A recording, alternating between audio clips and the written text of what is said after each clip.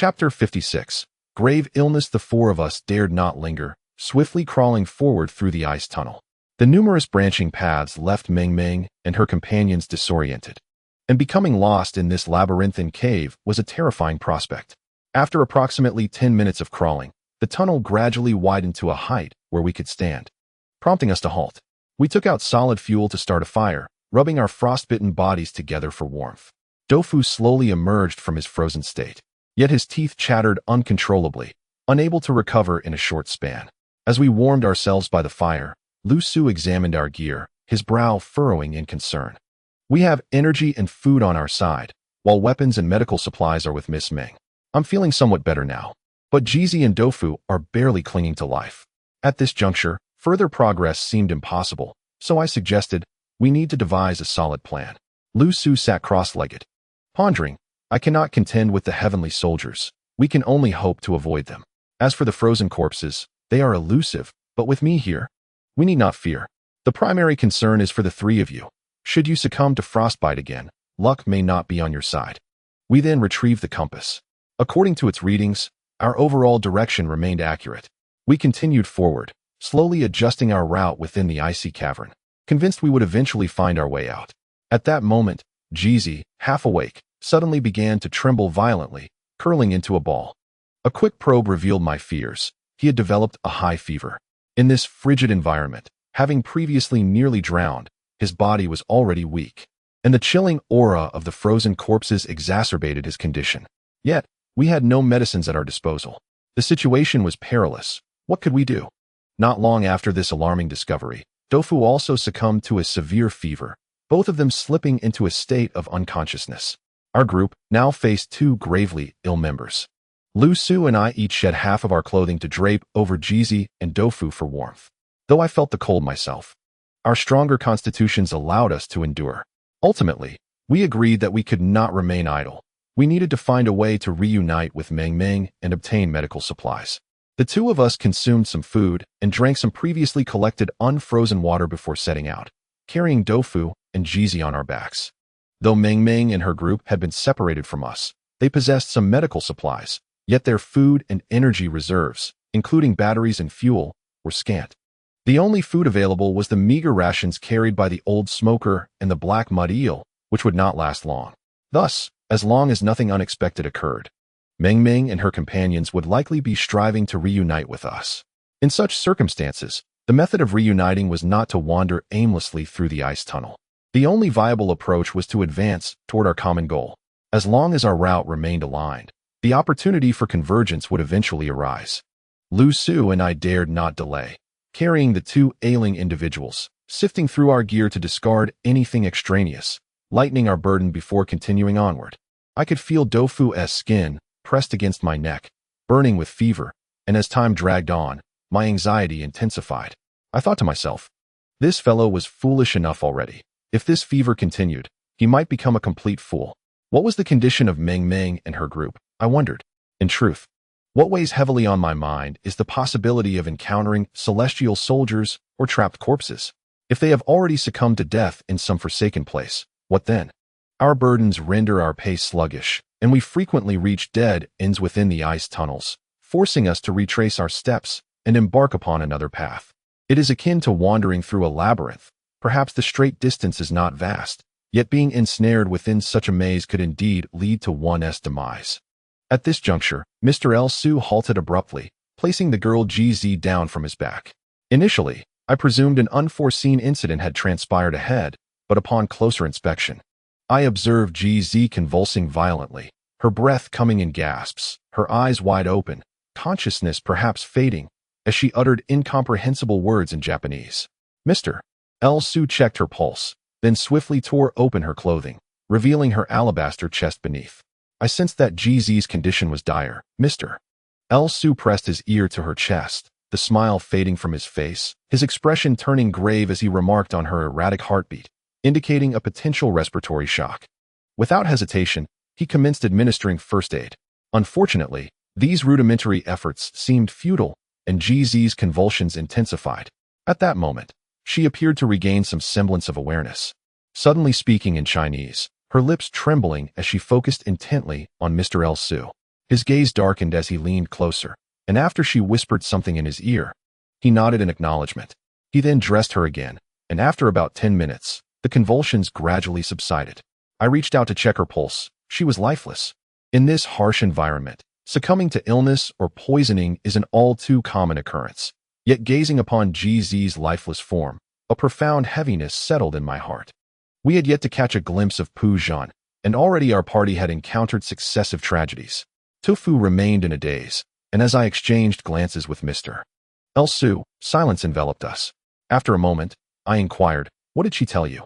Mr. Elsu let out a soft sigh, responding, "She asked me to convey a message to Wu Shui. The specifics are a personal matter." I refrained from probing further. We gently arranged her remains before continuing on our journey. At that moment, a weighty sorrow bore down upon me, as I feared that Tofu might also suddenly succumb to illness. The colder the conditions, the more perilous the state of unconsciousness, so I walked alongside the semi-conscious Tofu, attempting to rouse his spirits. I asked, "Why did you throw me out first? Why didn't you run away yourself?" Tofu, in a dazed manner, replied, "Because I was sacrificing myself for others." I countered, "Then can you manage to take a few steps on your own? I'm utterly exhausted." At my words, he seemed to muster some energy, retorting, "Brother, I'm the sick one here. Can't you show a bit of sympathy? Have you forgotten how you broke your leg at work, barely scraping by in your first hospital stay? I smashed all 3 of my little piggy banks to afford it. Do you know how many disdainful glances the doctor shot me while counting coins?" I replied, "Enough of that. Let us not revisit this." In the end, half of those coins turned out to be counterfeit. I still can't fathom where you acquired so many fake ones. Tofu weakly recounted. There was a classmate who claimed that a new coin worth 1 yuan could be exchanged for 2 old coins. In my youthful ignorance, I exchanged my savings with him. After conversing for a while, Tofu's spirits lifted somewhat, yet his fever persisted.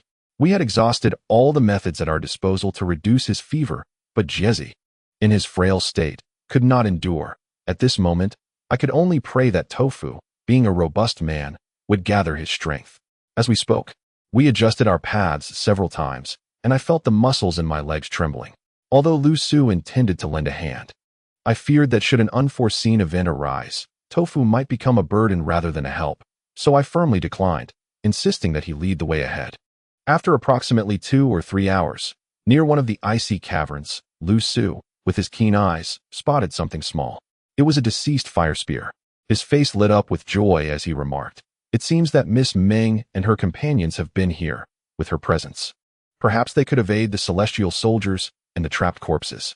This discovery invigorated us, and we hastened our pace. Before long, we beheld a figure lying face up upon the ice. A sense of dread washed over me. Could it be a corpse? Had Meng Meng and her companions met with misfortune as well? Lu Su reached the figure first and crouched beside it. I observed that the person lay on their back, mouth agape, with a pallid complexion, clad only in a thin layer of undergarments, while the rest of their winter clothing had evidently been stripped away. This individual was not one of Meng Meng's trio, but rather an unfamiliar man. Tofu, in his weakened state, murmured, "It must be one of Zhao's men." The clothing on the man had frozen to his body, the flesh as rigid as iron, firmly bonded to the ice beneath him, suggesting that his garments had been removed post-mortem, likely by his accomplices. At that moment, I discerned the cause of his demise. 5 gory puncture wounds were glaringly evident on his neck. My prolonged encounters with the Zongzi led me to immediately realize that this man had fallen victim to one of their hands. Could it be that this place harbored other Zongzi, in addition to the celestial soldiers and trapped corpses? Tofu questioned, "Why hasn't the corpse been devoured by the celestial soldiers?" I replied, "It has frozen solid. I doubt the celestial soldiers have the capacity to bite through it." As I pondered this, it became apparent that the stripping of the deceased's clothing indicated a dire situation for Zhao's group at that time. However, this was fortuitous for us, as it suggested that we were on the right track. Perhaps we would soon find Zhao and his companions. With this thought in mind, the 3 of us chose not to linger, bypassing the corpse to continue our pursuit of Meng Meng and her companions. Just then, an oddly shaped object suddenly emerged from the icy cavern ahead. This ancient ice tomb had always relied on its natural structure for construction, devoid of any extraneous artifacts. Yet now, we were confronted with a multitude of dense iron chains intertwined within the cavern. Although they posed no obstacle to our passage, their presence was peculiar. Could these chains be yet another of Pu Zhen's machinations? Lu Su and I exchanged a cautious glance and carefully advanced forward. Chapter 57. The Iron Chains Upon Closer Inspection. The iron chains were firmly embedded at both ends into the icy wall, the snugness of their placement indicative of a millennium of gradual encasement by the primordial ice. The transparency of the ice allowed us to glimpse the scene behind the embedded chains. The chains extended vertically downwards, trailing into our line of sight's blind spot, leaving us unable to discern what lay at their terminus. These chains, within the icy cavern, felt even more frigid and unyielding to the touch, sending a chill through one's bones, with a sprinkling of ice shards clinging to their surface. At that moment, Lu Su suddenly exclaimed, pulling one of the chains closer to inspect it. After a moment of scrutiny, he remarked, "The distribution of ice shards has been disrupted and is incomplete.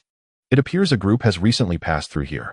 Faced with a labyrinth of interwoven chains blocking our path, we hesitated, uncertain of the implications and the dangers that lay ahead. I set down the tofu and took a seat on the ground, observing the chains while inquiring of Lu Su. "Surely this cannot be merely ornamental. Given your extensive knowledge, can you discern what this apparatus is?" Lu Su, undeterred, continued to examine the nearest chain, as though lost in recollection.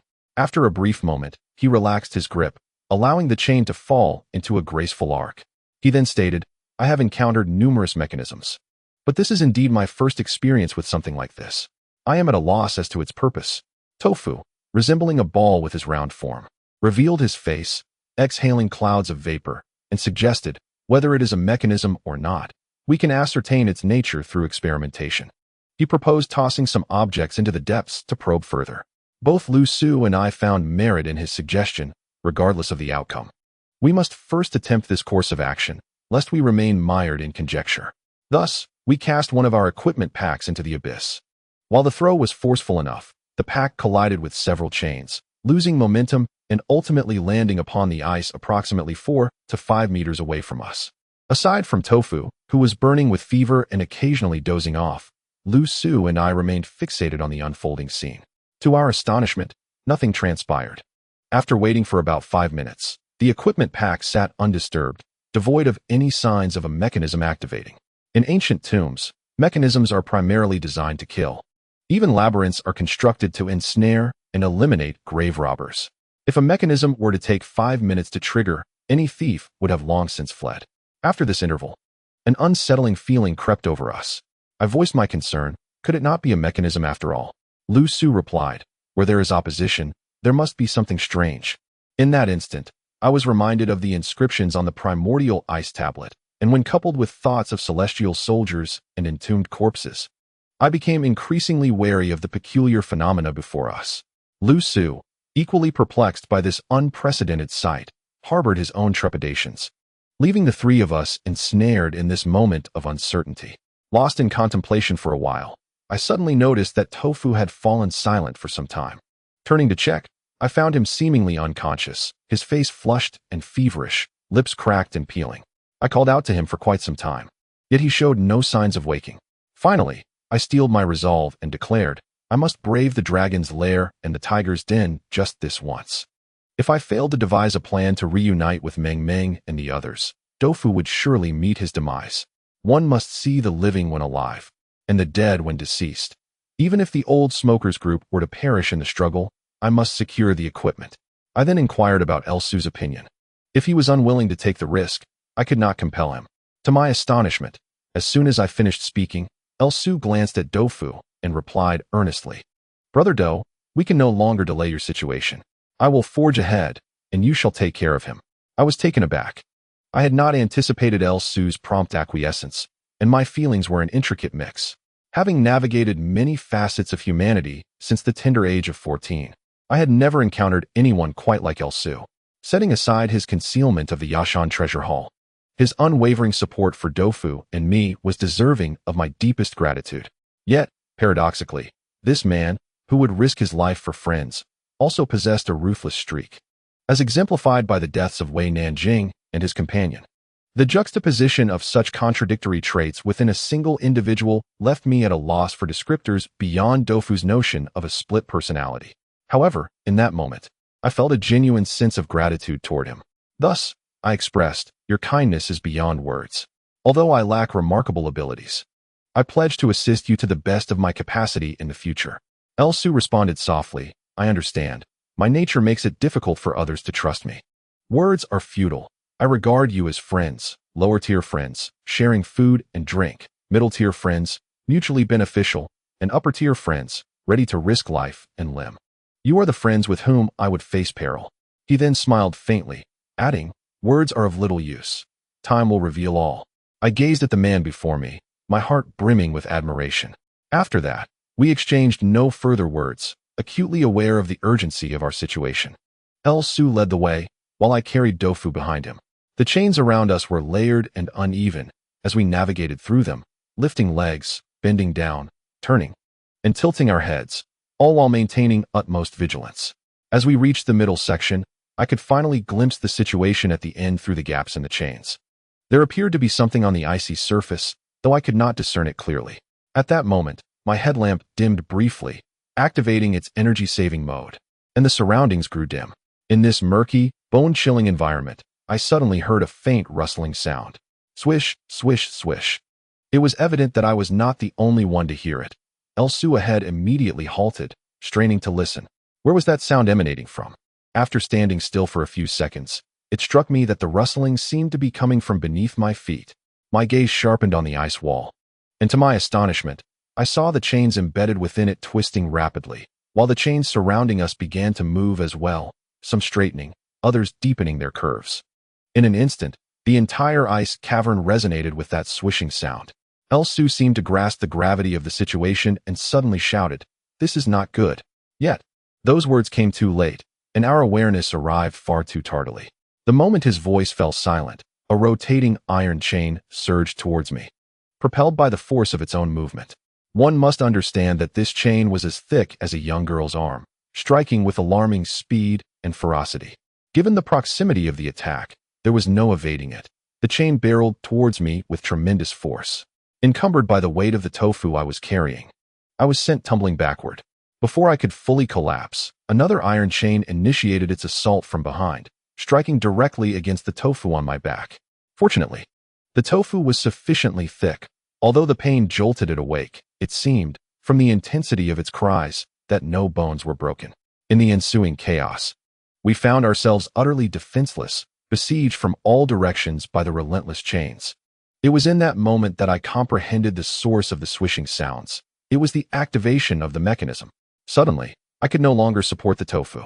It fell to the ground just as another chain swung menacingly towards my head.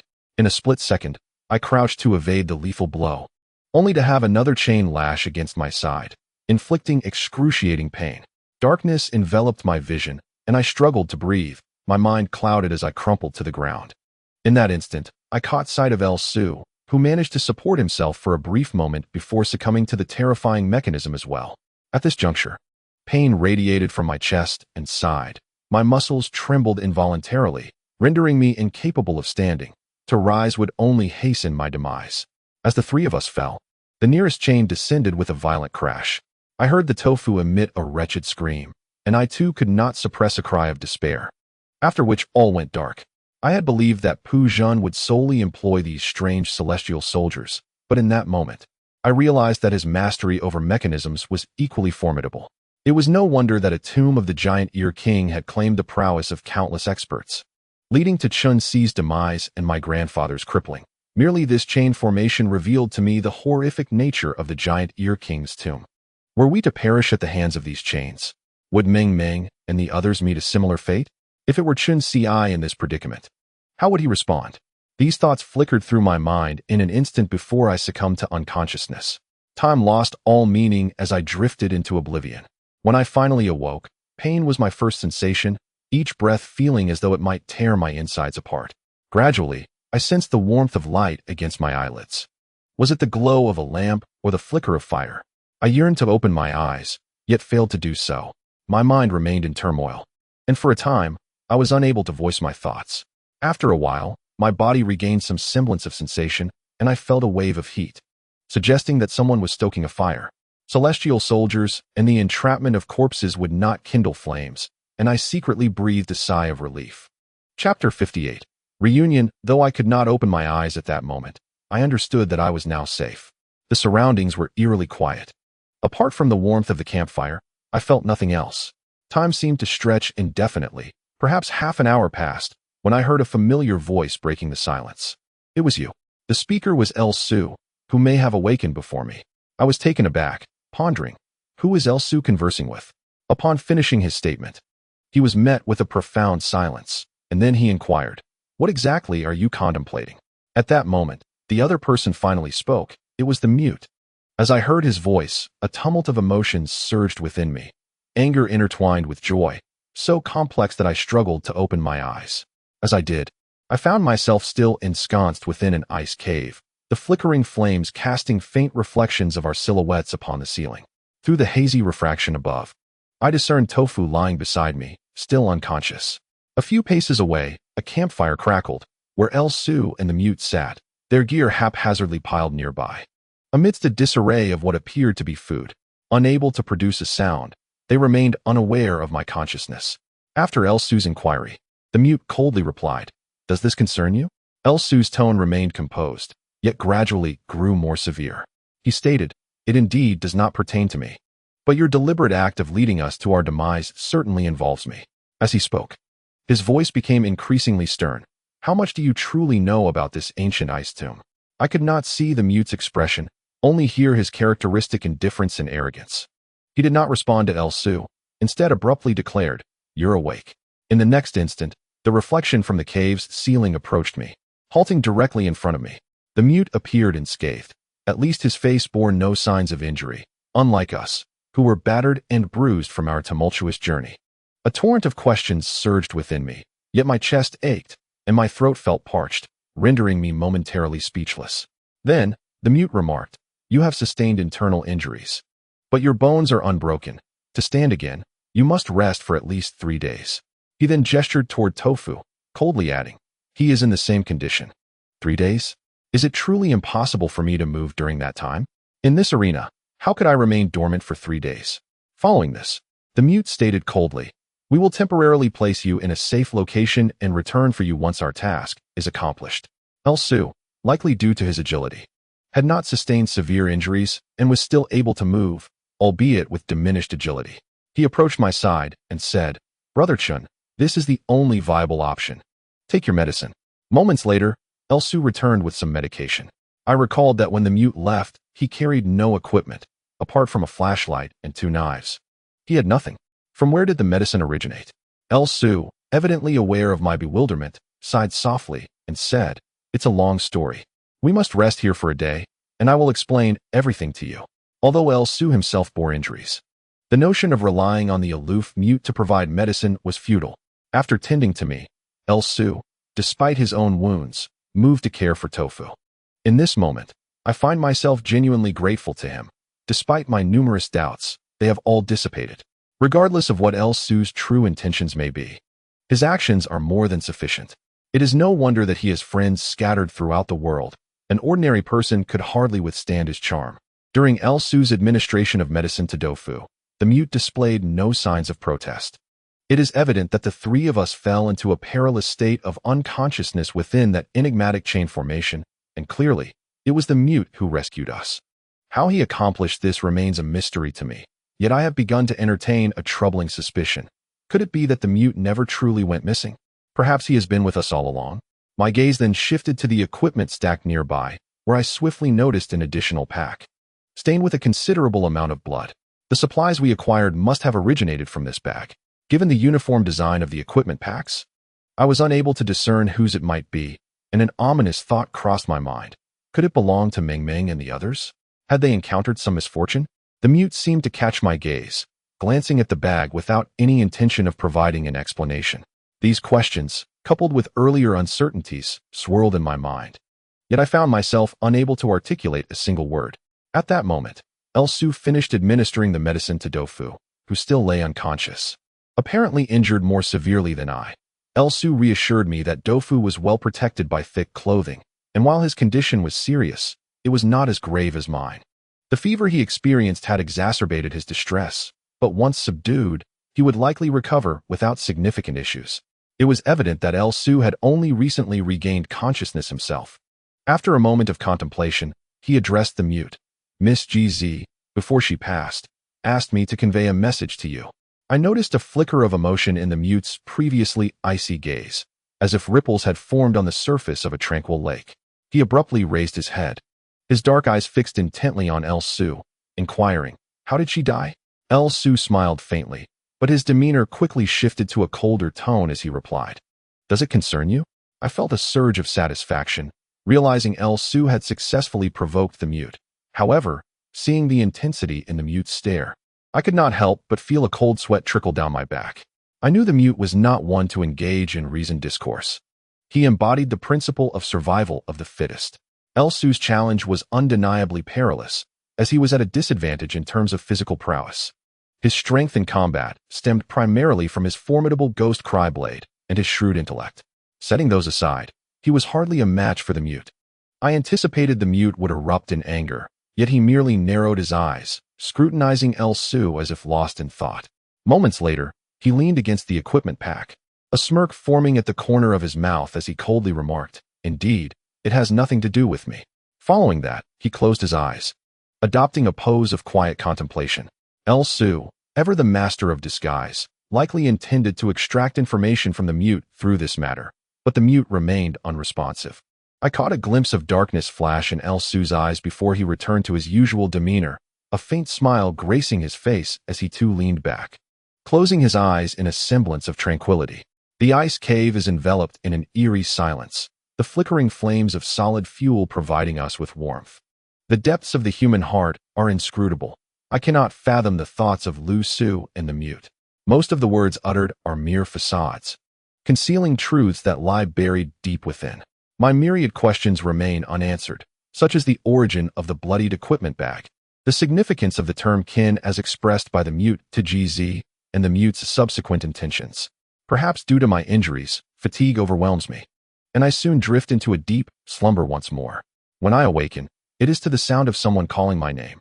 Chen Xian, old Chen. Wake up, you pervert. I open my eyes to find Dofu standing before me. As my throat no longer aches, I respond, "I hear you. You seem quite spirited. Who is the pervert you refer to?" Dofu gestures for me to look ahead and continues, "We are about to be abandoned." Following his indication, I see Lu Su and Chen Ci redistributing equipment, seemingly preparing to set off. Upon hearing Dofu's words, Lu Su offers a wry smile and replies, "It is not abandonment.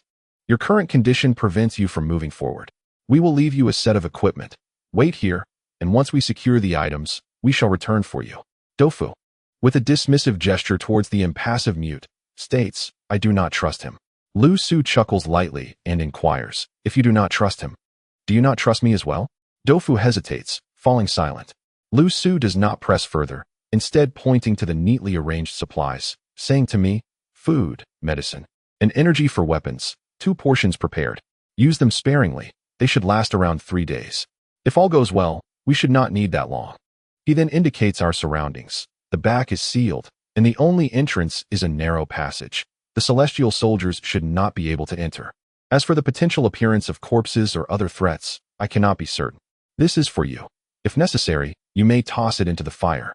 We find ourselves at the terminus of an ice cave, shaped like a droplet, surrounded by dark ice, with the sole entrance being exceedingly narrow, requiring one to crawl in. Relatively safe, it is a defensible location in the event of an unforeseen occurrence. This place seems to have been specifically sought out for Dofu and me, prompting my gratitude towards Lu Su.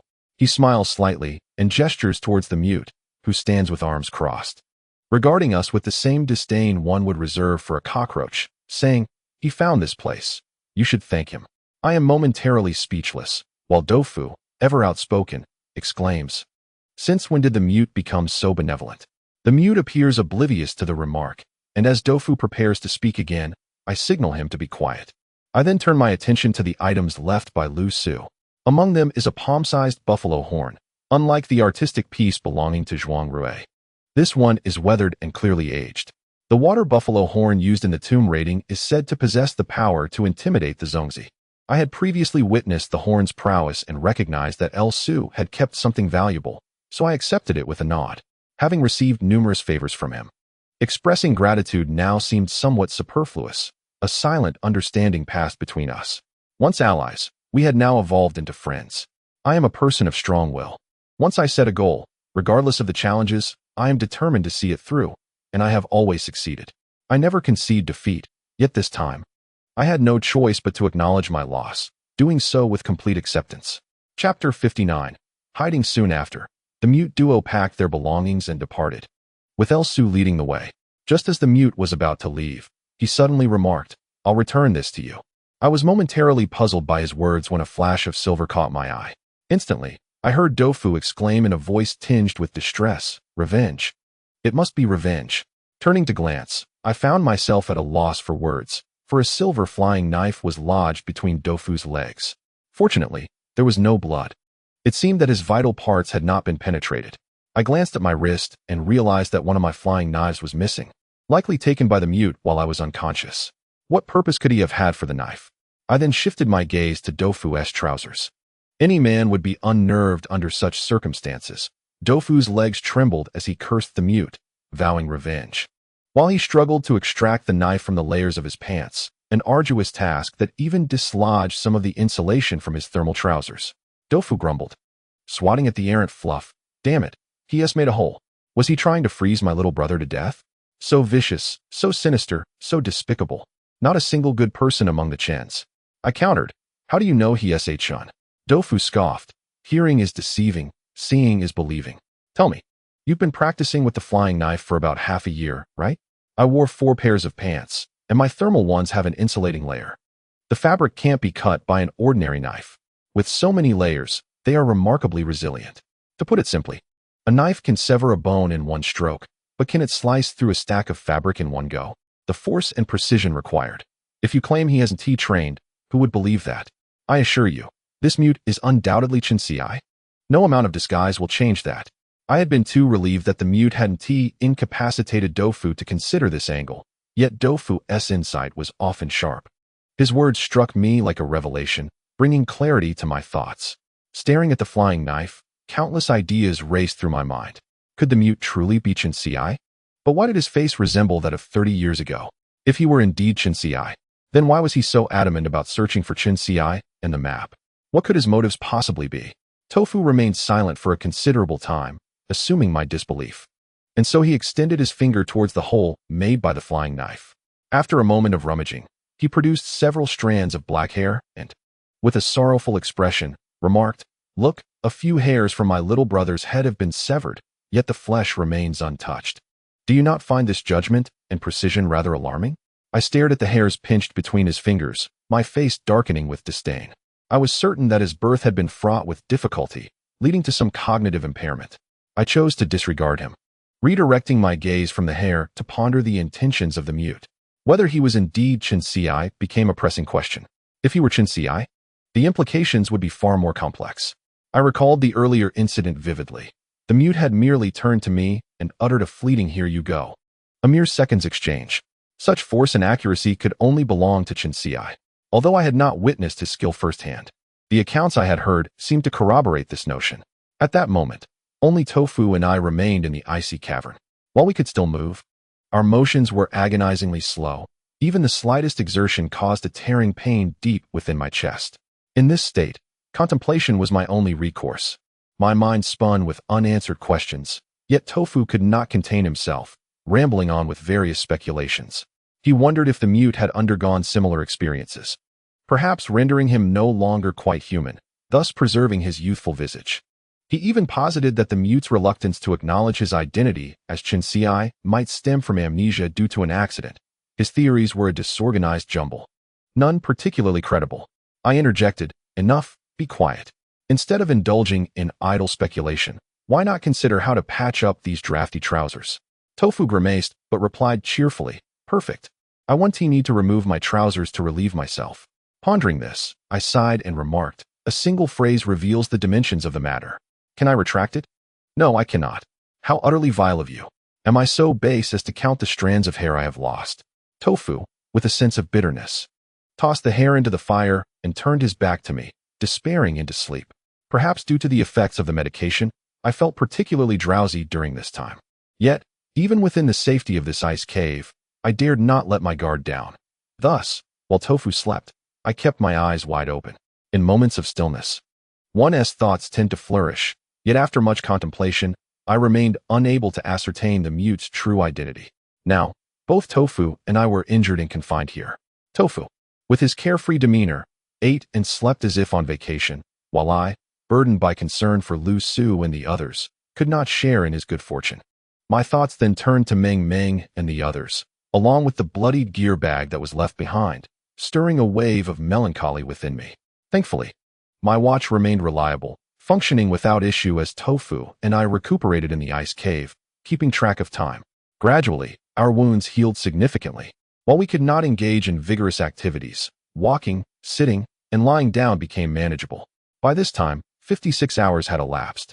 Our food, medicine, and energy supplies were nearly depleted, yet there was no sign of Lu Su or the mute. In just over 10 hours, the 3-day appointment will arrive. Yet experience tells me that they have likely encountered trouble. Under safe circumstances, there would be no need for 3 days. A round trip would suffice. Tofu, being rather cautious, suggested, "We still have more than 10 hours. Let us wait and see. If no one arrives, we shall venture out." Tofu harbored his own concerns. Although we could act for now, the slightest unforeseen event could render escape impossible, and leaving this safe haven would be tantamount to courting death. I replied, "What if they have not returned in 10 hours? Our food and fuel are dwindling. I am not one to sit idly by, nor am I as optimistic as Tofu." I had already resolved to venture out in search of them. At that moment, a faint sound suddenly pierced the silence of the ice cave. This sound startled us, who had grown accustomed to the stillness over the past 2 days. Straining to listen, it seemed like footsteps, indeed approaching us. Tofu exclaimed joyfully, "They must have returned." But as he spoke, the footsteps ceased abruptly, creating an eerie atmosphere.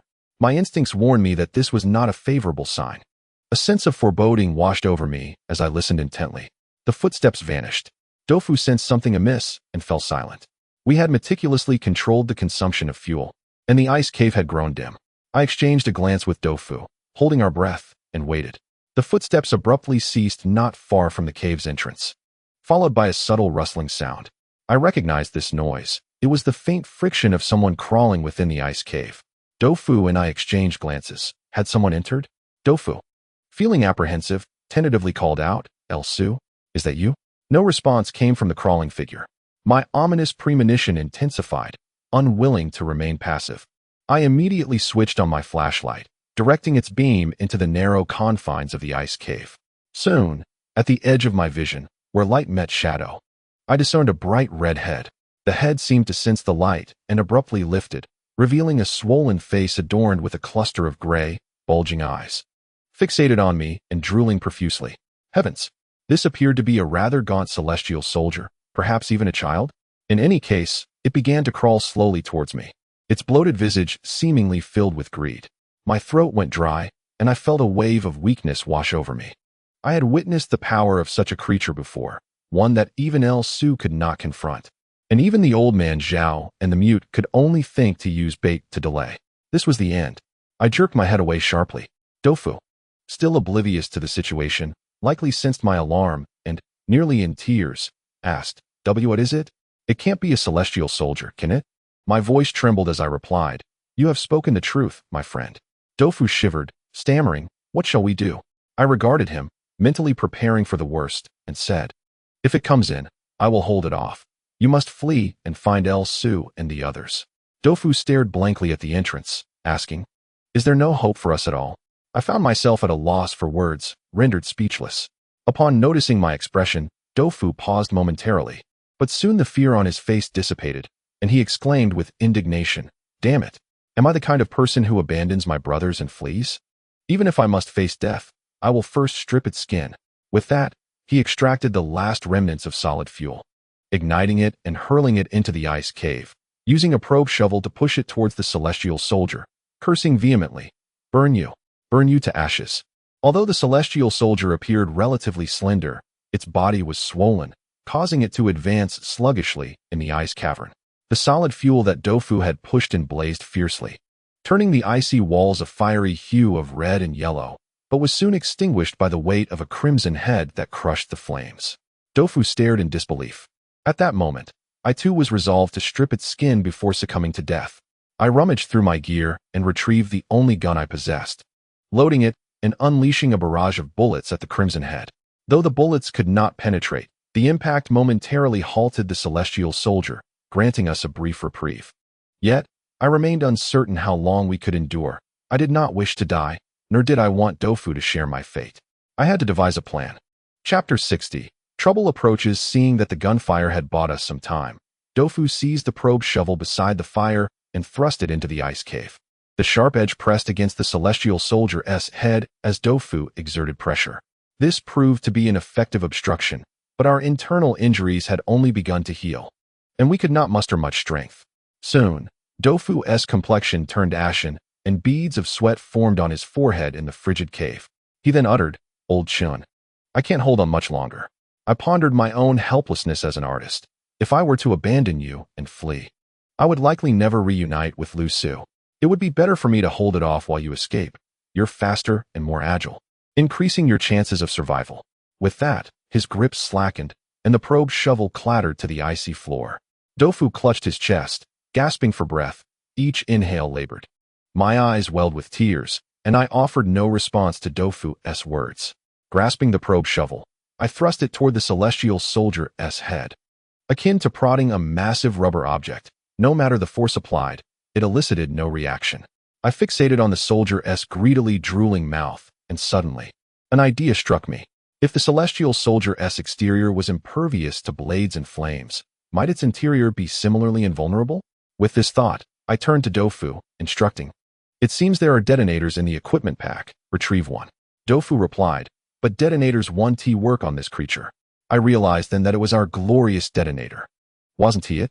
Dofu believed I sought a swift demise with the detonator. Thus he eagerly searched, and soon unearthed a detonator encased in an iron framework. I took it from him, my mind already concocting a plan. I instructed Dofu to step back, then placed the detonator into the probe shovel's horseshoe-shaped cylinder, positioning the shovel to jab at the celestial soldier's mouth.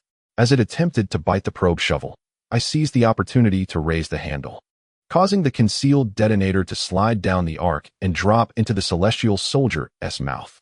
At this moment, I found myself approximately 2 meters away from the celestial soldier. However, the blast radius of the detonator extends far beyond that distance.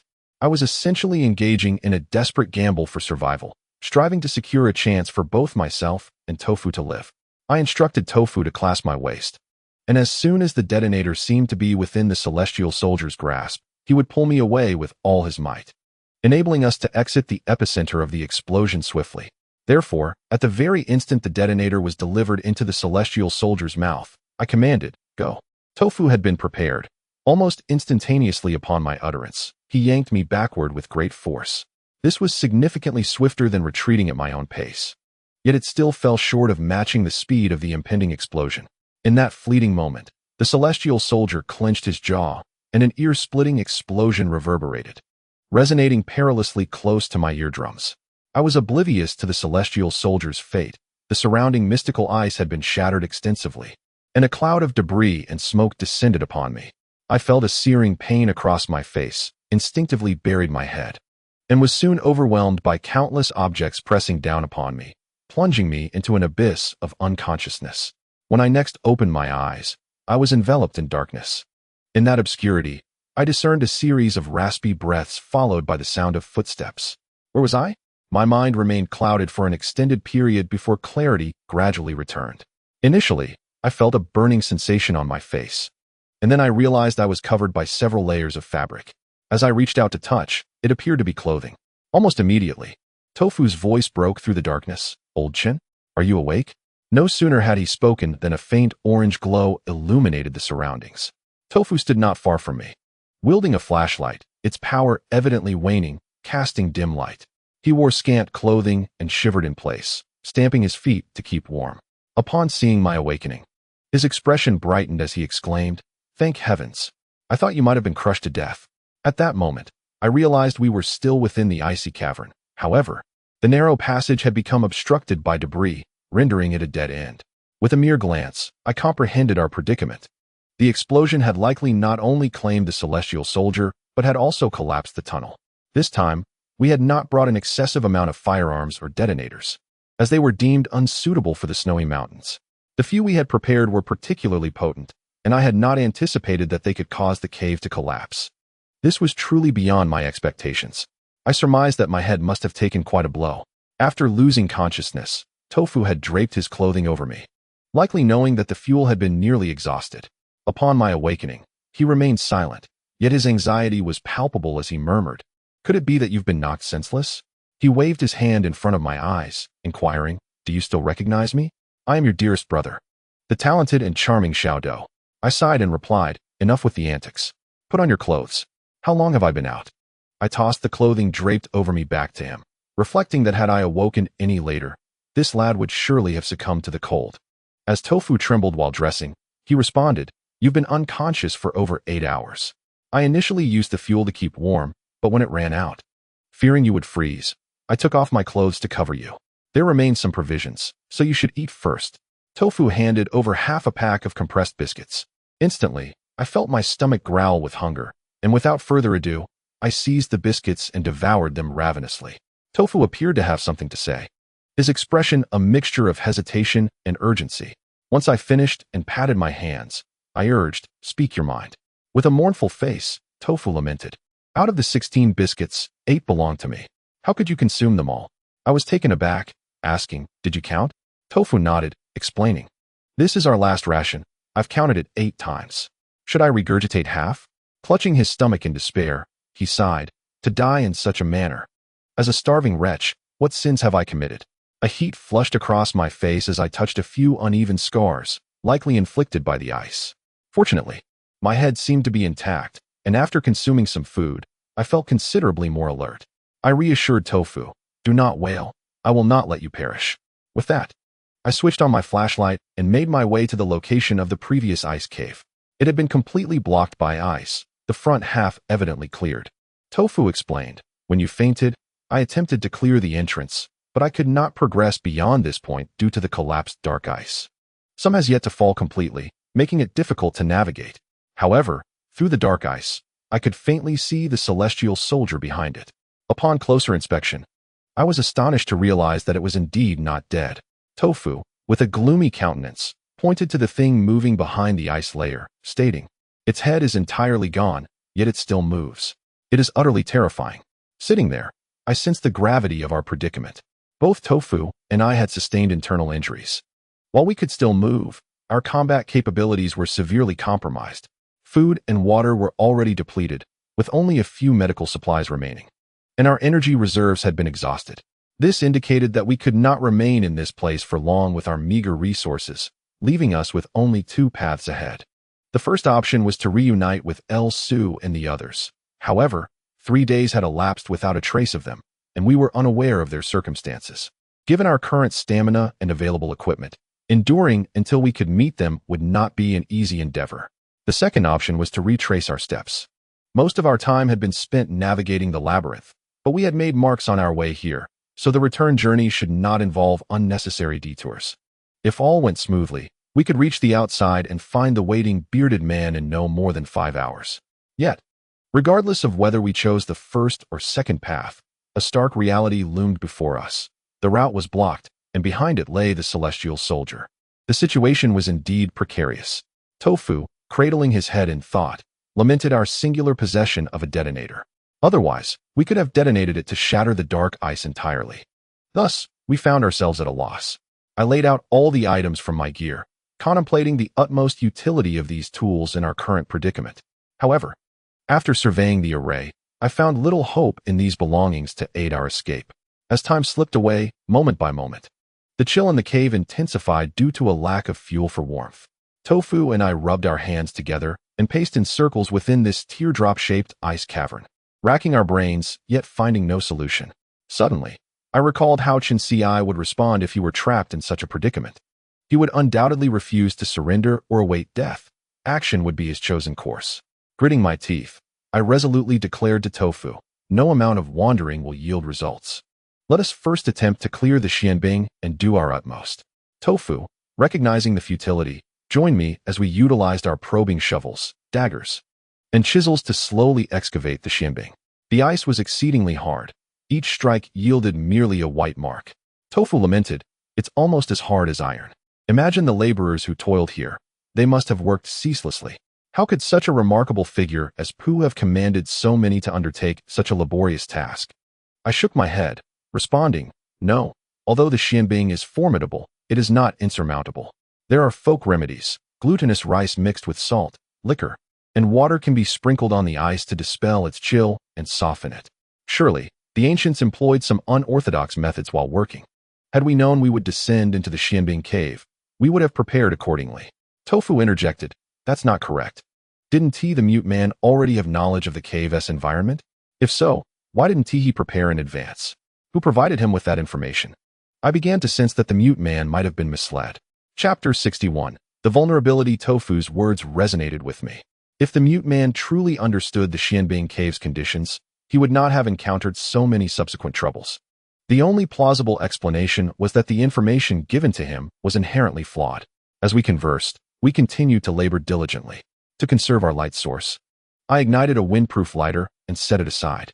Unlike a plastic lighter that might overheat and explode after prolonged use, this mechanical version, though costly, could burn for an extended duration. The flame was dim, providing just enough illumination to discern Tofu's face. I was acutely aware that our efforts could be viewed as either resolute perseverance or, more harshly, as a desperate struggle for survival. Throughout my life, I have loved and hated, endured hardship and experienced wealth, traversed vast landscapes. If I were to perish here, it would not constitute a monumental regret. Should Tofu also meet his end alongside me, I would feel a profound sense of injustice for him. As these thoughts raced through my mind, I applied even greater force to my work. Suddenly, I heard a sharp crack, and upon looking, I noticed a fissure had formed in the xianbing. Tofu stared in astonishment, exclaiming, "What just happened? How did it suddenly crack?" I too was momentarily taken aback, but soon realized the cause, likely the result of the explosive force generated from our efforts.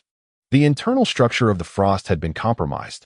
Thus, although the icy layer remained intact, its once compact form had undergone a transformation.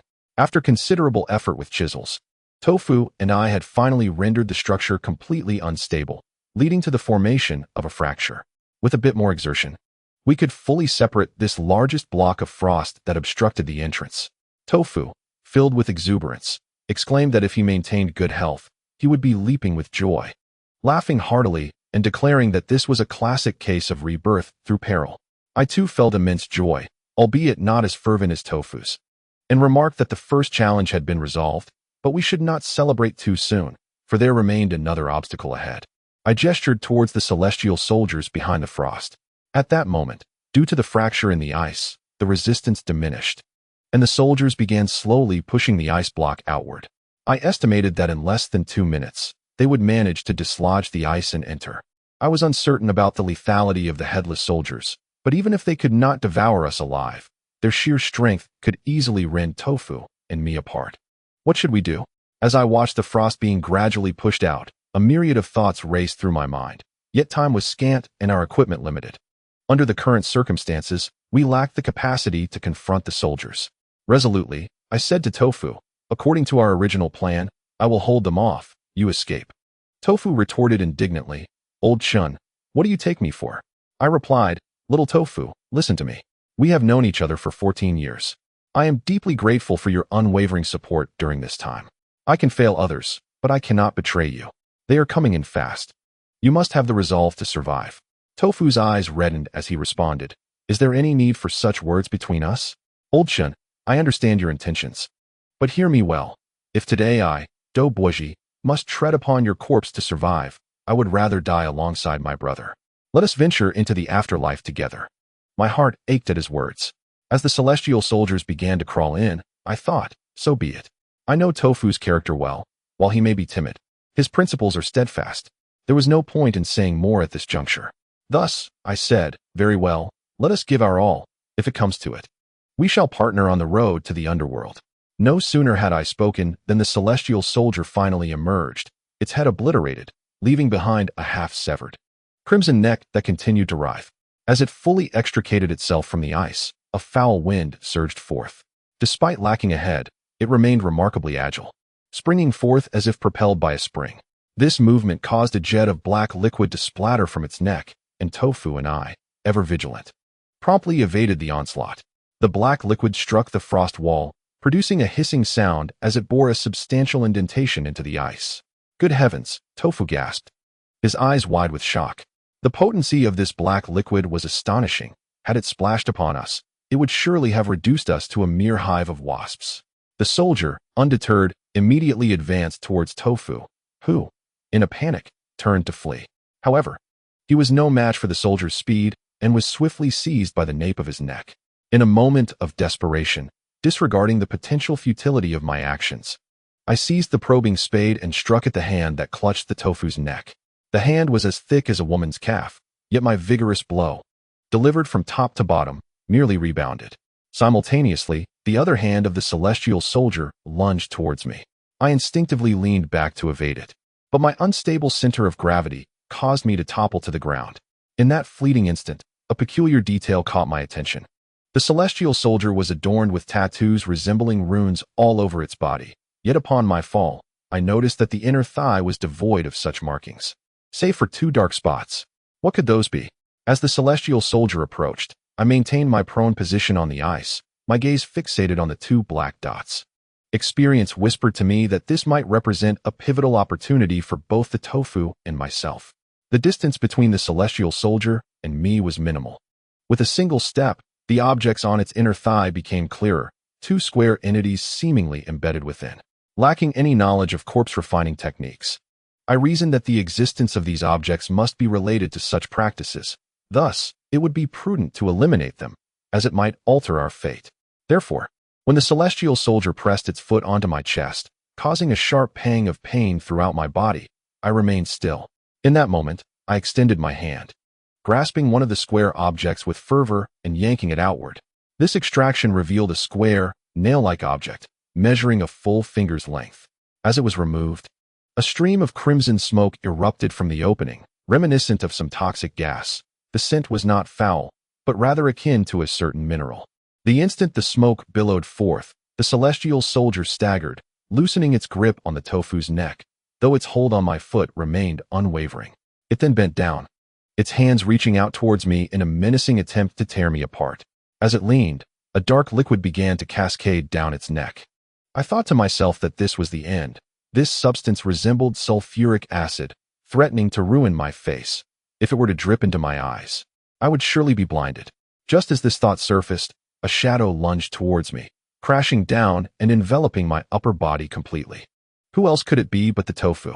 Clad in thick garments, he resembled a plump dumpling. As he fell upon me, the dark liquid nearly drenched his attire. But fortunately, the thickness of his clothing seemed to mitigate the corrosive effect, sparing me from hearing any cries of anguish from him. The weight of his body pressed down on me, nearly forcing the breath from my lungs, my face buried beneath his protective layers, leaving me gasping for air. However, this suffocating sensation was momentary, for in the next heartbeat, the celestial soldier hoisted the Tofu aloft, preparing to rend him asunder. My scalp prickled with alarm, and without a second thought, I reached for the second square nail and yanked it free. Now I comprehended that these 2 iron nails likely constituted the celestial soldier's vulnerabilities. Everything transpired in an instant. As I yanked out the iron nail, a burst of crimson smoke erupted forth, which continued to spew relentlessly. The celestial soldier staggered as if intoxicated, loosening his grip and causing the Tofu to tumble to the ground. I hurried over and asked, "Little Tofu, how are you?" The Tofu emitted a hissing gasp, remaining silent while pointing to his back. I quickly turned to look, only to find that his shirt had been nearly entirely corroded away, leaving behind a thin layer of charred fabric clinging to his skin. Fearing further erosion, I promptly used my dagger to peel back the tattered cloth, revealing skin that resembled a severe burn, covered in blisters. Meanwhile, the swaying celestial soldier continued to emit red smoke from his inner thigh, which filled the icy cavern. Unsure of its toxicity, I felt no immediate effects on my body. At that moment, the celestial soldier appeared deflated, his body shrinking significantly as he collapsed to the ground. No longer a threat, I sighed with relief and reassured Tofu, "Hang in there. I will get you out at once." I then cleared away the soiled rags and began to push Tofu towards the exit of the cave. The latter half of the ice cave had collapsed due to our explosion, while the front remained largely intact, with only a few cracks posing minimal danger. Once we emerged from the cave, I disregarded conserving battery power and switched on the nearly depleted spotlight, intending to tend to Tofu's back injury. Such wounds are prone to inflammation and infection. Should they be toxic, the situation could become dire, and I dared not be careless.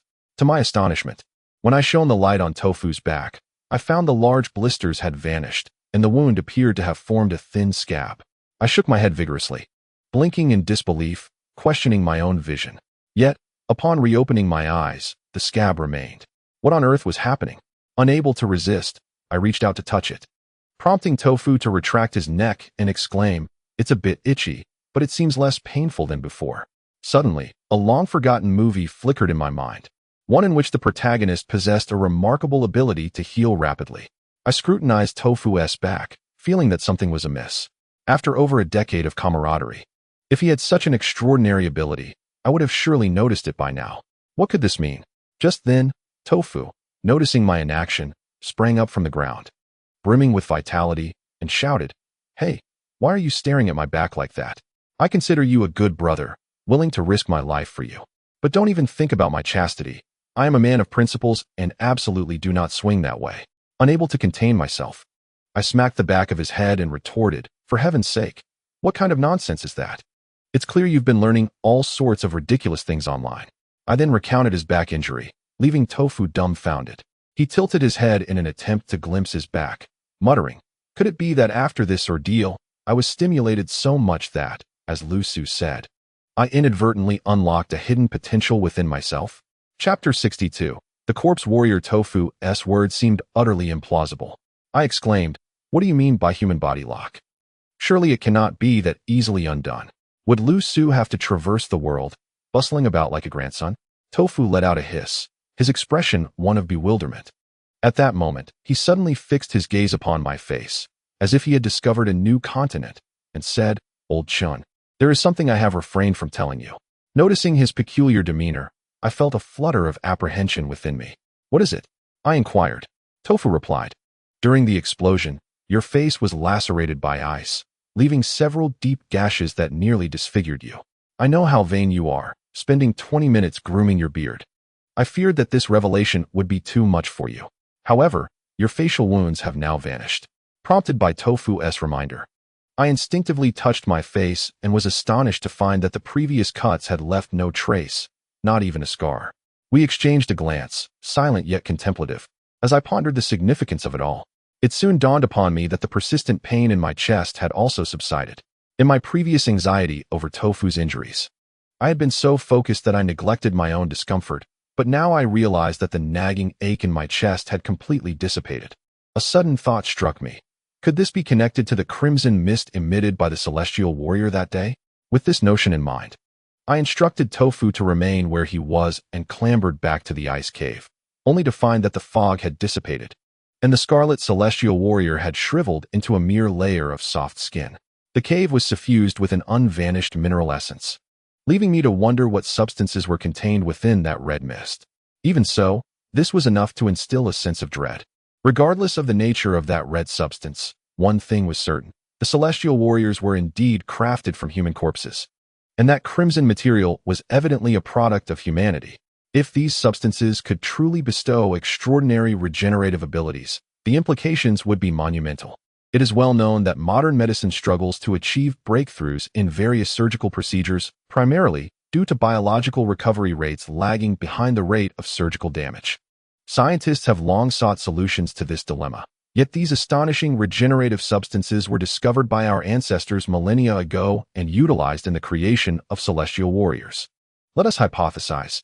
If celestial warriors were indeed fabricated by Pu Zhan, does this imply that Pu Zhan possessed the ability to manipulate such extraordinary substances? If he were to harness this red mist for himself, what effects would it yield?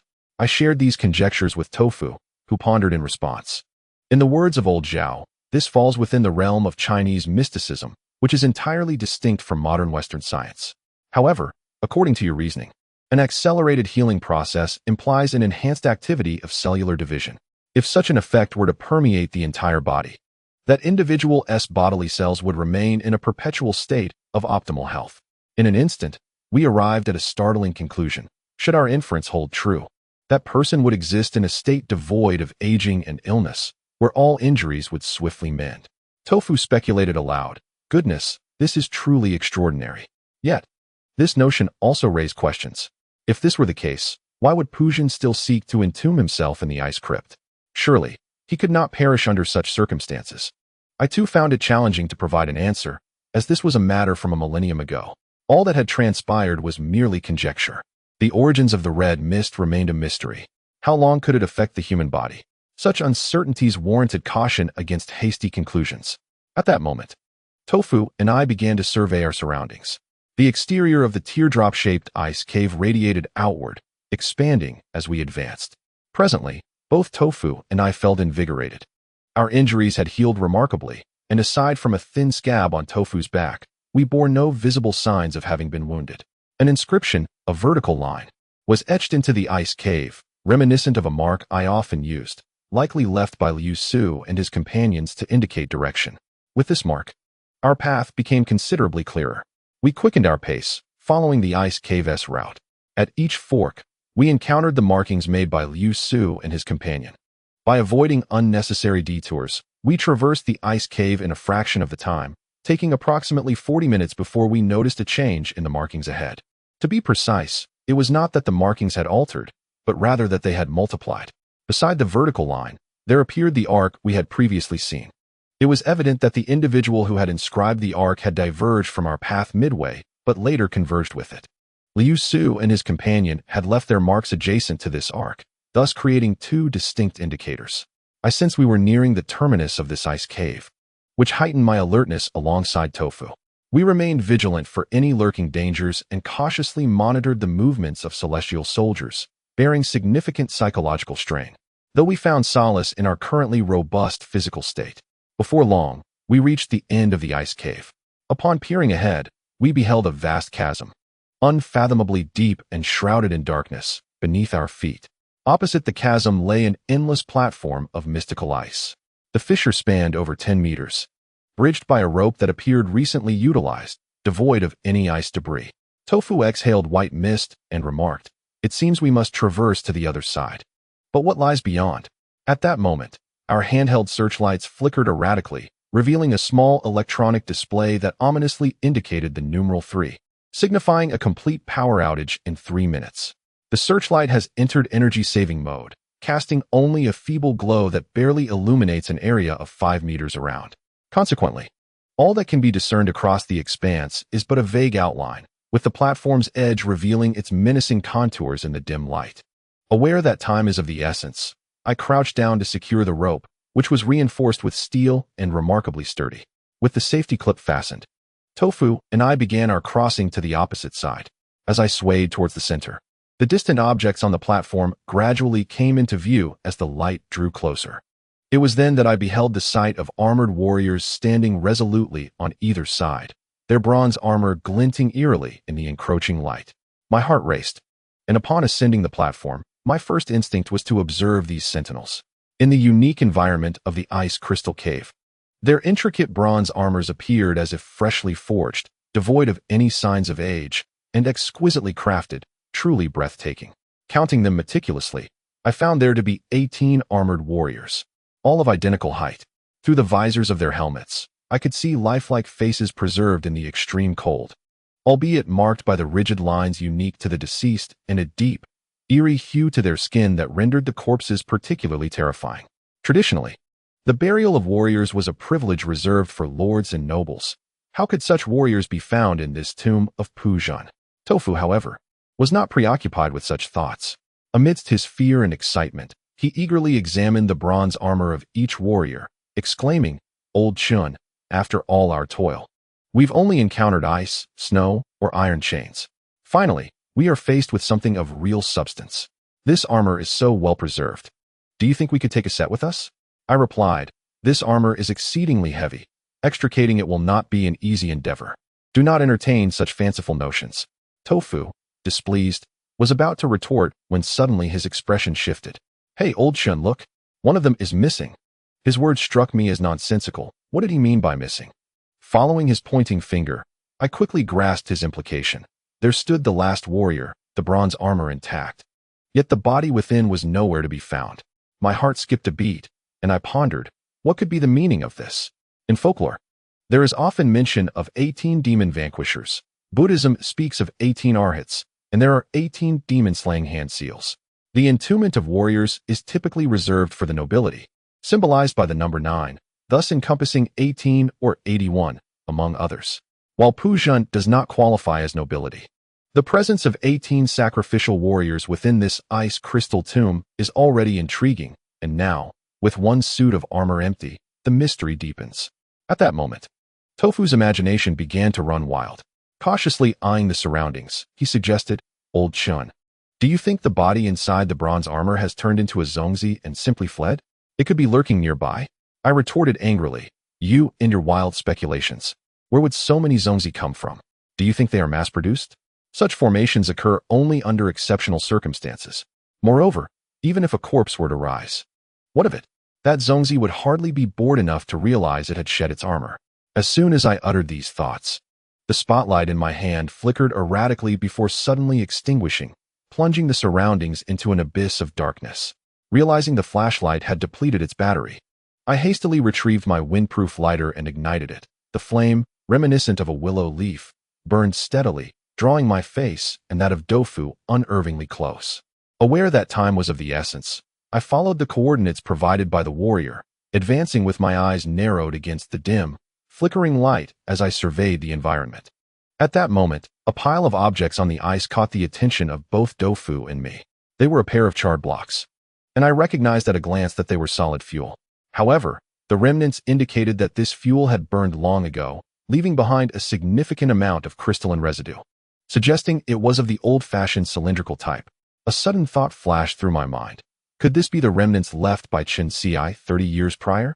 Chapter 63. The accompanying coffin. Given the timeline, I could think of no one else but Chen Xi. As I examined the remnants, I suddenly heard Dofu swallow audibly, the sound drawing my gaze to him. His expression was tense as he stared intently at a spot not far from the remnants. Following the boundary where light met shadow, I perceived something unusual in that direction. The silhouette vaguely resembled a human form. I instinctively knew it had to be a corpse. If it were a living person, they would surely not remain silent. To be frank, I held no fear of the dead, provided they had not risen. I steadied the lighter and approached the figure. Upon closer inspection, I found a completely naked male corpse, frozen stiff, with an evident topknot, clearly an ancient remains. In an instant, I realized that this was the missing body from the 18th bronze armor. How curious that it was placed here. Could it be that the corpse had somehow crawled here on its own? Given its rigidity, the prospect of it rising again seemed unlikely. As I pondered this, my gaze roamed over the ancient corpse, and when it fell upon its legs, I was met with a chilling sight. The flesh had vanished from its legs, leaving behind only two dark red, bluish bones at the calves. The remnants of flesh bore distinct, uniform cuts, resembling layers of fish scales. It was evident that the flesh on this ancient corpse's legs had been meticulously sliced away by an extraordinarily sharp blade. Dofu glanced from the severed calf to the nearby pile of fuel, swallowing hard and asking, "What do you think they did with the meat after it was cut off?" I replied flatly, "For barbecuing human flesh." "Could you refrain from being so grotesque?" Dofu retorted. I remained silent. In truth, those two leg bones told a harrowing tale on their own, revealing that the flesh had been sliced away like sashimi. My mind now raced with the question of who could have committed such an atrocity. Firstly, regarding the weapon, the corpse has frozen solid, akin to stone, making it quite challenging to slice the flesh so neatly. Additionally, judging by the parts of the ancient corpse that have vanished, it seems that the number of individuals who consumed it was rather limited. Coupled with a heap of remnants from antiquated fuel nearby, I can almost deduce a sequence of events. When Chen Xi arrived here, a food crisis must have occurred, prompting him to excavate an ancient corpse from within a bronze armor. The thought of Chen Xi, with a pile of fire, skewering human flesh in this pitch-black, eerie, and frigid tomb, devoid of expression, fills me with discomfort and nausea. Dofu, realizing the gravity of the situation, looked at me as if I were a monster and exclaimed, "Old Chun, your father has quite the peculiar taste. What should I do if I feel like vomiting?" I felt a surge of irritation and replied, "Your demise is of no concern to me." Simultaneously, memories of a scene in Su Fu's tomb surged back to me. Within the darkness, the mute's gaze was cold and somber, urging me to consume the tofu that was on the brink of weakness and death. The visuals in my mind intertwined with the scene of Chun-Si roasting skewers, and the speculation that I and Dofu had mentioned countless times crystallized once again. The mute is indeed Chun-Si. This matter requires clarification. We disregarded the ancient corpse on the ground, calling out the names of Lu Su and the others while observing our surroundings by the faint light of a lighter. Following the formation of warriors downward, we arrived at a large ice cavern, which also contained a small, illuminated nest. I placed the lighter beneath the nest. The light refracted through layers, amplifying infinitely. In that moment, the entire ice cavern illuminated as if it were midday, and in the clarity of vision, I saw, not far ahead of us, two figures standing prominently. Initially startled, I soon realized that one of the ice walls in this cavern housed a massive copper mirror, and the two figures I observed were merely reflections captured within it. The mirror was somewhat blurred, rendering both Dofu and me indistinct. Aside from this, there were no other entrances to the ice cavern. Dofu remarked, "It appears this ice cavern is extraneous. We must continue to adjust our route." I cautioned, "Let us not be hasty. If it is indeed extraneous, we could disregard it. But why is there a copper mirror installed?" Dofu speculated. Could it be for the deceased in the ice cavern to gaze upon themselves? His words jolted my memory, and at that moment, I noticed a tiny dark shadow in the lower right corner of the copper mirror, easily overlooked if not for careful observation. Judging by the size and blurriness of the reflection, that shadow should be located in the upper right, somewhat distant from us. Recollecting the surrounding environment, I estimated that the shadow was situated directly above us to our right. I swiftly turned my head to gaze towards the diagonal of the copper mirror and was struck by the sight of a black wooden coffin suspended in the upper right corner of the ice cavern. A small platform had been chiseled out above the ice wall, serving as a coffin bed, revealing the flat top of the coffin, which bore the typical characteristics of Han Dynasty materials, though it was too high and distant to discern its composition clearly. A cursory glance indicated that the surface was thinly lacquered and devoid of elaborate decorations, resembling a burial coffin. Tofu let out a soft hiss, stretching his neck to gaze at the object above, and inquired, "What sort of coffin is that, placed so high? Could it possibly belong to Pujin?" I replied, "If it were indeed Pujin's coffin, it would be rather shabby and ill-suited to the structure of this ancient ice tomb. I doubt it is." Tofu suggested, "Shall we ascend to take a closer look?" I found his sudden boldness peculiar and questioned his newfound courage.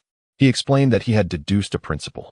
The extreme cold here has frozen the corpses into solid masses, rendering them incapable of rising, as long as they remain undisturbed. There is nothing to fear. Although this conclusion was somewhat misguided, it inadvertently aligned with Yang Feng's notes, which indicated that in frigid conditions, the essence of the corpse is preserved, while excessive heat leads to rapid decomposition, leaving no corporeal support for the soul to manifest. Encouraged by Tofu's reasoning, I too entertained the notion of opening the coffin.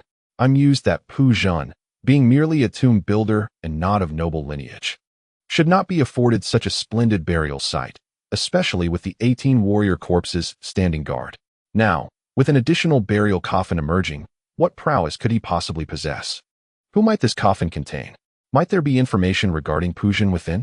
Contemplating these questions, I refrained from dissuading Tofu, and the two of us approached the icy wall below. The ice wall before us was not vertical. Its surface was adorned with numerous protruding ice spikes, facilitating our ascent. Thus, Tofu and I began to climb these icy formations and soon reached the surface of the ice bed. Upon closer inspection of the coffin, I immediately discerned that it had been tampered with. The coffin nails had been removed, and the lid was not securely fastened. The area was illuminated by the reflected light from a nearby bird's nest and through the narrow gaps in the coffin. I could see that the black wooden coffin was remarkably dry. Having opened coffins before, Tofu and I positioned ourselves at either end and pushed the lid aside. In an instant, we were met with a sight that left us utterly astonished. Inside lay a figure, albeit a lifelike effigy crafted from grains, dressed simply and covered with several layers of blankets, revealing only its face. This was quite peculiar. I had never encountered a coffin containing a mere mannequin. At that moment, I noticed that the outermost green quilt was embroidered with some text. Upon closer examination, it was a set of birth characters, and at the end of this inscription, Pujin's name was unmistakably written. This reminded me of ancient practices associated with death, such as the custom of hair cutting in lieu of mourning. The classic of filial piety states, the body, hair, and skin are received from one's parents, emphasizing the significance placed on hair in ancient times, where severing it was considered a severe punishment. Similar to this, there existed the yin-yang school's belief in warding off misfortune. Ancients adhered to the superstitions of fortune-telling based on the 4 pillars and 8 characters, which symbolized an individual. If one were to predict calamity for a person, a sage would perform rituals using faux objects inscribed with the person's birth characters to avert misfortune, thereby allowing the misfortunes to be displaced by the false entities. Before me stands a lifelike effigy crafted from grains, inscribed with the birth date of the individual known as Pu Zhen, seemingly poised to usher in death. In essence, this indicates that Pu Zhen was indeed alive at the time of the construction of this ice tomb. How can this be? Furthermore, this effigy is ensconced within a thin wooden coffin, implying that it is intended for burial alongside Pu Zhen. Consequently, it leads one to deduce that Pu Zhen is not the true master of this ice tomb. So, who lies buried here? I swiftly lifted the green fabric draping the surface, beginning to sift through the layers of bedding. Known as the shroud, the bedding in antiquity was often a mere old, tattered covering placed over the deceased by impoverished commoners. Those with a bit more wealth would purchase new bedding, while officials or the affluent would possess lavishly embroidered covers. Some adorned with gold and silver threads depicting dragons and phoenixes, others illustrating celestial realms and the underworld, each narrating significant events from the deceased's life. The bedding was preserved in good condition, though the cold rendered it akin to rubber, making it difficult to unfold.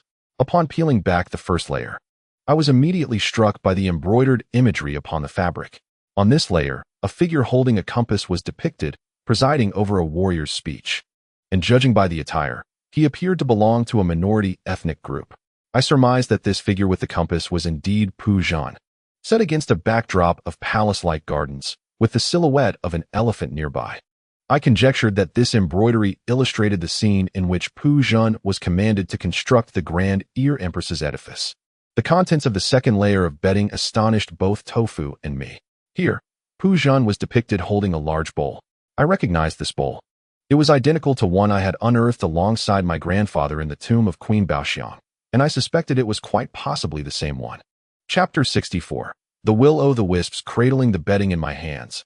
I pondered the purpose of Pu Zhen holding this bowl. Was the silk map within it perhaps placed there by him? Without delay, I turned my attention to the third layer of bedding, only to find images of several white mountains. The arrangement was unmistakably that of the Shuilong mountain range, with Pu Zhen still clutching the compass. Standing at the foot of the mountains, overseeing a group of unusually clad individuals at work.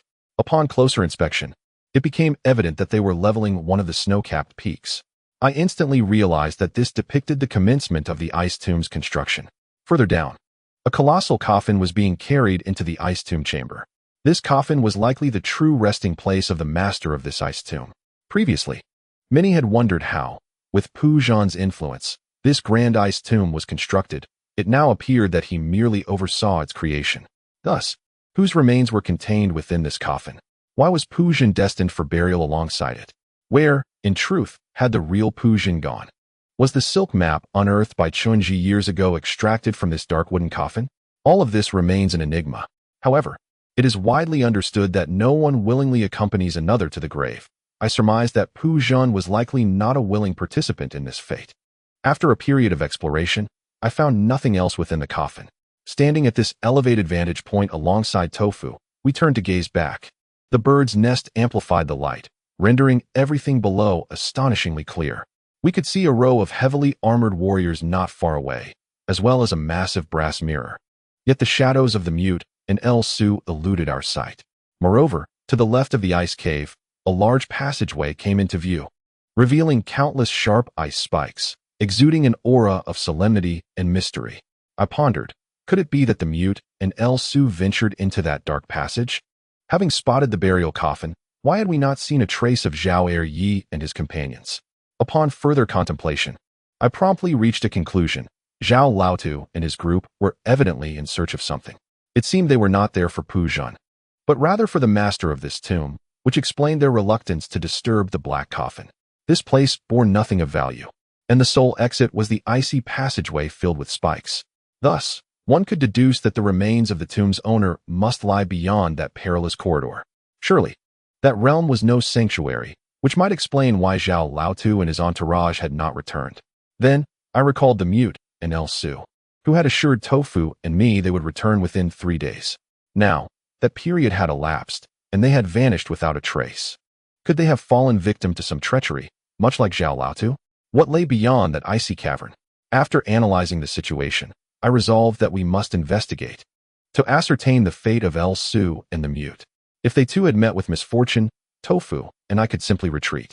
Tofu voiced no objections.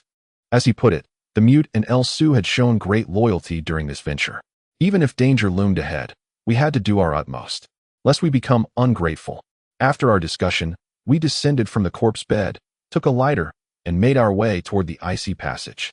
The multitude of ice spikes made movement cumbersome, and as we entered, we carefully observed our surroundings, cautious not to let our guard down.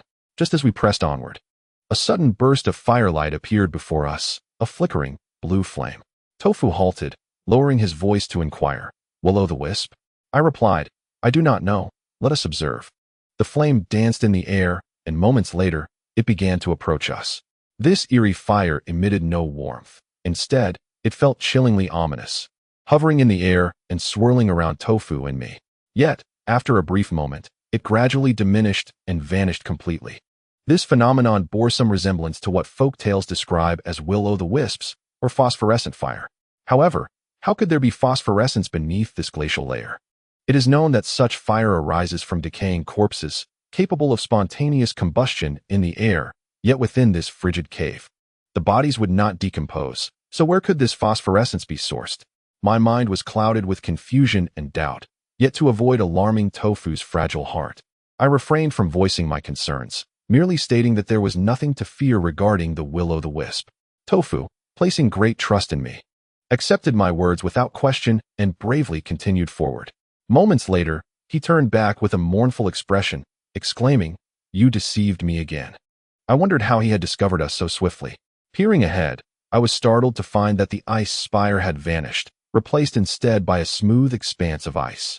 Within this icy surface, blue flames flickered, revealing faces that bore an uncanny resemblance to human visages, each contorted in expressions of deep anguish. These faces burned beneath our feet, their fiery visages seeming to gaze directly at us, as if with each step forward, we might tread upon them. A peculiar sensation enveloped me. Both Tofu and I halted, hesitant to venture forward, pondering the potential consequences of such an act. Tofu remained silent, the atmosphere thick with tension. After a moment, I withdrew an iron pike from my gear and prodded the icy surface several times. The blue flames appeared to react, their brightness intensifying, yet no further changes ensued. "What should we do?" Tofu inquired. It was evident that this was no benign phenomenon. I felt that proceeding would be akin to falling into a trap. Having learned from the earlier incident with the iron chains, I understood the necessity of not being misled by appearances. What seemed harmless could very well conceal unforeseen dangers. I had grown wary of Pu Zhan.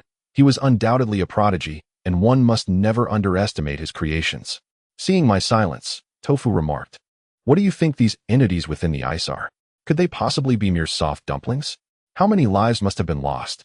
I replied, "It's hard to say. I've never encountered anything like this, nor have I even heard of it.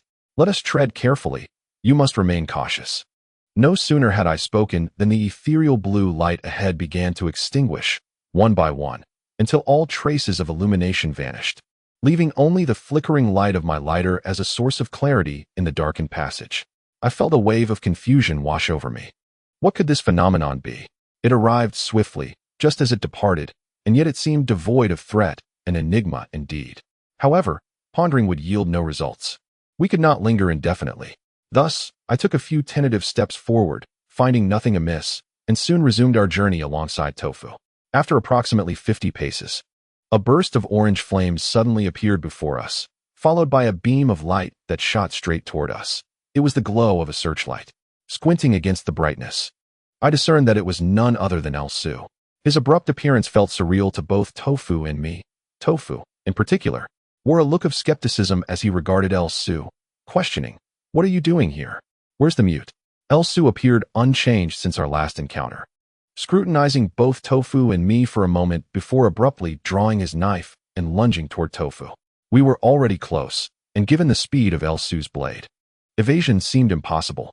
Tofu stood frozen in shock, and in that critical instant, my body reacted instinctively before my mind could catch up. With Tofu right beside me, I shoved him aside, narrowly avoiding the path of Elsu's gleaming blade, which was now aimed directly at my face. All of this unfolded in an instant. Thus, I had no time to contemplate my actions. In that critical moment, the blade of the ghost-crying sword halted mere centimeters from my skin. Soon after, Elsu withdrew the knife. It was only then that I felt a shiver of fear, my legs trembling as I fixed my gaze on Elsu, coldly demanding, "What is your intention now?" Elsu displayed a relaxed demeanor, sighed, and replied, "You too have sustained internal injuries. Logically, you should not be here. Is it not permissible for me to test the waters?" Tofu, who had been knocked to the ground, managed to rise and angrily exclaimed, "Is this how one conducts a test? Moreover, on what grounds do you presume to test us? Your presence here is the real anomaly." It was true that Elsu had been out of contact with us for 3 days. By all accounts, he should not linger in this place.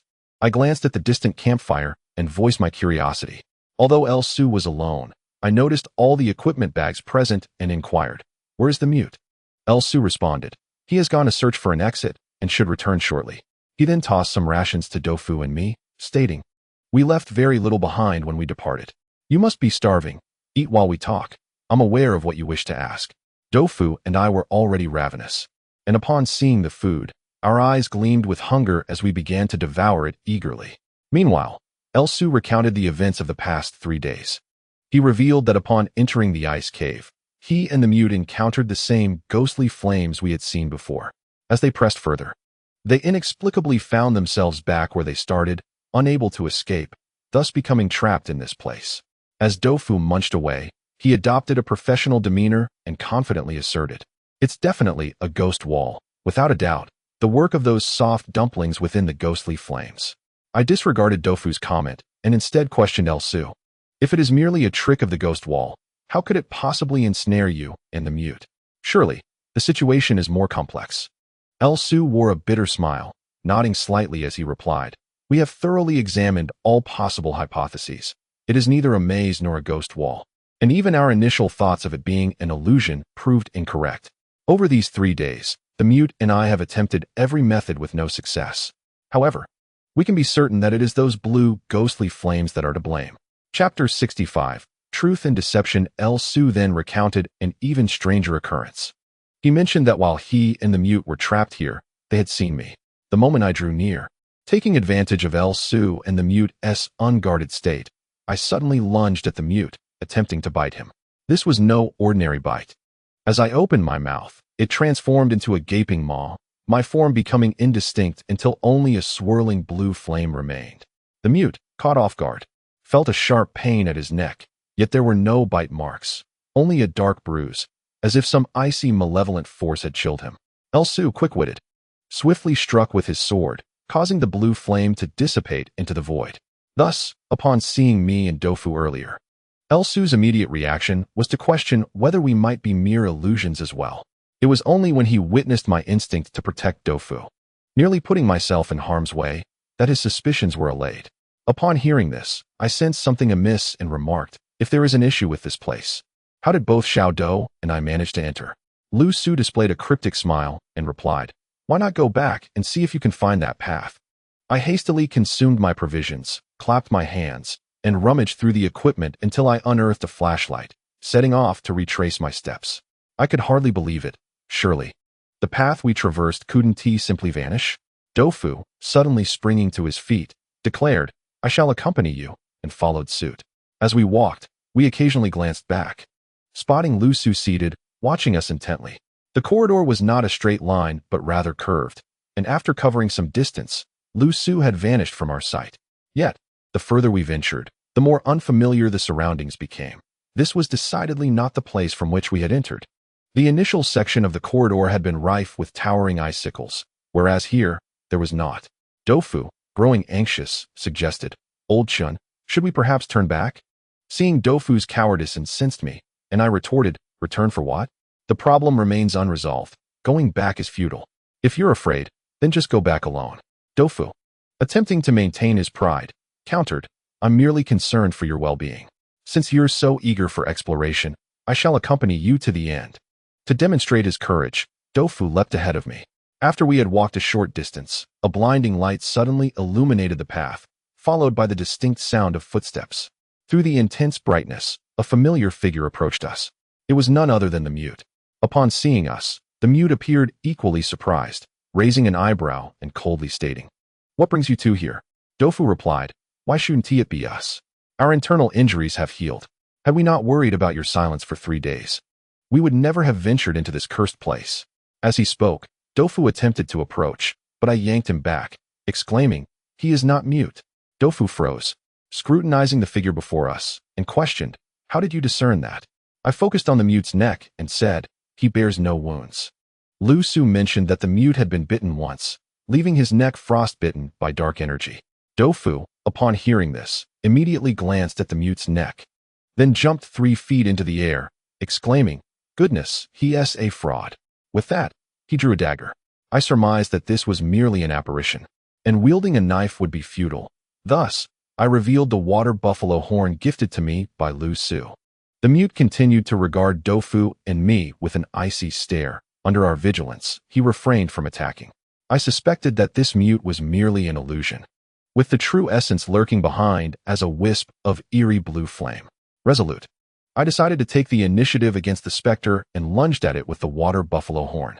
To my astonishment, just as I struck, the figure swiftly grasped my wrist, revealing a sardonic and contemptuous smile, mocking, Fool.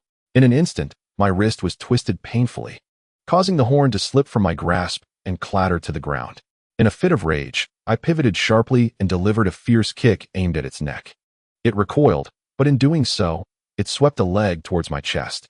In an instant, not only did I fail to land my kick, but I found myself pinned against the icy wall by its foot. It coldly remarked, Have you ever seen such a formidable rice dumpling? I shook my head, pondering that if every soft dumpling were so powerful, the profession of tomb raiding would have long been extinct on Earth. What stood before me was not a mere dumpling, but a living person. Upon seeing me nod, the mute slowly retracted his leg. Tofu swallowed hard and asked if I was all right. I quipped, Why don't you let him kick you and see? Tofu quickly shook his head, replying, You were the one who doubted his authenticity. I was merely influenced by you. He then turned to the mute and murmured, But what about the state of his neck?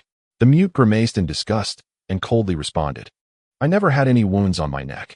Is that what Lu Su told you? Tofu and I nodded in unison. The mute furrowed his brow, his voice growing even icier. Where is he? Take me to see him. Tofu and I exchanged glances. I thought, could it be that Lu Su was lying? The mute's demeanor suggested he had never met Lu Su. Moreover, there was no sign of any equipment on the mute, raising the possibility that something had transpired between the two.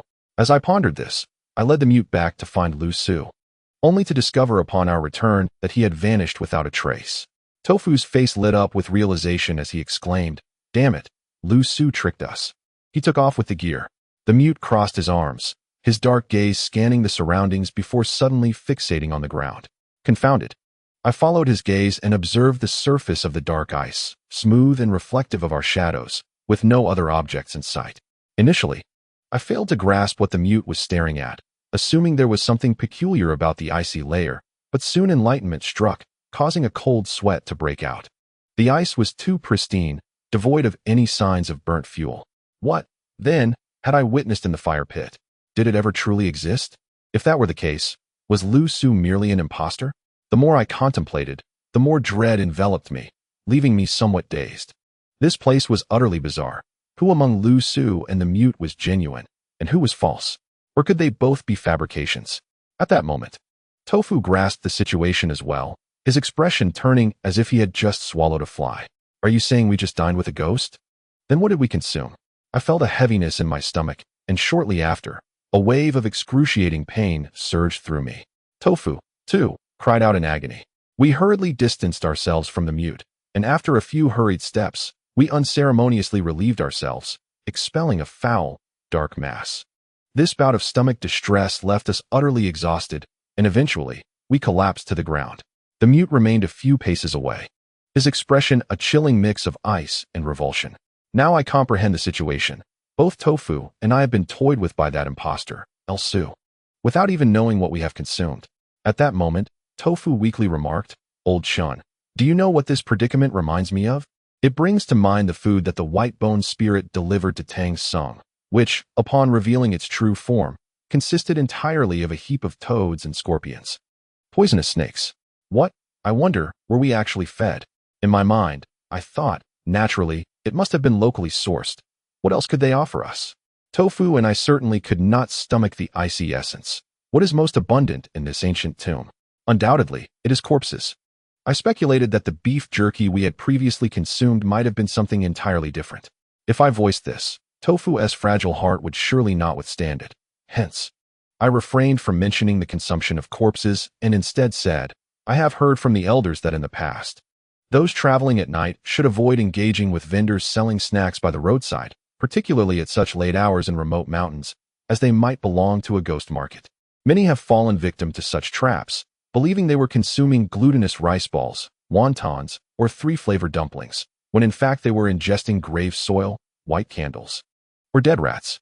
However, in this place, there is neither master sea nor grave soil, so I suspect we may have ingested a great deal of ice, resulting in our stomach troubles.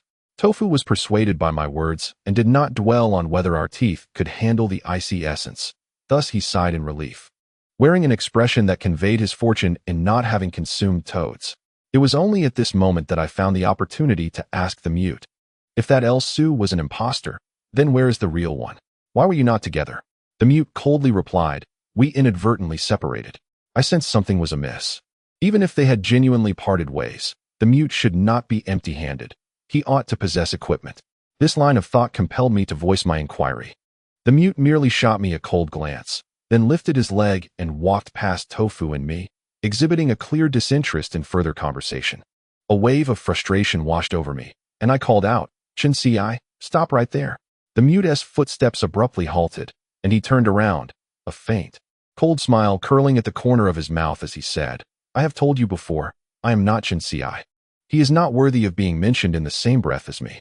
I returned his cold smile, for I had come to realize that with a person like the mute, subtlety was futile. There was no point in feigning politeness. If I did not seize this opportunity to clarify matters, who knows when the next chance would arise. So, I rose to my feet, blocking his path, and said with a sneer, you insist you are not Chen-ci. Then tell me, from whom did you learn the art of the flying dagger? The mute raised an eyebrow in surprise, seemingly taken aback that I had noticed this detail. A sense of pride swelled within me, thinking, now you have nowhere to hide. However, the mute's response was almost infuriating. After his moment of astonishment, he wrinkled his brow in disdain and spoke in a tone that was neither warm nor cold. Such a trivial skill, does one even need to learn it? I was taken aback by his words, having encountered arrogance before, but never to such a degree. Suddenly, a phrase I had read somewhere came to mind. Excessive pride is tantamount to narcissism. The mute was a quintessential narcissist, believing that everyone else, all the inhabitants of Earth aside from him, were mere ants in his eyes. Chapter 66. The guide. I was incensed by the words of the mute, feeling as if the very heavens had split asunder. My patience evaporated, and I exclaimed, enough. I can no longer endure this. Today, I shall teach him a lesson. Taking a deep breath, I began to hurl insults at the mute's ancestors. I was almost overwhelmed by the urge to cover my face. I had expected Tofu to stand up for me and prepare for a confrontation, yet instead, it devolved into a war of words. In this regard, the mute was indeed at a disadvantage against Tofu, who was far too disdainful to engage in mere verbal sparring. I turned and smacked Tofu on the head, commanding, be silent. The mute let out a cold laugh and retorted, I have no time for your banter. If you wish to live, follow me. Without another word, he turned and walked away. Tofu and I hurried to follow, though the mute showed no inclination to explain our destination. Countless thoughts flashed through my mind, but I could not voice them. The mute was like an impenetrable glacier, proud, aloof, and utterly unyielding. Pressing him for further information would likely be futile. Thus, I opted for a more pragmatic inquiry, asking, you must at least tell us where we are headed, right? We've been wandering for 3 days. Have you truly been circling this place all along? The mute offered only his back in response, ignoring my question entirely, leaving me with the feeling of speaking to an unyielding stone. Tofu attempted to console me, saying, let it be. You know how the mute is. We are merely following him. He is undoubtedly seeking a way out. As long as he isn't leading us to our doom, we should be fine. Besides, I find a peculiar sense of safety in walking behind him. He would surely face any danger first. Yes, that is perhaps his only redeeming quality. I was momentarily at a loss for words. Being around someone so foolish would inevitably lead to my own assimilation into their folly. Observing Dofu's carefree demeanor, as if we were out for a leisurely stroll, I felt a headache, a stomachache, and a general sense of malaise. At that moment, the mute suddenly halted, clicking his tongue in disdain and mockery, announcing, "Here they come again." Ahead, in the enveloping darkness, a faint yellow glow began to emerge, suggesting that someone was approaching. I stopped in my tracks, fixated on the approaching beam of light, which grew brighter with proximity until a figure materialized. Dofu gasped in a low voice, "It's El-Su." El-Su appeared disheveled, gripping his ghost cry blade in one hand and panting heavily. My immediate thought was, is this for real? In the instant our gazes met, El-Su's pupils constricted, and he aimed his blade at the mute. His typically gentle voice now bore a tone of sternness and urgency as he warned Dofu and me. "That one is a fake. Stay away from him." Dofu, looking bewildered, asked, "Who is the real one, and who is the fake?" I tugged on Dofu, retreating a short distance to put some space between us and the mute. My actions were not driven by blind faith in El-Su's words. Rather, I was inherently cautious and reluctant to trust easily. Regardless of the mute's authenticity, I only needed to be certain that Dofu was genuine. As El-Su brandished his knife at the mute man, the latter's expression grew even colder, his pitch-black gaze fixed on El-Su with an icy arrogance. In a swift motion, he drew two black daggers from his waist. Without uttering a single superfluous word, both men lunged at each other simultaneously. My primary focus rested on El-Su, for the ghost-crying blade he wielded was capable of countering those adept at transformation, such as the soft, deceptive figures they faced. Should either of them prove to be an imposter, two scenarios would arise. Firstly, if El-Su were the counterfeit, then his ghost-crying blade would also be a sham, rendering it ineffective against the mute man. Secondly, if the mute were the imposter, El-Su would undoubtedly be genuine. Thus the ghost-crying blade would be fully capable of vanquishing him. However, when their blades clashed, a resounding thud echoed, revealing no transformations at all. With that single exchange, both the mute and El-Su came to an abrupt halt. They were both authentic. El-Su gazed at the mute man in astonishment. "You two are trapped here? I thought you had found a way out." The mute man, clearly surprised as well, felt an even colder chill in his dark eyes and replied icily, "I too believed you had already escaped." Subsequently, the mute man seated himself on the ground, his gaze drifting to the equipment bag El-Su had discarded nearby, inquiring, "Is there any food left?" El-Su promptly responded, "Yes," and opened the bag, retrieving some provisions to offer us. The mute man, likely having gone a long time without sustenance, remained silent as he consumed the rations. I couldn't help but recall the earlier offerings from El-Su to both myself and Tofu, a source of great inner conflict.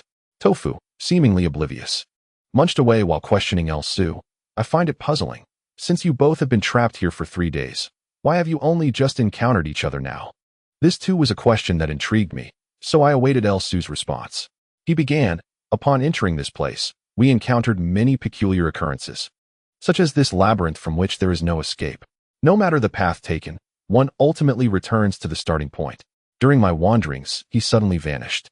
El-Su gestured toward the mute man and continued, "I have since been searching for a means of escape, encountering numerous illusions along the way, including the tattered attire you see on me. I suspect this fellow has suffered quite a bit because of it." Upon hearing this, Tofu turned to the mute man, asking, "What about you? Is your experience similar?" The mute man merely nodded in acknowledgement. I found this perplexing. This place was evidently not a mere case of a ghostly wall or a maze. It isolated individuals, which explained why El-Su and the mute man had not truly crossed paths in 3 days, despite encountering many imposters. Yet, why had they now converged? Clearly, I was not the only one pondering this question. El-Su shared my thoughts. He gestured towards Tofu and me, stating, "Perhaps it is due to your presence. Your arrival has disrupted some form of equilibrium." Tofu inquired, "What kind of equilibrium?" El-Su shook his head, wearing a resigned smile. "If I knew, we would not be ensnared here." After a moment, he turned his attention to Tofu and me, asking, "But you too, having sustained internal injuries, how did you arrive here?" Before I could utter a word, Tofu had already animatedly recounted the entire affair. That day, as the celestial soldiers seemed poised to rend old Chen asunder, I thought to myself that I could not allow such an affront to my brother. Thus, I plucked the iron spike from his leg, and a billow of crimson smoke erupted forth. As we inhaled this vapor, all our wounds miraculously healed. Strange, is it not? Upon hearing this, Lu Su, with a knowing glance at me, turned to Tofu and remarked, "Brother Do, your valor is truly unparalleled. It seems that you have turned calamity into fortune. No wonder you have arrived here." After a brief pause, as if contemplating something profound, he squinted his eyes and continued. "The art of corpse refining primarily employs metals and stones as medicine, with both cinnabar and mercury combined. That red smoke may very well be the essence accumulated from this alchemical process. However, its astonishing efficacy is indeed remarkable." As he spoke, he glanced at the mute, who had ceased his eating, leaning against the icy wall with closed eyes, lost in thought. Having gained a mutual understanding of our circumstances, I said, "Now that we find ourselves ensnared in this place, it is evident that those ghostly flames are to blame. What are your thoughts? We must devise a means to escape." After a moment of silence, Tofu spoke. "First, we must ascertain whether this is a case of the ghostly wall." Lu Su shook his head and replied, "We have tested all possibilities. I believe the crux lies in the balance. Why was the equilibrium disrupted upon your entrance?" Reflecting on our experiences, I mused that Tofu and I had not committed any extraordinary acts. Thus, why was the balance disturbed? From another perspective, if merely our presence could disrupt the equilibrium, what exactly constituted that balance? Was it people? Men? At that moment, the mute suddenly uttered two words: celestial soldiers. Celestial soldiers? Our gazes converged on the mute, who opened his eyes, his dark gaze as haughty as ever, and coldly declared, "That crimson mist has infused them with the essence of celestial soldiers." Lu Su, with a serious demeanor, asked, "Do you mean to say that these beings are ineffective against Chun and Do?" The mute nodded. A sense of unease washed over me as I remarked, "If Tofu and I are imbued with the essence of celestial soldiers, why did they previously assume Lu Su's form to harm us?" The mute retorted coldly, "Did they truly harm you?" I found myself momentarily speechless, realizing that perhaps they had not. Although we may have consumed the flesh of the dead, did not the celestial soldiers partake in such as well? Lu Su, upon hearing this, struck his hand and exclaimed, "Then it is simple. Chun and Do, you shall lead the way, and we shall follow in your wake. At this juncture, we have no choice but to try. Before proceeding, we must prepare adequately." Drawing from the previous experience of Lu Su and the mute suddenly being separated, we all secured a rope around our waists, ensuring that whatever might arise, be it the ghostly wall or something else, could not sever our connection. I then took the spotlight, leading the procession, with the mute second and Lu Su third. To err on the side of caution, Tofu was placed at the rear as our safeguard. Thus, our quartet commenced along the passageway before us, traversing the silent ice cave. All that could be heard was the rhythmic crunching of footsteps within the monotonous ice cave. There were no points of reference, evoking a sensation as if I had never truly left my original position. Chapter 67, The Domain, Part 1. After walking for about 10 minutes, the surroundings remained unchanged. The mute followed me at a leisurely pace, his footsteps echoing with a steady rhythm. With him behind me, I felt a sense of reassurance, allowing me to focus entirely on navigating my path. Just then, the rope around my waist suddenly tightened, causing me to pause. I glanced down at the rope, wondering why the mute had stopped. Had he suddenly ceased his movement? Instinctively, I turned to look back, and to my astonishment, my heart skipped a beat. The mute's usual air of arrogance had vanished, replaced by an expression of shock akin to having received a slap in the face. His face was ashen, and his gaze was as cold as ice, seemingly capable of murder. Why did he look so grim? Because behind him, both Lu Su and Dofu had vanished. A buzzing sound echoed in my mind, and I hurried back, passing the mute to retrieve the rope trailing behind him. I noticed that the rope had not been severed. The third loop remained intact, as if the person at once bound had suddenly transformed into a slippery eel and disappeared. However, the fourth loop had been deliberately untied, leaving only a movable knot. What was happening? I anxiously questioned the mute. He too wore a troubled expression. This proud individual had witnessed two people vanish right under his nose, and the inexplicable nature of their disappearance was undoubtedly a significant blow. Hence, the mute's anger seemed to imbue him with a newfound vitality. Typically, He resembled a puppet stripped of all emotions, leaving only indifference and pride. Yet, in his fury, I found myself regaining composure. At that moment, scrutinizing the rope in my hands, countless questions flooded my mind. To unravel this mystery, I first needed to understand how Dofu and Lu Su had vanished. The fourth loop belonged to Dofu and had been untied by human hands. Did Dofu untie it himself, or did someone assist him? I began to analyze each possibility. Firstly, Dofu was certainly not coerced. During our journey, had he been forced, we would have undoubtedly heard something, and the ever-vigilant mute would have noticed. Thus, the only plausible explanation was that Dofu had untied the rope himself. But why would he do so? Though often unreliable, he never acted recklessly during critical moments and would not simply untie the rope without cause. Secondly, I was perplexed by the third loop, the one belonging to Lu Su. Why had this loop remained unchanged? It is essential to note that the rope was tied snugly around the waist, for it to remain in such a state. Lu Su would have had to possess the ability to shrink his body, leading the loop to slide off. Of course, Lu Su possessed no such skill. How then? Had he managed this? Why did Lu Su and Dofu voluntarily and silently disappear? My mind was a whirlwind of confusion, while the mute beside me was clearly pondering these same questions. Suddenly, the mute raised his head sharply, his cold, thin lips uttering a statement, that El Su is an impostor. Upon hearing this, I felt a wave of confusion wash over my thoughts. I asked, why do you claim he is an impostor? Is it because of this noose? Could it be that the mute believed the noose before us appeared as it did due to El Su transforming into that blue flame? This time, the mute did not remain silent. He narrowed his eyes and coldly remarked, do you recall the first thing he said upon encountering us? I reflected for a moment and remembered that El Su had pointed at the mute and declared, that is a counterfeit. Keep your distance. At first glance, this statement seemed unproblematic, but suddenly, a thread of insight seized my mind. It didn't add up.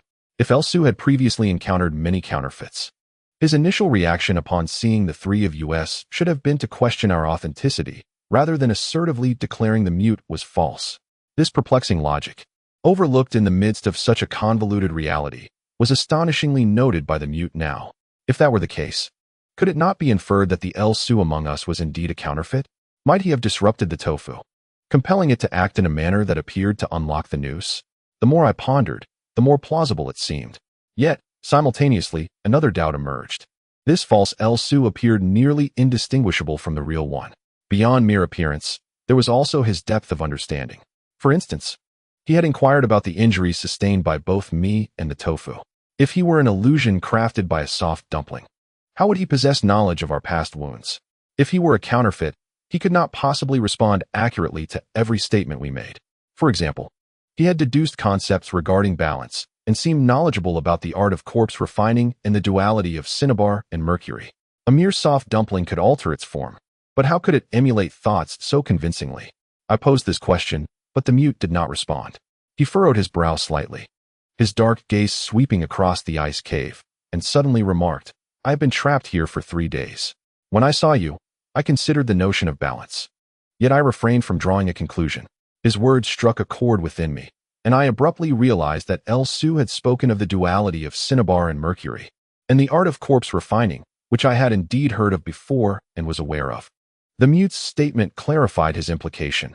Could it be that the thoughts of that El Su were, in fact, borrowed from the depths of my and the mute's minds? Was it possible that those ghostly entities within the blue flames possessed the ability to perceive our innermost thoughts? A chill ran down my spine at the thought. If this were true, it was truly terrifying. An adversary who could discern our thoughts, one who could even manipulate our minds to mislead us. How could we possibly triumph over such a foe? To dissect the situation further, after the tofu and I entered this place, our minds were consumed with the desire to reunite with El Su and the mute, coupled with our hunger, which also spurred a longing for sustenance. Consequently, when we encountered the first false El Su, he provided us with food. For the second time, we rendezvoused with the mute. Yet we were still unaware of El Su's whereabouts. Thus, the three of us harbored a shared concern for him. Consequently, he made his reappearance. This time, he took the tofu with him. I was uncertain of the tofu's fate. As the mute had described, upon entering the ice cave with El Su, he suddenly vanished. And the subsequent figures we encountered, aside from myself and the tofu, were nearly all illusions. Where had the vanished Elsu gone? And what fate awaited the missing tofu? I couldn't help but tug at my hair in frustration, cursing vehemently at this perplexing predicament. At that moment, the mute seemed to have a realization, the corners of his mouth curling slightly as he beckoned me with a finger, coldly commanding, "Come here, kid." I thought to myself, "You are not my father. Why should I obey?" Yet, despite my dissatisfaction, I acknowledged that the mute was not an unreliable individual, so I approached, eager to discern his thoughts. However, as I drew near, he suddenly seized my neck with force, causing a sharp pain to reverberate through my skull, and then everything went dark. In that instant of collapse, it seemed the mute had caught me, but beyond that, I was oblivious. I had not anticipated such a maneuver from the mute, rendering me unconscious. In my dazed state, I sensed a jolt, as if being carried on someone's back. After a while, it felt as though I was hoisted onto a shoulder, a rather tumultuous experience. When my consciousness began to return, the first sensation that struck me was pain. My head throbbed incessantly. Soon after, a cold voice remarked, "If you're awake, stop playing dead." With great difficulty, I opened my eyes to find the mute before me. "Damn it, Wu Shui, you have some nerve," I exclaimed. "Why did you knock me out?" It was then that I realized our surroundings had changed. We were no longer in the ice cave, but in a considerably larger space. Aside from a nearby lighter providing illumination, most of the area lay shrouded in darkness. I was taken aback, pondering how one moment of unconsciousness could result in such a drastic change of location. I inquired about our current whereabouts, to which the mute replied, "We have departed from that place. This is its exit." He extinguished the lighter and activated a spotlight, the powerful beam revealing our environment. Before us lay an expansive stretch of unfrozen water, seemingly endless. Behind us stood an ice wall, and directly opposite was an entrance lined with icicles, reflecting our shadows. At that moment, I was thoroughly convinced that the mute and I had indeed escaped that cursed place. However, I remained perplexed as to how the mute had so swiftly discovered the means of our liberation. As if sensing my confusion, he raised his chin slightly, his demeanor cold and proud, stating, "It's the domain of karma. Do not ponder too much, and you shall naturally find your way out." The domain of karma? I vaguely recalled hearing this term before. After a moment of contemplation, I immediately recalled its origins. In the ancient records of divine beings, it is noted that the underworld possesses the heart fire of clarity, through which souls traverse, transforming into myriad forms.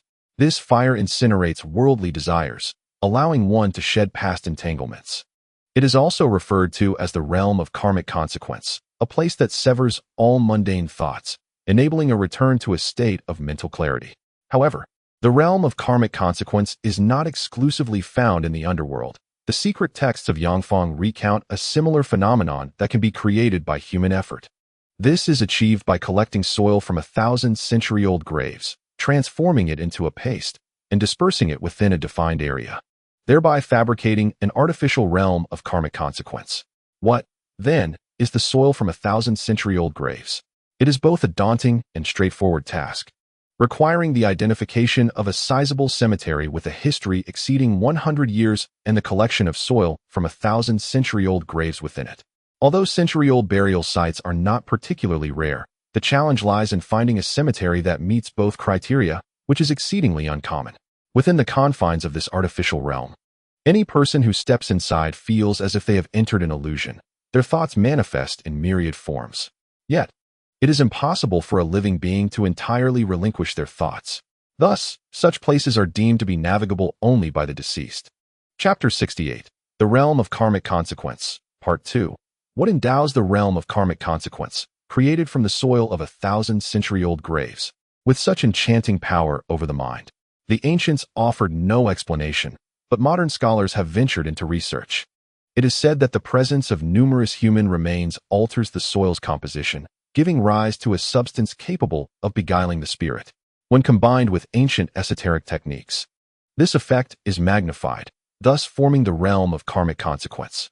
Legend has it that the invention of this phenomenon is attributed to an enigmatic practitioner of yin-yang arts during the Han Dynasty, known only by the name Shouyang. In truth, he was a formidable grave robber, having excavated countless tombs and amassed a treasure trove. Fearing that his own grave would attract the attention of fellow tomb raiders after his demise, he devised the realm of karmic consequence based on his experiences, encasing his burial site within a 10-meter radius. However, fate was unkind to him. His intention was to create a mechanism to ward off grave robbers. Yet shortly after his death, he encountered an imposing figure. This individual was a celebrated general who, upon beholding the picturesque landscape of a nearby mountain, wished to explore it but was dissuaded by his subordinates. They warned him that the area was cursed, where none who entered returned alive. For it was said to conceal a powerful entity whose domain ordinary mortals should not approach.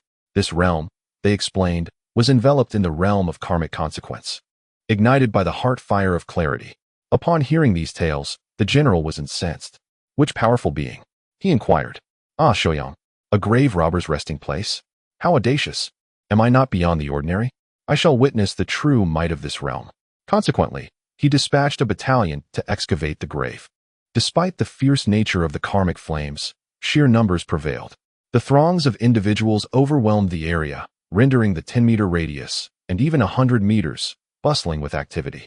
The illusion was shattered, and ultimately, it is said that Shoyang's remains were discarded down the mountainside, scattered amidst the wild grasses, a fitting retribution for his hubris. At that moment, my companion and I engaged in speculation, uncovering numerous clues, and the mute one drew a connection to the realm of karmic consequence.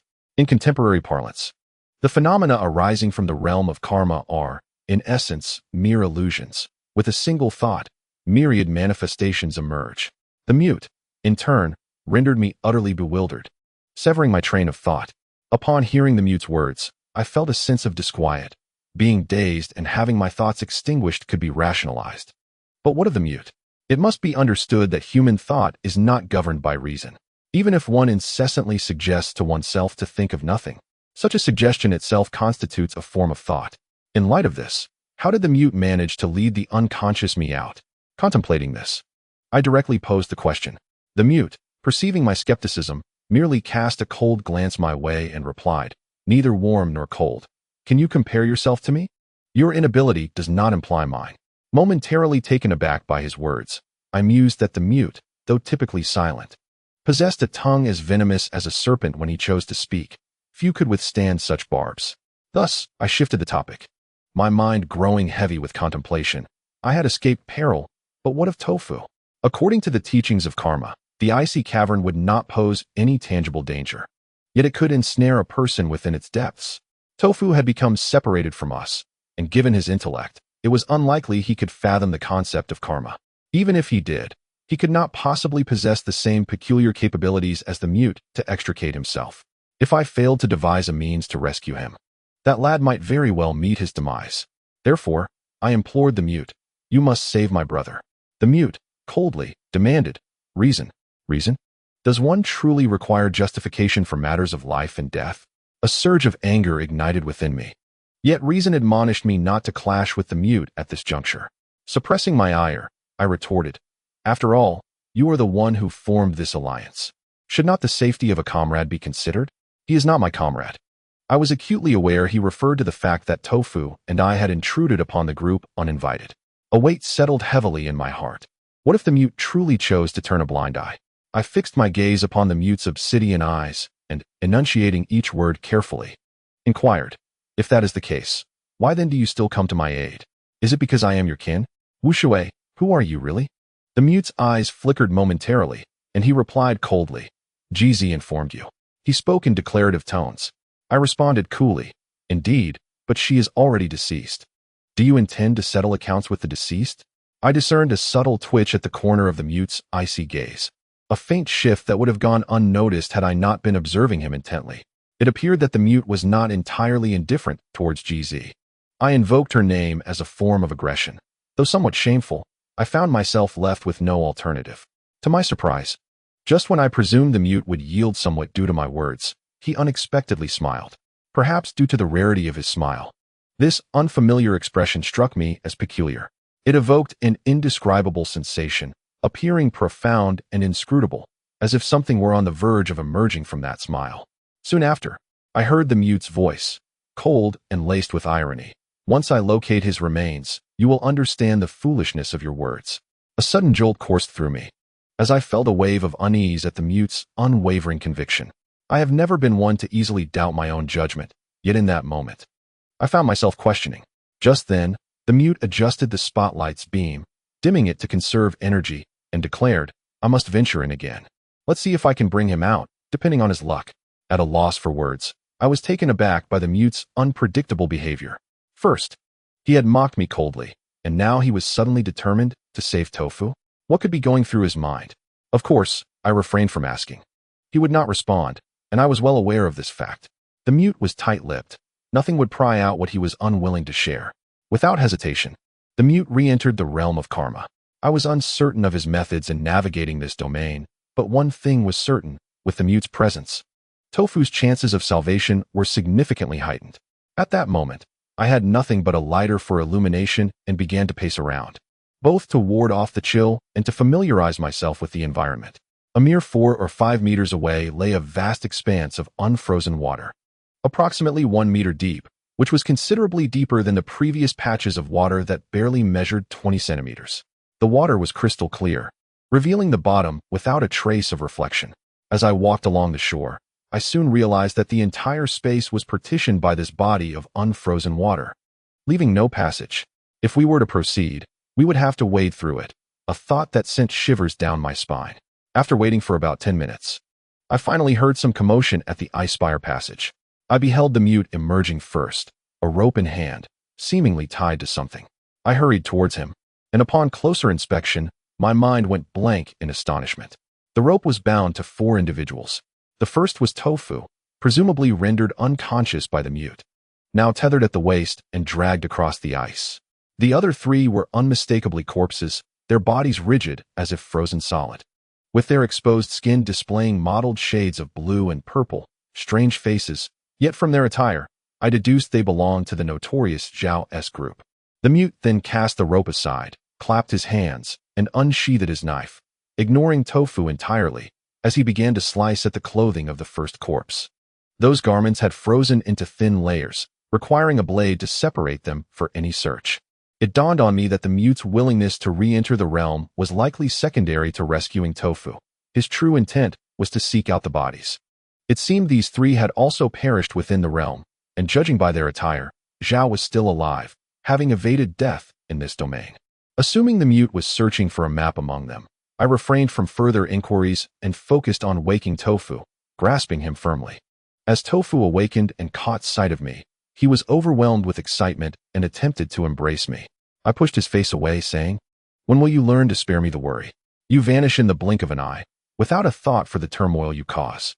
Upon hearing this, Tofu seemed to recall a previous experience, instantly displaying a face akin to having swallowed a fly.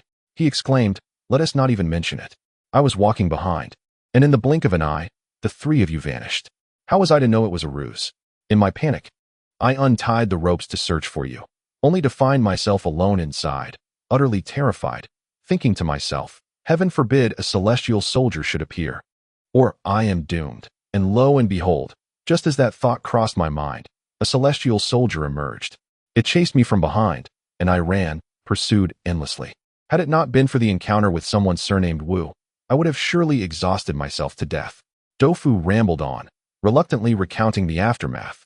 Just as I was about to speak, the mute retracted his dagger, clicking his tongue in apparent dissatisfaction, and kicked one of the corpses, seemingly having found nothing of interest.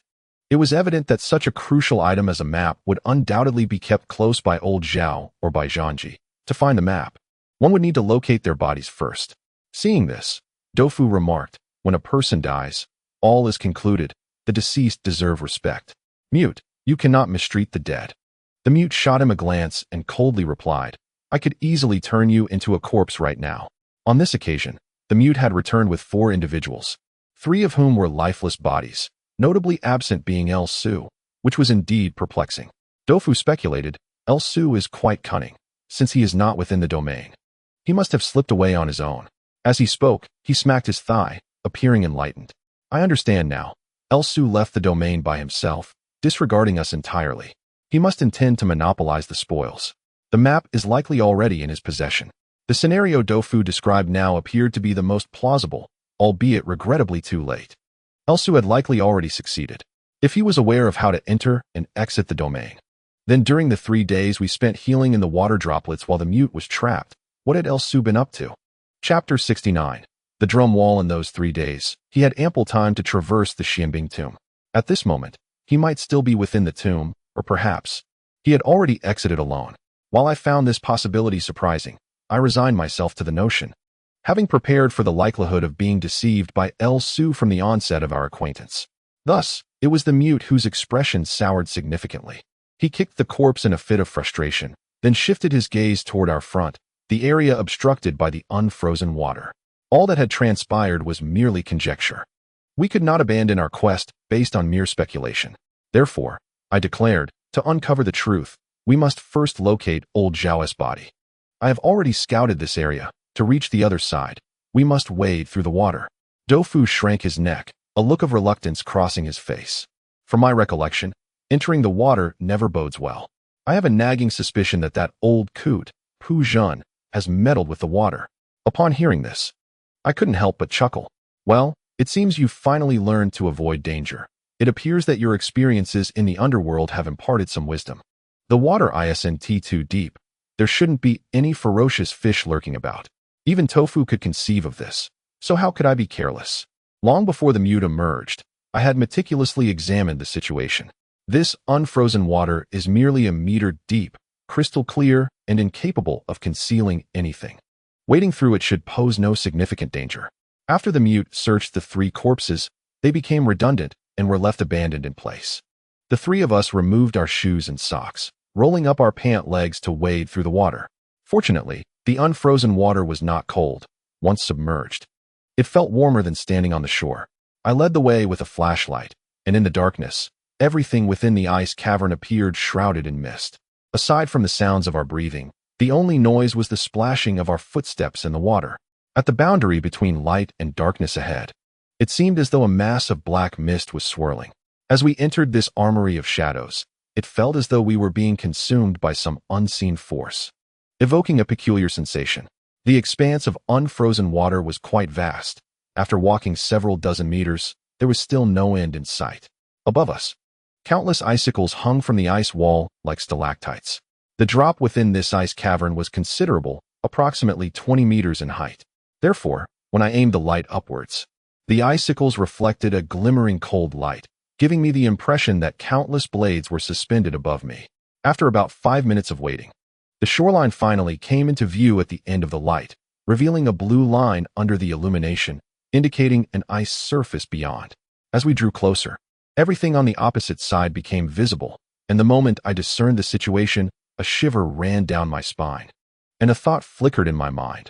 What is this ominous presence that has come to greet us? At the terminus of the unfrozen water lay a platform of ice, with an integrated ice wall behind it. It seemed we had reached the end of the cavern, but that was not the case. The final ice wall was not composed of blue ice, but rather a ghastly white, reminiscent of a corpse's skin, pale yet tinged with a hint of green. How could the ice possess such a hue? Upon closer inspection, I realized that the ghastly white was actually a series of large drums, their surfaces exposed while the rest of their bodies were embedded within the ice wall. Thus, at first glance, it appeared as a dismal expanse, likely crafted from recently stripped sheep hides. I had encountered various artifacts in my time, including funerary drums, yet I had never seen such a vast wall of drums. As the old adage goes, what appears benign may indeed be malevolent, akin to the seemingly harmless chain formation we had encountered earlier.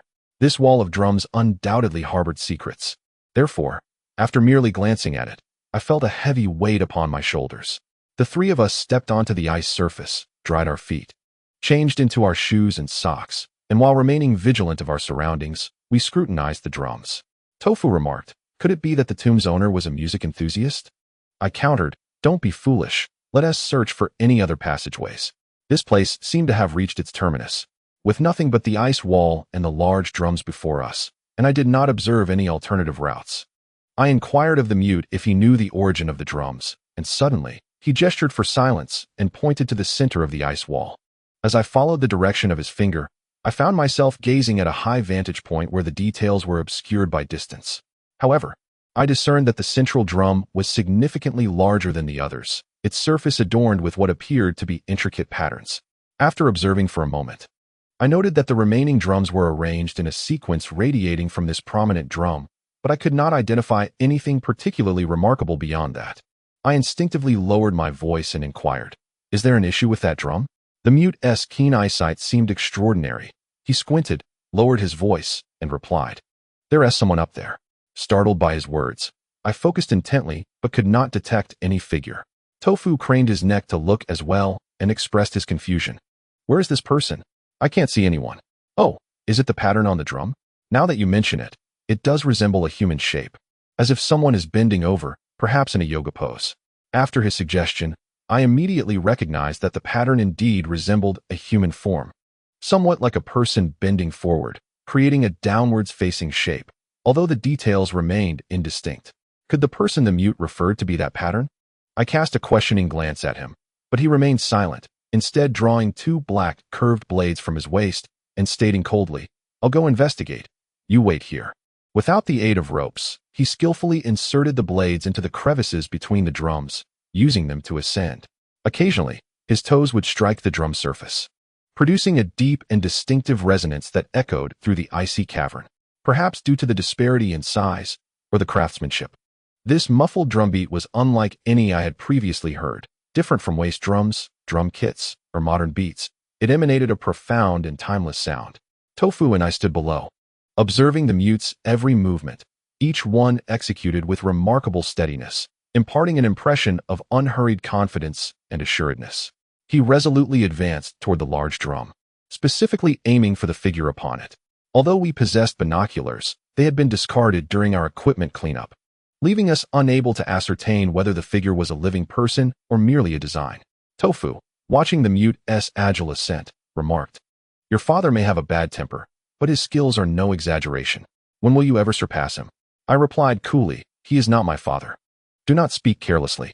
Tofu shrugged and said, "Whether he admits it or not is one matter. The evidence is undeniable. An identical face, a nearly matching temperament, the flying knives. And his words that he is not your father. Could he possibly be mine?"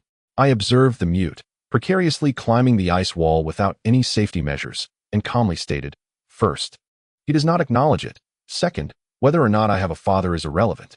My objective is to unravel the curse. The rest does not concern me." Tofu raised an eyebrow and muttered to himself, "Sometimes, even the tone of voice is identical. No more fighting. I'll keep quiet." Sensing my irritation, he stepped aside, finally recognizing the moment to cease his comments. Meanwhile, the mute successfully ascended to the large drum. From this vantage point, the mute appeared to be standing atop the large drum, but shortly thereafter, his figure seemed to shrink, as if he had crouched down. It was evident that the drum must have protruded sufficiently for a person to stand upon it without issue. Moments later, I observed the character begin to stir, slowly ascending. Tofu gasped, exclaiming, "It's a real person. The mute is pulling him up." However, this individual remained suspended in midair, motionless, likely a corpse, though I cannot discern who it is. As soon as these words left his lips, it seemed as though an unexpected event transpired. The mute's form suddenly swayed, and then, astonishingly, he tumbled downwards. This scene unfolded abruptly and unexpectedly, shocking both Tofu and me. My heart skipped a beat, and instinctively, I rushed forward, intending to catch the mute. In truth, from such a height, even if I could reach him, the impact would likely render me incapacitated. This was a purely impulsive action, perhaps subconsciously. I equated the mute with Chinsei. All of this transpired in an instant. Before I could advance much further, the mute's figure abruptly halted, suspended in midair. The individual he was attempting to draw upwards also remained in his original position. It seemed the mute had grasped the man's hand, preventing his fall. As the shadow swayed, I could finally discern that a rope had been tied around the waist of the figure, indicating that he had been suspended there all along. I exhaled a sigh of relief, though curiosity began to brew within me. How could the mute, so agile, have suddenly fallen? Had he slipped? Such a misstep seemed more plausible for Tofu than for the mute, whose chances of such an occurrence were exceedingly slim. With this perplexity in mind, I squinted towards the mute's previous position, only to spot a shadow that I could not identify. Before I could examine it further, the shadow vanished. At that moment, the mute began to ascend the rope, swiftly returning to the top of the drum, and shortly thereafter, he disappeared entirely. "Eh!" Tofu exclaimed, stretching his neck. "Where did he go? This is like a magic trick. He vanished in the blink of an eye." I, too, felt a surge of anxiety and called out the mute's name. But alas, there was no response. A chill ran down my spine as I muttered, "The mute must be in trouble." I knew this drum wall harbored some mystery. Dofu. Wait here. I shall investigate. Chapter 70. The unexpected corpse. Seeing me remove my gear, Dofu, emulating the mute, grew anxious and protested. "We still haven't figured out how the mute disappeared. If you rush up there, what if you meet the same fate?" I understood Dofu's concern. His words held merit. While I considered myself capable, I was still significantly inferior to the mute and his companions. If the mute had nearly encountered disaster, my reckless ascent into the unknown could very well lead to a similar fate. Thus, I halted my preparations and inquired of Dofu, "What are your thoughts?" Tofu scratched his head, pondering deeply, yet unable to arrive at a solution. Finally, with a determined resolve, he declared, "If we are to venture forth, we cannot do so alone. We must embark together, for in times of peril, it is wise to have each other's support." Given the circumstances, there was no alternative. Tofu and I reluctantly donned our gear, which only heightened the challenge of our ascent. Fortunately, there were gaps between the massive drums that provided footholds. Although we could not maneuver with the ease of a mute, we managed to make our way upward, reaching a height of 7 or 8 meters. This distance, though not particularly lofty, presented significant dangers. The experience was harrowing enough that the mere thought of repeating it was daunting. Tofu, who harbored a fear of heights, dared not look down, repeatedly engaging in self-hypnosis, murmuring, "This is not 7 or 8 meters. This is not 7 or 8 meters," when in reality, I had only ascended 2 meters. In such frigid conditions, I was still coated in a layer of perspiration, my breaths cautious to avoid excessive tension between my chest and the icy wall. Hearing Tofu muttering at that moment left me in a perplexing mix of amusement and exasperation. I was unsure whether to commend or chastise him. Moments later, Tofu and I reached the side of the great drum, which boasted a diameter of approximately 6 meters. Most of its body was embedded in the ice, with about a meter exposed. It appeared to be wooden, its surface adorned with a vibrant red lacquer, though a thin layer of ice rendered it somewhat slippery. Previously, the mute had made his ascent here, using 2 curved blades to carve a series of holes into the side of the drum. Consequently, Tofu and I followed suit, employing chisels to penetrate the openings. Climbing steadily upward, perched at such heights, with swirling cold mists surrounding us, even I, a person untroubled by acrophobia, felt dizzy and tense. Upon reaching the summit of the great drum, I was suddenly enlightened to the nuances of the area. Above the drum, closely adhering to the wall of frozen ice, was an opening tall enough for a person to pass through, previously hidden from our view below. As I directed my light into the darkness, the entrance appeared ominous, its destination unknown. Not far from the opening lay an iron chisel, affixed with a rope that extended down to the surface of the drum. I crouched down and peered along the rope, and to my astonishment, I beheld a figure. Indeed, it was a person, and a familiar one at that. Tofu gasped, "White chicken." At that moment, the individual was no longer the vibrant figure he once was, donned in outdoor winter gear. He hung suspended in the air by a safety harness, his body naturally tilted backward, thus forming a recognizable shape. Tofu sighed in melancholy. While we had surmised that old Zhao and his companions had vanished upon entering Snow Dragon Mountain, likely meeting with misfortune, witnessing White Chicken's lifeless form evoked a profound sense of sorrow. White Chicken could hardly be deemed a virtuous man, yet he possessed undeniable skills. His demise here could not be labeled as unfair, yet it stirred a sense of empathy within us, his fellow travelers. Tofu shook his head and remarked to White Chicken's body, "In life, one must not be overly greedy. You boast of a life of opulence, possessing both charm and stature. Indeed, you embody the archetype of the affluent and handsome. Yet, instead of reveling in gratitude for the fortune bestowed upon you by fate, you indulge in malevolence, leading to your current demise, where even the earth offers no solace for your remains. Such is the nature of humanity. Often, those who possess desire even more, failing to cherish what they have. The unfortunate white-cut chicken has enjoyed the blessings of the venerable Zhao, living a life devoid of hardship, destined to remain a privileged heir. Yet, he, too, should recognize the fortune he holds, for such a life is unattainable for the average person, alas. Human greed knows no bounds. At this moment, my companion Tofu crouches beside me, precariously balanced on the drum, susceptible to a fall at any misstep. Suddenly, memories of the mute's earlier tumble flood my mind. and I recall the shadow that flitted across the drum's surface. It becomes clear that this shadow must have emerged from the crevice behind us, launching a surprise attack on the mute.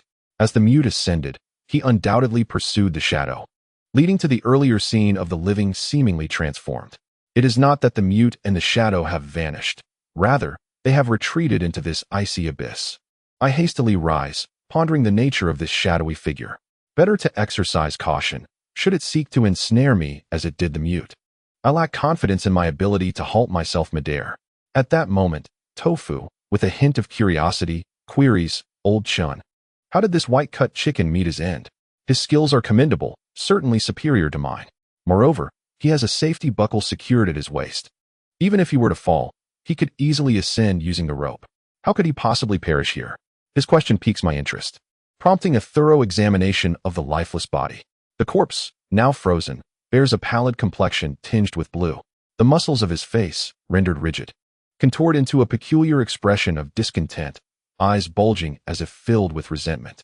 Upon closer inspection, I discern coagulated blood around his neck. Yet whether it constitutes a lethal wound remains unclear. The mute had attempted to hoist the white-cut chicken earlier, presumably to search him, but was thwarted by the enigmatic shadow. It is conceivable that the white-cut chicken is the son of old Zhao, and thus it is plausible that the elder entrusted him with the map. I turn to Tofu and instruct, "I will stand guard. You retrieve the body."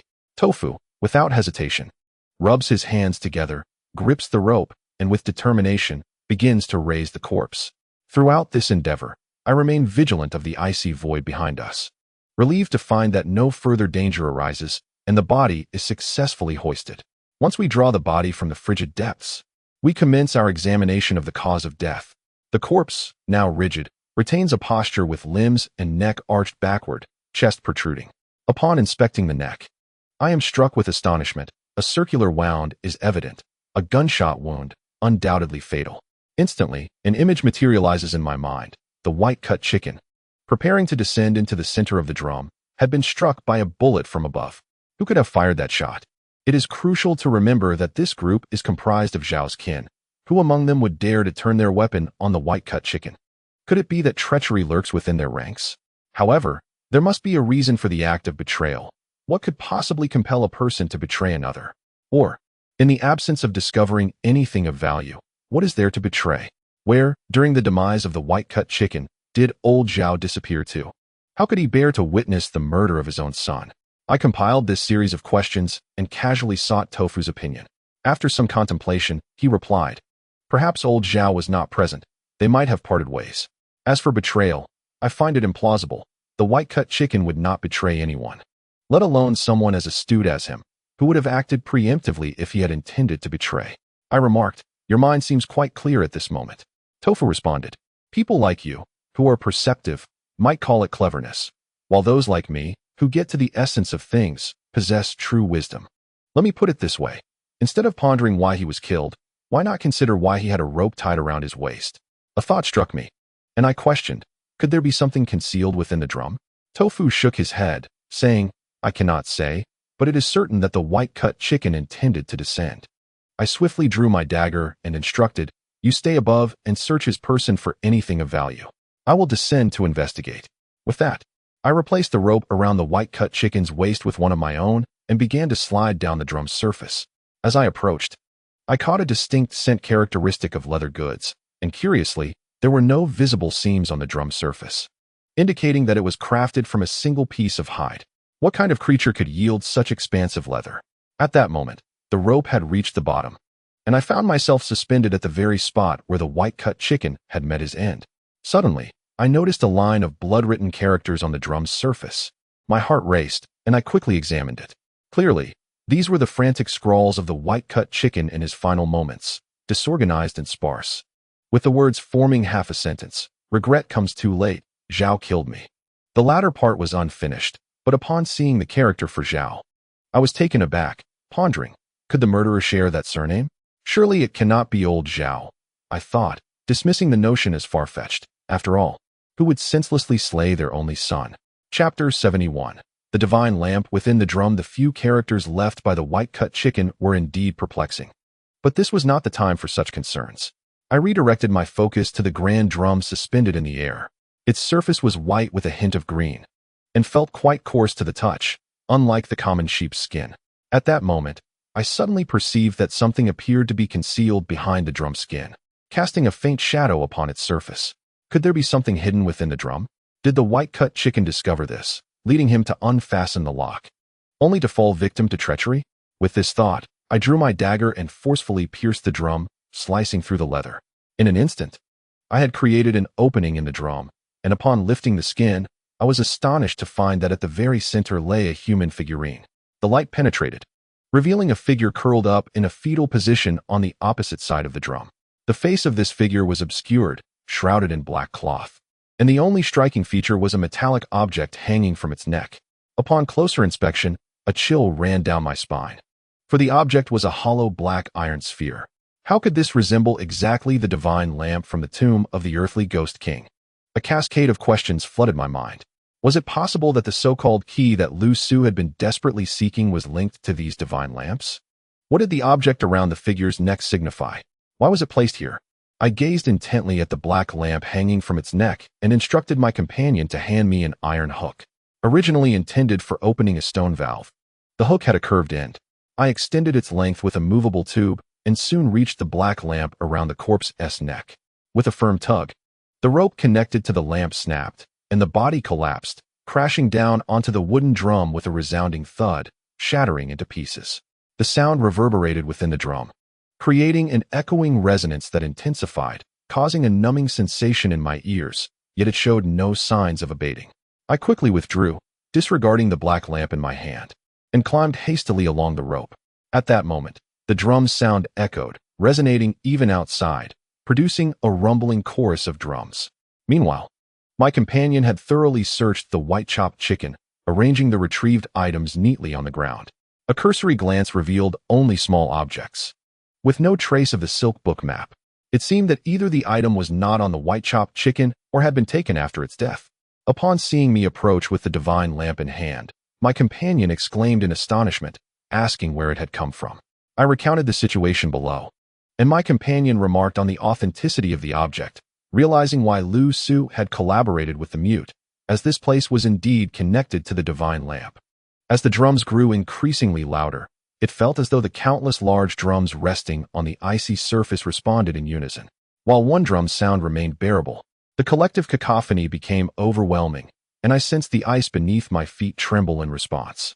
Just then, my companion gasped, pointing towards the cave's ceiling, urging me to look.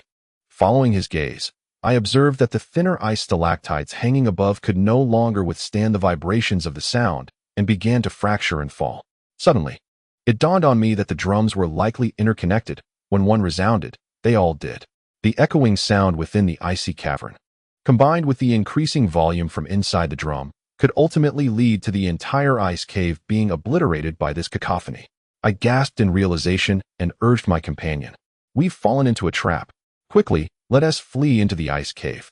The ice cave serves as the sole passageway, and due to its rectangular structure, sound does not travel too deeply. By dashing into the depths of the cave, one can evade imminent peril. Tofu and I, disregarding the corpse of the boiled chicken, hefted our gear and hurried inside. The more frantic we became, the more prone we were to errors. After only 2 steps, Tofu slipped, tumbling unceremoniously to the ground, the lantern in his hand arcing low before being flung behind him, landing squarely on the body of the boiled chicken. I swiftly pulled Tofu to his feet, chiding him for his clumsiness. Tofu grumbled in response, claiming he felt something had tripped him. I glanced down and saw the ice beneath us was smooth and unblemished. Finding no reason for his stumble, assuming he was merely making excuses, I chose to ignore him, intending to retrieve the lantern when I noticed the corpse of the boiled chicken sliding off the edge of the drum as it trembled. Before I could approach, the body, along with the lantern, plummeted down. My heart skipped a beat as I peered over the edge, catching a glimpse of the boiled chicken's body lying at an odd angle on the ice below, while the lantern, being too small, had vanished from sight. At that moment, icicles began to fall incessantly, and I could not afford to turn back, only able to scold Tofu for his hindrance as we raced deeper into the cave. After running a considerable distance, the deafening drumbeat diminished significantly, revealing that the ice cave, once only tall enough for a single person, began to widen radiantly. showcasing unmistakable signs of human craftsmanship.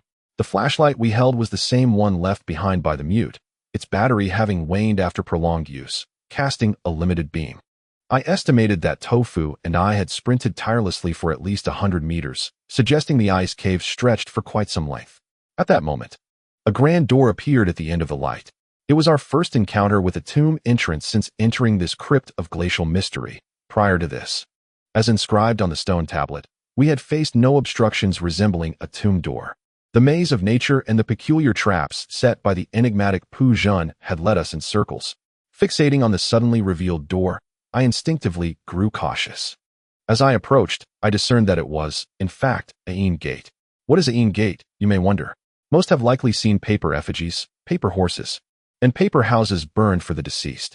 In some rural areas, affluent families construct a false entrance out of bamboo and paper at the entrance of the mortuary during the period of mourning. When the living come to pay their respects, they stand at the entrance, and this threshold is referred to as the Akin gate, akin to the portal of the deceased's abode. The Akin gate before us was similar, though not crafted from bamboo and paper. Rather, it was hewn from the glacial ice, its surface coated with a mysterious black substance, whether paint or something else unknown. It loomed ominously before us, resembling the entrance to the underworld.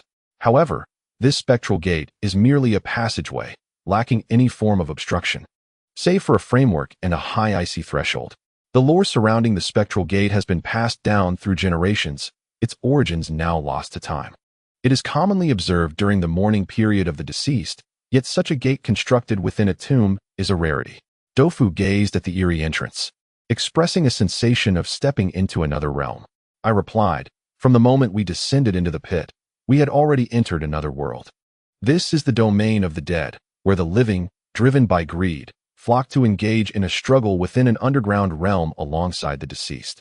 This spectral gate serves as the grand entrance for the departed, and I surmised that the true master of this icy tomb would soon reveal themselves. Without concern for conserving our light source, I adjusted the illumination to its maximum and, alongside Tofu, stepped through the spectral gate. Beyond the gate lay a small icy cavern, immediately revealing its extent. Upon entering, I beheld countless shadowy figures swirling about. In such a place, the sight of so many individuals could be terrifying, yet upon closer inspection, they were merely numerous ice sculptures, posed in various stances, vividly painted. As the light shifted, it gave the illusion that these figures were moving.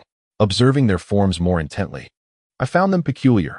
Two figures squatted face to face, a rod propped between them, each grasping an end, appearing to either toil or engage in some game. Not far off, there was a female figure, nude, holding a round object and poised to throw it, resembling either a game or some ritualistic act. Tofu marveled at the craftsmanship of the sculpture, leaning in for a closer look, yet his behavior turned lecherous as he groped the icy figure. Suddenly, he froze, retreating in terror, exclaiming, "Goodness, I thought she was tossing a decorative ball for suitors, but what she holds is a human head." A human head? Intrigued, I stepped closer for a better view, and, indeed, the woman clutched a diminutive head, presumably that of a newborn, encased in ice, which had obscured our initial observation. A woman tossing a head? Could this signify some nefarious rite? Who, then, is the master of this icy tomb? Chapter 72. Betrayal. Upon scrutinizing the woman further, I noted her averted gaze fixated on the head she held. The craftsmanship was not particularly refined, yet it exuded an unsettling aura, especially her eyes, which conveyed an almost lifelike quality, leaving me with a sense of unease.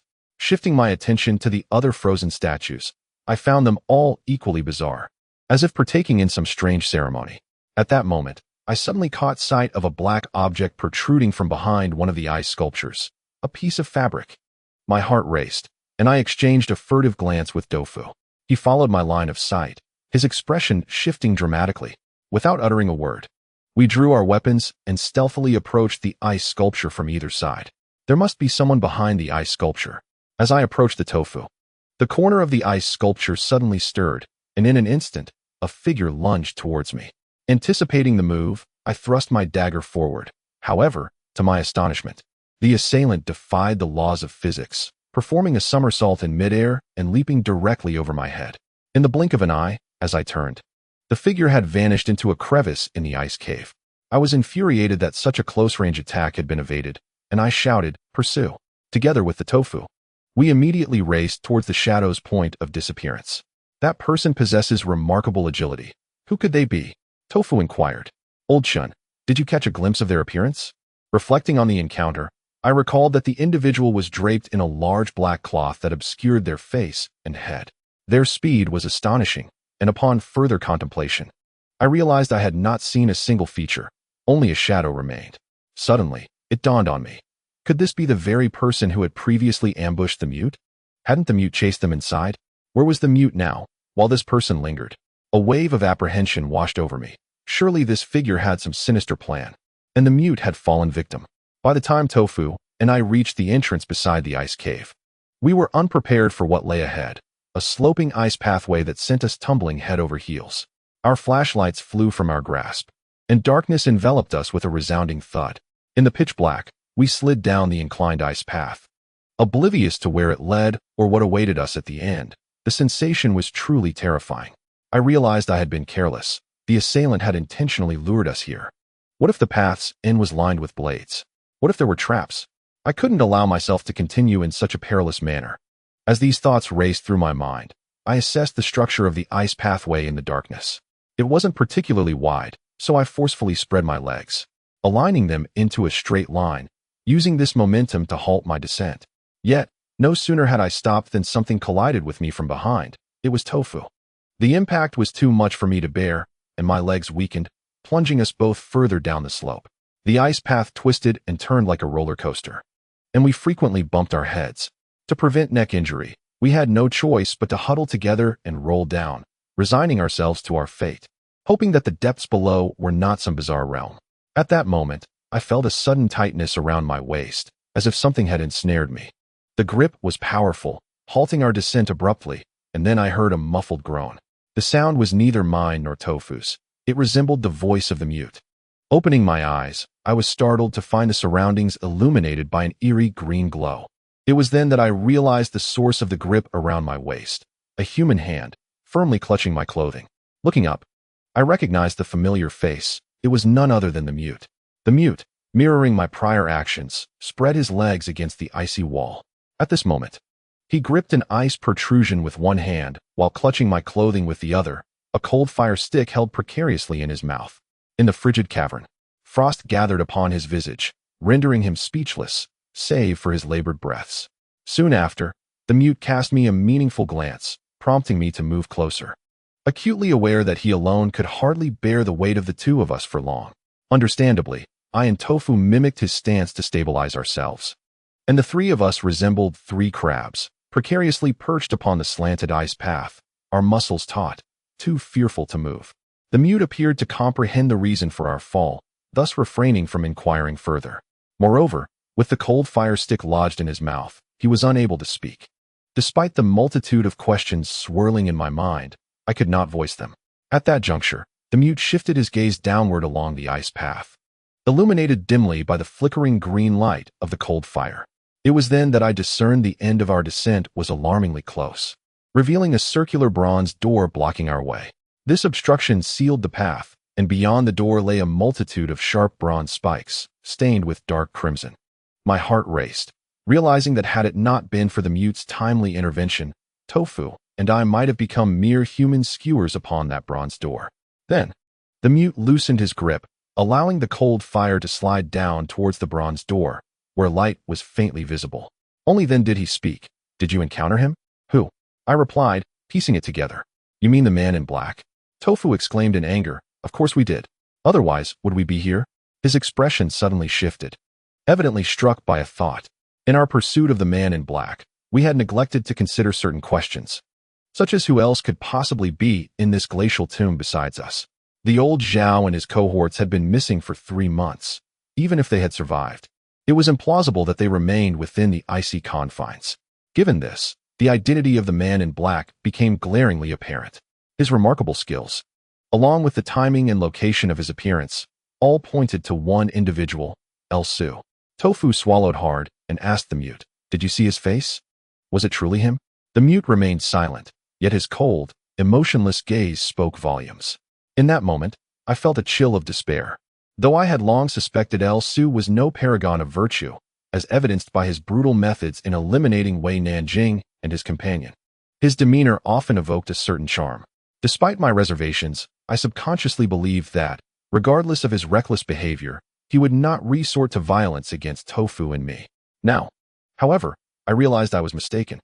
Su was unequivocally a person of fractured integrity, while he might present himself as a loyal brother in arms. He could just as easily plunge a knife into your back, inciting rage beyond measure. Tofu was deeply troubled, incredulously asking, "Old Chun, why is this happening? Why can't everyone just behave well? How can one person become two?" He gazed towards the nearby bronze cone, his eyes reflecting fear and anguish. For someone as straightforward as him, the agony stemming from such betrayal was undoubtedly profound. Indeed, why did all this occur? Suddenly, I recalled the lamp extracted from the drum. We had a 3-day gap with Su. What had he experienced during that time? Or rather, what had he discovered? Initially, the crimson mist emitted from the celestial soldiers had swiftly healed the wounds on Tofu and me.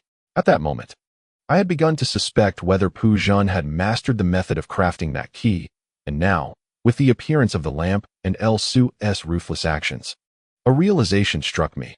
The key Su had been incessantly searching for might have already been found. With his objective achieved, should not all outsiders aware of this goal be eliminated?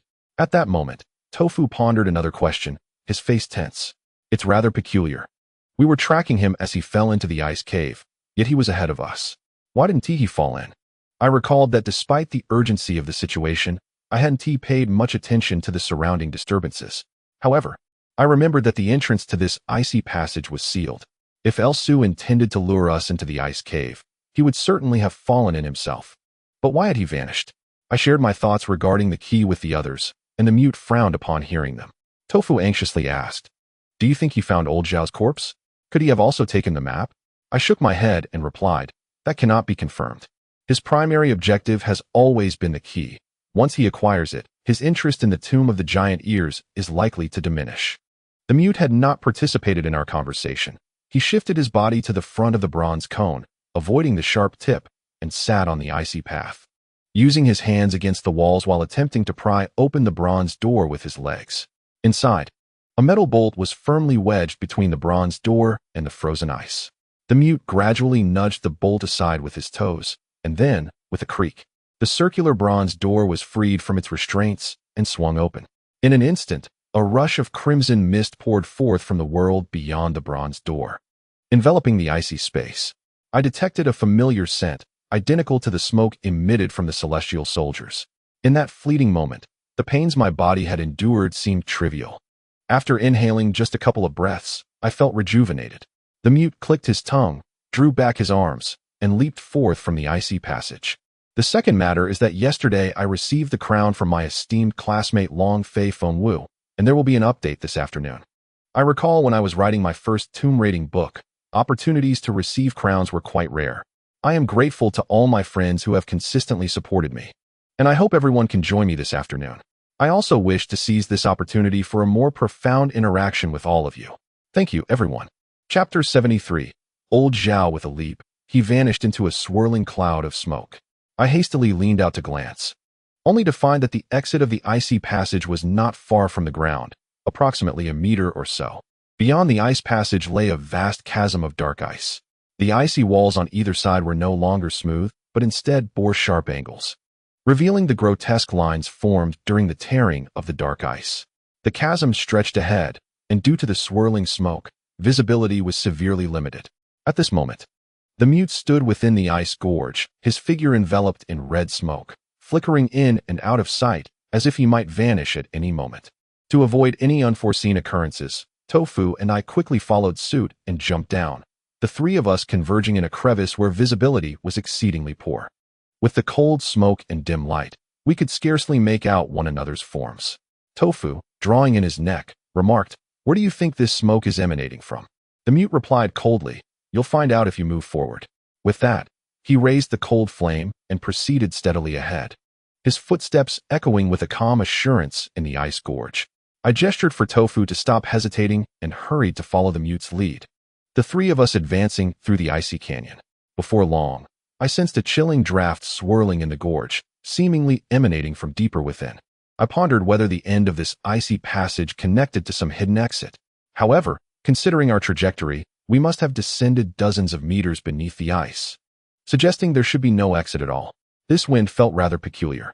As we ventured further, the wind intensified, and the red smoke thickened, almost acting as a stimulant. Prolonged exposure made my veins surge, invigorating my spirit and accelerating my thoughts. Any previous scrapes I bore had completely healed in that fleeting moment. Such a substance, if introduced to modern medicine, would undoubtedly drive people to madness. After traversing several dozen meters through the icy gorge, the draft had become so powerful that I could hardly keep my eyes open. Tofu and I instinctively squinted, rendering the world around us increasingly indistinct. The mute's hair was tousled by the gusts, and the outer layer of his tactical jacket rustled ominously, making movement progressively arduous. At that moment, I noticed the mute shifting his hand to his waist, a motion I recognized well, indicative of his intent to draw his blade. Was there danger lurking? At that instant, apart from the mute's silhouette, everything around us was shrouded in a veil of red smoke, rendering the scene all the more eerie beneath the dim light of the cold flame. Before I could discern what was amiss, one of the mute's hands suddenly moved behind him, swiftly signaling to Tofu and me. Upon witnessing this gesture, I was momentarily taken aback. It was clearly an urgent indication for us to flee, to move quickly. What could possibly lie ahead that would provoke such caution from the mute? A thought flickered through my mind, yet I did not halt. Instead, I swiftly began to retreat. It was not out of fear, but rather my profound understanding of the mute individual. If he were capable of handling the situation, he would certainly not signal me and Dofu to flee. Dofu, trailing closely behind me and oblivious to the mute's gesture, appeared momentarily bewildered by my sudden withdrawal. As he opened his mouth to speak, I swiftly covered it with my hand, signaling him to run. Dofu may lack other skills, but when it comes to fleeing, he possesses remarkable proficiency. Without a second thought, he took off upon sensing a change in circumstances. I did not pursue him. Instead, I drew my dagger, preparing to assess the situation. Noticing that I had not departed, the mute furrowed his brow but said nothing. He merely gestured for silence. In the blink of an eye, he slipped into a crevice in the ice wall. A surge of instinct prompted me to follow suit, and I deftly concealed myself within a nearby fissure. As we hid, one to the left and the other to the right, my vantage point allowed me to observe the mute's lowered form, two black, curved blades already drawn, his expression impassive, and his dark gaze fixed intently ahead. To me, the area before him appeared shrouded in mist. How could one discern anything amidst such obscurity? At that moment, I suddenly detected a faint sound of footsteps, mingled with the howling wind. Initially indistinct, the sound soon became unmistakable. It seemed someone was drawing near. However, if it were merely a person, why would the mute exhibit such vigilance? I caught a whiff of the smoke's distinctive odor and mused. Could there be celestial beings lurking nearby? As the saying goes, misfortune often strikes when one least expects it. Having barely concealed ourselves for a few seconds, a towering figure, standing 8 feet tall, gradually materialized from the smoke, advancing toward our location. Its crimson skin, was it not a celestial being? This creature was indeed colossal, with bulging muscles that promised a formidable confrontation. Though my heart raced with astonishment, I found that my fear had lessened. No matter how formidable an entity may be, once its weaknesses are known, it becomes less daunting. I had already discerned the vulnerability of celestial beings and had shared this insight with the mute. Together, we could exploit this advantage and confront it effectively. With this thought in mind, my gaze involuntarily shifted toward the creature's legs. The celestial being's immense frame swayed as it walked, and between its legs hung a substantial appendage, making it appear even more imposing. I scrutinized for some time, yet could not spot a crucial detail, cursing inwardly. Damn it, even its manhood was disproportionately large. Obscured by its formidable stature, how was I to approach this? As I grappled with anxiety, the creature drew nearer, and I suddenly sensed something amiss. This celestial being was unlike the ones I had encountered before. It bore no runes. Elsu had once remarked that celestial beings were forged through the art of corpse refinement. Could it be that this one had not undergone such a process? How did it come into existence, then? As these thoughts raced through my mind, my gaze shifted from its legs to its head. There it was, a massive cranium, the face grotesquely swollen, having lost all semblance of humanity, with 2 bulbous eyes protruding like light bulbs. Nevertheless, I discerned the truth. Who else could this be but old Zhao? Although his appearance had undergone such a significant transformation, the swollen visage still bore traces of his former self. I was taken aback to discover that he had become a celestial soldier.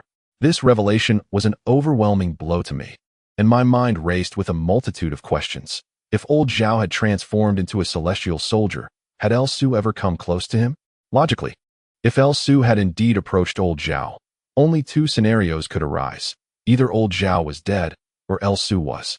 Yet, here they both stood, seemingly unscathed. If El Su had never encountered old Zhao, did that imply he had never obtained the silk map? However, the current old Zhao towered over us, his physique resembling that of two robust men, and any semblance of the silk map was utterly absent. I could only speculate what calamity had befallen this elder Zhao, rendering him in such a ghastly state. The garments he wore must have torn as he transformed. I wondered where they lay now and how the celestial soldier he had become compared to those we had previously encountered. At that moment, the celestial soldier approached the mute man, clearly having detected his presence. The oversized head suddenly lowered, and a massive hand reached out to grasp him.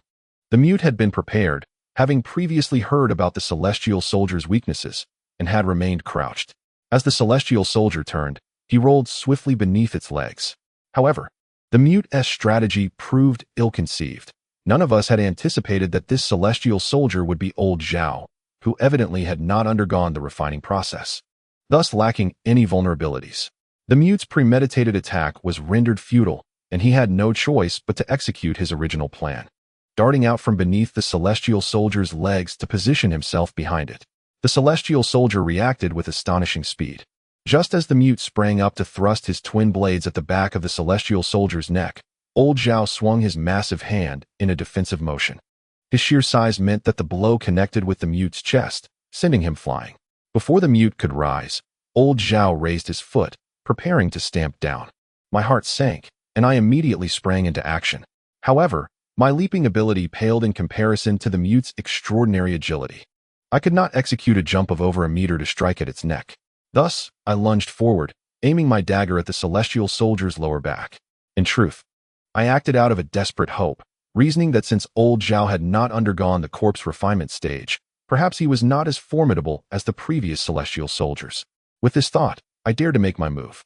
However, as the dagger plunged into him, my assumptions were swiftly dismantled.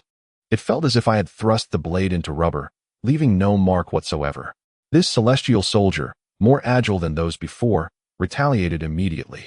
The leg that had been poised to crush the mute suddenly kicked backward, aiming directly at my chest. The force was astonishing. A sudden, sharp pain seized my chest, and darkness enveloped my vision. I was hurled backward with a resounding thud, my head striking the icy surface with great force, rendering my consciousness hazy and leaving me with a singular sensation of pain, quickly followed by a profound disorientation. Chapter 47. Into the tiger's den. This celestial soldier was far more agile than any I had previously encountered. Caught unawares, I was knocked to the ground, my vision blurred and my bearings lost. At that moment, I heard the footsteps of the old man Zhao drawing nearer, and with great effort, I forced my eyes open to see his face contorted in a peculiar grin as he approached, each step bringing him closer to me. My back ached fiercely, and despite the surrounding haze, I found no relief from the throbbing pain. I was unable to rise, struggling to prop myself up while attempting to crawl away. Yet, my efforts paled in comparison to the old man Zhao, who was poised to bring his foot down upon me. A chill ran through me as I thought my end had come. Just then, however, the fabric at the back of my neck tightened abruptly, followed by a powerful tug that pulled me backward. With a loud thud, Zhao's foot landed nowhere but air. Turning my head, I was astonished to see it was Doufu who had grasped my collar. Before I could utter a word, Doufu exclaimed, "Run, run. Grandpa Dou has made it halfway only to find you vanished. Are you planning to perish here with a mute?" I was both moved and anxious, responding to Doufu. "What good does your return do? It's imperative that you escape." At that moment, the agony in my back and chest began to subside, and with Doufu's assistance, I managed to rise, and we began to retreat together. Doufu, standing resolutely in front of me, declared, "Who says it's of no use? If I hadn't arrived in time, you would have been reduced to a mere pancake. You retreat while I provide cover." Though his words were bold, I was well aware of Doufu's capabilities. No sooner had he spoken than Zhao reached out with a massive hand, seizing Doufu by the front of his shirt and lifting him off the ground, then violently throwing him against the nearby ice wall. The wall was not only hard but also jagged, formed by the rift, with ice spikes protruding dangerously. Should Doufu collide with it, the consequences could be dire: a broken neck, shattered bones, or a bloody demise. In that fleeting moment, a chill swept through my veins, and in a state of panic, my mind ceased to function. My body, however, reacted instinctively. I lunged forward, dagger in hand, aiming fiercely at Zhao. Though I understood the futility of my actions, I could not bring myself to remain passive in such dire straits. In moments of peril, human potential often surges forth. My leap was over a meter high, and I drove the dagger toward the celestial soldier's neck with the same fervor I had used for slicing Zhongzi. Simultaneously, the mute had already regained his footing. As Zhao raised his hand to strike Doufu, the mute sprang into action, delivering a precise kick to the wrist joint of the celestial soldier. The mute, surprisingly astute, recognized the futility of swords against the celestial soldiers and thus resorted to sheer brute force. With a powerful kick, the soldier's hand, which was poised to strike the icy wall, was sent askew, dissipating its momentum. Doufu, despite landing awkwardly on his back, was fortunate enough to escape the clutches of danger. My attempt to stab the celestial soldier at the neck was equally ineffective. Instead, it was the mute's kick that caused the soldier to stagger back a couple of steps, a testament to the force behind that blow. As the mute descended to the ground, he immediately knelt on one knee, his other leg twitching slightly. I realized that this kick was akin to striking an iron plate and must have resulted in injury. I hurried to assist him, saying, "This adversary is formidable. We should retreat for now." At that moment, a rudimentary plan began to take shape in my mind. With the mute injured and unable to act decisively, and Doufu in no better position, escaping would prove challenging, especially with the persistent old Zhao at our heels. The only viable option was for me to divert the celestial soldier's attention, thus providing the mute and Doufu a chance to flee.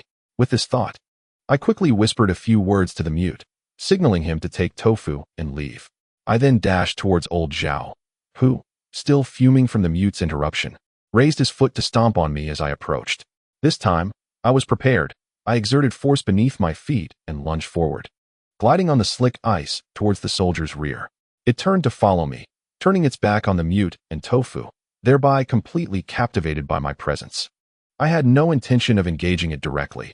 My sole focus was on how long I could delay it, allowing the mute and Doufu to escape. With that in mind, I scrambled to my feet, disregarding everything else, and sprinted forward. Almost immediately, I heard the thunderous footsteps of the celestial soldier behind me. I had no time to gauge its speed. I could only hear its rapidly approaching footsteps and feel the quaking ice beneath me, a clear indication that its speed far surpassed mine. My plan seemed on the verge of collapse. While Doufu and the mute might evade capture, my survival was uncertain. Suddenly, out of the corner of my eye, I caught sight of a deep fissure in the ice wall to my right, wide enough for a person to slip through. In a flash of inspiration, I darted into the crevice. Almost instantaneously, the soldier's massive foot landed where I had just stood. My heart raced, and my legs felt weak. That was close. I dared not linger and immediately burrowed deeper into the fissure. The crack extended roughly 4 to 5 meters deep, and upon reaching its end, I found myself cornered. The celestial soldier, with its colossal frame, could not fit inside. Its large head became lodged at the entrance, its enormous eyes fixated on me, while one of its hands reached into the crevice, attempting to grasp me. Its hand was remarkably long, with bulging, crimson muscles stretching at least 2 meters, a sight both terrifying and awe-inspiring. Fortunately, I was nearly 5 meters deep within the fissure, rendering its grasp ineffective. Hidden within, I finally exhaled, my taut muscles beginning to relax. However, in the next moment, the celestial soldier transformed from the old man, Zhao, seemed to lack resolve. Upon failing to capture me, he promptly abandoned the pursuit, retracting his hand with the intention of resuming the chase for Doufu and his companions. Estimating their speed, I presumed they had already returned to the icy path from whence they came. Thus, I did not impede their escape. As the figure of the celestial soldier vanished, I swiftly emerged from the crevice in the ice. At this juncture, I found myself utterly alone. Turning back was no longer an option, for the old man Zhao was still on that path. The only course left was to advance forward, driven by an innate curiosity to comprehend the situation. I dared not linger and began to jog along the icy gorge, striving to buy time in order to avoid being overtaken by the celestial soldier.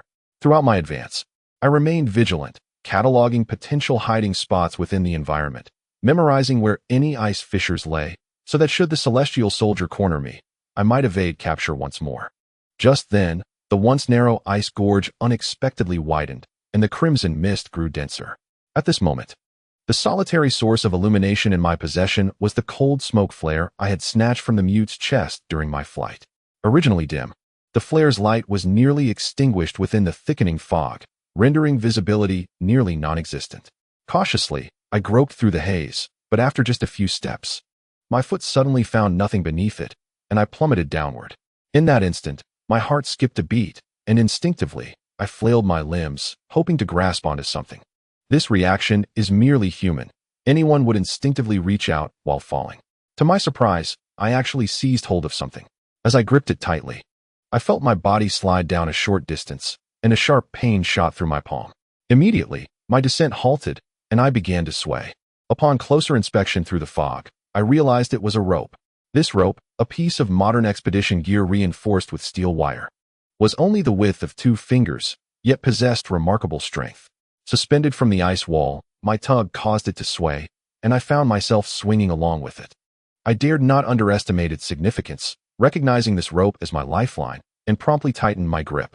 It was likely that this rope had been placed here by the old man Zhao and his companions, and although I had yet to reach the bottom, I could envision that it led to a considerable space below.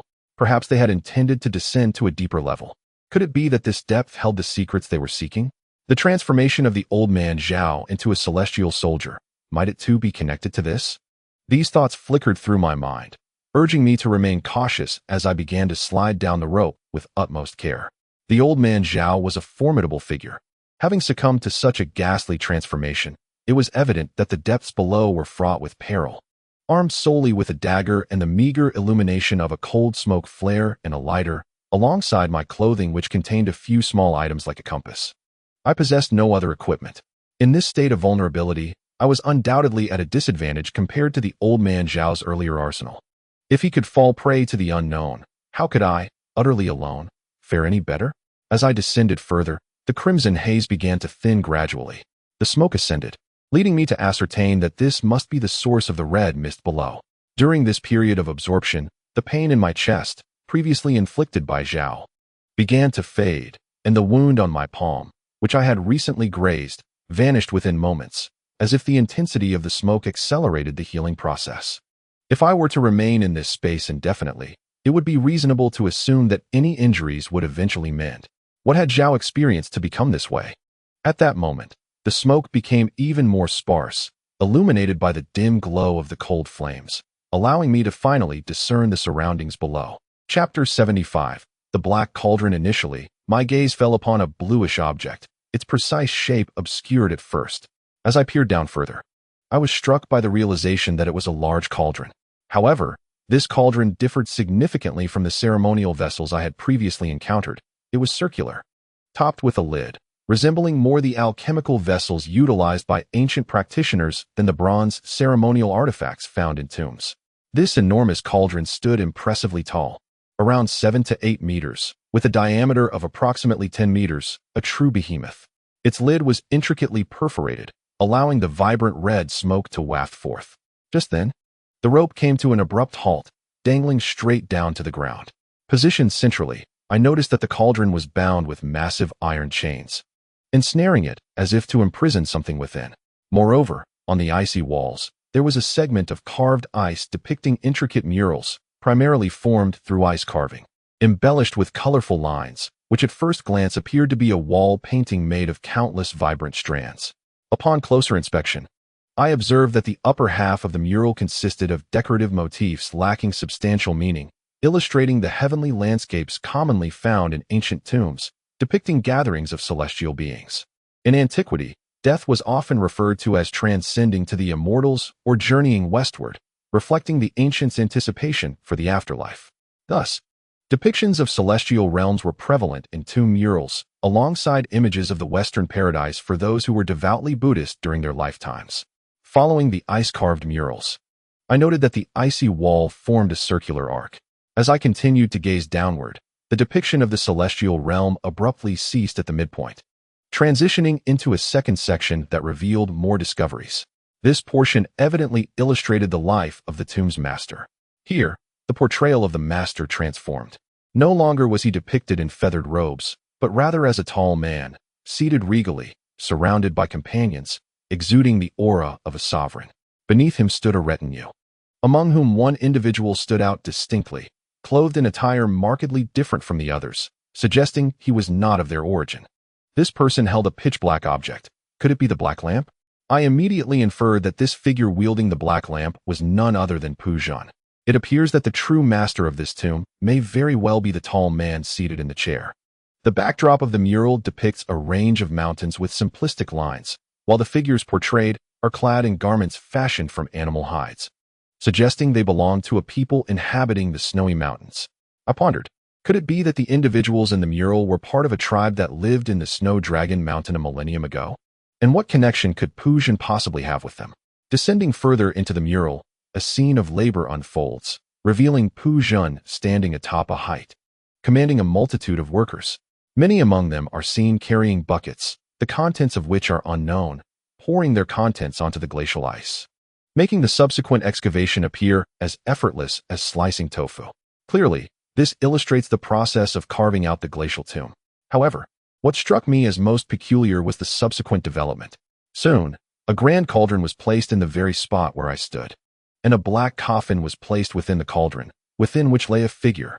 This figure was none other than the tall man who had previously been embraced on either side, appearing to be in his 30s or 40s, bearded and in the prime of life, lying within the coffin. Most astonishingly, he was still alive. I questioned my own senses, blinking vigorously to assure myself, and upon a second glance, the figure in the coffin remained with eyes wide open and a smile on his face, even engaging in conversation with a person nearby who seemed to be seeking his counsel.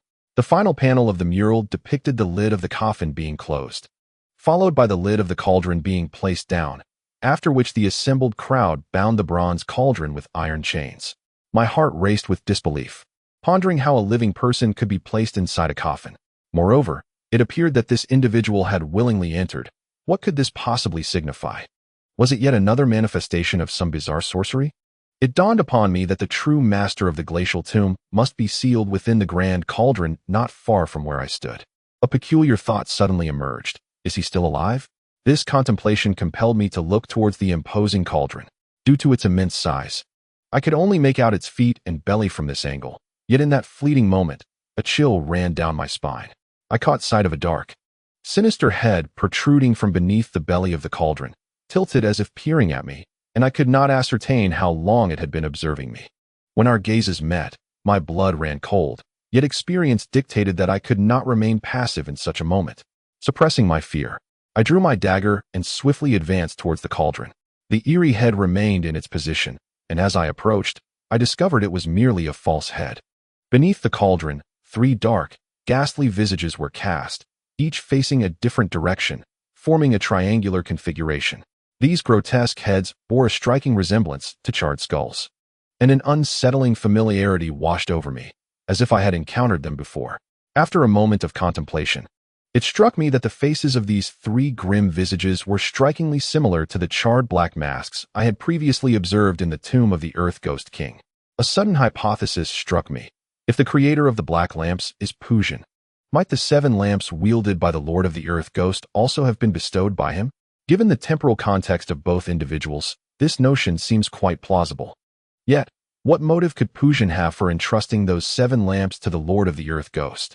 What do these dark, charred masks signify?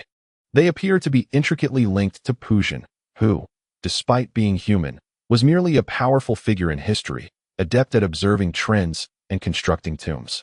Regardless of his prowess, he remained an ordinary man. How could such an individual fabricate the black lamps?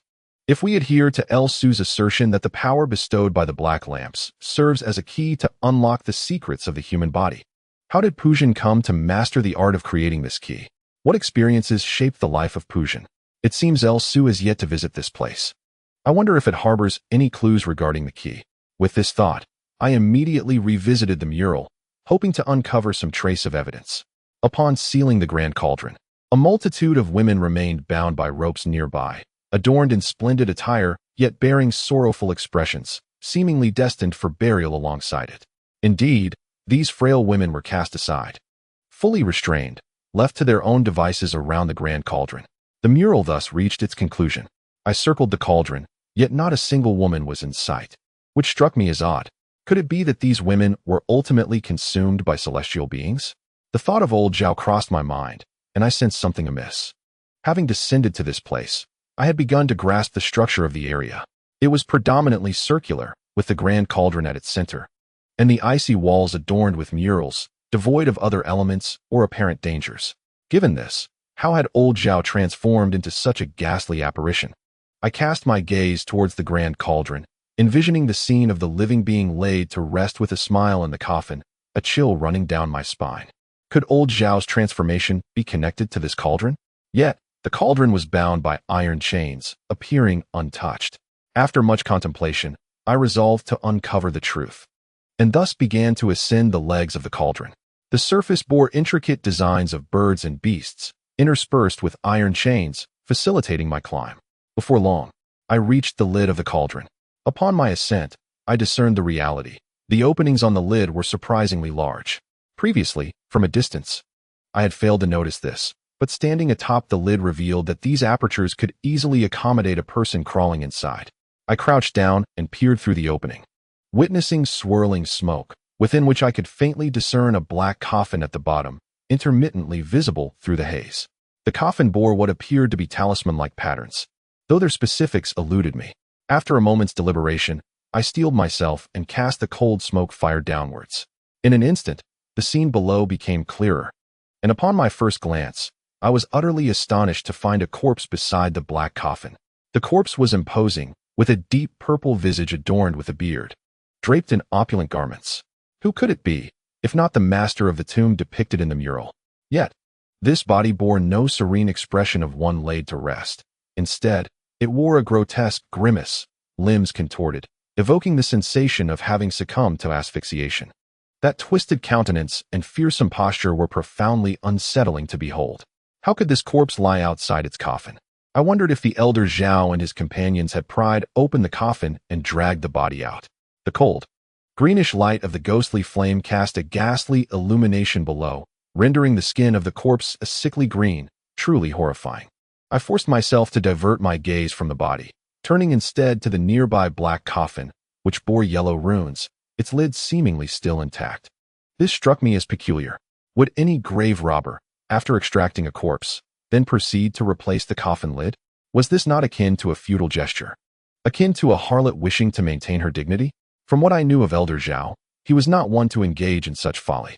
The black coffin, thus, appeared all the more enigmatic, exuding an unusual allure that beckoned one to delve deeper. However, my reason played a crucial role at that moment, preventing me from impulsively leaping down. Chapter 76. The captive suppressing the urge to descend, I deliberated extensively and resolved it was wise to refrain from rash actions. The ethereal light of the ghostly flame differed from that of ordinary illumination. It intensified over time, reaching a peak before rapidly diminishing to extinction. I silently lamented my insufficient equipment. Had I been better prepared, I could have employed other means to probe the depths. At that moment, the glow of the ghostly flame gradually intensified, and as the light grew stronger, I suddenly caught sight of a pile of objects not far from the black coffin. Upon closer inspection, my heart soared with joy as I recognized it to be a heap of clothing, the seams of which were mostly torn, and the style unmistakably belonged to Zhao's team. Clarity dawned upon me. This attire undoubtedly belonged to Elder Zhao, and his transformation into a celestial soldier must have stemmed from some calamity encountered after descending into the cauldron.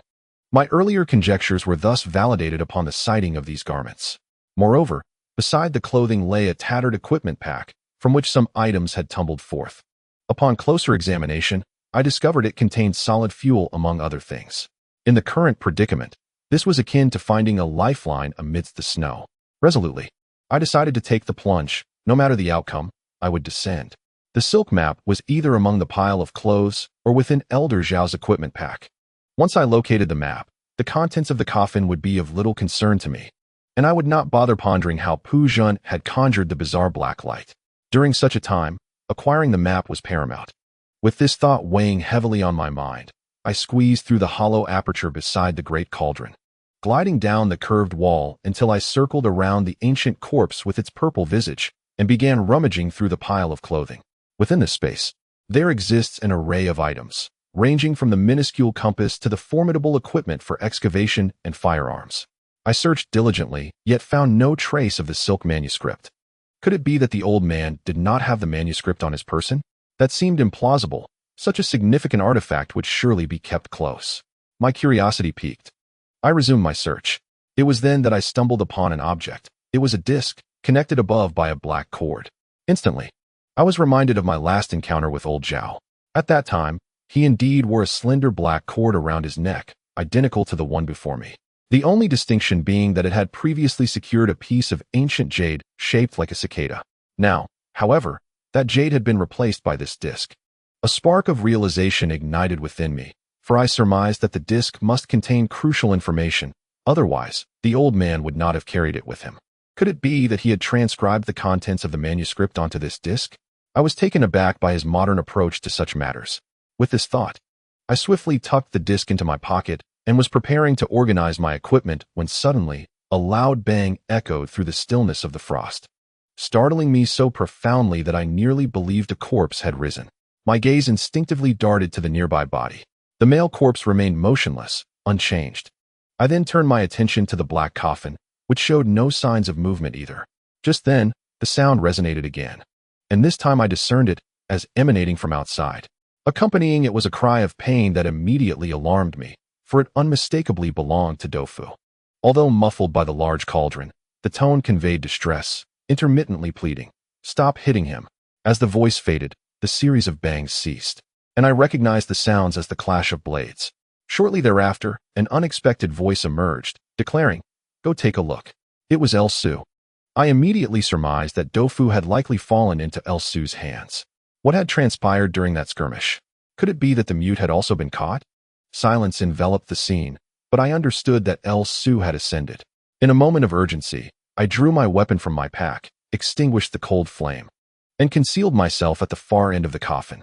This side of the coffin was elevated, allowing me to crouch beneath it, hidden from El Su's view. Indeed, it was not long before a beam of flashlight illuminated the area. As I concealed myself in the shadow of the coffin's head, I focused intently on the male corpse nearby, my grip tightening around the gun in my hand.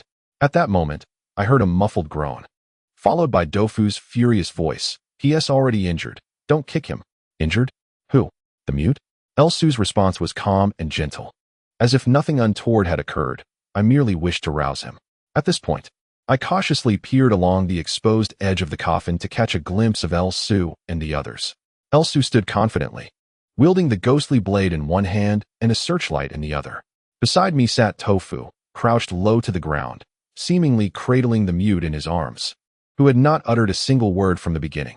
I was taken aback by their unexpected descent, and even more so by the realization that the mute seemed to have fallen victim to some scheme. At that moment, Tofu and the mute appeared to be prisoners of Lu Su. Tofu seemed relatively unharmed, possibly because he posed no significant threat. Thus Lu Su refrained from inflicting harm upon him. As for the mute, I could only speculate. Upon finishing his remarks, Lu Su, with a mocking smile, posed a question. "Do you believe I have betrayed you?" He continued, "I have always regarded you and Chun as friends, but I never claimed he was my ally." He lifted the mute's chin with a knife, and I could not help but scrutinize the mute's pallid face, eyes closed, drenched in cold sweat, leaving me uncertain of his condition. Then Lu Su questioned, "Have I ever harmed you?" "No, right?" Tofu was momentarily at a loss for words. He pushed the blade away from the mute's neck and shielded him with his body, wearing an expression of disgust. "Lu, you truly make me sick." Lu Su smiled slightly and retorted, "And then? You cannot contend with the heavenly soldier transformed from old Zhao, so you led us three into this predicament. Old Chun, in an attempt to save us, now lies in uncertain peril. Wu Shui, at my request, risked his life to return and rescue old Chun, sustaining grievous injuries while dealing with old Zhao. Yet you now appear to exploit the situation, kicking us while we are down, all the while spouting lofty principles. I misjudged you. Old Chun was right. You are nothing but a scoundrel. As I heard this, my eyes reddened, and an overwhelming fury ignited within me. I had not anticipated that this entire affair was a scheme devised by Lu Su. He must have visited that ice valley long ago but was hindered by old Zhao's interference, thus orchestrating a design to draw us and the mute into the icy depths. Tofu and the mute could have fled, but the mute, perhaps unable to resist Tofu's pleas, returned with a steely determination, employing some self-sacrificial tactic to eliminate old Zhao. Only at this juncture did Lu Su reveal himself, directly seizing Tofu and the mute. It appeared that the mute had sustained significant injuries. Oddly, one would assume that the mute's wounds could be healed by smoke. Had it ceased to be effective now? After Tofu spoke, Lu Su narrowed his eyes, his voice remaining calm and gentle as he slowly replied, "Yes, I acknowledge your statements." And then what? Tofu was momentarily silenced, his mouth agape, unable to utter a word. Lu Su smiled slightly again, stating, "Let me articulate it for you. Even if that is the case, so what? What can you do?" He then shifted his gaze back downward, and I instinctively recoiled, wary of being discovered. Suddenly, a dull thud resonated, followed by Lu Su instructing the mute, "Stop pretending to be dead. Go down and take a look." Lu Su was a cautious individual, meticulous in his actions, and it seemed he intended for the mute to tread upon a minefield. Tofu, incensed, exclaimed, "Do not kick him. Can't you see he is immobile? I'll go down." After a moment of silence, Lu Su suddenly inquired, "How do you perceive my treatment of you?" This remark was intended for Tofu, who remained silent. Subsequently, Su stated, "Do you know what fate awaits those who obstruct my path?" He continued, "I would wield this knife and sever their throat." Tofu's voice was somewhat stiff and tinged with fear. "Then why don't you strike me? Go ahead, I fear not. 18 years hence, I shall still be a formidable man." Su laughed heartily, but his voice suddenly turned cold. I was accustomed to his gentle tone, and in that moment, the chill in his voice seemed to belong to another person entirely. He replied, "People like you are far too rare, unless absolutely necessary. I have no desire to take your life. Believe it or not, there are times when I have regarded you as a brother. Thus, you should sense my considerable patience towards you. However, if you dare to test my patience now, congratulations, you have succeeded. Now leave." At that moment, the mute suddenly spoke. "I'll go." His voice betrayed a weakness that could only be feigned. Given his pride, the blow of being at Su's mercy must have been substantial. No. Wu Shui, don't be stubborn. You can hardly walk. How can you leave? Let me go?" The mute coldly replied, "Be quiet." Tofu retorted, "I want to be silent. Your strength is still less than mine, so you cannot intimidate me." Su's voice grew irritable, and he kicked someone in frustration, coldly stating, "Do not perform this brotherly affection act with me. If you speak further, I will send both of you down." At that moment, I heard Tofu say, "I will go with you, not alongside that bastard." After a brief pause, the mute slowly uttered a word, "Good." Hearing this, I felt a surge of joy, secretly commending Tofu for his bravery. Although Su was formidable, I knew he lacked firearms, and as long as there were no hostages nearby, the gun I held could swiftly bring him down. Chapter 77. The fragrance of swallowing. Moments later, I heard footsteps and saw two figures approaching. It appeared to be Tofu and the mute making their way over. At that moment, Su was alone above, and a dark thought crossed my mind. I resolved that today, the past grievances would be settled once and for all. Thus, I swiftly chambered around, the gun emitting a distinct click that startled all three. By this time, Su's reaction was too late. I had already pinpointed his location, and with the gun now ready, it was almost unnecessary to aim as the muzzle was directly aligned with Su's head. The sudden turn of events clearly took the three by surprise. Tofu, supporting the mute, wore a bewildered expression, unable to utter a word. As for Su, his face was a sight to behold, the veneer of gentleness and warmth shattered, leaving only a grotesque visage. He reacted swiftly, attempting to evade, but no human could outpace a bullet. I pulled the trigger sharply, and a click resonated through the air. Astonished, I glanced at the gun in my hand, and upon ejecting the magazine, a wave of frustration surged within me. I realized it was empty. In my prior haste to search for the silk scroll, I had neglected to examine the firearm closely. When Su had unexpectedly appeared, I had only time to grab the gun and take refuge here, never anticipating it would prove to be an unloaded weapon. The crowd was composed of seasoned individuals, and upon hearing the sounds, they instinctively understood the situation. Lu Su let out a hearty laugh, gracefully sliding down the wall of the cauldron, a smile adorning his face. His demeanor serene. He slowly remarked, "Brother Chun, I did not expect you to still be alive." I retorted coldly, "A true brother shares life and death. If you have not perished, how could I bear to die first?" Lu Su smiled faintly, glancing at the pile of clothing and equipment on the ground. He said, "It seems you have procured the items. Hand them over." With a subtle twist of my wrist, I discreetly gripped a flying dagger in my hand. Though my proficiency in the art of the flying dagger was not yet perfected, I could not ascertain whether I could injure Lu Su. However, given the current circumstances, I had no time to ponder such uncertainties. Clearly, Lu Su was aware of my capabilities as he twirled the ghost cry blade in his hand, smilingly suggesting, "If you believe that resistance is fruitful, feel free to try." His gaze hinted at my hand, and with a sigh, I realized this tactic was futile. Had Lu Su been unaware of my intentions, I might have had a chance, but now that he was on guard, I found myself without hope. Dofu hastily supported the mute as he approached my side, granting me the opportunity to observe the two of them. Previously, when the mute was above, he had been shielded by Dofu, so I had only seen his face. Now, seeing him in his entirety filled me with a profound sense of anguish. I could not discern whether this discomfort stemmed from his perilous attempt to rescue me or from subconsciously equating him with Chinci. Regardless, my heart felt heavy. The mute was nearly drenched in blood, resembling a specter of crimson. His body bore numerous wounds, evidently inflicted by some sharp object. Perhaps due to the nature of the injuries wrought by celestial soldiers, these wounds showed no signs of healing even amidst the smoke. That he remained conscious despite such grievous injuries was nothing short of miraculous. Dofu was also stained with blood, though it likely was not his own, but rather that which had splattered from the mute. During my absence, the bond between the two had evidently strengthened, as Dofu had continuously shielded the mute, akin to a protective guardian. I sighed inwardly, reflecting on the myriad of individuals who repay kindness with malice. Unfilial children and biased parents, envious siblings and treacherous friends, all of which render the human experience disheartening. Though Dofu may be simple-minded, his thoughts were remarkably profound. For every ounce of kindness shown to him, he would repay threefold. I recalled the time I merely aided him in driving away a few petty extortionists, and subsequently, he had extended much assistance to me. If only everyone could embody such principles, the world would surely be a more tranquil place. Observing Lu Su's assured demeanor stirred a complex mix of emotions within me, anger intertwined with helplessness. The events of recent days flashed through my mind like a revolving lantern. Lu Su's selfless rescue in the Princess Gija's tomb, the stratagem of the Research Institute. Over the past year, a bond had been forged. Yet it was all a facade. I had prepared myself for this. Yet the deepest blow fell upon Dofu.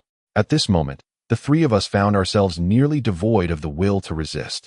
Witnessing Lu Su's pressure rendering us speechless, Dofu, in a fit of impulsiveness, declared, "Today, I shall fight you, Lord Do." With that, he lunged towards Lu Su. I was taken aback, thinking, with your skills, are you not merely walking into your own demise? Su, with a swift motion, struck out with a knife, leaving me breathless and stunned, rushing forward instinctively. At that moment, however, Su unexpectedly pivoted, delivering a kick that sent Dofu sprawling. He retreated a couple of steps, his expression darkening, and spoke in a low tone, "As friends, I am inclined to grant you both a chance to escape. This is your final opportunity. Hand over what you possess, and we shall part ways peacefully. Otherwise, you three shall remain here today." Dofu, having been knocked to the ground, coughed a few times and retorted, "Pa, I no longer believe your deceitful words. Aren't you in search of some key? Go ahead and find it. What does the map have to do with you?" Dofu's words struck at the heart of the matter. The map of the brocade book was the blueprint of the great Ear King's tomb. With it, we could enter the tomb and seek a way to break the curse. However, Su had been searching for a method to create the Black Lantern, a matter that seemed unrelated to our map. After Dofu's challenge, Su offered a faint smile and replied calmly, "I have my own reasons. Do you think you are in a position to negotiate terms with me?" A heavy silence enveloped the surroundings. At that moment, the mute appeared to falter, swaying unsteadily before collapsing. Instinctively, I reached out to catch him, cradling him in my arms. As I touched him, I was struck by his icy skin. His body temperature had plummeted dangerously low. It suddenly occurred to me that the equipment pack left by old Zhao contained medical supplies. I quickly signaled Dofu to retrieve it. However, before Dofu could act, Elsu leisurely placed his foot on the pack. Dofu's eyes widened in fury and sorrow as he exclaimed, "Do not push your luck." Elsu fixed his gaze on Dofu, a slight smile gracing his lips, and taunted, "If you have the courage, come and take it." The threat was unmistakable. Even Tin Dufus would not stand a chance against Elsu. Dofu, both angry and desperate, was on the verge of tears. I produced the disc and hurled it at Elsu, shouting, "Here, take it and leave." At this critical juncture, the odds were stacked against us. The three of us were no match for Elsu, and the mute's life hung by a thread. He had sustained such grave injuries to save me, and I could not betray his sacrifice.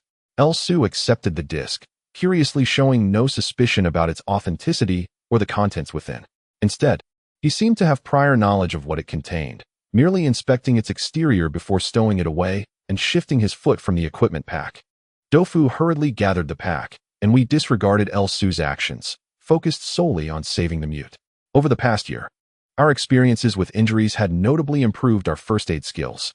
Dofu and I stripped the mute's clothing, applied medicine, bandaged wounds, and administered injections, utilizing everything at our disposal. Given the limited conditions, whether he would survive now rested solely on the mute himself. While Dofu and I worked to revive him, Elsu approached the male corpse, furrowing his brow in contemplation, seemingly pondering a significant question. After a brief moment, he approached the black coffin once more, seemingly preparing to open it. I interjected, saying, "You may open the coffin, but let us depart this place first." Lu Su turned his head, raising an eyebrow with a smile that was both teasing and enigmatic. "Do you not wish to discover what lies within?" he inquired. Dofu retorted, "Do you still recall the visage of old Zhao? Surely, you do not wish to end up like that?" "We certainly do not." Following this, Dofu addressed me, saying, "Let us leave. There is little purpose in remaining here." I nodded, deciding against further entanglement with Lu Su, and prepared to carry the mute away. However, at that moment, the mute suddenly opened his eyes and signaled to me. A jolt of surprise coursed through me, and I thought, could he be feigning unconsciousness? The mute's gesture was unmistakably a plea for us to stay, leading me to ponder whether he was reluctant to let Lu Su seize the items so easily, perhaps harboring another plan. With this thought, I halted my movements and stepped closer to the black coffin. Lu Su smiled slightly and asked, "What? Are you not leaving?" I replied coolly, "It is not often we find ourselves here. I must at least see what has orchestrated our misfortune." Lu Su said nothing further, suddenly retrieving an incense box from his gear. I was taken aback, wondering if he intended to conduct some sort of incense offering. I even harbored doubts as to whether the black coffin was empty. Without further explanation, Lu Su calmly lit the incense and placed it within the coffin's seam. To my astonishment, mere seconds after insertion, the incense swiftly vanished into the coffin. Dofu gasped, stammering, "The incense, it's gone. What lies within?" Chapter 78. The one in the coffin. Lu Su was evidently taken aback by this unexpected phenomenon, his expression shifting as he unsheathed his ghost cry blade.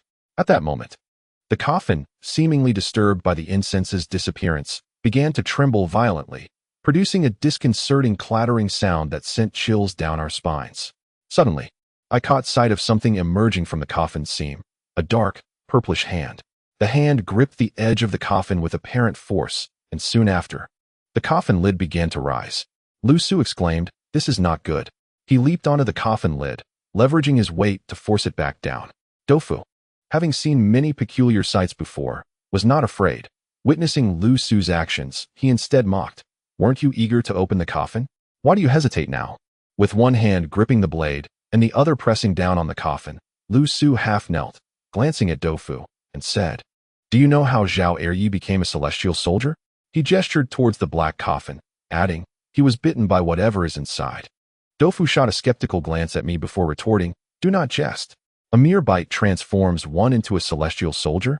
Then what rests within, an ancestor of celestial soldiers?" Just as Lu Su pressed down on the coffin lid, it suddenly jolted upward, and in an instant, the coffin stood upright. There is an old saying among tomb raiders: a person stands with righteous energy, a coffin stands with corpse energy. An upright coffin has always been deemed an ominous omen. As the coffin was set upright, Elsu suddenly rolled through the air and leaped down from it. At that moment, the coffin lid crashed to the ground with a resounding thud. Instantly, a cloud of black smoke billowed forth from within the coffin, accompanied by a pungent odor that assaulted the senses, inducing a wave of nausea.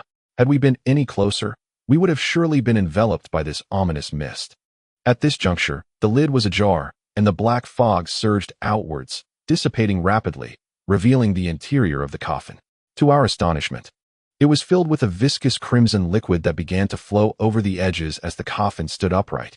Within this liquid lay an ancient corpse, now partially unveiled by the escaping red fluid. Upon seeing the true form of this ancient remains, an overwhelming thought struck me. Could this truly be a corpse? I had encountered many deceased bodies, yet none appeared as vividly lifelike as this one. The body within the coffin was resplendent, its skin luminous as jade, with striking brows and clad in feathered garments. Its hair was a deep black, adorned with a celestial crown, and there were no signs of decay or swelling at first glance. It resembled a deity from a painting, leaving onlookers utterly speechless. As the liquid fully drained away, peculiar artifacts began to emerge around the corpse, resembling funerary offerings. Upon closer inspection, I quickly realized that these were black lanterns densely clustered around the body. Most astonishingly, at the moment they came into view, the iron wicks of these lanterns ignited. Dofa gasped in disbelief, exclaiming, "This is impossible. I have one of those black lanterns myself, though it resembles a lamp. The wick is iron and cannot possibly catch fire." Yet, the lanterns surrounding the ancient remains gradually illuminated. In that instant, the ancient corpse abruptly opened its eyes. Those eyes glowed a sinister red, devoid of pupils. Suddenly, the black coffin erupted violently, producing a deafening explosion, accompanied by eerie howls that filled the air. I had witnessed countless instances of corpses rising, but none displayed such formidable ferocity, exuding an aura as if it could slay deities. With the explosion of the coffin, countless fragments scattered, and I swiftly shielded my eyes, retreating until I reached the mute companion, who was gasping for breath and urgently warned me, "We cannot contend with it. We must flee." I thought to myself, the situation was obvious without needing his admonition. I promptly hoisted the mute onto my back and urged Dofu, "Let us retreat." At that moment, the risen corpse did not charge towards me. Instead, it spiraled through the air like a flying corpse and suddenly lunged at Dofu, who was in the corner by the great cauldron. "What the hell?" I exclaimed in shock, and without a second thought, hurled my flying knives at it. Regardless of their effectiveness, strangely, this corpse did not possess the typical resilience of most. All four of my knives struck true, yet regrettably, they seemed to have little effect. At this moment, Lu Su's expression changed dramatically. He witnessed the dumpling lunging towards the tofu, and with a swift flourish of his ghost cry blade, it sliced through the air like a silver lightning bolt, aimed directly at the dumpling. The dumpling, seemingly wary of this deadly strike, deftly evaded it in midair, followed by another fierce lunge, seizing the tofu and shooting upwards. This emergence from the coffin was nothing short of astonishing. It did not merely slip through a hollow gap as one might expect, but rather crashed directly into the cauldron lid. Logically, the lid, weighing 1,000 pounds and bound by iron chains, should have been impervious even to explosives. Yet, astonishingly, this entity possessed an overwhelming strength, and with that collision, not only did the lid tremble, but the entire cauldron quaked, causing the lid above us to fly off in an instant. With chains clattering and descending from the cauldron's edge, the creature, clutching the tofu, ascended like a flying corpse, vanishing into the crimson haze without a trace. As the chain snapped and the lid was dislodged, the cauldron could no longer withstand such force and toppled over. We three were caught in the chaos, naturally spinning in disarray, while the contents within the cauldron were tossed about. I too was sent tumbling, feeling dizzy and disoriented, only to sense another weight pressing down upon me, nearly causing me to retch with pain. As I fell, the dizziness was undeniable. When my consciousness returned and I opened my eyes, I was greeted by a violet visage looming over me, its eyes brimming with agony and malice, sending shivers down my spine. I hurriedly pushed the corpse aside. Once everything settled, the area was strewn with fragments of coffins, and the equipment left by old Zhao lay in disarray. The once crimson liquid now dried and congealed into something akin to hardened paint. "Tofu!" I exclaimed in shock. Yet there was no reply. The mute cleared his throat, his voice unsteady as he remarked, "It's too late. It has been taken." My mind buzzed with a singular thought. The tofu had been abducted by that grotesque corpse. The smile had long vanished from Lu Su's face as he solemnly picked up his ghost cry blade, staring at the blade, lost in thought. I was disinclined to remain entangled with these individuals any longer and promptly gathered some usable equipment, supporting the mute as we exited the bronze cauldron, with Lu Su trailing silently behind us. Upon stepping outside, I suddenly realized that the red mist had inexplicably thinned considerably. Old Zhao's gear bag contained a spotlight, which I activated, casting its beam upwards. With the mist dissipated, the situation above became clear, revealing no trace of the tofu or the corpse. I recalled Lu Su's earlier statement that old Zhao had transformed into a celestial soldier after being bitten by that very corpse. A surge of anger and urgency coursed through me, and in a moment of desperation, I seized Lu Su by the collar, demanding, "What on earth is that thing? What do you know? My brother has been taken." The mere thought of tofu possibly becoming a celestial soldier chilled my blood, and my mind raced, leaving no room for rationality. Lu Su remained silent, offering no resistance, and replied, "What good is it to discuss this now? We must find someone. It will be dire if we delay."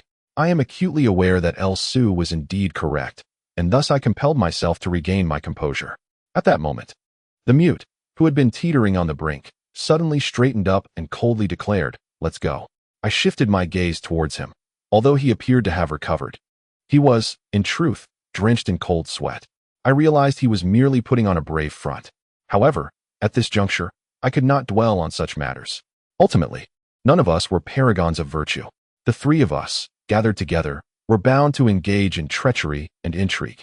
Yet, the tofu was a different matter entirely. For both El Su and the mute, it did not belong to the wretched category. In this moment, we set aside all past grievances and immediately began to ascend along the rope, climbing back into the icy gorge. Within the gorge, the fog had dissipated to a thin veil, and I surmised that this mist was likely connected to the contents of the black coffin. The mute fixed his icy gaze ahead and stated, "There is but one path. Pursue." We advanced through the gorge in hot pursuit. Before long, the mute and El Su abruptly halted, exchanging a glance that suggested they had made a discovery. Had they perhaps found traces of that grotesque flying corpse? Yet, there was no sign or clue in sight. A sense of perplexity washed over me, prompting me to inquire, "Why have we stopped?" The mute pointed to the empty ground ahead, his gaze cold as he remarked, "The body is gone." I instantly grasped his implication. He must have been referring to old Zhao's corpse. El Su's demeanor also turned grave as he said, "It was precisely at this location that we dispatched it." Such a large body, clearly lifeless, how could it have vanished so suddenly? As if struck by a realization, his expression shifted dramatically, the corners of his mouth twitching slightly, and he turned his gaze upwards. This was an ice gorge, likely formed by the movement of glaciers tearing through the ice. Thus, when we looked up, we could only see the imposing ice walls on either side. The spotlight had a reach of over 30 meters, yet even now, the light was unable to pierce the darkness. However, upon examining the ice walls, we discovered numerous holes, grouped in fives, ascending higher and higher. Not far above, on an ice stalagmite, hung a corpse. This body swayed in the chilling winds of the gorge, its skin a deep crimson. Who else could it be but old Zhao? Chapter 79. The corpse immortal. Upon beholding his body, I was taken aback, pondering, could it be that old Zhao had not truly perished, but rather climbed up the ice wall? Yet, upon closer inspection, I discerned something amiss. Old Zhao's corpse had shrunk to less than half its original size. Although the skeletal structure remained intact, all the muscles seemed to have been drained away, leaving behind only sagging, desiccated skin. In an instant, I recalled that celestial soldier I had deflated in the water-dripping ice cave. It bore a striking resemblance, reduced to mere skin. However, if it had indeed been reduced to just skin, how could it have climbed up there? There was only one plausible explanation. Something had hoisted it up. I shared this notion with the two, but El Su shook his head, saying, "No, you are mistaken. When the mute killed it, it did not appear like this." Upon inquiring further, I discerned that the celestial soldiers transformed by the old Zhao were fundamentally distinct from those forged through alchemical means. They bore no essence of vapor, thus retaining their original form even in death. I pondered the peculiarity of the situation. How could anything render them in such a state? At that moment, El Su spoke up, asserting that it was indeed the entity responsible, having consumed the very essence of the corpse. The mute and I turned our gazes towards El Su, who offered a wry smile and remarked that the tale was lengthy, but he was certain that the creature which had abducted Brother Do had ascended, gesturing upwards. The mute, Upon hearing this, pressed his lips together and coldly stated that the chilling wind must originate from above, suggesting the presence of an exit. The three of us exchanged glances, refraining from further discourse, and promptly commenced our ascent up the icy wall. Fortunately, the ice wall was adorned with numerous protruding icicles, and with the aid of Zhao's equipment, which included the akin claw, we were able to establish a rope with relative ease. We ascended, and as we reached Zhao's position, I was suddenly struck by the sight of an object suspended among the icicles, an unmistakable shoe belonging to Dofu. At that moment, I could scarcely entertain the thought that this entity had indeed captured Dofu and, in the process, had also claimed Zhao's lifeless form. Su's earlier mention of the term consume echoed in my mind, sending a chill down my spine. What had become of Dofu? We dared not linger, continuing our climb up the ice wall. As we ascended, the distance between the two walls narrowed, forming an inclined shape akin to an isosceles triangle. Upon reaching the summit, the walls nearly converged, leaving a solitary exit scarcely half a meter wide, shrouded in darkness and emanating a strong, chilling gust. Glancing downwards, I felt as if I were suspended in midair. Even as one untroubled by heights, I experienced dizziness and weakness in my legs. The mute remained silent, straining against the circumstances. Despite my previous grievances towards him, his willingness to aid me despite severe injuries, and his consideration for Dofu under Su's coercion had rendered any lingering discontent moot. I kept a vigilant watch over him, prepared to assist should he falter. Yet, the mute proved to be a formidable character. Even as cold sweat trickled down and the bandages soaked in crimson, he displayed no sign of distress. Upon spotting the wind exit, he wasted no time and boldly ascended within. I had intended to be the first to enter, but the mute's swift ascent left me anxious as only his feet remained visible for a brief moment. Fortunately, there was no peril. Moments later, his feet disappeared inside, followed by his intermittent voice carried by the wind, assuring us of safety. I promptly followed suit, with Su trailing closely behind. Upon entering, I quickly realized that this was likely a man-made ice tunnel, though exceedingly narrow, necessitating a prone position to traverse. I mused that this concealed passageway, situated above the ice wall crevice, appeared to be an enigmatic construction, seemingly unrelated to the projects within the Xianbing tomb. What purpose did this clandestine ice tunnel serve? Strangely, how did the ancient corpse within the coffin come to know? My mind involuntarily recalled the visage of the ancient corpse, adorned in feathered garments and crowned with a celestial tiara, its countenance strikingly beautiful and ageless, evoking a sense of a celestial being descending to the mortal realm, certainly not akin to a zongzi. What manner of entity lies within that coffin? Its attire bears resemblance to that of Pu Zhan in the murals, yet Pu Zhan had long reached old age, with hair and beard turned white, and deep wrinkles etched upon his face. After a millennium, how could he possibly appear thus? Moreover, how could Pu Zhan be lying within that coffin? The zongzi that has emerged now seems to embody the terrifying prowess inscribed upon the Xianbing stele, possessing unparalleled strength and the ability to soar through the heavens and evade the earth, a notion that chills the spine. Having now consumed celestial soldiers and abducted the tofu, what could its intentions possibly be? At this moment, the three of us crawled into the icy passageway, which sloped upward, with dark winds incessantly rushing in. Within, our eyes could barely remain open, and our voices were rendered intermittent by the gusts. As I climbed, I inquired of Su. It appears you possess considerable knowledge. Who is the individual within the coffin? Su countered. Can you not deduce it yourself? Aware that I had indeed guessed correctly, my curiosity deepened. Why would Pu Zhan be inside? His abilities surpass those of a flying corpse. What exactly is he now? In the hierarchy of zongzi, beginning from the most rudimentary, the most formidable is the flying corpse, also known as a corpse spirit.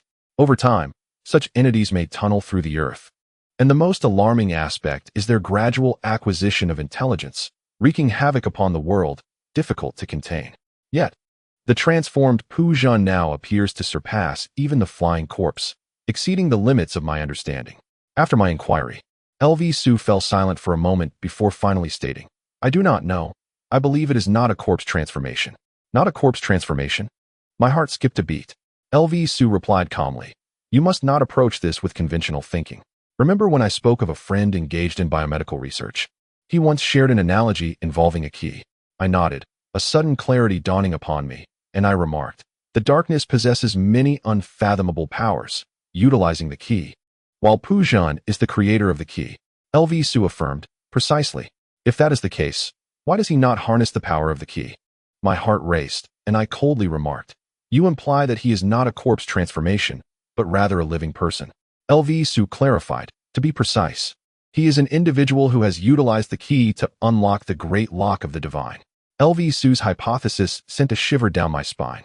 According to this reasoning, the entity that abducted the tofu can no longer be classified as a zongzi, nor can it be simply referred to as human. If a person achieves a state of neither life nor death, neither aging nor decay, capable of soaring through the skies and eluding the earth, can they still be considered human? No. The ancients referred to such beings as immortals. Thus, the one who absconded with the tofu is not a zongzi transformed from a corpse, but rather a corpse immortal?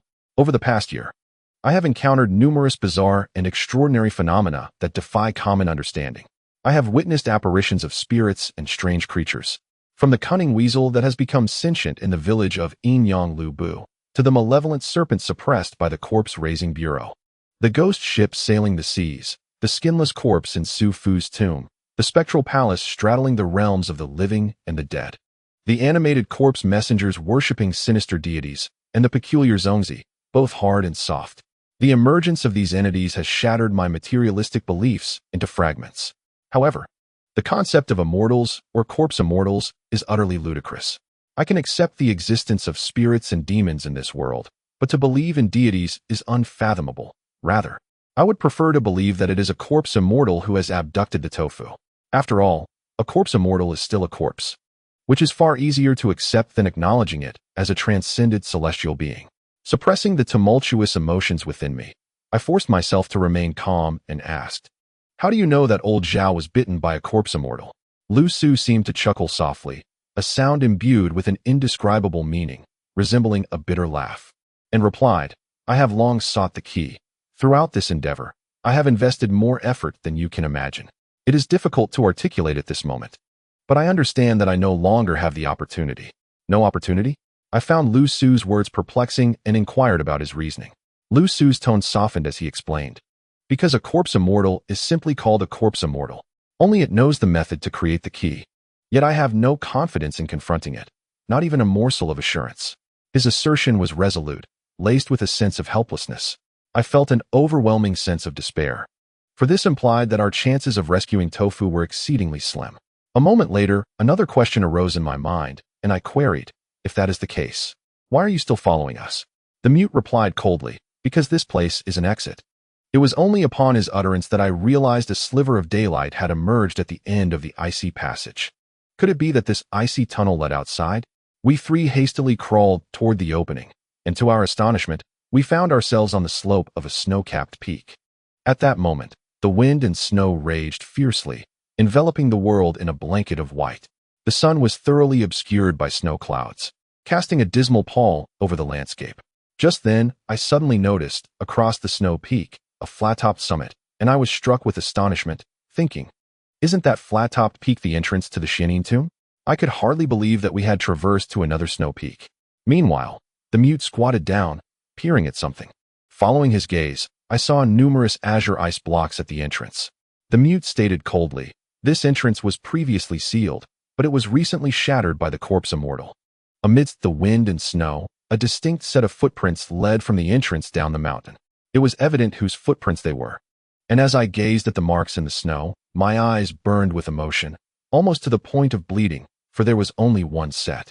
If tofu had been with the corpse immortal, there would undoubtedly be two sets of footprints. The presence of just one set raises an unsettling implication. Chapter 80. The conclusion of effort. At this moment, countless ominous thoughts swirled in my mind, such as whether the tofu had also been consumed, leaving no trace behind. All clues pointed towards a foreboding development. What fate could befall a living person captured by a corpse-absorbing specter? I felt my hands and feet turn cold, as a wave of warmth surged through my blood. Despite my muscles trembling from exhaustion after the earlier climb, I found myself uncontrollably sprinting after the footprints. With a singular thought occupying my mind, I must catch up to it. After just a few steps, I suddenly recalled the mute. Turning around, I saw him standing in the snowstorm, expressionless, cold sweat on his brow crystallizing into a fine frost in the biting wind. The bloodstains on his bandages appeared frozen. He had not uttered a single word of fatigue, yet I could see that his typically indifferent and proud gaze now lacked focus. Elsu did not bother with the mute and continued onward, leaving me no choice but to turn to the mute and say, "I will carry you." The mute's unfocused eyes gradually centered on me, and he finally nodded, collapsing into my arms. I couldn't help but smile wryly as I hoisted him onto my back. Trudging down the mountain through the snowstorm, the burden slowed my pace considerably. Elsu, unfazed, swiftly pursued the footprints, quickly vanishing into the white expanse. At this moment, I could only focus on the two sets of footprints in the snow, one deep and one shallow. Carrying the mute, I struggled through the snow, as if we were the only two souls left in the world. Apart from the howling wind and snow, the only sound was my own labored breathing. My mind raced with thoughts, all converging to a singular point. What if the tofu was dead? The mute slipped into complete unconsciousness, and the footprints grew increasingly faint. In this extreme environment, human endurance was pushed to its limits. Although I possessed decent stamina, I should not have been able to last this long. Yet, in this dire moment, I carried the mute through the storm for a full 2 hours. Eventually, my body ceased to feel fatigue, merely moving forward mechanically. I even contemplated abandoning the mute. I was not inherently kind-hearted. I had committed many morally questionable acts. Not long ago, I had allowed Elsu to kill the messenger who had saved my life twice for the sake of my own survival. My conscience had already dwindled to a mere whisper. However, as this thought crossed my mind, a flood of memories surged forth, the cold gaze in the photograph. My grandfather's final moments, and long ago, the tofu's words to me. "Thank you. You are truly a good person. Let us be good friends from now on." Following this, the hazy image of Gu Wonmin surfaced, all these figures circling in my mind like shadows, until Chun Si's cold, emotionless eyes loomed larger and larger, as if watching me from another realm. And then I realized I could only hold him tighter. Subconsciously, I thought, I have relinquished many things, but there are certain boundaries that must not be crossed. I had no idea how long it had been when I suddenly caught sight of Elsu's figure again. Standing beside him was a man with a bushy beard. As I approached the two men, the bearded one was taken aback, and it was then that I realized I had arrived at the very spot where we had once set up camp, just a few days prior.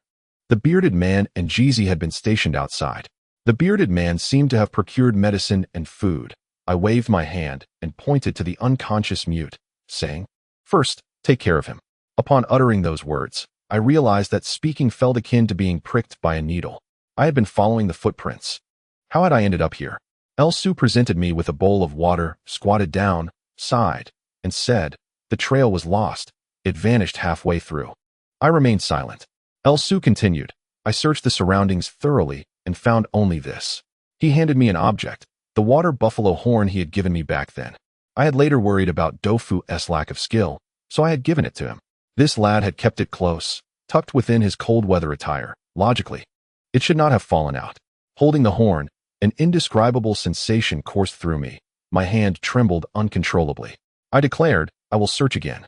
Elsu did not deter me, while the bearded man tended to the mute, feeding him and administering medicine. In the wind and snow, I incessantly called Dofu's name, cursing the ancestors of Pu Jun until I finally collapsed in the snow, still receiving no response. At the moment I felt as if a string in my mind had snapped. What followed was a state of bewilderment. Due to the mute's severe injuries, we could not linger. After I fainted and then regained consciousness, we began our descent from the mountain, a ragtag group of remnants. Once I ensured the mute was settled in, I organized another expedition to the snowy peaks, this time composed of a group I had assembled to search for the missing. For over 10 days, we found nothing, ultimately returning to Shenzhen like lost dogs. The mute was placed in a hospital for treatment, and after parting ways with Elsu in the snow-capped mountains, I had no idea what he was up to. Though he remained in Shenzhen, rumors occasionally reached me, complicating my thoughts. It turned out he was also searching for someone. Elsu, a man with friends aplenty, was quite adept at locating missing persons. Before long, Dofu's name spread throughout the streets, yet still, there was no word of him. During this latest endeavor, my cash reserves dwindled significantly, leaving only this shop to continue its slow operation. At this moment, more than half a month had passed since the journey to the snowy mountains. Yet I felt as though my body had returned while my soul remained ensnared in that vast, tumultuous storm. Everything around me appeared unchanged. The one-eyed dragon did not inquire about my situation, yet he understood that I had ventured into the depths. Upon realizing Dofu had not returned, he too surmised the gravity of the circumstances, sighing throughout the day. However, he recovered more swiftly than I, advising me, "Boss, this is the nature of our trade. It has been over half a month. Mourn and let go." In truth, I felt little sorrow at that moment, merely a sense of dazed confusion.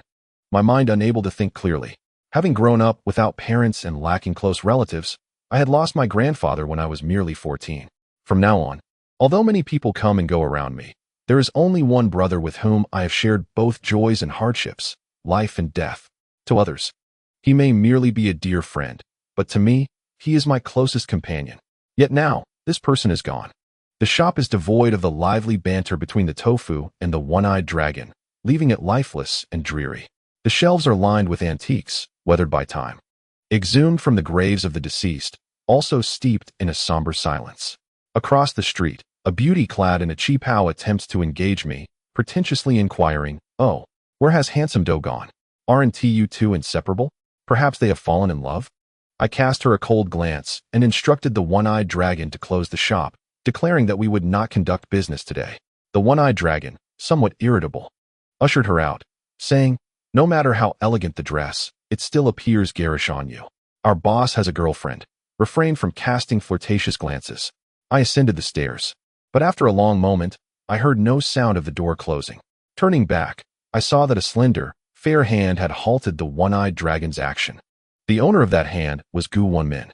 Momentarily at a loss for words, I said, "Please, come in," and promptly had the one-eyed dragon close the shop for the day.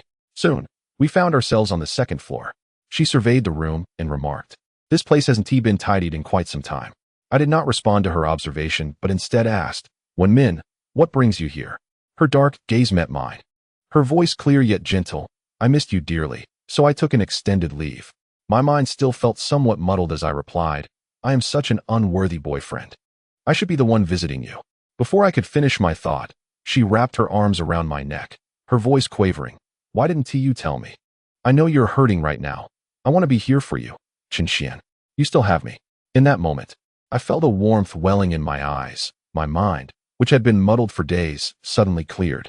I held her tightly in my embrace, inhaling the serene essence she exuded, unable to utter a single word for a long while. I lost track of time, and when I finally released her, it felt as though my soul had been liberated from an icy mountain. Gu-Won-min spoke softly. "It was Mr. Zhuan who informed me about the news of Lu Su's search for you. The rumors surrounding you in the Taoist community are tumultuous. As for Xiaodou, it's best to let that go. I know you wish to forget. Chen, you must regain your strength. I will always be by your side."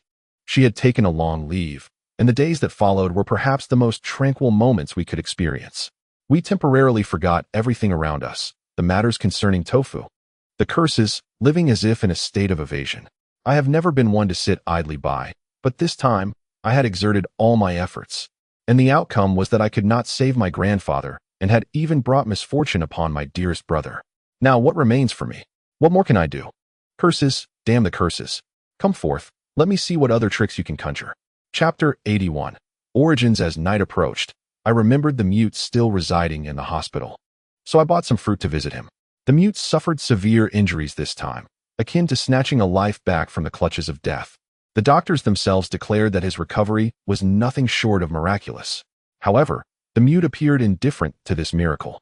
I had visited him several times. Initially, he was in a comatose state, and later, he was frail and required rest, which prevented me from probing further into his condition. On my latest visit, he had regained much of his strength, and the doctors mentioned that he could be discharged after a few more days of observation. He occupied a single patient room, furnished comfortably, which I recalled to be rather expensive, yet the costs were borne by the mute himself and did not concern me. To my surprise, he sat beside a coffee table cluttered with loose sheets of paper and a pencil. What astonished me further was the unexpected presence of a tablet in his hands. He seemed to be communicating with someone through this device. Upon my entrance, he cast a cold glance in my direction, then casually placed the tablet on the table and slightly raised his chin, gesturing for me to approach. Even after returning from the brink of death, He remained as proud as ever. Yet, I sensed a shift in the atmosphere between us. It was no longer as tense as before. Perhaps it was due to the accumulation of time, or my growing accustomed to his demeanor, which now felt less intolerable. I took a moment to observe his complexion. He appeared to have made a commendable recovery. My gaze then fell upon the papers and the tablet on the coffee table. The tablet had been turned off, revealing nothing, but the sheets displayed what appeared to be architectural blueprints. Those involved in tomb raiding and archaeology are adept at drawing. It is a fundamental skill necessary for documenting terrain and analyzing the structure of ancient tombs. Thus, the blueprints on the sheets were meticulously drawn, showing no signs of alteration, resembling printed material at first glance. I remained silent as I picked up the papers, examining them closely. I soon discovered something peculiar. These illustrations were not of a complete building, but rather seemed to depict a specific point of a structure. Adjacent to these diagrams were annotations in a script that I realized was Japanese, likely inscribed by the mute himself. I found it rather ironic and raised the paper in my hand, saying, "Mr. Wu, are you truly Japanese?" I could be certain that Wu Shui had a profound connection with the Qin family. He was undoubtedly a genuine Chinese. Yet, it was disconcerting to see a Chinese individual opting to write primarily in Japanese, especially given the historical animosity between China and Japan. I cannot speak for others, but witnessing a Chinese person favoring Japanese as their first language unsettled me, particularly as he bore a striking resemblance to Qin Ci. The mute clearly caught my sarcasm. Yet he did not respond, lazily reclining on the sofa and coldly remarked, "Speak your mind." I replied, "You should be well aware of my purpose for being here. After such a long time, isn't it time for you to provide me with an answer?" The mute remained silent for a while, to be precise. He kept his eyes closed and uttered not a word. Just as I began to wonder if he had fallen asleep, he slowly opened his mouth and spoke softly. "You wish to know my true identity, do you not?" He then picked up the sheets of paper on the table, his dark gaze fixated on the patterns, and coldly remarked, "I have always been in Japan, yet I know I am not Japanese." His words seemed somewhat disjointed, but it was already a considerable feat to elicit speech from the mute, so I refrained from interrupting and listened in silence. As he continued his narrative, I was drawn into an astonishing tale. According to him, he had been rescued from the sea by a Japanese fleet. At that time, he was clad in a diving suit, and the identification he possessed was under the name Wu Shui. However, perplexingly, upon verifying the identification, he discovered it was a falsified identity. There indeed existed a Wu Shui, but it was not him, and the ID was counterfeit. Of course, this revelation came later. The vessel that had rescued him belonged to a Japanese deep-sea fishing company, which not only engaged in fishing but also took on external projects, such as underwater archaeology. During the period after his rescue, the mute found himself in a state of cerebral trauma, unable to recall anything, even losing his ability to speak. Throughout that time, he lived in Japan, absorbing its language and culture. As time passed, fragments of memories began to resurface in his mind, some images, dark tunnels, and inexplicable snippets of knowledge. These were indications of memory recovery, yet he could never quite grasp his true identity. When he was brought ashore, the salvage bag of his diving suit contained ancient artifacts from the ocean floor. Beneath the sea lay not only natural treasures, but also the countless riches left behind since the dawn of human maritime civilization. The sunken ships and their antiquities had lured innumerable salvagers. Based on these clues, the mute assumed he was a deep-sea salvager. Thus he began to undertake underwater salvage work, hoping to uncover his origins.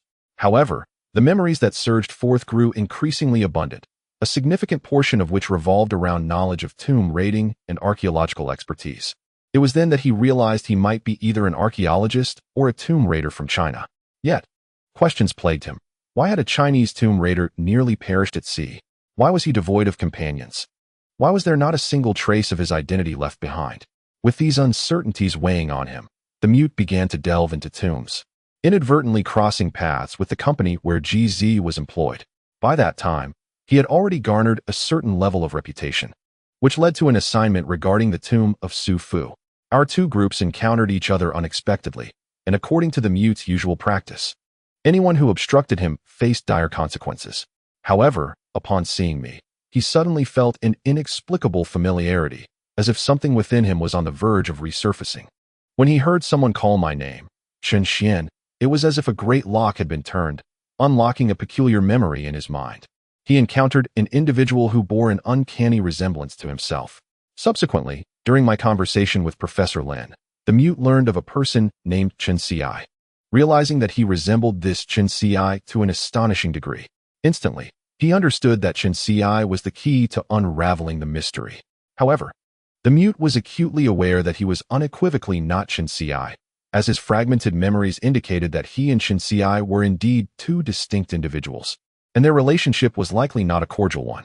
This understanding led the mute and his companions, despite possessing overwhelming advantages within the Sufu tomb, to choose to spare us. In truth, he had not entirely let us off the hook. Duan Fei emerged as another pivotal figure, closely tied to Ben Yi's company. Thus, as an ally to the mute, Duan Fei had been diligently gathering information for him in China until he ultimately decided to return to his homeland to clarify matters. Upon hearing this, I found it exceedingly bizarre. According to the mute, he truly had no connection to Chen. Even if Chen were alive, he would be over 50 years old, making the assertion that they were the same person utterly implausible. Yet, how could there exist two individuals who looked so remarkably alike in this world? Furthermore, the mute claimed that his memories suggested he should know Chen. What then? Was the mute a creature who, after an accident, suffered brain trauma, yet remained perpetually youthful? The very phrase perpetual youth conjured images of the 7 divine lamps of the Ghost King, inevitably leading my thoughts to Pu Zhen and Do Fu, which left me in a state of profound agitation. While the mute's discourse appeared reasonable at first glance, it was riddled with inconsistencies. For instance, the photograph he had shown to El Su, and how he had come to know about Chen Xi's death and the map in Chen Xi's possession were all critical inquiries. I raised these questions to confront the mute, yet he merely cast a cold glance in my direction, a faint smirk playing on his lips as he derisively remarked, "I have my methods. Even if I divulged them, you, scum, would be incapable of grasping them." His words ignited a surge of anger within me, but I was acutely aware of his sharp tongue, having experienced it before. Recognizing that he was not inclined to divulge further information, I surmised that he was likely concealing even more. I couldn't help but sneer. In that case, how do you explain what you told GZ? As if recalling something. The mute emitted a faint "oh," casting a dark gaze in my direction, his demeanor exuding pride and indifference, with an undercurrent of impatience and disdain. He remarked, "Relatives? I do not deny the possibility.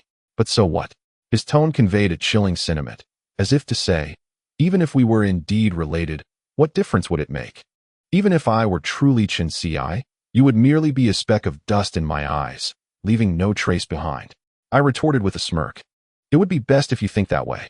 To be frank, if possible, I would genuinely hope you would vanish immediately. In my eyes, you are nothing.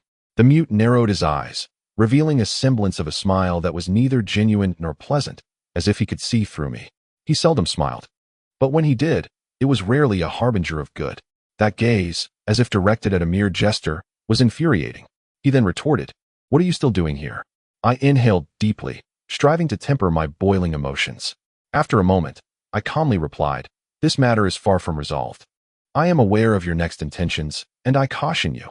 If you seek confrontation, direct it at me and spare those around me." Chapter 82. Information currently. The mute would undoubtedly cling to his hold over the situation, and once he recovered from his injuries, I could surmise his subsequent actions. However, if this fellow truly aimed for Chen, the intricacies of this affair would inevitably entangle me as well. Even if I wished to remain uninvolved, it would be impossible. My greatest fear was that the mute might resort to devious tactics. Upon my declaration, the mute remained silent, his dark gaze shifting away from me to somewhere else. This non-response, neither acceptance nor refusal, sent a chill through me, aggravating my anger. If it were permissible, I would have desired to eliminate him on the spot. Thus, I resolved to take my leave, but just as I reached the door, the mute unexpectedly spoke. "Thank you, I promise you." His voice remained calm and cold, yet it left me momentarily taken aback. "Thank you?" I turned to face the mute, suddenly realizing he referred to the incident in the snow-capped mountains where I had saved him. In that instant, my emotions became exceedingly complex. Truth be told, if gratitude were to be counted, the mute had saved me and Dofu countless times, too many to enumerate with 10 fingers, but it seemed I had never expressed my thanks to him. At that moment, I gained a deeper understanding of the mute. He was a detached and proud individual, solitary in his existence. He never bestowed kindness upon others. For I now understood that his previous act of salvation had been driven by his own motives. Yet, I recognized that he neither bestowed favors nor owed any debts. His acknowledgement served to resolve a lingering concern of mine. I suddenly pondered what it would be like for a person to reach the level of the mute, entirely devoid of connections with those around him, neither assisting nor being indebted to anyone. As I envisioned such a scene, a weight settled heavily upon my heart. Casting one last glance at the mute, I took a deep breath and stated calmly, "It is I who should thank you, regardless of your intentions in certain respects. I owe you a debt. However, that does not diminish my desire to eliminate you." The mute coldly smirked and replied, "Speak those words again when you have earned the right." The conversation ended on an unsatisfactory note. The veracity of the mute's words remained uncertain. Yet one thing was clear. His words were but a fragment of the whole truth. Seated in the shop, I felt a sharp pain at my temples. An unprecedented sense of loneliness enveloping me. Gouda, the beautiful lady, prepared 2 cups of tea, her slender fingers gently tapping the table as she spoke softly. In recent days, I have gathered a wealth of information regarding the corpse immortal. In truth, I had begun my frantic search for such information on the very first day I returned to the shop, yet the corpse immortal was an entirely novel concept, and it was predictable what I could uncover. I replied, "I appreciate your efforts during this time. Do not worry, I will exercise caution. Had I been younger, I might have succumbed to despair over these matters, but age has imparted wisdom, reminding me that such breakdowns are mere forms of escapism. I cannot afford to collapse. Even this temporary evasion must come to an end. I have even contemplated disregarding the notion of curses. My grandfather is no longer with us. The old tales perished centuries ago. And now, even the brothers who have stood by me through thick and thin have vanished, leaving me alone. What do I have to fear from curses?"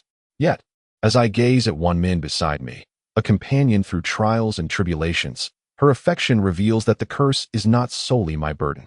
If I desire a future, then this ordeal is far from over. Should I forge ahead alone towards the end, or continue to wrestle with fate?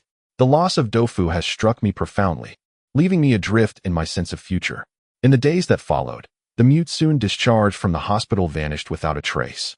Rumors of El Su's search for Dofu persist on the streets, but as the fruitless search drags on, those whispers too begin to fade. Occasionally, I find myself gazing at the belongings in Dofu's room, logging in to see that once vibrant avatar now dimmed. The sensation is indescribable. His last message lingered from the day prior to our departure to Shuilong Mountain, stating, "Organized an expedition with the guys to the snow-capped mountains. Ladies, wait for my return. I shall share photos." As the sole male among a group comprising entirely of women, I often found myself boasting in their presence. I chuckled at the notion of an expedition, and just as I was about to shut down my computer, a verification message arrived. I had configured my account to be searchable only by known individuals or business associates. Thus, unfamiliar faces could not reach me. Curiosity piqued, I opened the verification request. The sender's username was an arbitrary combination of characters, accompanied by a note. "It's me, El Su." I was taken aback. El Su had truly revealed his true self during our snowy adventure. My assessment of him is that he possesses a remarkable knack for interpersonal relations. He genuinely values friendship. After all, some qualities cannot be feigned. I believe that during our time together, El Su was not entirely acting. However, his dealings come with a caveat. As long as there are no issues, we are friends, loyal and steadfast, willing to defend each other. Yet, should one obstruct my path, a friend becomes a tool for retribution. Since our parting at the mountain, El Su has spread word on the streets regarding Dofu's disappearance, a gesture for which I am grateful, yet our interactions ceased, for one cannot mend a torn face. Observing this situation, I find it peculiar. El Su has my phone number, yet he frequently changes his own. Mine remains constant. If he wished to reach me, a simple call would suffice. Frankly, El Su does not strike me as someone who lingers online without purpose. Such prominent figures are akin to spinning tops. Busy from dawn till dusk, where would they find the time for this? Due to my engagement in an antique shop, I often find myself with ample leisure time. Additionally, some clients frequently share images, necessitating the use of such tools. Otherwise, I would not be idling away my hours. Of course, with the exception of Tofu, who is solely seeking a maiden willing to embrace his virginity. I found this rather peculiar and promptly passed the verification. Shortly thereafter, receiving a flurry of messages, I have something to show you. A plate. It can help you take revenge. Subsequently, a file was transmitted to me. I stared intently at the text on the screen, wondering if El Su was about to share the information contained within the plate with me. What could he possibly mean by helping me take revenge? As soon as I received the file, El Su logged off. Checking his login location, it indicated Shenzhen, and I sent several messages, all of which went unanswered. Uncertain of El Su's intentions, I reluctantly opened the file. I expected it to be something akin to a map, but it was evidently not. Instead, it contained a lengthy textual account. Clearly, El Su would not divulge all the contents of the plate to me. What significance could this text hold? As I continued to read, I discovered it resembled a research document of memories, spanning an extensive time frame. Upon completing the document, I finally grasped Zhao Laoda's long-standing objective. The text was rather lengthy and disordered. By the time I finished, night had fallen outside. Only then did I comprehend El Su's statement about avenging me. Among the information contained, some pertained to the Research Institute, which we were already aware of, while other portions remained exceedingly clandestine. Most notably, it chronicled matters concerning the corpse immortal. What connection did Zhao Laotu have with the corpse immortal? To recount this tale from its inception is akin to the old woman's bound feet, both foul and lengthy. I gathered my thoughts, organized the document, and extracted the pertinent details. The entire affair must begin with Zhao Laoda's encounter with Chen Xiai. After obtaining the silk manuscript map, he commenced its deciphering, a process rendered convoluted due to the use of shamanic language. This had been mentioned previously. The true turning point emerged once the silk manuscript map was decrypted, revealing a shocking secret concealed within its confines. The manuscript is divided into two sections. One delineates the structure of the tomb of the great-eared king, while the other contains a cryptic message inscribed by the map's owner. Who is the owner of the silk manuscript map? It is evident that it is Pu Zhan. Within this cryptic message lies an astonishing revelation, which necessitates a brief exploration of Pu Zhan's life. He was a minority deeply influenced by Han culture, serving the ancient Ileo kingdom, and later, fulfilling the will of the queen of the precious elephant, devoted his nation's resources to construct the tomb of the great-eared king. During the construction of the tomb, Pu Zhan secretly built a rare ice tomb for himself. The ancient Ileo kingdom was divided into Greater Ileo and Lesser Ileo. Greater Ileo underwent sinicization, paying tribute to the Han dynasty, while Lesser Ileo, led by the precious elephant queen, vanished from the annals of history following her demise. The master of the enigmatic ice tomb is none other than the king of the AI Lao, who, after pledging allegiance to the Han, should have been referred to as a marquis. Thus, from whence did Pu Zhan acquire his remarkable abilities? The silk manuscript offers no explicit records. Perhaps this experience marked a pivotal moment in Pu Zhan's life. Even in the remnants of this manuscript, the mention is exceedingly obscure, deliberately omitting details. Yet, through careful analysis of the text, one can glean that in his youth, Pu Zhan visited a certain place where he acquired the formidable skills he later possessed, among which the most chilling was the creation of the divine lamp. Clearly, Pu Zhan's ability to manufacture this divine lamp was learned during that time. As we later surmised, if a person could produce a lamp that grants eternal youth, immunity to ailments, and immortality, it would be reasonable to assume that they themselves would possess such capabilities. Yet, Pu Zhan did not. Chapter 83. Secret Techniques. Although the manuscript does not elaborate on the method of crafting the black lamp, it is evident that the divine lamp harbors flaws. This deficiency is observable in my grandfather, namely, the aspect of exchange. As Lu Su aptly described, the black lamp serves as a key from the divine, albeit an incomplete one. Whether it unlocks the gates of heaven or those of hell remains uncertain. Strictly speaking, the black lamp stands as a testament to Pu Zhan's failures, and he deliberately disseminated it for experimentation, the outcomes of which left him unsatisfied. What, then, was the true purpose of Pu Zhan's experiments? The manuscript states, to die and be reborn, to transcend and ascend to immortality. This is a secret technique that requires borrowing from the southern dragon and ascending to the celestial splendor, and Snow Dragon Mountain precisely fulfills this criterion. At that time, Pu Zhan's reputation was considerable. However, he was ultimately solitary and vulnerable, making the execution of this secret technique exceedingly challenging. To this end, he exploited the black lamp to dazzle the king of AI Lao, deceiving him with various miraculous feats. Subsequently, Pu Zhan presented the method of transcendence to the king. The process involves interment at the southern dragon site, leveling the top to receive the moonlight for 1,000 years, and applying the secret technique to nurture one within the tomb, thereby achieving an immortal form. This description is somewhat vague, and naturally, Pu Zhan would not document the specifics in the manuscript. Thus, the precise nature of the secret technique remains elusive to us. Nevertheless, it is clear that the method Pu Zhan described was indeed genuine, yet he harbored ulterior motives. The king of AI, Lao, had already been beguiled by Pu Zhan's prowess, and upon hearing his words, he immediately commanded the construction of the ice tomb, with the corpse confinement and celestial soldiers therein being orchestrated by Pu Zhan. However, the king of AI, Lao, harbored a suspicion, ordering Pu Zhan to accompany him in burial. Yet, Pu Zhan, foreseeing this maneuver, had already bribed the burial personnel to substitute a false decoy in his place. In the meantime, after the living king was interred, not even a decade passed before Pu Zhan returned to the ice tomb. The red mist surging within the ice tomb is the essence of this secret technique. Pu Zhan, leveraging the power of the king of AI, Lao, to construct the ice tomb, ultimately lay himself within, suffocating the king, who was still in a state of preservation. Upon learning of this historical account, old Zhao's heart raced with excitement. The research institute he had painstakingly maintained ultimately served but one purpose: the hope of extending his life for several centuries. With the silk scroll in his possession, he began to contemplate the prospect of the Xuanzhuang tomb. However, the map contained within the scroll, which had been extracted by Qin Ci, detailed the structure of the Great Ear King's tomb, but offered no clues regarding the Xuanzhuang tomb. Consequently, although the cipher of this silk scroll had long been deciphered, old Zhao had refrained from taking action until he had clarified the location of the Xuanzhuang tomb in the past 2 years, at which point he set his plans into motion.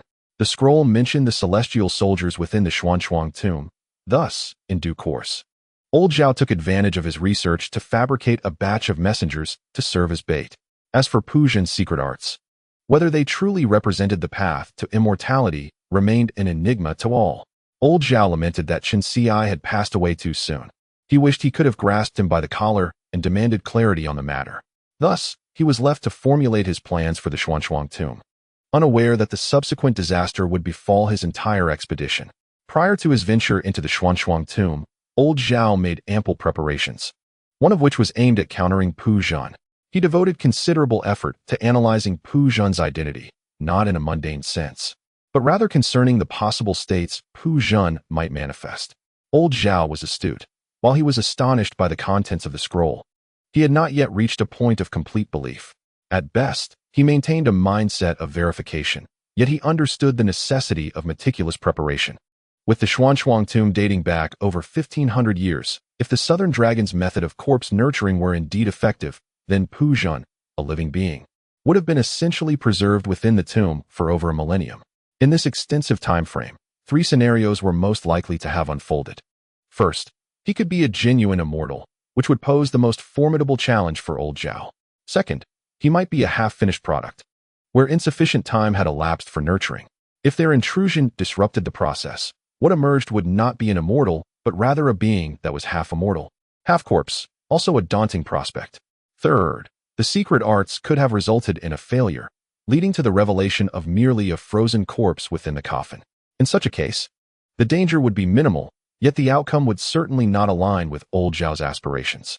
While I have never held old Zhao in high regard, I could not help but admire his cunning and meticulous planning at this juncture. It became evident to me that Pu Zhan's Southern Dragon secret arts were not mere fabrications. They bore tangible results. Yet, I pondered, would the entity that emerged from the coffin be an immortal or a corpse immortal? Reflecting on this, a particular detail resurfaced in my memory.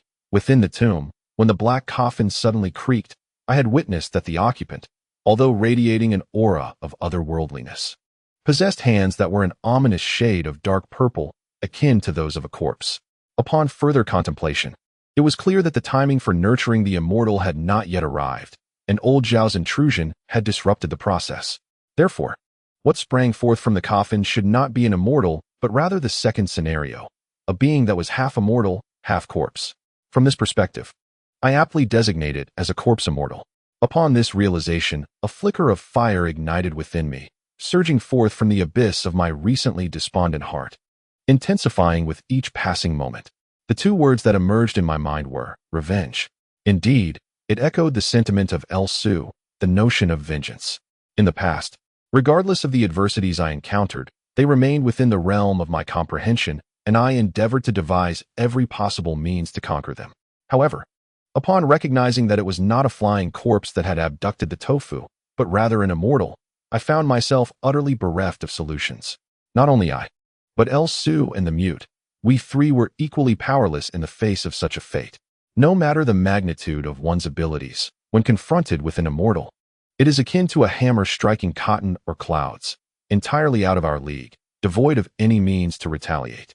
Besides despair, torment, and hopelessness, I had no alternatives. Yet, this newfound information illuminated the truth. The creature that sprang forth from the coffin was indeed a corpse immortal. Despite the inclusion of the term immortal, a corpse is still a corpse, and a zongzi remains a zongzi. As long as it is a zongzi, I can extract it from the clouds. The image of the tofu's terror during its abduction flashed in my mind, recalling the despair of fruitlessly searching for over 10 days in the snow-covered mountains. The flame of vengeance finally ignited within me. No matter the cost, I must find it. After formulating these three hypotheses, the old man Zhao began to seek corresponding methods of counteraction. The third scenario could be disregarded, as it would not incur any losses. The first scenario was utterly unpredictable. If immortals truly existed in this world, our insignificant selves would be powerless to anticipate anything. Thus, Zhao focused his attention on the second point, the potentiality of the corpse immortal. In the twilight of life, one undeniable advantage emerges, the accumulation of knowledge, which can only be achieved over time. In this regard, no matter how formidable El Su may be, he could not reach Zhao's level of expertise. In his investigation of the possibility of corpse immortals, Zhao enlisted the assistance of an eccentric individual. Although the records provided scant detail about this person, I understood from the fragments of description that they possessed profound knowledge regarding zongzi. Among corpses, flying corpses are paramount, further categorized into dead and living corpses. The concept of a corpse immortal is shrouded in enigma, yet this eccentric claim to possess means to subdue such beings. The records contained a passage describing the eccentric's insights on corpse immortals, which conveyed the following essence. A corpse, once dead, becomes stiff, and from stiffness, it rots. The reverse is a state of rigidity, characterized by black, white, red, ominous, and other variations, collectively termed corpse transformation. Beyond these 8 categories, distinctions arise between demon corpses and immortal corpses. What do demon corpses signify? For instance, the messenger transformed from Shao Jing by Pansai Buddha is referred to as a living corpse, which falls under the category of demon corpses. An ancient adage states, the reverse must be a demon. In the art of corpse refinement, the highest echelon of celestial soldiers is classified among demon corpses. So, what constitutes an immortal corpse? It refers to those who, in life, were practitioners or possessed extraordinary abilities, whose physical forms undergo transcendence after death, thus becoming immortal corpses. However, while one may still catch a glimpse of these demonic corpses, the celestial corpses remain elusive, for the true celestial beings have transcended to immortality, making them invisible to ordinary mortals. Given the existence of authentic celestial corpses, one cannot overlook the notion of counterfeit celestial corpses, such as those revered relics of eminent monks or the mythical tombs of immortals that Professor Lin once mentioned. These are mere facsimiles. Though they bear the name of celestial corpses, in reality, they are not but decaying flesh. You might wonder if they have already ascended. Why are they still referred to as corpses? This is primarily due to their incomplete transcendence. The universe adheres to its own laws. Humans are humans, and corpses are corpses. Should one aspire to achieve immortality, they must endure the tribulations of heaven. Some may dismiss this as mere fanciful exaggeration, as terms like heavenly tribulation are often relegated to the realm of fantasy literature. However, this is far from the truth. On Wudong Mountain, there exists an ascension platform, a stone dais unblemished by human craftsmanship. It is said to be the site where Zhang Sanfeng faced his tribulation, where divine thunder cleaved the stone slab, leaving half perched on the cliff's edge and the other half plunging into the abyss, ascending spontaneously thereafter. Later, Taoists named it the Ascension Platform in remembrance. In traditional mystical culture, The term heavenly tribulation has never been considered rare. In strange stories from a Chinese studio, there are tales of fox spirits seeking refuge from heavenly tribulations, as well as serpent spirits burrowing into farmhouses for the same reason. The ancients believed that humans possess a path of humanity, ghosts a path of ghosts, and demons a path of demons. To strive for immortality is to defy celestial principles, thus inviting divine retribution. This brings to mind an incident from my childhood, one that is not mere hearsay but a personal experience. Though I did not ponder it deeply at the time, reflecting on it now, I find clarity in its significance. Chapter 84. Divine Retribution. My hometown is nestled within a mountainous embrace, accessible via a yellow mud path leading to the front of the mountain. To reach the village, one must traverse a mountain on foot. Previously, Dofu accompanied me and lamented the arduous journey, a testament to its remoteness. In secluded areas, wildlife is abundant, and the pristine ecological environment is untouched by poaching, resulting in many aged creatures. For instance, a family with the surname Ma in the village claimed to have spotted a white wolf in the mountains. The villagers, steeped in superstition, regard such ancient beings with reverence. I recall a year when the river swelled, casting a 6-meter-long fish ashore. In contemporary times, one might capture the moment with a photograph, share it on social media, and subsequently slaughter the fish. How rare it is for an ordinary grass carp to reach 6 meters. One might encounter such a marvel only once in a lifetime. Modern individuals often lack this spirit of reverence for life. However, this sentiment differs in remote villages. The more isolated from modern civilization, the more profound the respect for life remains. When that fish washed ashore, no one thought to kill it. The villagers hurriedly pushed it back into the water, while nearby children waved goodbye, exclaiming, "Farewell, great fish." The villagers remarked, "It is not easy to live so long. It is a divine being." Of course, this is a digression. What I truly wish to recount is the summer of my 11th year. Summer is the season of torrential rains and thunderstorms, particularly in our mountainous village, where heavy rains often herald landslides and mudflows. In the city, one cannot witness such phenomena. I recall during a torrential downpour, when I, along with the village children, would perch on a small stool at the railing of the loft, gazing at the distant mountains. Amidst the relentless rain, the thunderous roar of the downpour filled our ears, while our eyes beheld lightning streaking through the clouds, ripping apart the heavens. In the far mountains, landslides would occur, boulders tumbling down, or a small mudslide would erupt, revealing a sudden yellow line on the mountainside that extended longer and longer, descending downward, devouring the lush green primordial forest in its wake. Such a breathtaking spectacle is beyond the comprehension of children raised in the city. Yet, for us in the mountains, it was an annual summer occurrence, thus we grew accustomed to it. However, that year's deluge bore an unusual intensity. The lightning was particularly fierce, with purple, red, and golden flashes dancing wildly within the clouds, suddenly striking the mountainside, targeting a single point with 3 consecutive strikes. In an instant, a great fire erupted at that location, yet it was soon extinguished by the torrential rain. The scene of golden serpents dancing amidst the thunder was something I imagined would drive contemporary photographers to madness. But at that moment, only the villagers of our hamlet were there to admire it. Although such occurrences were rare, they were merely a form of entertainment. After all, compared to the magnificent lightning, the mountain dwellers were more concerned about whether the vegetables in their gardens would be drowned. Approximately 7 or 8 days after the rain ceased, some villagers ventured into the mountains to gather angelica root. The mountain folk, lacking the means to purchase supplements, adeptly seized the season to seek out natural remedies, drawing them for the elderly and children at home. However, upon reaching the area where 3 bolts of lightning had struck just days prior, the villagers were left in stunned silence. The trees in that vicinity had turned to charcoal, and not a single blade of grass grew within a 30-meter radius, an expanse of utter darkness. Among the charred remains stood a massive tree, from which dangled a golden python, struck dead by lightning. The serpent bore 2 small bulges on its head, faintly hinting at the emergence of a pair of tiny horns, while its body was split in 2, the severed ends charred. According to the superstitions of the time, it was believed that the snake had transformed into a flood dragon, attempting to transcend its mortal coil, and was thus struck down. Snakes are often associated with dragons, with legends claiming that after a millennium, a snake could become a flood dragon, and after 10,000 years, it might transform into a true dragon. This particular serpent, in contemporary terms, was simply restless and ambitious. One might ponder why the heavens would grant it the form of a snake, yet it sought to aspire beyond its station. What ambition was there in desiring to become a flood dragon, and subsequently, a dragon itself? Truly, the heavens could tolerate much, but not such audacity, hence the thunder struck. I witnessed that serpent myself, as I was present at the time, trailing behind the adults with a group of children, foraging for wild delicacies. I recall the serpent's immense size, thick as a water barrel, and the villagers buried it on the spot.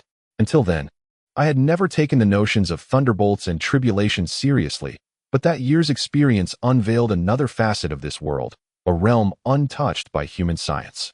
According to the account of that peculiar individual, a corpse is simply a corpse, whether it has risen or remains dead.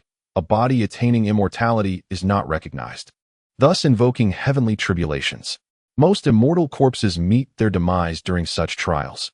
Consequently, there are no immortal corpses in this world. He spoke to the old man Zhao, saying, "If the situation you described truly exists, then there is but one possibility. That person is utilizing the energy of the southern dragon to evade calamity. And when the time is ripe, they shall ascend to immortality. Should you disrupt this nurturing of the immortal, the corpse will undoubtedly transform into a vengeful corpse spirit. The only means of expunging it is through the power of thunder and lightning." Old man Zhao, being an ordinary person, could hardly command such forces. Thus, this extraordinary individual imparted to Zhao a method to vanquish the corpse spirit. Upon reading this, my eyes widened, and my body surged with excitement as I eagerly continued to read. Yet, to my dismay, the method was not recorded by the Zhao. I perused the entire document, and it was not mentioned at all. Reflecting on this, a chill coursed through me.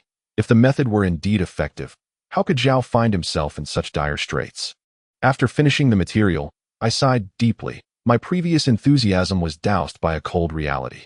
I had anticipated a solution to the corpse spirit, only to discover it was a mere illusion. In a moment of turmoil, I suddenly recalled Lu Su. Since he had sent me this information and claimed it could aid me in seeking vengeance, he must have some ulterior motives. With this thought, I opened his message and sent a few replies. Before long, my phone rang. It was Lu Su. I got straight to the point. "Speak, what are your intentions?" Lu Su was forthright, stating, "I cannot find peace until the corpse spirit is vanquished, for two reasons." He articulated his purpose clearly.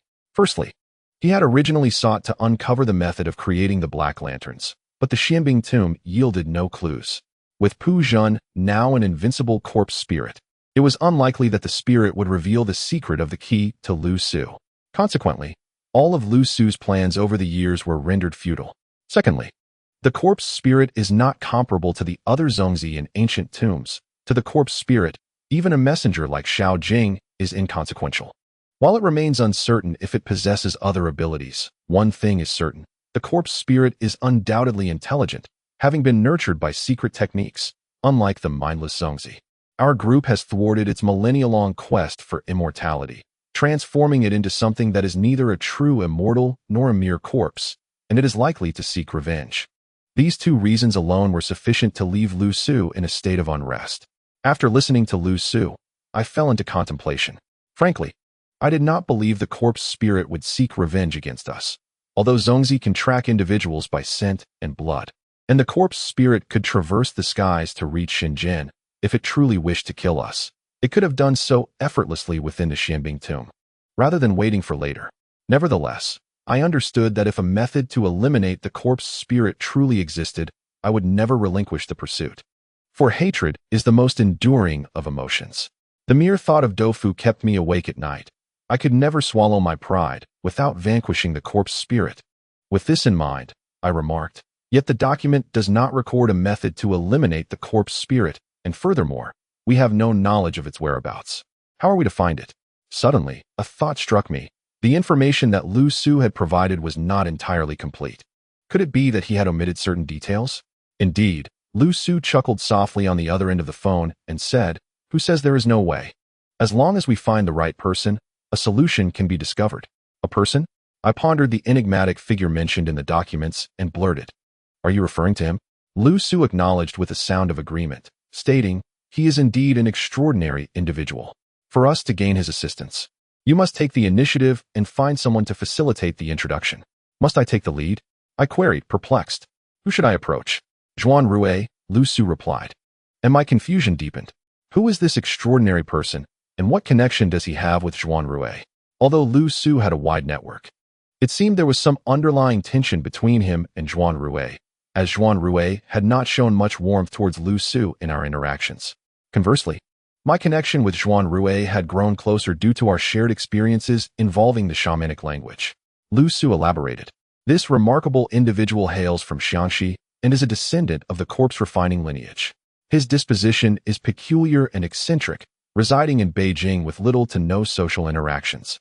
It puzzles me how old Zhao managed to enlist his help. He is not easily persuaded, but many years ago, Zhuan's family extended him a favor, which could allow Juan Rue to serve as a bridge. Upon hearing this, I grasped the situation and could not help but scoff. What a remarkable reputation you have, Lu Su, that there are still those you cannot summon. Lu Su laughed heartily, seemingly unfazed, and replied, to be honest, I have indeed attempted to reach out to him. And then, I inquired. Lu Su's voice carried a hint of resignation as he said, I was chased away by his vicious dog. Chapter 85. Human Connections. I found myself bewildered by Lu Su's words. What dog could possibly be so fearsome as to deter one from approaching him? After ending the call, I glanced at the clock. It was already 8 in the evening. In Shenzhen, nightfall descended early, and the outside world was shrouded in darkness. I stepped out of my room and asked the lovely Gu, who was engrossed in her online activities, you still have 5 days left of your vacation, correct? She nodded gently. What's the matter? I produced my ID card and stated, book a flight. I'm returning early tomorrow, and I'd like you to accompany me. I then recounted the circumstances surrounding Lu Su's request. Upon hearing my intentions for revenge, Gu hesitated and remarked, the corpse immortal is incredibly formidable. Are you certain you can handle this? I replied, not at all. However, I cannot remain idle. I owe it to Xiao Dou to take action. Gu nodded in agreement and promptly booked a flight to Beijing for the following day. We arranged to meet Lu Su at the airport. As expected, Lu Su remained unchanged. Although our relationship had soured, he still held the upper hand, having only provided me with a fragment of the information. It was evident that he was withholding crucial details. Yet we shared a common objective in relation to the corpse immortal. In such circumstances, when we met, we spoke little, acknowledging a temporary alliance in silence. As the saying goes, there are no permanent enemies in this world, only enduring interests. Gu politely nodded to Lu Su, and the three of us boarded the plane without further conversation. We arrived in Beijing around 4 in the afternoon. After disembarking, Gu returned home while Lu Su and I settled into our hotel for some rest. On that day, there was no frantic rush to find Juan Rue. Instead, I made a phone call to schedule an appointment. Juan Rue, demonstrating a commendable level of respect, did not inquire much about my sudden arrival in Beijing and indicated that he would make time for a meeting the following afternoon. I must admit, the Juan family is quite prominent, and for Juan Rue to allocate time to meet with me was indeed a significant gesture of goodwill. I hold a favorable impression of him, although our acquaintance is not entirely pure. Having been forged through the shamanic tongue, Juan Rue is, in comparison to Lu Su, considerably more upright and certainly not one to harbor malice beneath a friendly facade. Due to the existing animosity between Lu Su and Juan Rue, I decided to visit the Juan residence alone the next day. Upon my arrival, I was greeted by Zhonggong. It had been a while since we last met, yet he remained unchanged. Our familiarity allowed for a warm reception. As he guided me inside, he seemed on the verge of saying something, but ultimately sighed and remarked, I have heard about Brother Dou's situation. He did not elaborate further, but placed a reassuring hand on my shoulder, lowering his voice to say, our family has also sent someone to inquire about this matter, but there is no news. Do not be misled by the family's usual demeanor toward Brother Dou. He is indeed of concern to them. I will inform you immediately should any information arise. I was taken aback that Juan Rue had taken an interest as well and felt a sense of gratitude, nodding in acknowledgement. Upon entering, I found Juan Rue engrossed in documents, evidently having just returned, as he had not yet changed out of his suit. A secretary-like individual stood nearby, engaged in conversation. Zhonggong announced, Sir, Mr. Chun has arrived. Juan Rue did not look up but acknowledged with a brief HM and waved his hand, prompting the secretary to bow and exit, leaving just the three of us in the living room. Juan Rue then set aside the documents, lifted his gaze, and said, "Please, have a seat." His face, a combination of handsome and plain, remained composed and cool. I took a seat on the sofa and stated, "I understand your time is valuable, so I will be direct." Zhuan Rue nodded, a look of satisfaction gracing his features as he responded, "I appreciate those who do not indulge in superfluous talk. Speak plainly. I have a meeting shortly." The demeanor of someone from a prominent family is indeed unparalleled. I composed myself and recounted the general situation regarding the corpse immortal. Throughout my narration, Zhuan Rue listened intently, and when I finished, he inquired, "No body was discovered on Shuilong Mountain?" Understanding that he was referring to Doufu, I nodded gravely. Zhuan Rue interlaced his fingers, leaning back against the sofa, contemplating for a moment before stating, "The absence of a body suggests the person may still be alive." I replied, "I appreciate your auspicious words. May it indeed be so. Thank you for the information shared by Zhonggong." Zhuan Rue inclined his head slightly, accepting my gratitude, and then continued, "You have come to me now in the hope that I might persuade him to emerge from seclusion?" This him was someone Lu Su had already briefed me about during our journey, coincidentally sharing my surname. His name is Chun Tianda, hailing from Xiangxi. He is adept in the art of corpse refinement, not particularly old, just in his 30s, and resides alone in a secluded house in Beijing. His character is exceedingly eccentric and unpredictable, making him difficult for most to fathom. Even someone like Lu Su, striving to win his favor, would find it challenging to discern how to approach him. Although this individual is well versed in the art of corpse refinement, he seldom practices it himself, and in fact, has never engaged in such activities. In contrast, his other moniker is rather illustrious. Those who are acquainted with him have unanimously dubbed him the Hound God. It is said that he has a fondness for dogs. Yet the extent of this affection and the reasons behind his exalted title remain shrouded in mystery.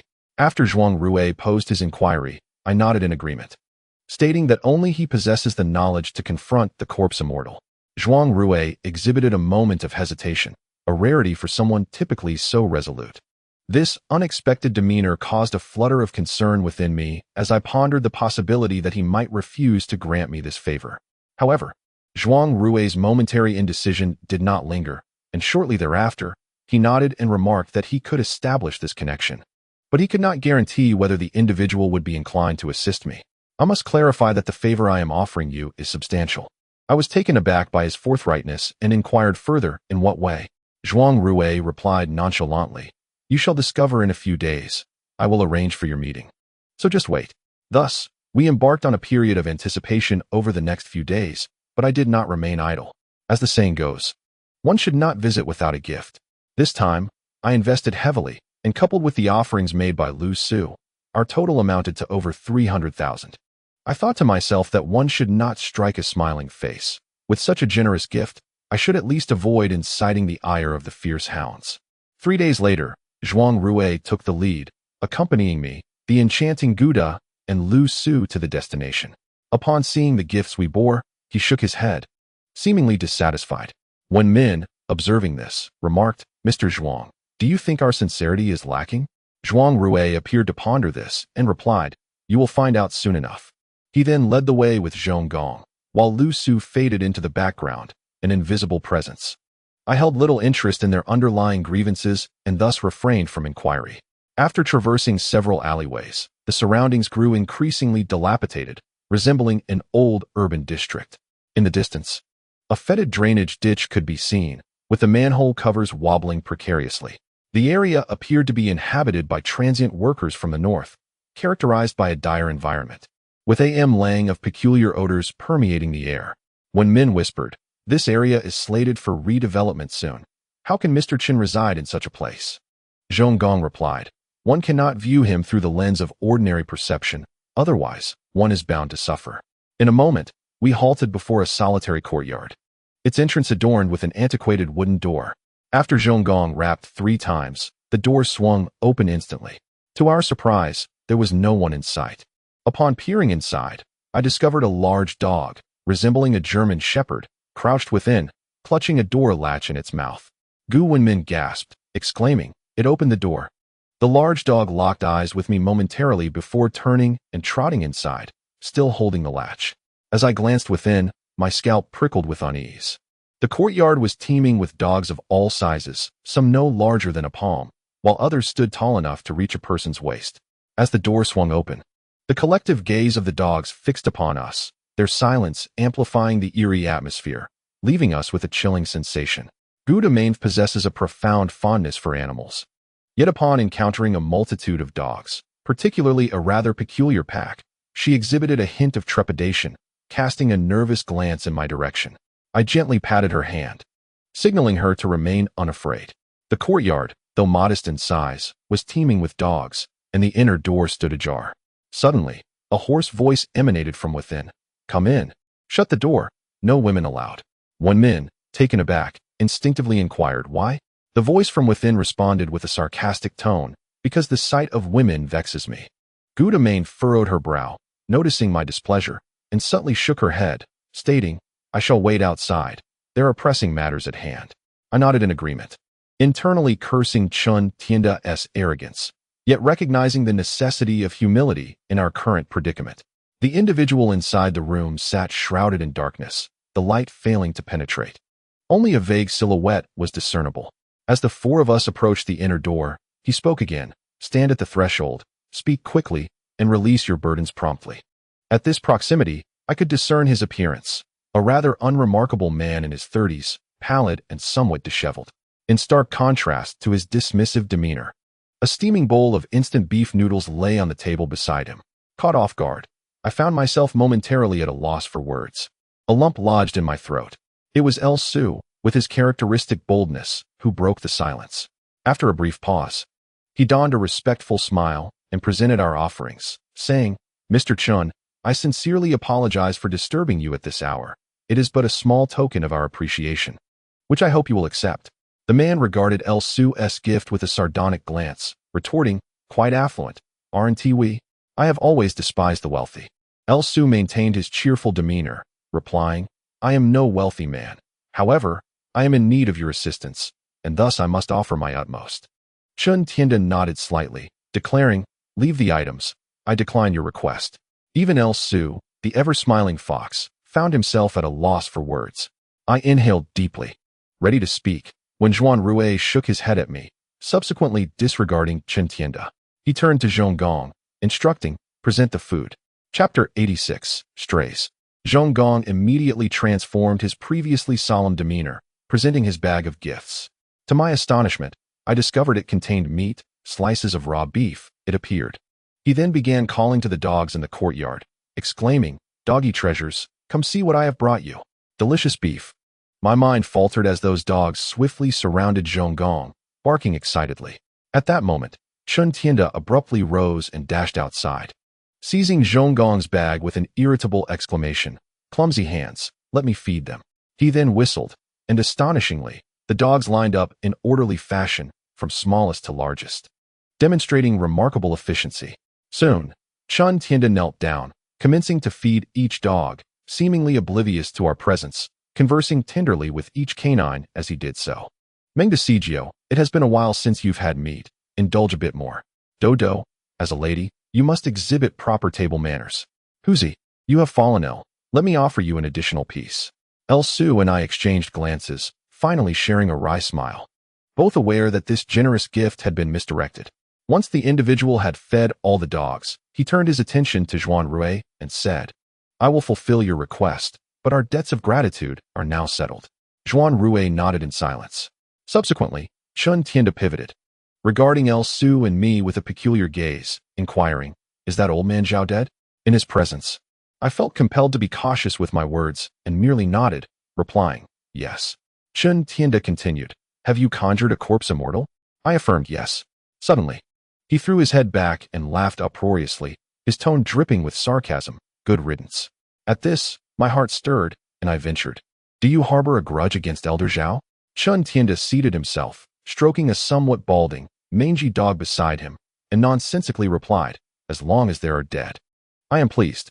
His demeanor was reminiscent of someone unhinged, and his words struck me as profoundly misanthropic. He then patted the dog's head, rose, and sauntered into the room, commencing his leisurely consumption of instant beef noodles, stating, "Let me finish my meal before we continue." I exchanged a glance with El Su, filled with resignation. During his noodle break, several small dogs scurried into the room, congregating at Chun Tianda's feet, rolling onto their backs and pawing at his legs, making soft whimpering sounds, clearly begging for food. The previously sardonic expression on Chun Tianda's face softened upon seeing the pups. He muttered nervously, "You little rascals. Can't you let me enjoy a meal in peace? All right, each of you can have a bit." He then cooled his noodles and began feeding them one by one, presenting an image of a devoted canine lover. I found it peculiar that his demeanor toward dogs starkly contrasted with how he treated humans, as if he identified more with the dogs than his own kind. The lively pups climbed over him, their paws brushing against his face, yet he displayed no irritation, having scarcely touched his own bowl of noodles. My curiosity piqued. I turned to leave, and Zhonggong followed, asking, "Brother Chun, where are you headed?" I replied, "To curry favor." Swiftly, I made my way to a nearby convenience store, requesting the proprietor to prepare another bowl of beef noodles and purchasing a large pack of ham sausages. Zhonggong, upon seeing my choices, gave me a thumbs up, saying, "Thoughtful thinking. Let me quietly inform you. Chun Tianda is quite an eccentric. He cherishes dogs above all else. If you wish to solicit his favor, it is futile to flatter him directly. You must instead win over his dogs." I found it amusing and remarked, "I only knew how to flatter him, but it seems I must now flatter dogs instead." Chun Tianda appeared to have an aversion to people, almost identifying himself as one of the dogs. What trauma had he endured? Zhonggong glanced around and lowered his voice. "I've only heard vague details. It seems he is not well liked in his hometown and was driven away due to some incident, eventually finding himself wandering the streets of Beijing, even begging for sustenance. His devotion to dogs, it appears, has a significant backstory." With Zhonggong's explanation, I began to grasp the general idea. Chun Tianda must have experienced some profound upheaval in his locality, leading him to the streets of the capital. However, the exact nature of that upheaval remained shrouded in mystery. This individual possesses a peculiar and reclusive disposition, shunning social interactions and, as a result, enduring the disdainful glances of others. On one occasion, amidst a downpour, he sought refuge beneath a bridge, only to discover that the space was a haven for stray dogs. A congregation of canines had taken shelter there. Surprisingly, the dogs did not show any aggression towards him. Instead, both man and beast coexisted peacefully under the bridge, evading the rain.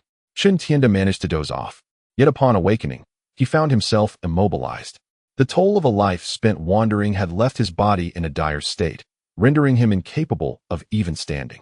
He exerted himself to crawl out from beneath the bridge, reaching out to passers-by, uttering incoherent words in a plea for help. However, the pedestrians recoiled, covering their noses and taking detours, their expressions marked by indifference and disdain, as if he were a mere inconvenience. Chun Tianda raised his voice, hoping to elicit aid from someone, and at last, a few individuals paused, remarking on his filthiness and likening him to a madman, urging one another to hasten their departure lest he become violent. Beneath the bridge, near the traffic light, throngs of people passed by, yet none heard his cries. During this time, Zhuan Rui's vehicle passed through the area, yet Zhuan Rui himself was not a paragon of virtue, merely noting the presence of a vagrant huddled beneath the bridge. As night fell, the pack of strays returned to their refuge, which seemed to serve as their stronghold. Chun Tianda gazed at the dogs, and they, in turn, regarded him. Both parties shared a state of dishevelment and filth, equally marginalized by society. I can only surmise the depth of Chun Tianda's despair in that moment. Yet, at that juncture, one of the stray dogs approached him, beginning to lick his face and the wounds that marred his body. Soon, many dogs encircled him, joining in the act of licking. The primal instinct of animals to heal is manifested through licking wounds, as their saliva contains natural antiseptic and anti-inflammatory properties. The highest form of animal camaraderie is displayed when a companion, weakened, is tended to in this manner. The greatest expression of love among animals is the sharing of food. As the dogs licked him, Chun Tianda's fever began to dissipate, and shortly thereafter, another stray dog presented him with a piece of bread it had scavenged from a garbage bin. The dog licked its lips, its tongue emerging, while the only gleaming aspect of its dirt-covered body was its eyes. In those eyes, there was no trace of indifference or revulsion, no ulterior motives. Just a clean and gentle gaze directed at Chun Tianda. He grasped the bread and began to nibble on it. Perhaps in that moment, he perceived himself as one of the dogs. Zhuan Rui's vehicle lingered at the red light, and he observed this scene unfold, a man consuming food that had been retrieved from a dog's mouth. A traffic accident ahead caused a temporary blockade.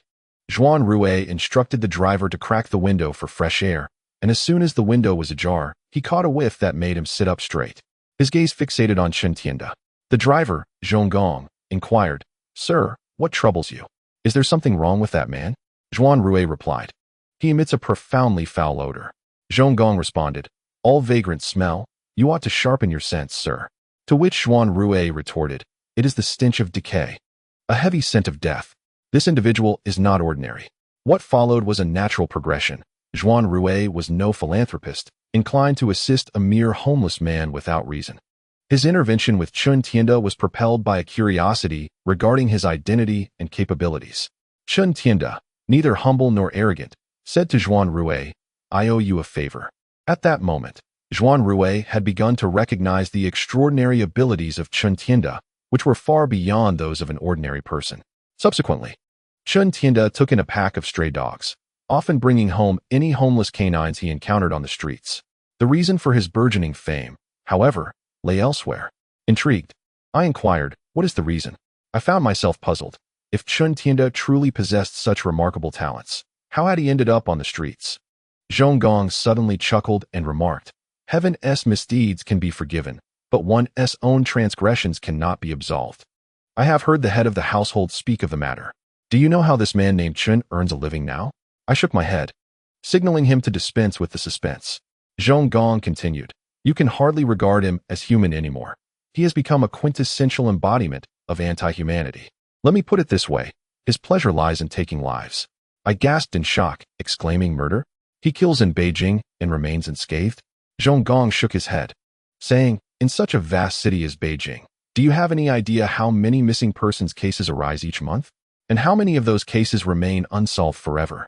If someone dies without leaving a trace and the deed is carried out with meticulous precision, it is nearly impossible to detect.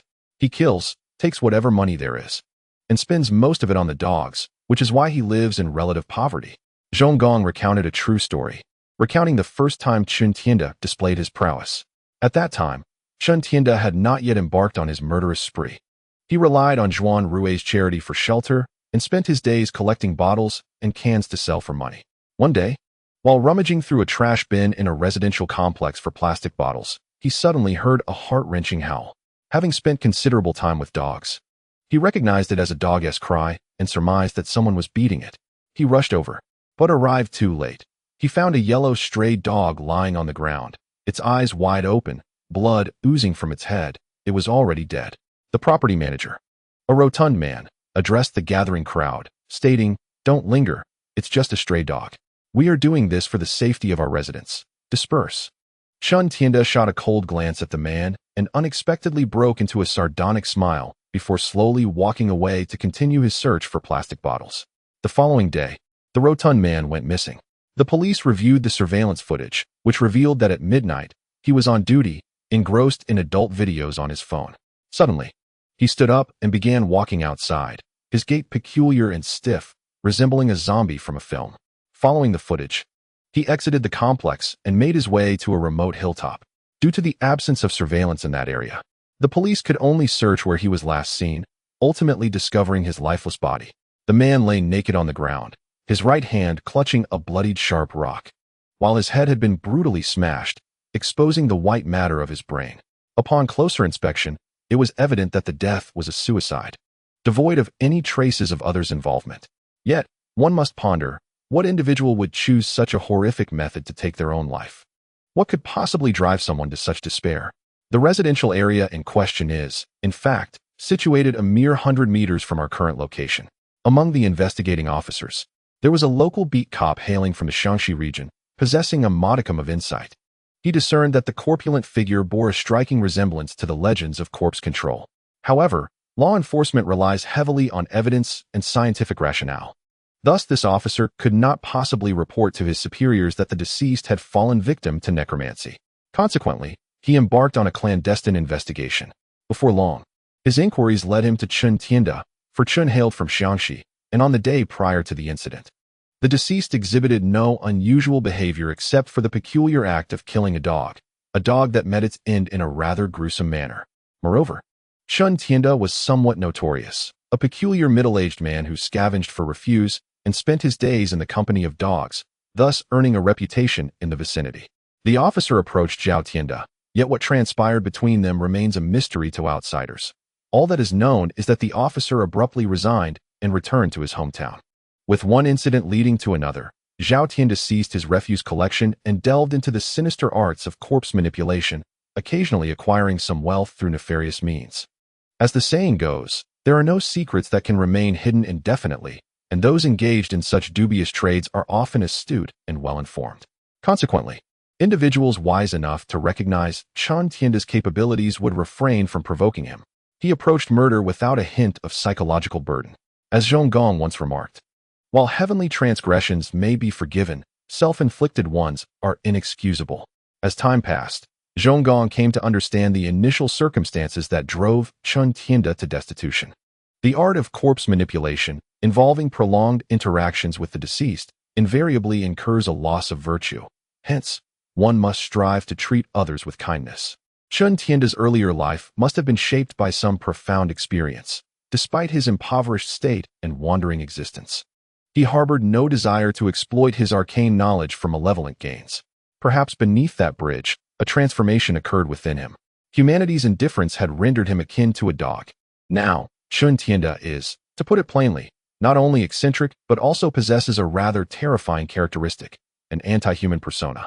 In simple terms, he harbors a profound hatred for humanity, regarding all humans as adversaries. For him, the act of murder bears no psychological toll, coupled with his expertise in corpse manipulation. Any who cross him are courting death. As we entered, we found Zhao Tianda pitifully sipping soup. I had gleaned some insight into his background and promptly presented him with a bowl of freshly prepared beef noodles, saying, "You may not have had your fill. I just prepared this." The man, appearing to be in his 30s, only 2 years my senior, accepted my offering without a word. For I was in a position of need, and thus employed the utmost deference. He glanced at me and took the noodles. This time, I had learned my lesson. I understood that to engage with him required unconventional methods. Therefore, I remained silent and began peeling a sausage to feed his dog. My feelings toward animals are ambivalent. I find dog ownership somewhat burdensome, yet I am not the type to intentionally inflict harm upon them. Tofu has long harbored the desire to raise a dog.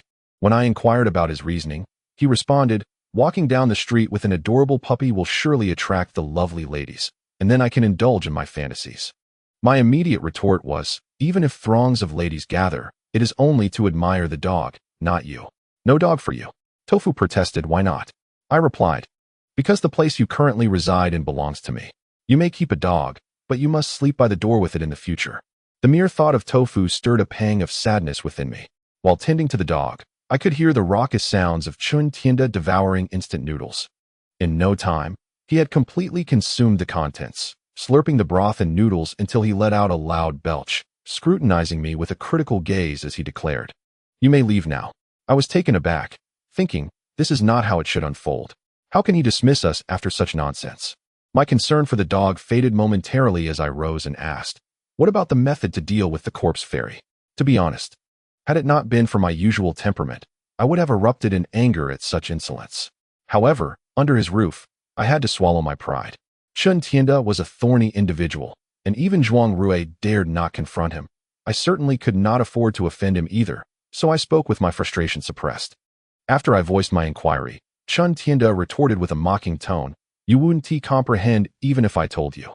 I mustered the utmost respect and patience, forcing a smile as I replied, "Our intellect may be lacking, but we hope you will grant us an opportunity to understand." Zhao Tianda chuckled in a peculiar manner, glancing at Zhuang Rui as he said, "To deal with the corpse fairy, I must take matters into my own hands, or else I might lose my own life. I have already fulfilled your request to meet them. As for dealing with the corpse fairy, I have no intention of acquiescing." The smile on El Su's face faded, his expression darkening. I too felt a surge of anger, after all this charade, to receive such a response. For a moment, I was seized by the impulse to eliminate this man on the spot. Zhuang Rui's demeanor soured as well, and he spoke in a deep voice, "Mr. Chun, please reconsider." After a pause, he added, "What would it take for you to offer your assistance?" El Su and I remained silent, for in Zhao Tianda's presence, we were merely insignificant. Despite El Su's usual authority, at this moment, he was but a mere shadow. Among the four of us, Zhuang Rui held the most sway, and it was evident that he was striving to assist. Upon finishing his statement, Chun Tianda reclined with his legs crossed, speaking in an ambiguous tone. The old man Zhao asked me for help, and I provided him with a method, albeit a false one. I was taken aback, realizing. No wonder old man Zhao met such a tragic fate. He was deceived by this man. Following this, Chun Tianda let out a strange laugh and remarked, "You are somewhat considerate. That old man has quite the air about him. He sent someone to summon me, and I spent 2 days with him, during which my beloved ones at home went hungry. Tell me, should he not die?" I replied, "He deserves to die." Chun Tianda, with a smile that did not reach his eyes, said, "The true method to deal with the corpse fairy requires a certain item, but I do not possess it." Zhuang Rui inquired solemnly, "What item? I can send someone to retrieve it." Chun Tianda responded with a peculiar laugh, "It is the heirloom of the Chen family." Zhuang Rui furrowed his brow, suddenly sighing, "Is there truly no other way?" Chun Tianda closed his eyes and replied, "No." It seemed that there was some secret between the two, and their words left both Lu Su and me in a state of confusion. At that moment, Zhuang Rui gave me a knowing glance, signaling that it was time to leave. Although I felt a surge of anger, it was not the right moment to express it. So the four of us departed in silence. Chun Tianda, however, continued to amuse the puppies, seemingly oblivious to our presence. Upon exiting the main door, Gu Wenmin, who had been waiting outside, immediately approached us with a worried expression, asking, "What happened?" I shook my head and replied, "We'll discuss it later." The atmosphere was heavy with silence as we traveled. It was mealtime, and everyone was ravenous. With our stomachs growling, we decided to find a restaurant to eat. We requested a private room, free from outsiders, and after a brief silence, I turned to Zhuang Rui and said, "I know you've done your best, and I appreciate it. However, it seems you know something about the Chun family's heirloom. What exactly is it?" Wenmin had already heard my account of the events in the car. As a police officer, her sense of justice was always fervent, and she spoke with indignation. "Is human life so trivial? Does the law hold no weight? We can't let this continue." Though she was astute in many respects, she could be quite serious when it came to matters like these. I could only advise. Is human life trivial? Such events are far too common. Can you really intervene? The underground mafia, the casinos in Macau, and our own dealings, people die every day. She was pragmatic enough to understand the futility of trying to control such chaos, so she sighed and asked, "If he refuses to help, do we truly have no options left?" I had no answer to that question, and everyone turned to Zhuang Rui, awaiting his explanation. Chapter 88. Tracing the clue. Zhuang Rui's expression was inscrutable, his fingers leisurely tapping on the table. He stated, "Chun Tianda hails from a family of corpse refiners in Xiangxi and has severed ties with his family. I am uncertain about the nature of that heirloom, but he will certainly not approach us to retrieve it." Wenmin remarked, "It seems we cannot count on him.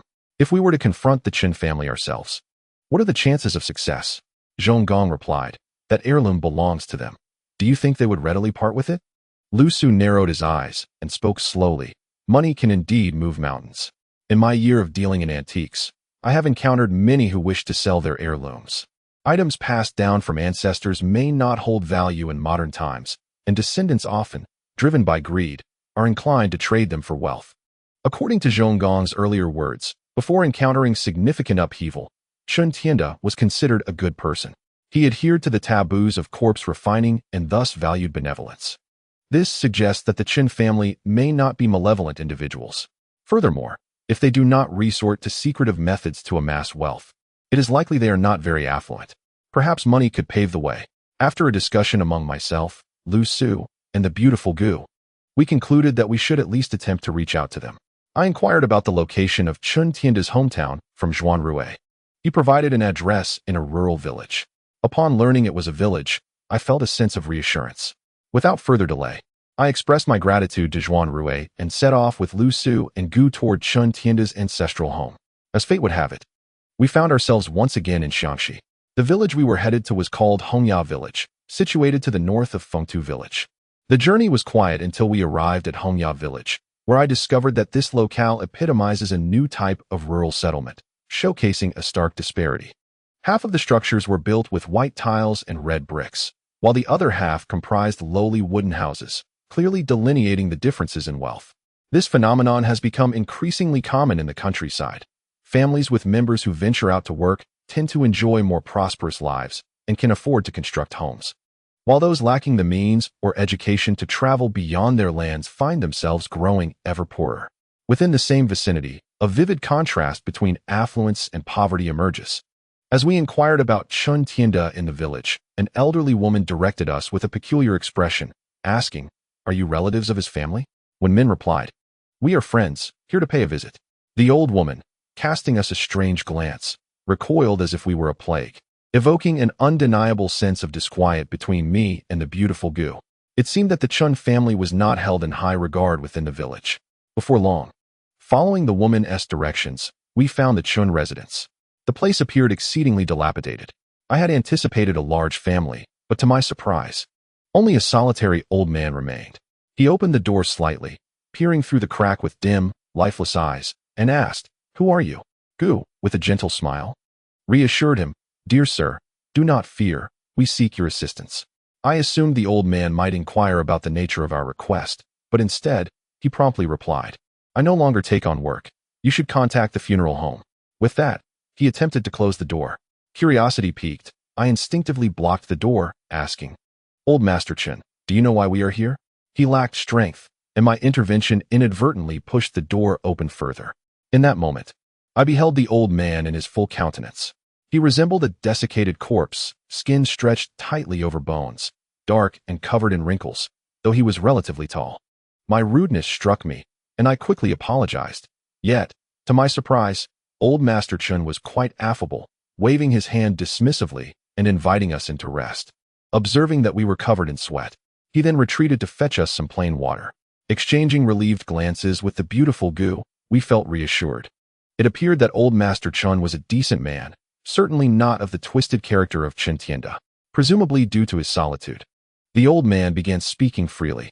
"As you can see, at my age, I can no longer take on work. Nowadays, the funeral homes and police have considerable authority. For any matters, you may seek their assistance." I found myself perplexed, but before I could voice my confusion, Lu Su interjected, "Old Master Chen, what do you mean by taking on work?"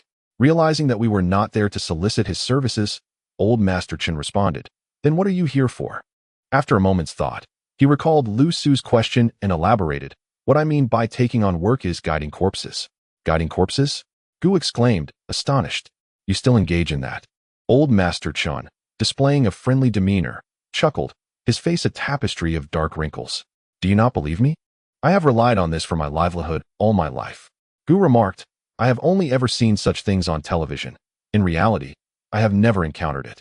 Old Master Chen was quite loquacious, and upon noticing that we were not taken aback, he immediately began to speak with great fervor. In ancient times, transportation was inconvenient, and people valued the adage of traveling 1,000 miles, returning to one's roots. When venturing afar, it was inevitable for some to meet their demise in foreign lands, leaving their remains scattered, either lost or subject to unforeseen circumstances, making retrieval arduous. In such instances, the services of a corpse herder were summoned. The practice of corpse herding originated from the art of corpse refinement, serving as an introductory technique. In ancient times, most individuals could only master these rudimentary skills and subsequently subsisted on the trade of corpse herding. The corpse refinement techniques practiced by the Chen family were notably sophisticated, enabling them not only to herd corpses, but also to refine them for personal use. However, with the dwindling lineage and the family's declining prominence, many intricate arts became known to descendants, yet few truly grasped their execution. In the professional realm, corpse herders and tomb raiders were considered to exist in irreconcilable opposition, not due to animosity, but rather due to the nature of their conflicts. Tomb raiders, who frequently traversed ancient graves, inevitably carried a heavy aura of death, which, when colliding with the corpses herded by the practitioners, could result in the reanimation of the deceased. Therefore, out of respect for both professions and in consideration of their own lives, tomb raiders of the past would hastily avoid encounters with those engaged in corpse herding.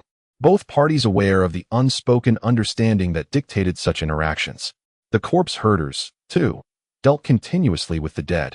It was said that while humans possess their own ethics, spirits follow their own paths.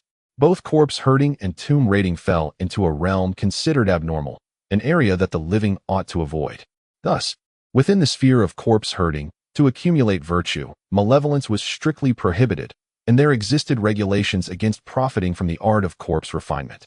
When the craft was passed down to old Master Chun, his father mysteriously vanished during a herding journey, leaving no trace behind. Left alone and impoverished, old Master Chun endured a life of hardship. In his youth, he married, but upon revealing his vocation as a corpse herder, he was met with disdain. While the ability to make the dead walk may sound impressive, in reality, which woman would wish for a husband who converses with the deceased and recites incantations daily? Initially, his wife urged him to change his profession, but old Master Chun was steadfast, for this skill was a familial legacy, and besides, the practice of corpse herding was nearly extinct. He could not allow this art to perish with him. Ultimately, his wife relented, suggesting that he utilize his skills for financial gain. However, old Master Chun remained reluctant, adhering to his principles, and cautioned her, stating, "If we pursue wealth through such means, the Chun lineage shall face extinction. Too much evil accumulated will surely lead to a grim fate." He pleaded with her not to burden him further, assuring her of his diligent efforts to provide for her, even if it did not lead to great riches. In the early years of their marriage, affection still lingered, and his wife tolerated their circumstances. Yet, when their child was born, she could no longer endure the oppressive atmosphere of their impoverished and eerie home. It is worth noting that the term eerie was her description. Old Master Chun perceived his home as quite ordinary, apart from certain conspicuous items used for worship, which might have appeared somewhat unsettling. After his wife departed, old Master Chun was left to raise their son alone. This son was, of course, 7The. Although fewer people sought the services of corpse herders nowadays, the remuneration had significantly increased. In contemporary times, those who still seek to transport the deceased predominantly do so in exceptional circumstances, such as when a body is trapped in the crevice of a rock after a fall or swept away by floods, leaving bereaved families unable to locate their loved ones. Within this realm of corpse transportation, there exists a technique known as the corpse-seeking method. Upon a person's demise, the practitioner, utilizing the individual's birth date and time, can apply this method to assist families in locating the remains. However, due to the enhanced capabilities of funeral homes and law enforcement, as well as the convenience of modern transportation and the presence of specialized corpse transportation companies, the demand for such services has dwindled significantly. More often than not, the elderly Chun and his son, 7The, scrape by on meager means, only taking on work when it arises. In certain regions of Shaanxi, they have gained a modicum of renown, as they are likely the last heirs to this ancient practice of corpse transportation. 7The is notably more upright and earnest than the elder Zhao, possessing an unremarkable appearance. He blushes at the sight of young women and exerts all his strength to assist whenever asked, often becoming the target of ridicule from the villagers who perceive him as simple-minded. Eventually, an incident prompted 7The to leave his home. Although the elder Chun is quite loquacious, he understands the importance of keeping family matters private, briefly alluding to the situation without elaboration. He then inquired about our relation to his son. I replied that we were acquainted with him. The elder's eyes lit up with excitement as he asked where his son was and how he was faring. With a heavy heart, I reflected on the unfortunate fate of this father and son. Neither are malicious individuals. Yet the elder finds himself alone while his son has become a man capable of heinous acts. A truly lamentable situation. Observing the elder's anxious demeanor, I fabricated a small lie, assuring him that his son was doing well and was self-sufficient, albeit somewhat reticent. My intention in crafting this falsehood was not to absolve 7The, but rather to alleviate the elder's evident distress, which tugged at my heartstrings and prompted me to offer such comfort. Upon hearing my words, the elder Chen appeared somewhat reassured, nodding in gratitude. Seizing the moment, Su cautiously interjected, stating, "Old sir, to speak candidly, we have come with a request. Are you familiar with the concept of the corpse immortal?" The elder's cloudy eyes widened momentarily as he nodded, acknowledging, "There are records of such beings, though ordinary people ought not to know of them." "What about you?" Su responded, "To be frank, not long ago, a corpse immortal emerged, and one of our friends was abducted by it. We suspect he has met a dire fate. We seek to eliminate this entity, both to prevent further harm to others and to avenge our friend. We have learned of 7The's whereabouts. While he is willing to assist, he requires a treasured heirloom from your family." At this juncture, Su paused. The elder Chun, though simple, was not foolish. and he grasped the implications of Elsu's words. He remained silent, thoughtfully rubbing his gnarled, darkened hands as if deliberating. The three of us dared not interrupt, waiting patiently for the elder's response. After a prolonged silence without indication of his decision, Elsu gently spoke. "Old sir, this could indeed be a fortuitous endeavor.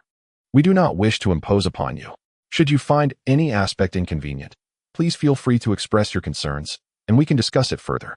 Lu Su appeared amiable and sincere, yet his words hinted at deeper implications, suggesting that even if there were inconvenient matters, further negotiations could be entertained, leaving no escape route for the elder Chun.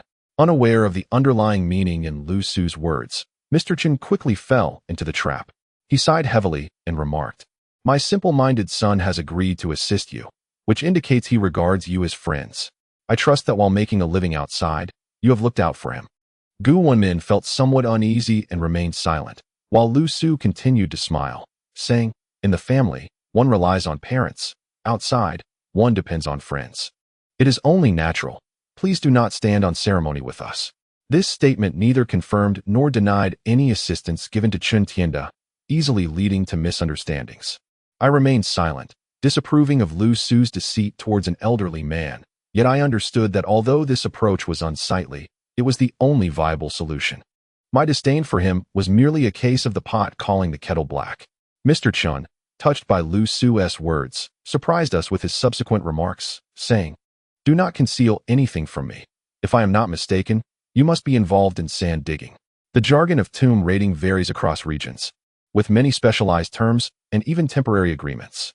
In the Shaanxi region, digging sand refers to the clandestine activities of tomb raiding. I was astonished that Mr. Chun could discern our true identities. In contrast, Lu Su remained composed, his expression still smiling as he replied, "Old sir, your insight is commendable. I have heard that corpse herders possess unique skills. They can sense the presence of sand diggers from nearly 100 meters away. Today, I see that this is indeed true." Mr. Chun waved his hand, saying, No, it is not as exaggerated as the legends suggest." He rolled up his sleeve to reveal a dark object adorning his wrist, intricately carved with peculiar human faces. He continued, "We typically rely on this. It is called a corpse verification bracelet. When something with a strong corpse aura approaches, it darkens, while it remains grayish-white under normal circumstances. Just by looking at the bracelet, one can tell that you three frequently engage with the obscure and the dead. However, it is of no concern when there are no corpses present. Corpse herders and sand diggers do not conflict." Pausing for a moment, before we could respond, Mr. Chun sighed and said, "To be frank, I can provide you with this heirloom, but it is rather dangerous, and you must be willing to take risks." Hearing that there was a possibility, I disregarded the notion of danger and immediately inquired, "What kind of risk are we talking about?" Mr. Chin explained, "To deal with a corpse spirit, one must first lure it out. Unlike ordinary corpses, which are driven by malevolent forces and harm others due to their awareness of yang energy, a corpse spirit's intent is determined by its nature. Therefore, if a corpse spirit mingles among people, it is exceedingly difficult to detect. One must wait for it to reveal itself. Thus, it is necessary to use something to entice it out." I asked, "Is this object, by chance, that very treasure?" Mr. Chin nodded and began to recount the backstory of this treasure. Everyone listened, astonished, exchanging glances, realizing the situation had become rather complicated. The Chin family, if traced back to its roots, was once a prominent lineage in the art of corpse refining. However, with the passage of time and the decline in descendants, it had fallen into disrepair.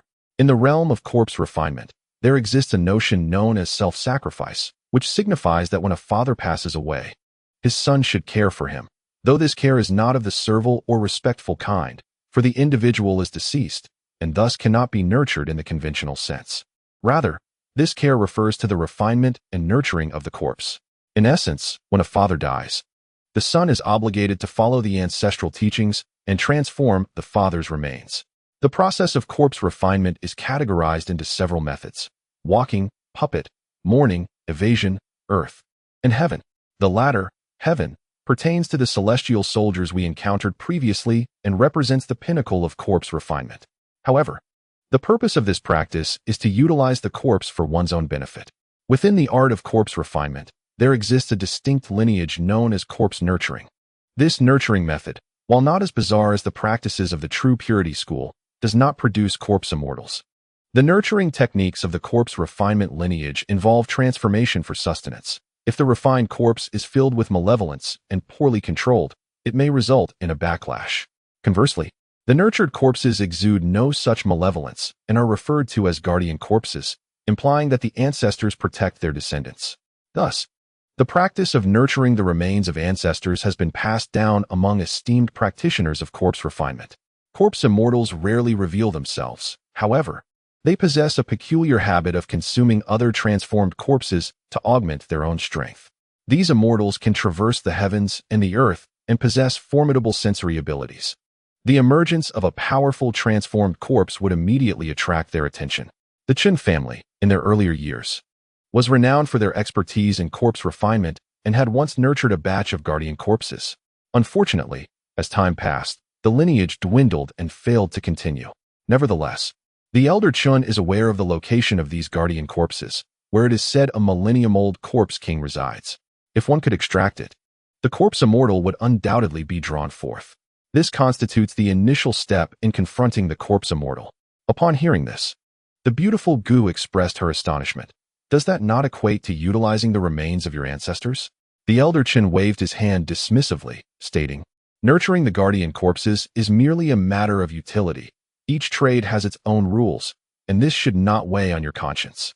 I inquired further, and what follows after obtaining the guardian corpses? The elder Chen replied, we shall borrow the thunder. I could not help but gasp in surprise. Remaining silent yet pondering internally, such audacity, borrowing thunder? Can lightning truly be commanded at will? Lu Su raised an eyebrow, but refrained from speaking. Wen Min hesitated for a moment before asking, so the millennium-old guardian corpse is akin to a family heirloom? And where exactly is the resting place of these corpses? What dangers might lie therein? The elder Chun, showing no inclination to conceal the truth, candidly remarked that, as far as the Chun family lineage goes, only he and his son remain, and he himself is merely an aging relic, nearing the end of his days. He gestured towards a tattered book resting on an old wooden desk nearby, stating, this book contains a passage. History inevitably discards certain things. Our profession cannot endure for long. If we do not guard it, so be it. He then proceeded to share details about the guardian corpses. Not far from this village lies a town with a school, and the resting place of the guardian corpses is situated beneath the school's playground.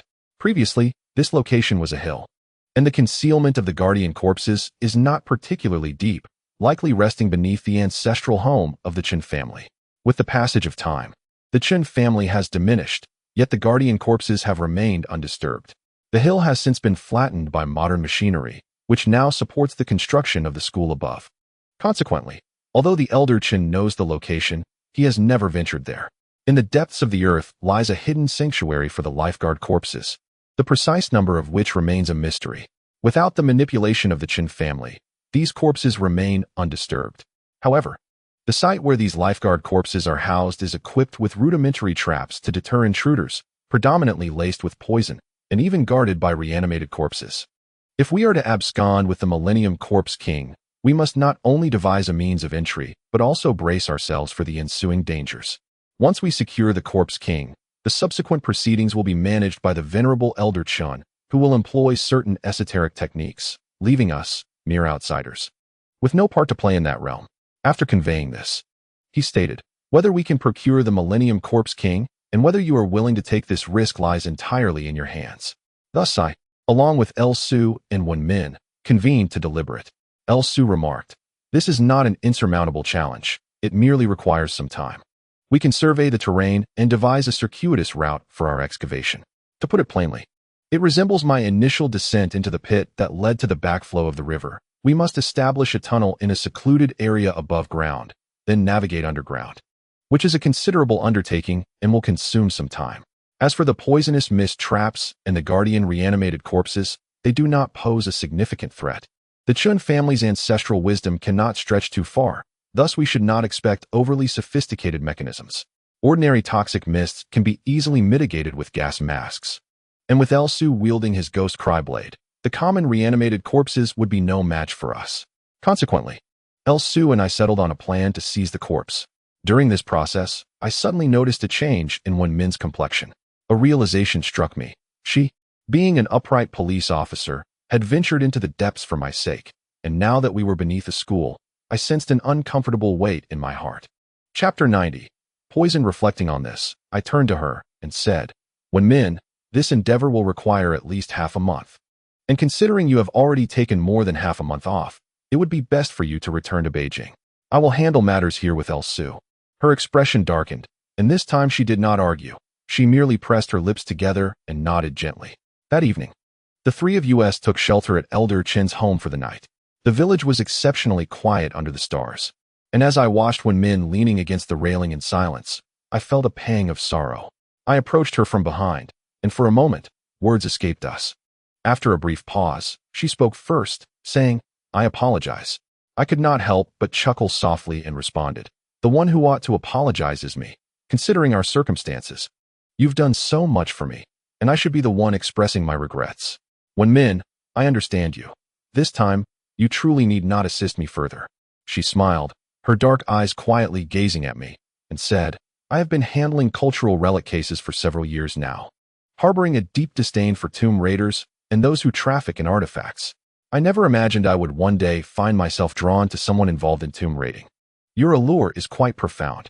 I drew her into my embrace, feeling a warmth swell within me, and asked, "Should I feel proud?" "Of course," she replied with a smile, tilting her head to inquire, "What do you like about me?" I answered, "Everything." She replied, "Do you know what I like about you?" I said, "Because I am exceptional."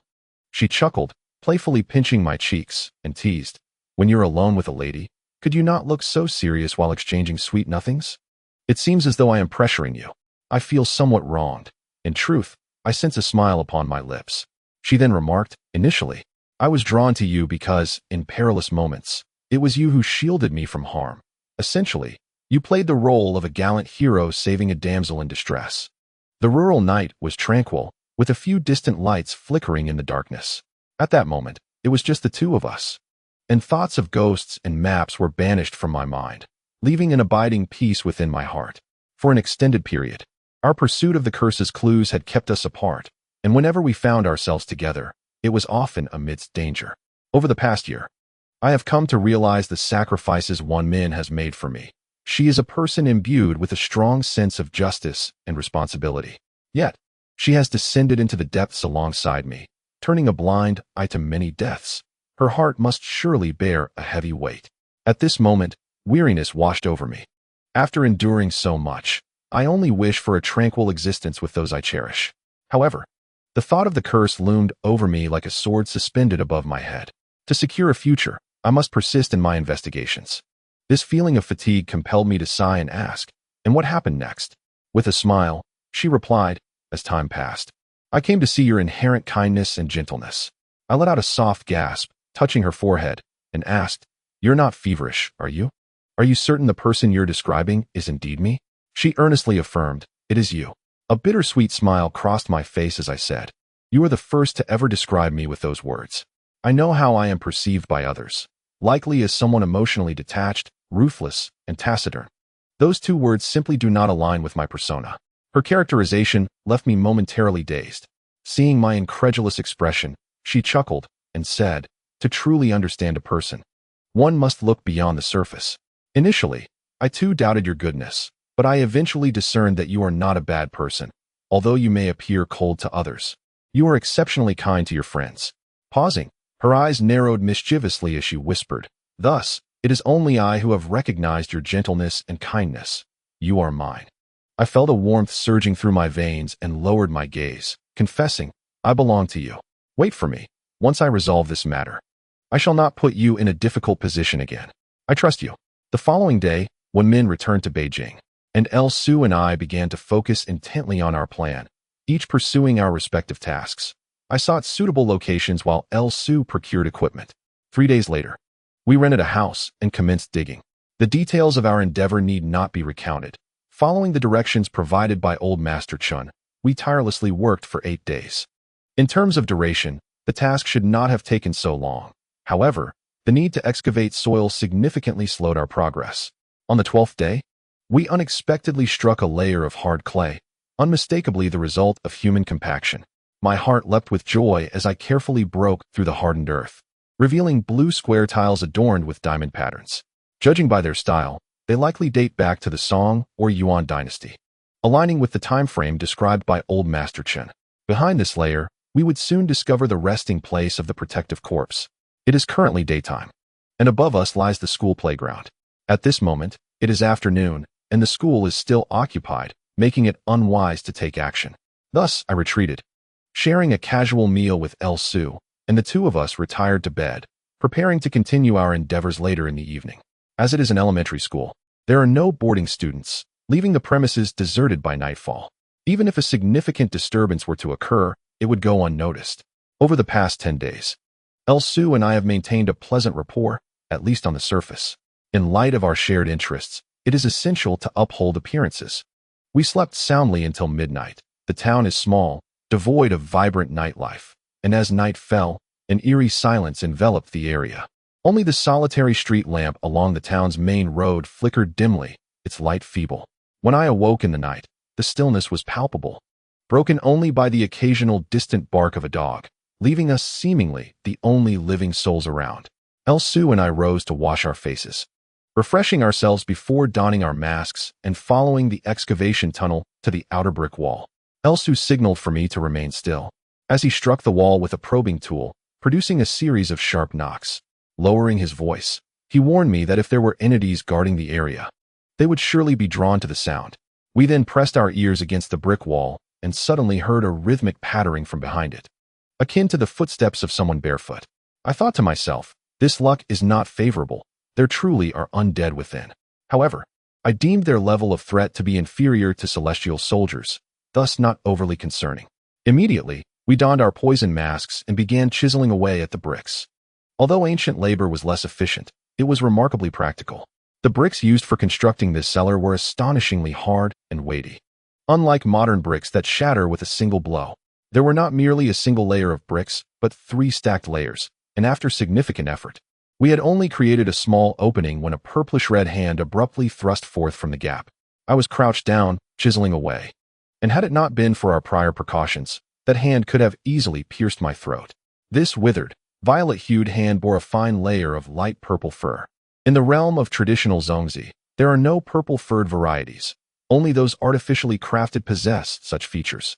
This hand, adorned with long, dark greenish nails as hard as steel, writhed in an attempt to grasp us.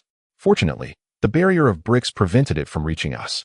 Seizing the opportunity, I signaled Su, who unleashed a fierce strike with his blade, producing a flash of silver light that severed the outstretched hand, leaving it to fall lifelessly to the ground.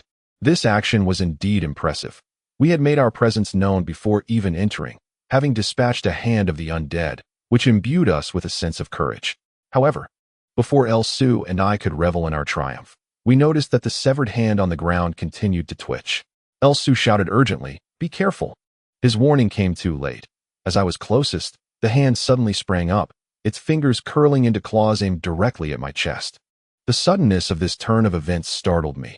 In a moment of panic, I instinctively leaned back, and the hand grazed my chest, leaving 3 fiery claw marks in its wake. I have encountered zongzi before, yet I have never encountered one quite like this.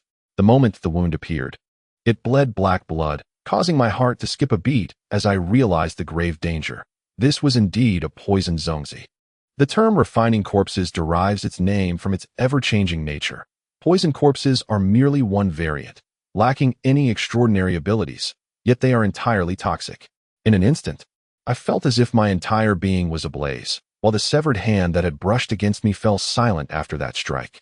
I pressed my hand against the wound, attempting to move, yet my body had succumbed to a state of weakness. Su looked horrified and exclaimed, "This poison seems quite potent." Without further ado, he hoisted me onto his back and hurriedly exited the hidden tunnel. Su said, "I cannot handle this corpse poison. We must seek out Old Master Chen." However, with no vehicles available in the town at that moment, he carried me on his back, sprinting toward the village where Old Master Chen resided. Illuminating our way with only a flashlight, I felt somewhat taken aback and asked, "What is your intention in saving me like this?" Su countered, "What do you think?" I replied, "If it is to confront the corpse immortal, with Old Master Chen's consent, you could accomplish it alone. What other motives do you have?" Su, panting heavily and drenched in sweat, declared, In my eyes, there are no enemies. Those who do not obstruct my path are friends. I remarked, so? I do not count as someone obstructing your way. He affirmed, correct. At that moment, my consciousness began to blur, yet I couldn't help but laugh heartily. Elsu, do you think I would believe your words? You are not Brother Do, hence you would not trust. You lack the qualification to mention him, he retorted. Chapter 91. The oiling. I could not engage Elsu in further debate and soon lost consciousness. In a haze, I sensed myself being placed onto a bed and faintly heard old Master Chun conversing with Elsu. Old Master Chun stated, he has been wounded by a poisoned corpse. Fortunately, you arrived in time. It is not serious. Elsu replied, then I am relieved. Please, do save him quickly. The surroundings fell silent, and after a moment, I forced my eyes open to see old Master Chun sitting by my bedside, holding a large earthen bowl in one hand and a cloth bag in the other. Upon glancing at the bowl, I discovered it contained a white, porridge-like substance. This is a family remedy for poisoned corpses. Drink it, he instructed. As I consumed the concoction, it felt as though a bucket of cool water had been poured over the boiling poison within me, and I became considerably more alert. At that moment, I observed old Master Chun retrieve a small, palm-sized ceramic jar from the cloth bag, signaling Elsu to remove my shirt, presumably to tend to my external injuries. When the jar was opened, I was astonished to find it filled with water, in which swam a mass of black, writhing leeches. These leeches were unlike any I had previously encountered. Typically, they are grayish-black with occasional patterns, but these were jet black and elongated, swimming in the water. I was aware that folklore often employs leeches to draw out pus and poison from wounds. Realizing that old Master Chun intended to use them to extract the toxin from me, yet the sight of them sent chills down my spine. Old Master Chun smiled kindly and said, do not fear. This leech is different from those outside. We raise our own, and the others do not feed on corrupted blood. As he spoke, he pressed the leech against my chest, and I felt a cold, slippery sensation. I couldn't help but think that if this were tofu, I might have been terrified. The leech crawled on the wound for a short while before finding a satisfactory position to begin feeding. Initially, I felt nothing, but as time passed, my body began to feel lighter. On the other hand, Lu Su hoped that old Master Chun would emerge from seclusion to deal with the corpses, which did not require the use of weapons, as the art of corpse refining had its own secret techniques and posed no significant danger. However, old Master Chun remarked, poisonous corpses are quite troublesome for you.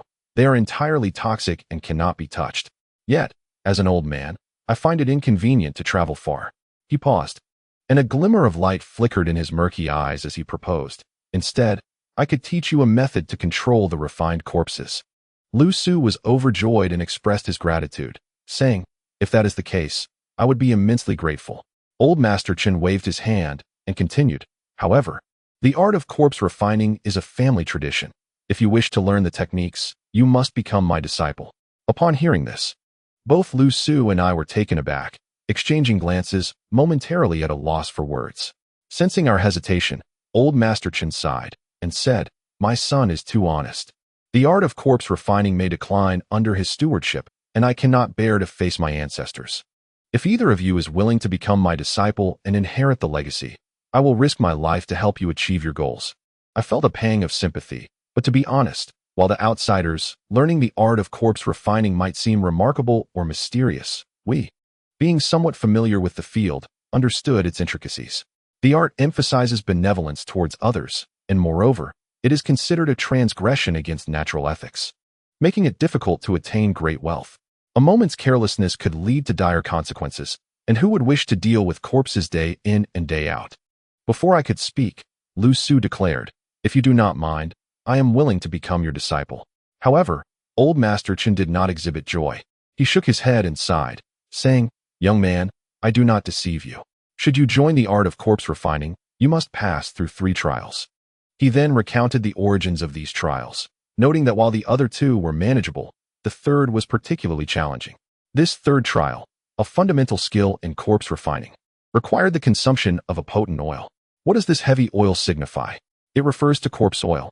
Those who engage in corpse refining must consume the ancestral corpse oil, which imbues one with the essence of the dead, ensuring they do not disturb the corpses. Once ingested, this oil induces gradual changes in the individual. Some may experience mild physical alterations, such as becoming emaciated and darkened, while others may exhibit immediate signs of aging. And some may undergo shifts in temperament, varying according to one's constitution. This ancestral corpse oil, extracted from the remains of the deceased, serves as an indelible mark once consumed, with no possibility of reversal. Although old Master Chun was eager to take on disciples, he was a sincere and straightforward man, conveying the benefits and drawbacks of this path to us in detail. He explained that the practice of corpse refining no longer aligned with contemporary trends. It neither generated wealth nor was it without personal detriment. Had this been in ancient times, it would have constituted a reliable means of livelihood. However, in the present day, it has become a losing endeavor. The agreement that El Su had hastily made was likely intended to deceive old Master Chun into taking action. But upon hearing about the initiation ceremony, he appeared somewhat unsettled. Noticing the hesitance on our faces, old Master Chun sighed and said, "Very well. I shall not make things difficult for you. We will rest here tonight, and I will accompany you tomorrow." I felt a surge of gratitude, realizing that if this matter were to be settled, I would owe a sincere thanks to this elder. The leeches clinging to my chest had swollen grotesquely, and old Master Chun, after removing them one by one and placing them back into the earthen jar, slowly returned to his room with his frail body. El Su and I squeezed onto a single bed to rest, sharing little conversation as we each sought solace in sleep. The following morning, old Master Chun carried a small bamboo basket on his back, following El Su and me towards the village's main road, attracting the curious gazes of several villagers along the way. One individual loudly inquired, "Old Master, where do these two guests hail from?" His tone was tinged with an air of sarcasm, suggesting a less than favorable relationship with old Master Chun. Old Master Chun, though amiable, could not muster a smile in response and replied tersely, "These are friends of my son Tienda." The man responded with a dismissive grunt, remarking, from their attire, "One can tell they are capable individuals. Your son seems to have achieved something." Old Master Chin's expression darkened, and he grunted in annoyance, continuing to walk ahead.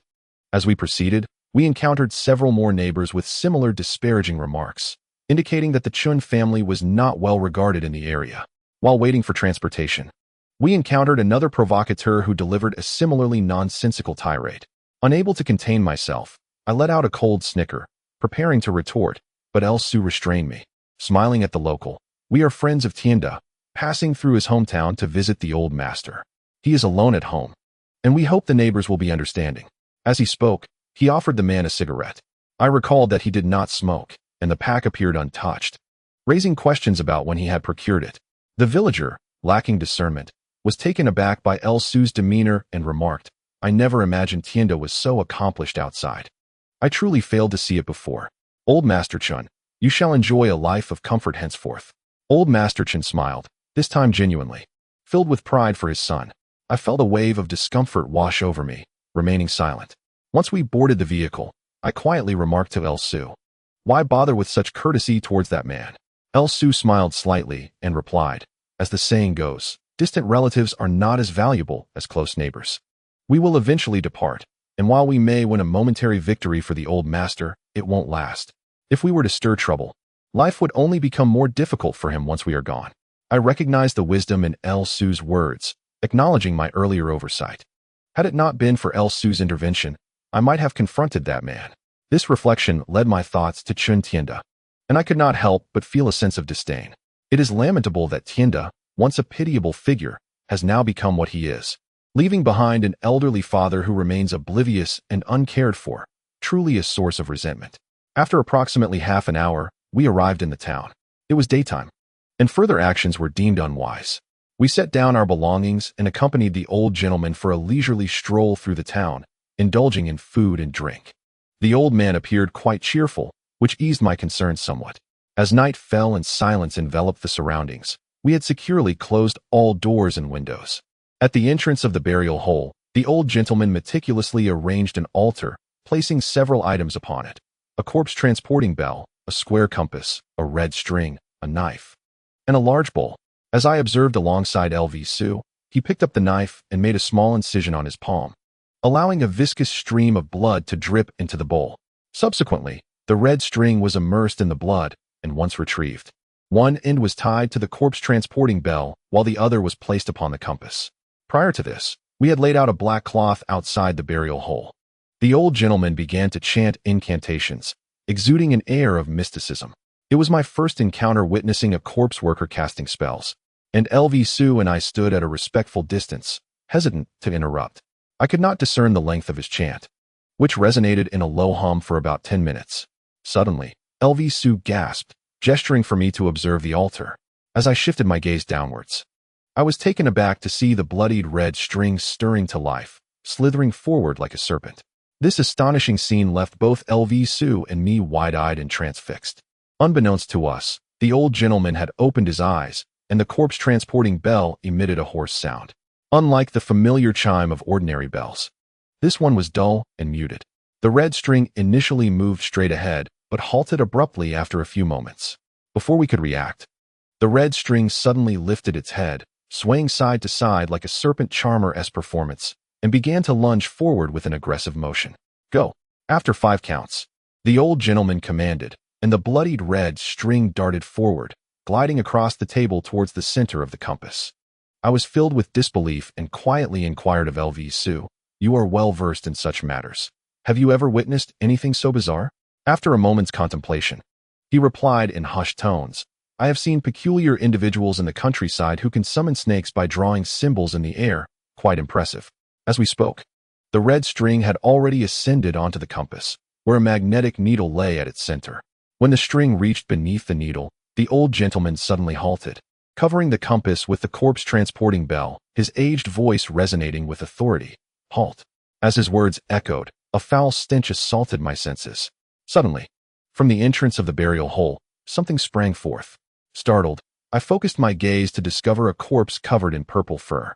One of its hands was devoid of a palm, unmistakably the same one we had encountered previously. Following closely behind, a small, dark blue corpse emerged, resembling a child. Standing about 1 meter tall, its large head bald and riddled with worm-like veins. The 2 Zongzi sprang forth, one after the other, standing motionless upon the black cloth we had laid out beforehand.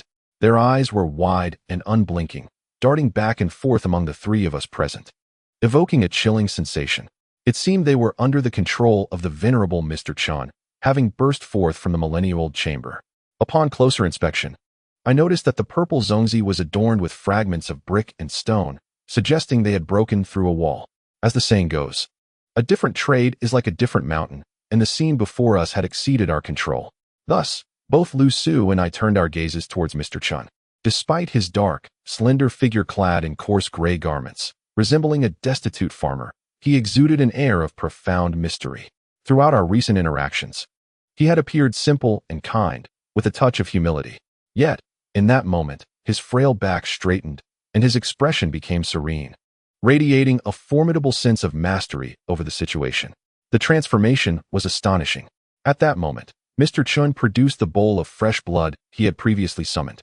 Approaching the 2 reanimated corpses, the primary distinction between these reanimated beings and naturally decayed corpses lay in the talismans. Upon the bald-headed child's corpse and the toxic cadaver, we could discern patterns resembling talismans. Mr. Chin dipped his right index and middle fingers into the blood and inscribed talisman-like symbols upon the heads of the 2 corpses. In that instant, a flash of white light flickered in their eyes, and thereafter, their eyeballs ceased to move. It was only then that Mr. Chin swayed, his hand trembling, causing the bowl of blood to fall to the ground. My heart raced, fearing something had gone awry, prompting me to step forward and support the faltering figure, hastily retreating. "I am fine, truly. Age has its toll. I merely overexerted myself. Fear not. These 2 reanimated corpses are now subdued." With a sigh of relief, I helped Mr. Chun to a seated position, observing that he was indeed not gravely harmed. I promptly bandaged the wound on his hand and instructed him to remain outside, while Lu Su and I donned our gear and descended back into the excavation. Before long, we arrived at the site we had previously unearthed, only to find the ground in disarray, strewn with shattered blue bricks and debris.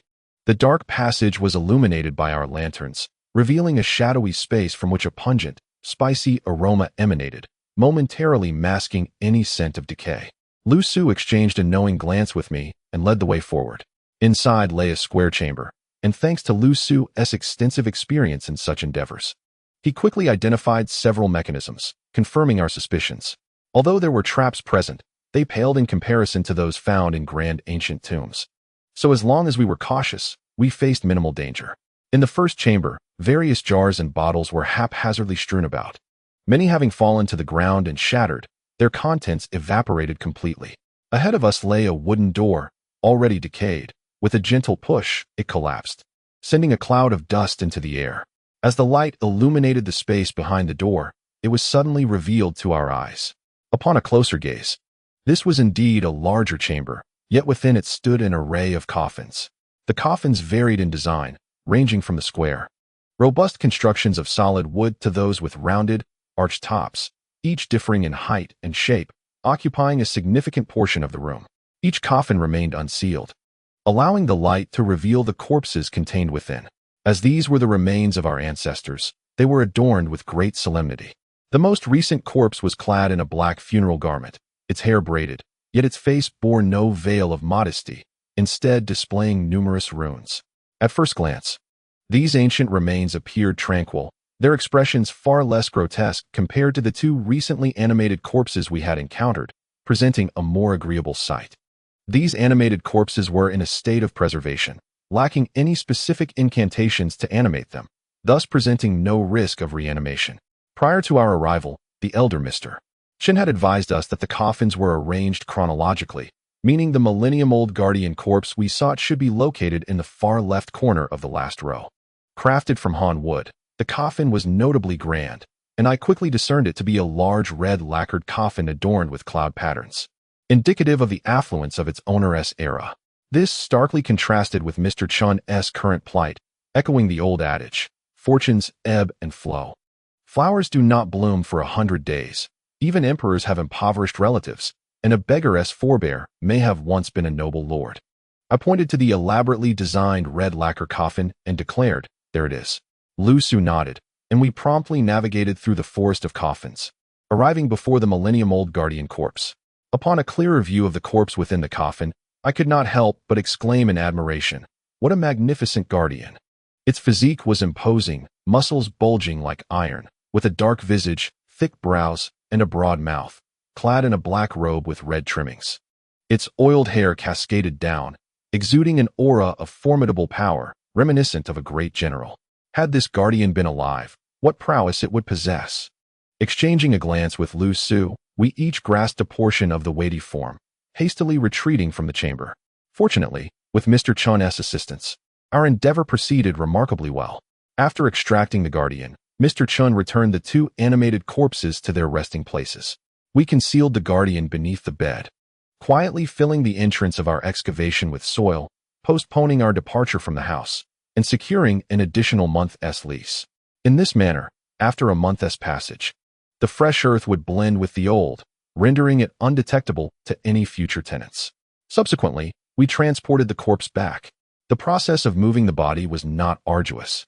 I procured clothing and shoes that matched the guardian's physique, trimmed its hair, adorned it with large sunglasses, and placed a sun hat upon its head, leaving only the area from the nose to the neck exposed. To an unsuspecting observer, it would appear merely as a dark-skinned man, glistening with perspiration.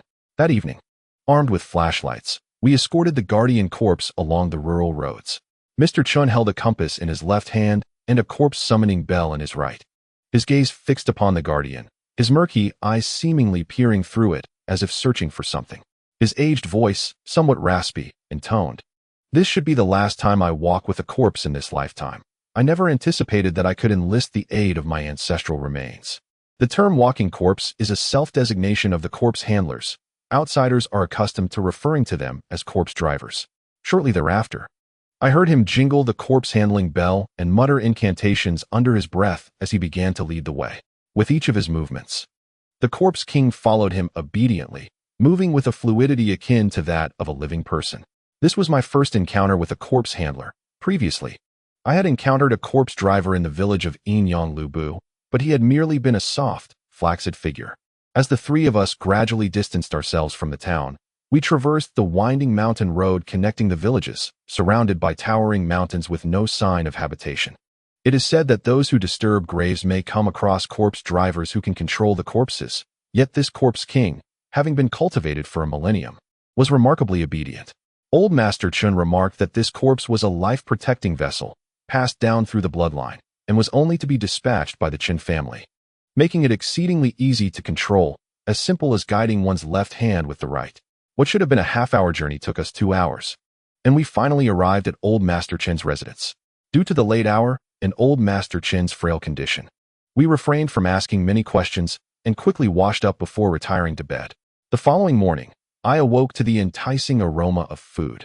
Having exhausted much energy during our night journey, my stomach immediately began to grumble.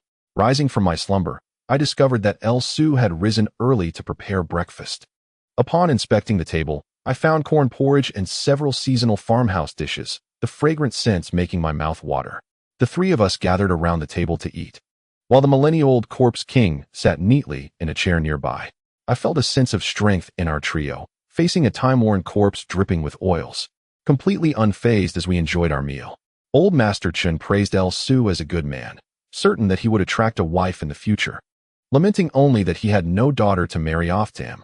As we ate, Old Master Chun continued to extol El Su's virtues, expressing regret that he could not have fathered a daughter for El Su. I sipped my porridge, choosing not to engage in this praise of El Su, my thoughts drifting elsewhere.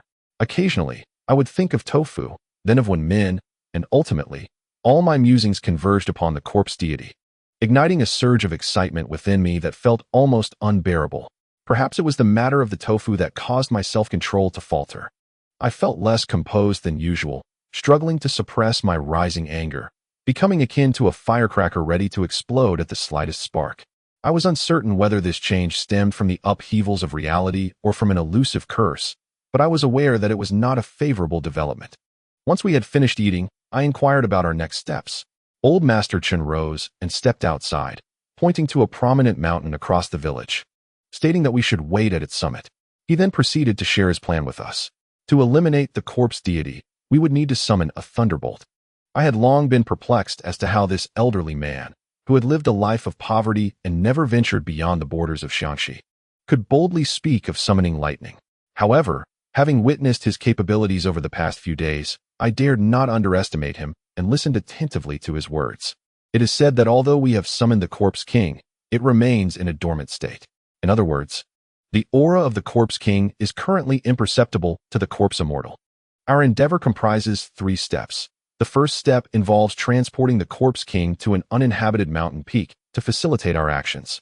The second step is to awaken the corpse king and await the arrival of the corpse immortal. The third step, which is pivotal in confronting the corpse immortal, involves summoning lightning. To achieve this, we must harness the power of the corpse king. Once the corpse immortal arrives and engages the corpse king, Elder Chin will employ a secret technique to manipulate the corpse king to release its energy. The term release energy refers to the expulsion of corpse aura, akin to severing the neck while exhuming a corpse, thereby allowing the release of the corpse's essence. The existence of the corpse is entirely dependent on this essence. The aura of the millennia-old corpse king permeates its being, cultivated and amassed over countless years, and should not be underestimated. Should it release its energy, the convergence of the corpse immortal and the corpse king, infused with the malevolent aura of a millennium-old corpse, would be akin to a serpent aspiring to transform into a dragon. The heavens would inevitably respond to its malevolent energy, and storms would gather, summoning divine lightning to strike. The ultimate outcome would be the corpse king and the corpse immortal perishing together. Upon hearing such a startling plan, both Lu Su and I exchanged glances, astonished. After a moment, Lu Su furrowed his brow and remarked, "Elder, your method sounds plausible, but are you certain that the release of the corpse's malevolence will attract heavenly lightning?" Elder Chin shook his head and replied, "Though this technique is documented in the secret arts of corpse manipulation, I fear I may be the first to attempt its actual implementation. I cannot guarantee its efficacy." I inquired, "What if we fail?" Elder Chin sighed. "If the lightning does not descend, the corpse immortal will undoubtedly consume the corpse king, and our fates will hinge solely on its whims." Lu Su and I fell into silence. Elder Chin's approach was undeniably audacious. Should it falter, our trio would surely face demise. Even if Lu Su and I were to perish at the hands of the corpse immortal, what guilt would burden Elder Chun, who is entirely innocent? Contemplating this, I hesitated to voice my thoughts, yet Lu Su spoke solemnly. "At this juncture, the corpse king has already emerged. we might as well give it a try. Elder Chun, should this endeavor succeed, you will have bestowed a great favor upon us." With that, he bowed respectfully to Elder Chun. Elder Chun promptly assisted him, saying, "My frail old body may not endure much longer, and the only concern weighing on my mind is my simple-minded son. You too still have children. I hope you will look after him in the future." Lu Su and I exchanged a knowing glance, compelled to maintain this facade, and nodded, though our hearts felt heavy. I remained uncertain about the events that befell Chun Tianda in the past, but I had resolved that upon our return to Beijing, I must see him once more, no matter the cost. It would be a disservice to Elder Chun otherwise. The three of us finished breakfast, and, taking advantage of the early hour, prepared the necessary supplies for the next 2 days before making our way to the opposite mountain. After traversing a ravine and reaching an uninhabited area, Elder Chun, hindered by his frail legs, commanded the Corpse King to carry him. With the Corpse King present, our journey was uneventful, albeit somewhat exhausting. By that afternoon, we reached our destination, the mountain summit. This mountain, known locally as Tuochuo Mountain, is an unremarkable peak amidst the myriad hills of Xiangxi, devoid of any historical anecdotes or legends. We set up camp in a grove of pines atop Tuochuo Mountain, arranging our necessary belongings, while Old Master Chun began the ritual to awaken the Corpse King. The process was straightforward. It merely required the essence of the Chun family's blood as a catalyst, followed by the application of a secret seal. With swift precision, Old Master Chun inscribed an incomprehensible symbol on the forehead of the Corpse King and commanded, "Awake." The Corpse King's eyes abruptly sprang open, revealing a fierce crimson hue. Subsequently, it began to wander aimlessly, soon disappearing from our sight. I inquired, "How long until the Corpse Immortal arrives?" Old Master Chun replied, "At the earliest, tomorrow morning, at the latest, 3 days." The Corpse Immortal traverses the skies and earth with great swiftness. I mused to myself that the Corpse Immortal hailed from Yunnan, not far from Xiangxi, and would likely arrive by morning. The dusk was still distant, leaving us with nothing but to await the impending event. Old Master Chun, wielding a short-handled hoe, announced his intention to forage for some wild vegetables from the mountain for us to taste. Watching his stooped figure as he dug into the earth conjured memories of my grandfather, and I felt a surge of emotion, causing my eyes to water momentarily. I inhaled deeply, striving to suppress this overwhelming sentiment. This location was not particularly remote, and there was signal reception. I called one man to explain our situation and inquired about the operations at the One-Eyed Dragon's shop. After dinner, we retired early for the night. Before dawn, the three of us awoke, likely due to the tension that had rendered our sleep shallow. We hastily consumed some food, and as the first light of morning began to break, I observed the sky, clear and devoid of clouds, suggesting a sunny day ahead. Would thunder truly strike today? At that moment, the Corpse King was lost to our sight, and Old Master Chun, munching on a wafer, suddenly halted, exclaiming, "It's here." Those 2 words sent my nerves into a taut frenzy, prompting me to ask, "From which direction?" Old Master Chun pointed southwest, declaring, "Over there, not far off." He then swiftly produced the corpse driving bell, and a muffled ringing echoed as he fervently recited incantations. At that instant, countless birds took to the skies, fleeing in panic, while a pungent odor permeated the air. I was startled, realizing the summoning had commenced. Suddenly, a fierce wind swept through the mountains, darkening the sky in an instant. I looked up to see a gathering mass of dark clouds, thickening rapidly, accompanied by ominous rumbles of thunder. The speed at which the thunderclouds approached was astonishing. Old Master Chun retracted the corpse-driving bell and urged, "Quick, we must flee in the opposite direction." Though I longed to confront the Corpse Immortal, I was acutely aware of my own limitations. Glancing at the ominous sky, I said nothing further, hoisted Old Master Chun onto my back, disregarded the equipment left behind, and turned to flee alongside El Su. Old Master Chun declared, "It is settled. All we need to do now is keep our distance from them. The divine thunder will take care of them. Soon, we shall only need to observe the charred remains." As his words fell, a series of resplendent flashes illuminated the heavens. Looking up, I beheld the tumultuous clouds swirling with lightning, golden, purple, blue, and red, flickering in and out of sight, yet the strikes remained elusive, as if gathering strength. Moments later, it became clear that a robust bolt of lightning was churning within the clouds, poised to descend at any moment. The celestial might was undeniable, and I exhaled in relief, preparing to speak when suddenly, A buzzing sound pierced the air.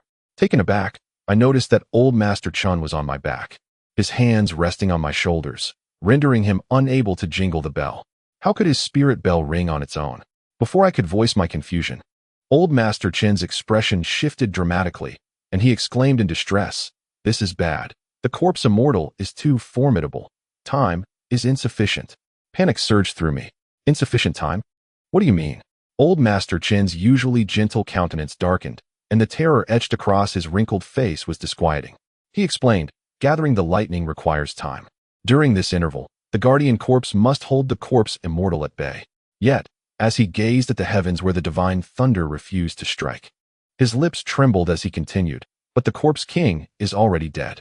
As if to affirm old Master Chin's words, a golden lightning bolt finally tore through the clouds.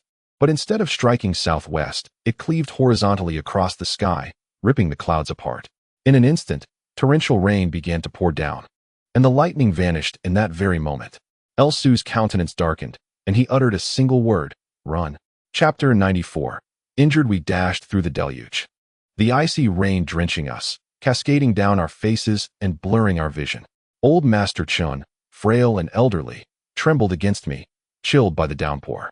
Just then, amidst the storm, I heard a series of piercing shrieks from behind us. At that moment, Elsu halted and commanded, "You take old Master Chun and go ahead. I will hold them off for a while." I retorted, "Hold them off? You'd be like an ant before the corpse immortal. We must flee." Elsu stared intently behind me, saying, "There's no time." My heart raced, and I spun around to see a shadow materializing, a figure. It was the corpse immortal. It appeared unchanged, with hair standing upright, adorned in a celestial crown and feathered garments, its visage strikingly handsome, exuding an otherworldly aura that felt surreal. Yet this was no illusion. It was undeniably a living being, advancing towards us deliberately. Its once dark, purplish hands had lost their hue, now resembling those of an ordinary person, likely altered by the absorption of the corpse king's essence. The corpse immortal bore no discernible expression, neither anger nor sorrow. If it stood still, I might have mistaken it for a lifelike effigy towering before us. Yet at this moment, this figure approached us with a steady gait, each step accompanied by a piercing shriek in the air. Old Master Chun lay sprawled across me, his body utterly limp as he uttered, "It's over." I gently lowered him down, fully aware that fleeing would be futile. Exchanging a knowing glance with Elsu, we positioned ourselves together, and I fixed my gaze intently on the corpse immortal, addressing old Master Chun. "We have brought this upon you. You must hurry and escape. We can at least buy you some time." Despite being placed on the ground, old Master Chun did not move. He urged me not to be foolish, stating that no matter how fast we ran, we could never outpace the corpse immortal. Our survival today hinged entirely on its whims. I replied, "If we draw lightning to strike it, how could its mood possibly improve?" Deep down, I understood that our fates were now intertwined, facing the approaching corpse immortal. A surge of heat filled my heart, threatening to erupt. I was plagued by guilt over old Master Chun, reminded of the tofu it had claimed, and thinking of the sorrow that would befall the beautiful Gu if we failed to return today. The weight of my attachments to this world struck me profoundly. We three huddled closely together, Elsu unsheathing his long knife, his expression devoid of mirth, shrouded in an ominous cloud. Old Master Chun clutched the corpse-driving bell, which resonated despite his stillness. At that moment, the corpse immortal was alarmingly close, merely a few meters away. Elsu wielded his ghost cry blade, striking fiercely, aiming for the immortal's neck.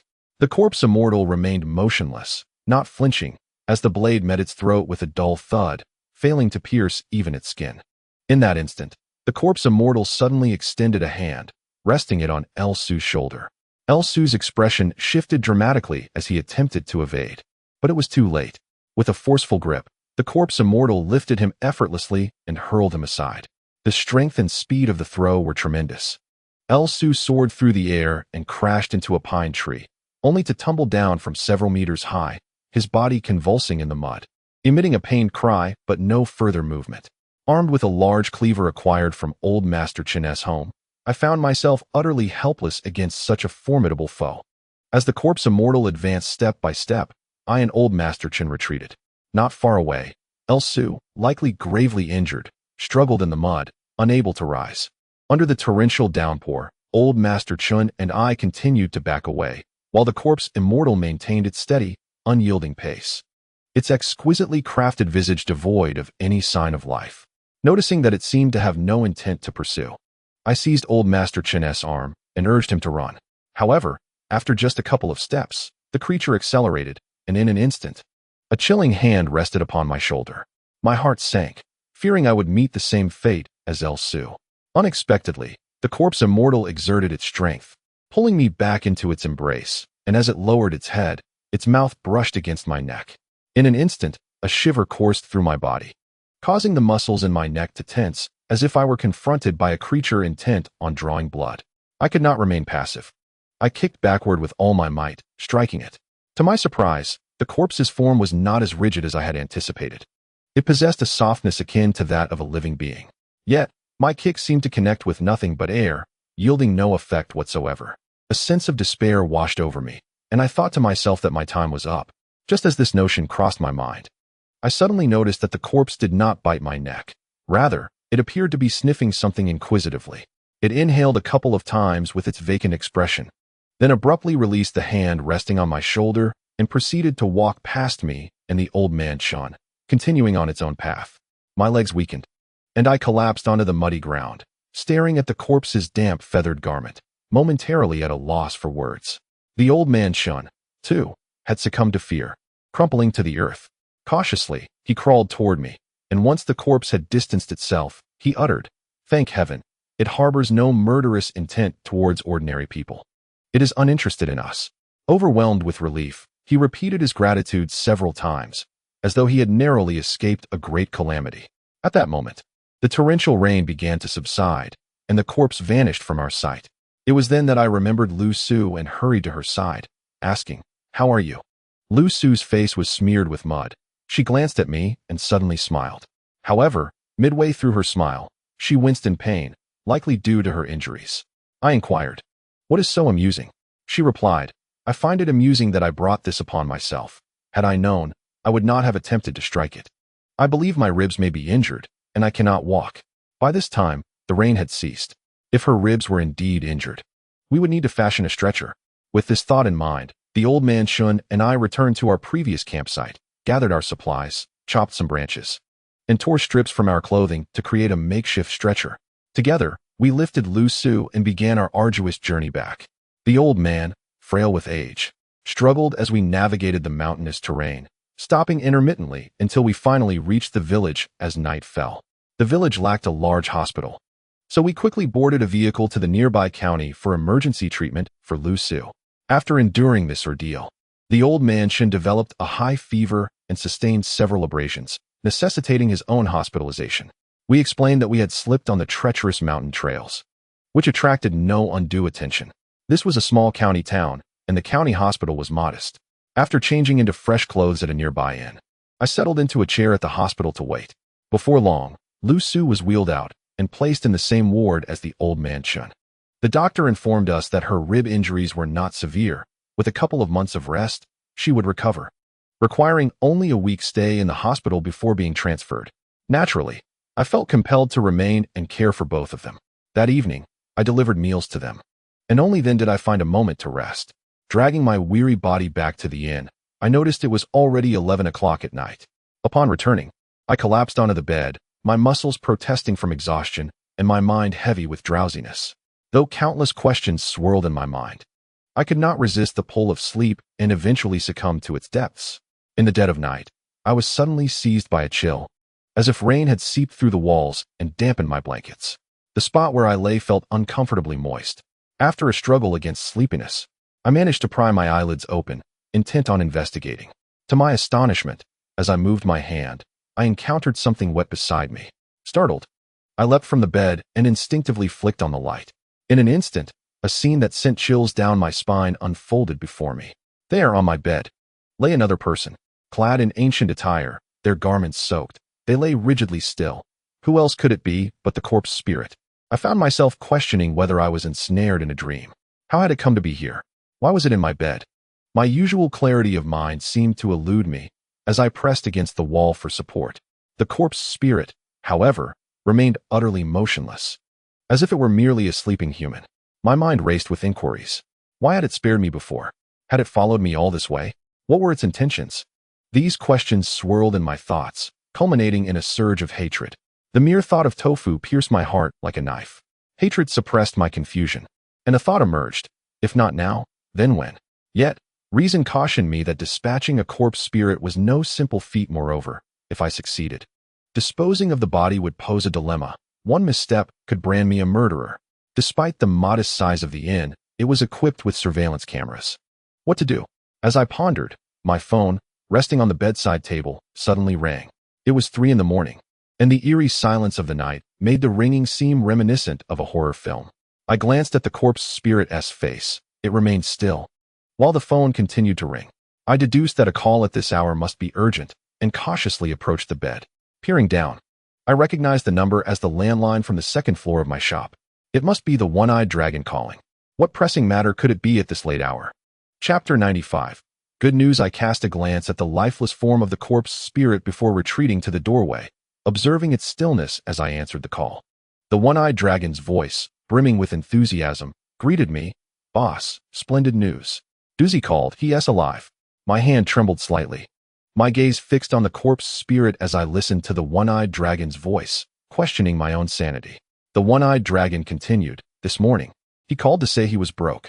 I transferred some money to his account and booked him a flight. He is already here. He tried to call you this morning, but there was no signal. I took a deep breath, replying, You're not deceiving me, are you? The one-eyed dragon chuckled. Boss, would I ever lie to you? I said, Have him take the phone. The Cyclops stated, No, I cannot take the call. He is already sound asleep, as if in a deep slumber. However, it is undeniably true that he lies in bed. I felt that the unfolding events had surpassed my expectations. At that moment, I did not experience a sense of surprise, but rather a peculiar unease. I inquired, What did he return for? Did he say anything? The Cyclops pondered for a moment and reported, Yes. He consumed 2 bowls of instant noodles and then fell asleep immediately. I asked, Did he not inquire about me? The Cyclops replied, When he called me, he did ask. It seemed quite urgent on his end, so he did not say much. Upon hearing that you were fine, he hung up. He did mention you had gone to Shanxi, but perhaps he was too fatigued to pay much attention before drifting off to sleep. Please, forget about the corpse spirit, come back swiftly. He is in good health, and we must not provoke any trouble. I glanced at the corpse spirit lying on the bed and coldly responded, It is too late. Wake him and have him answer the phone. Soon after, the voice of the Cyclops echoed through the phone, calling for him. After a prolonged wait, I finally heard the voice of Tofu, as if it were on the brink of expiration. In that moment, I felt my heart swell with 2 conflicting emotions, immense surprise and exhilaration, alongside a desire to strangle him back into oblivion. He yawned and said, Old Chun, it has been over a month since we last met. I missed you dearly. I replied, I have missed you too, in every sense of the phrase, even to the point of wishing to strangle you. Tofu seemed to regain some clarity and remarked, I heard from the Cyclops that you thought I had perished and mourned for quite some time. You wouldn't truly dare to kill me. You cannot frighten me with that anymore. My blood surged to my head as I coldly stated, You had better provide me with an explanation. What exactly transpired? Where have you been for the past month? Sensing my displeasure, Tofu hastily said, Do not be angry. It was not my intention. This story is quite lengthy. I replied, Then make it concise. A series of slapping sounds emanated from Tofu's end, likely him slapping his own face. Soon after, he appeared considerably more alert and began to recount the subsequent events in broad strokes. In his own words, he was quite bewildered. After the corpse spirit seized him, they flew upward through the ice cave. As they passed over the body of old Zhao, the spirit held Tofu in one hand and the corpse in the other, opening its mouth to consume old Zhao, leaving behind nothing but skin, which it carelessly discarded against the icy wall. In that terrifying moment, suspended in the air and gripped by the corpse spirit while witnessing such a gruesome act, Tofu's fragile heart could hardly withstand the horror, and he fainted from fright. He could recall little of what transpired next. When he awoke, it was to a sharp pain that jolted him from his stupor. Tofu abruptly regained consciousness, letting out a pained cry as he opened his eyes, only to be met with a sea of greenery, realizing he was no longer amidst the snowy mountains. He looked up to find dense vegetation surrounding him, with distant verdant hills visible, devoid of any traces of snow-capped peaks, indicating he had strayed far from the Snow Dragon mountain range. In that instant of awakening, Tofu was momentarily dazed. It did not immediately dawn on him that he was captured by the corpse spirit. It was only upon noticing the strange environment and the waves of excruciating pain radiating from his legs that he remembered he had been taken by the spirit. A vivid image of the corpse spirit devouring Master Zhao flashed through his mind, sending shivers down his spine. Turning around, he was startled to find the corpse spirit standing directly behind him. The excruciating pain in his legs, he surmised, was likely due to the corpse spirit having tossed him aside upon landing. Upon sighting the corpse spirit, fear nearly overwhelmed him, inducing a primal urge to flee. Yet, the agony in his legs felt akin to fracturing, and after crawling a few paces on the ground, he could no longer endure. At that moment, the corpse spirit, with a face devoid of emotion, squatted down, its gaze fixed intently upon him. Overcome with terror, he cried out, "Grandfather, oh dear grandfather corpse spirit, spare my life. Please do not consume me. It was not I who desecrated your grave, but rather the others in the cave. Why do you not pursue them? Why me?" The corpse spirit offered no response, maintaining its blank expression. Believing his demise was imminent, he pleaded for mercy, uttering every desperate word he could think of, continuing for a good 10 minutes. Yet the corpse spirit remained unyielding in its demeanor. Swallowing hard, countless thoughts raced through his mind. Why does this corpse spirit not speak? Why does it not devour me? Why does it resemble a mere wooden figure? What are its intentions? Helpless and immobilized, the pain in his legs gnawing at his nerves, he curled into a ball, cautiously observing the corpse spirit. Thus, time passed from daylight into dusk. Eventually, he sensed something amiss. Could it be that the corpse spirit was malfunctioning? With this thought, he cautiously extended his hand, waving it in front of the spirit's eyes. The spirit's gaze followed his hand, confirming that it was indeed alive, yet it remained inert, akin to a lifeless mannequin. As darkness enveloped the surroundings, the corpse spirit showed no signs of movement, while he continued to suffer from the torment in his legs, leading him to contemplate the possibility of them being broken. This spiraled into a cascade of grim associations: amputation, confinement to a wheelchair, an inability to find a spouse, necessitating assistance for basic needs, mockery from those around him, ultimately leading to his own disdain, homelessness, and being captured by organ traffickers, resulting in the extraction of his organs and his body being left to rot. I felt my face darken, urging him to get to the point. That is the point, he insisted. In that desolate wilderness, my legs immobilized, cold and famished, insects crawling over my body, I was in such agony that I longed for death. And there was the corpse spirit beside me. I had no desire to live anymore. I contemplated suicide, do you understand? I inquired, why did you not take your own life? I feared the pain, he replied. I forced myself to regain composure, glancing at the motionless corpse spirit on the bed, and decided to change the subject. Let us skip past your suffering. What happened next? According to his later account, that night, a torrential rain began to fall. In those circumstances, he realized his chances of survival were slim. Even if he were to perish, he wished to find some semblance of comfort before the end. Thus, he crawled beneath a large tree to seek shelter from the rain. To his astonishment, the corpse spirit followed suit. Though he could not fully comprehend the situation, he hazily understood that the spirit would not harm him, at least for the time being. Then came an abyss of darkness. A torrential downpour lasted through the night.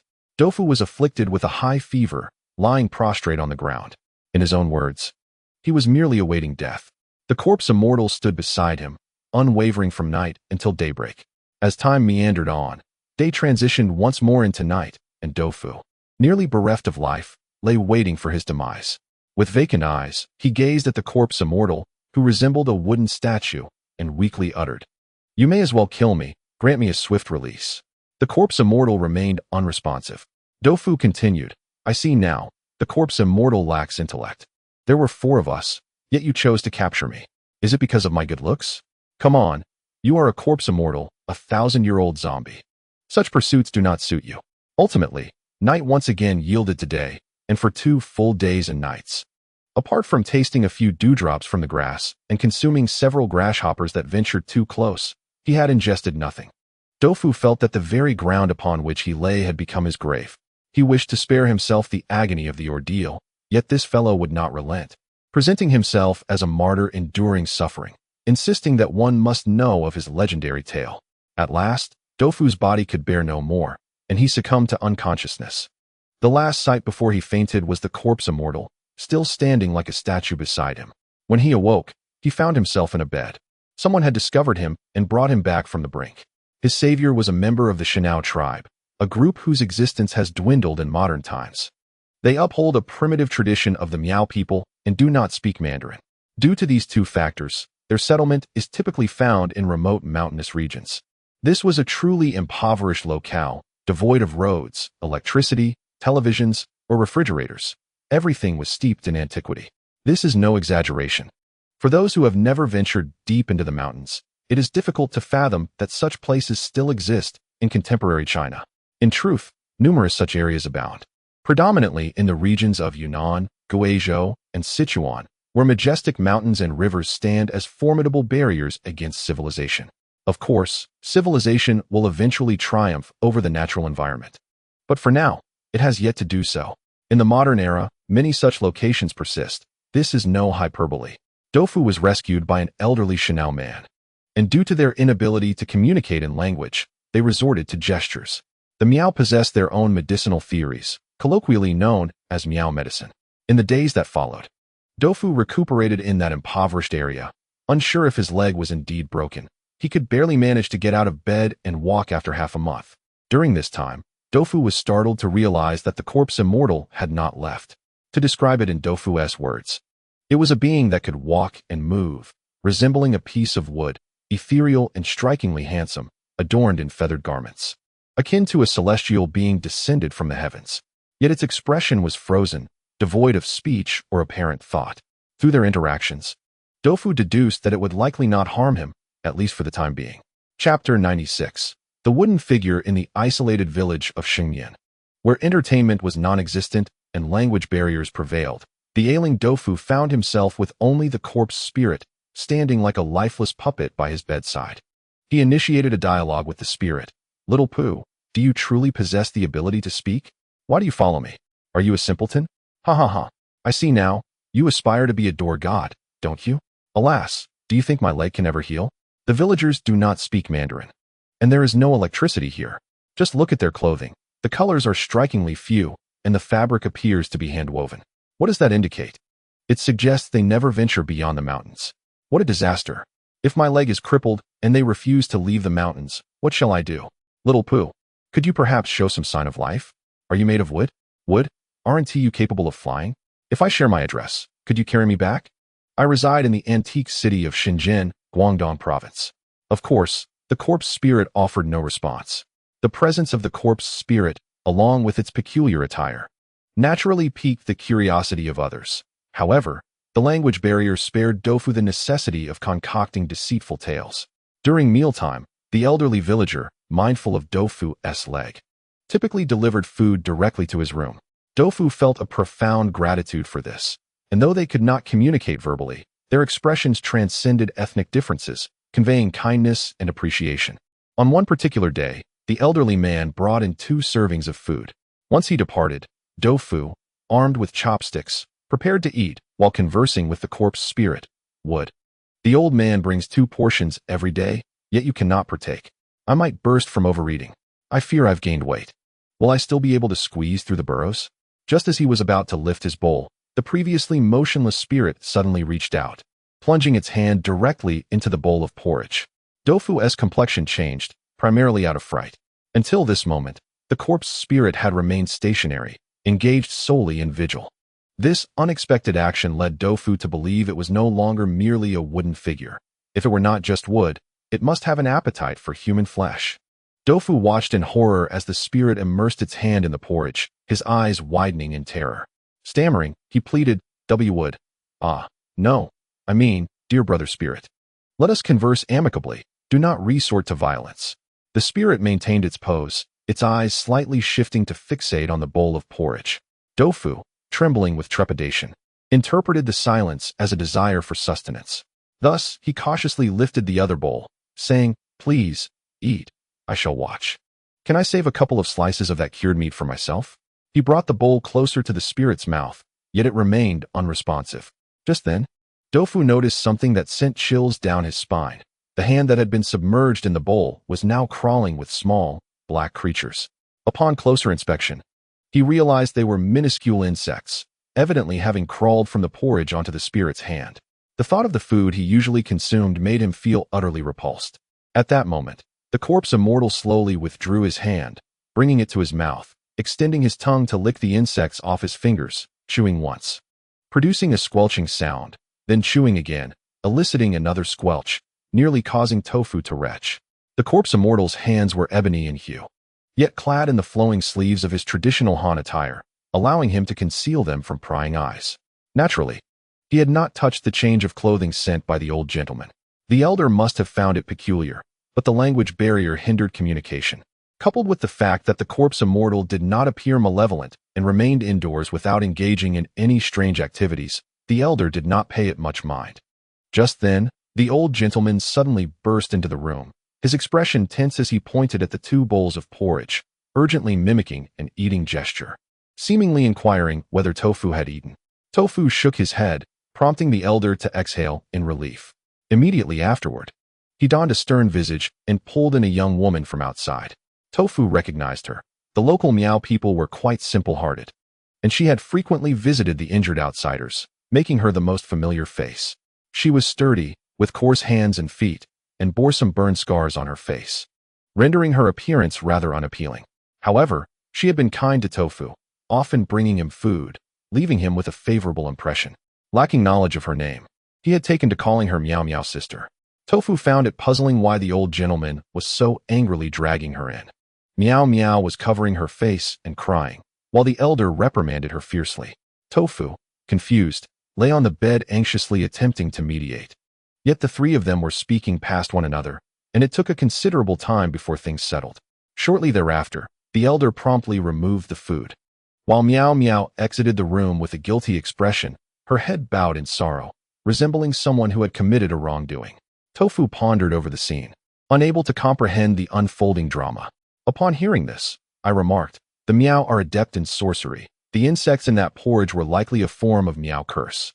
Based on your description, it is probable that Meow Meow attempted to cast a spell on you, which was discovered by the old gentleman."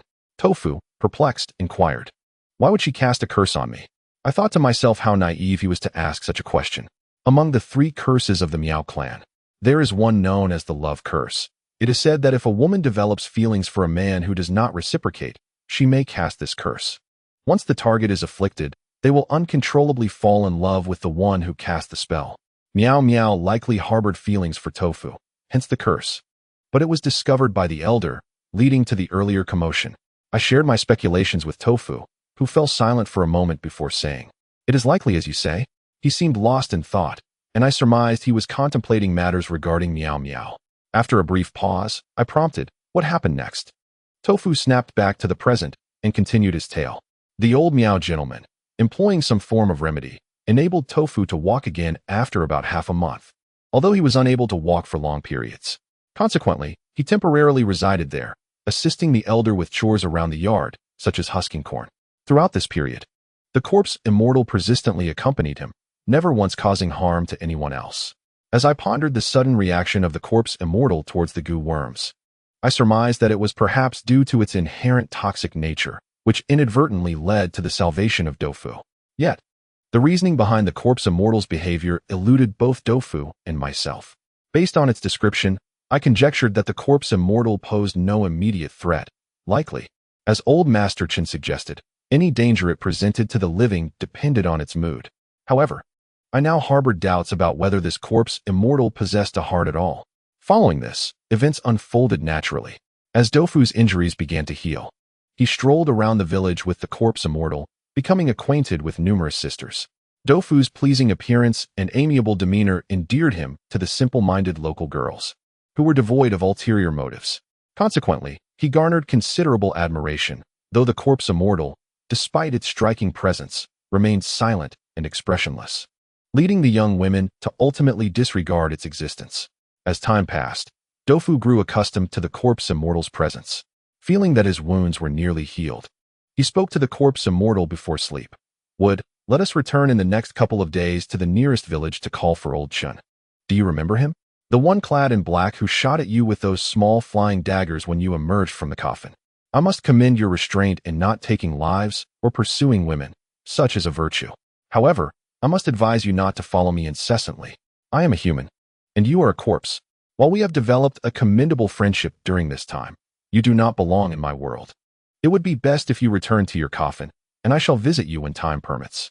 The corpse immortal remained unresponsive. Dofu gazed at it, concluding, "Silence equates to acquiescence."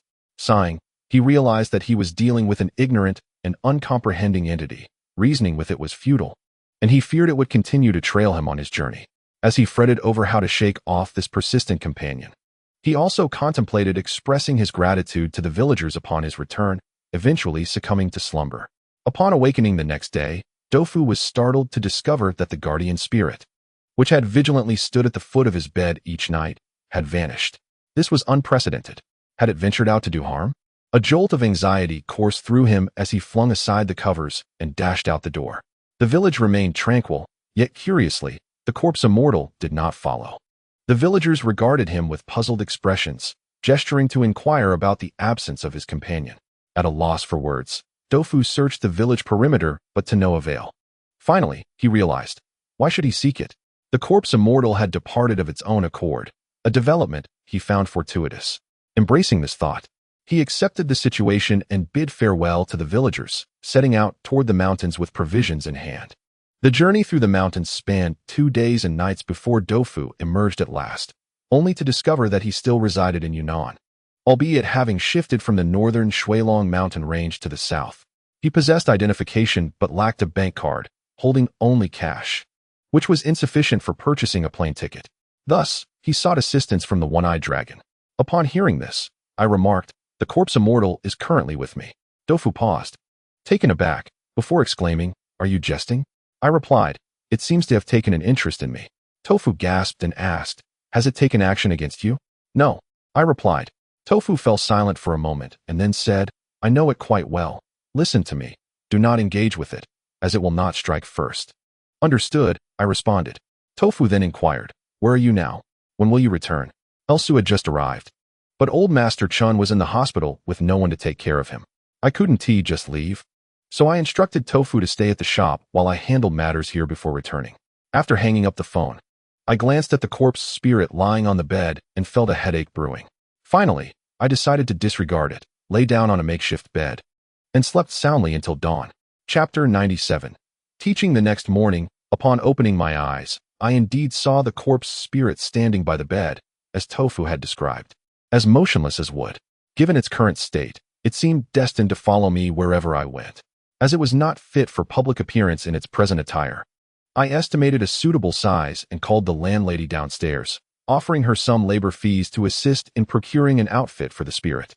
When she knocked on the door, I hastily draped a blanket over the corpse spirit to cover it, and after she left, I began changing its clothes.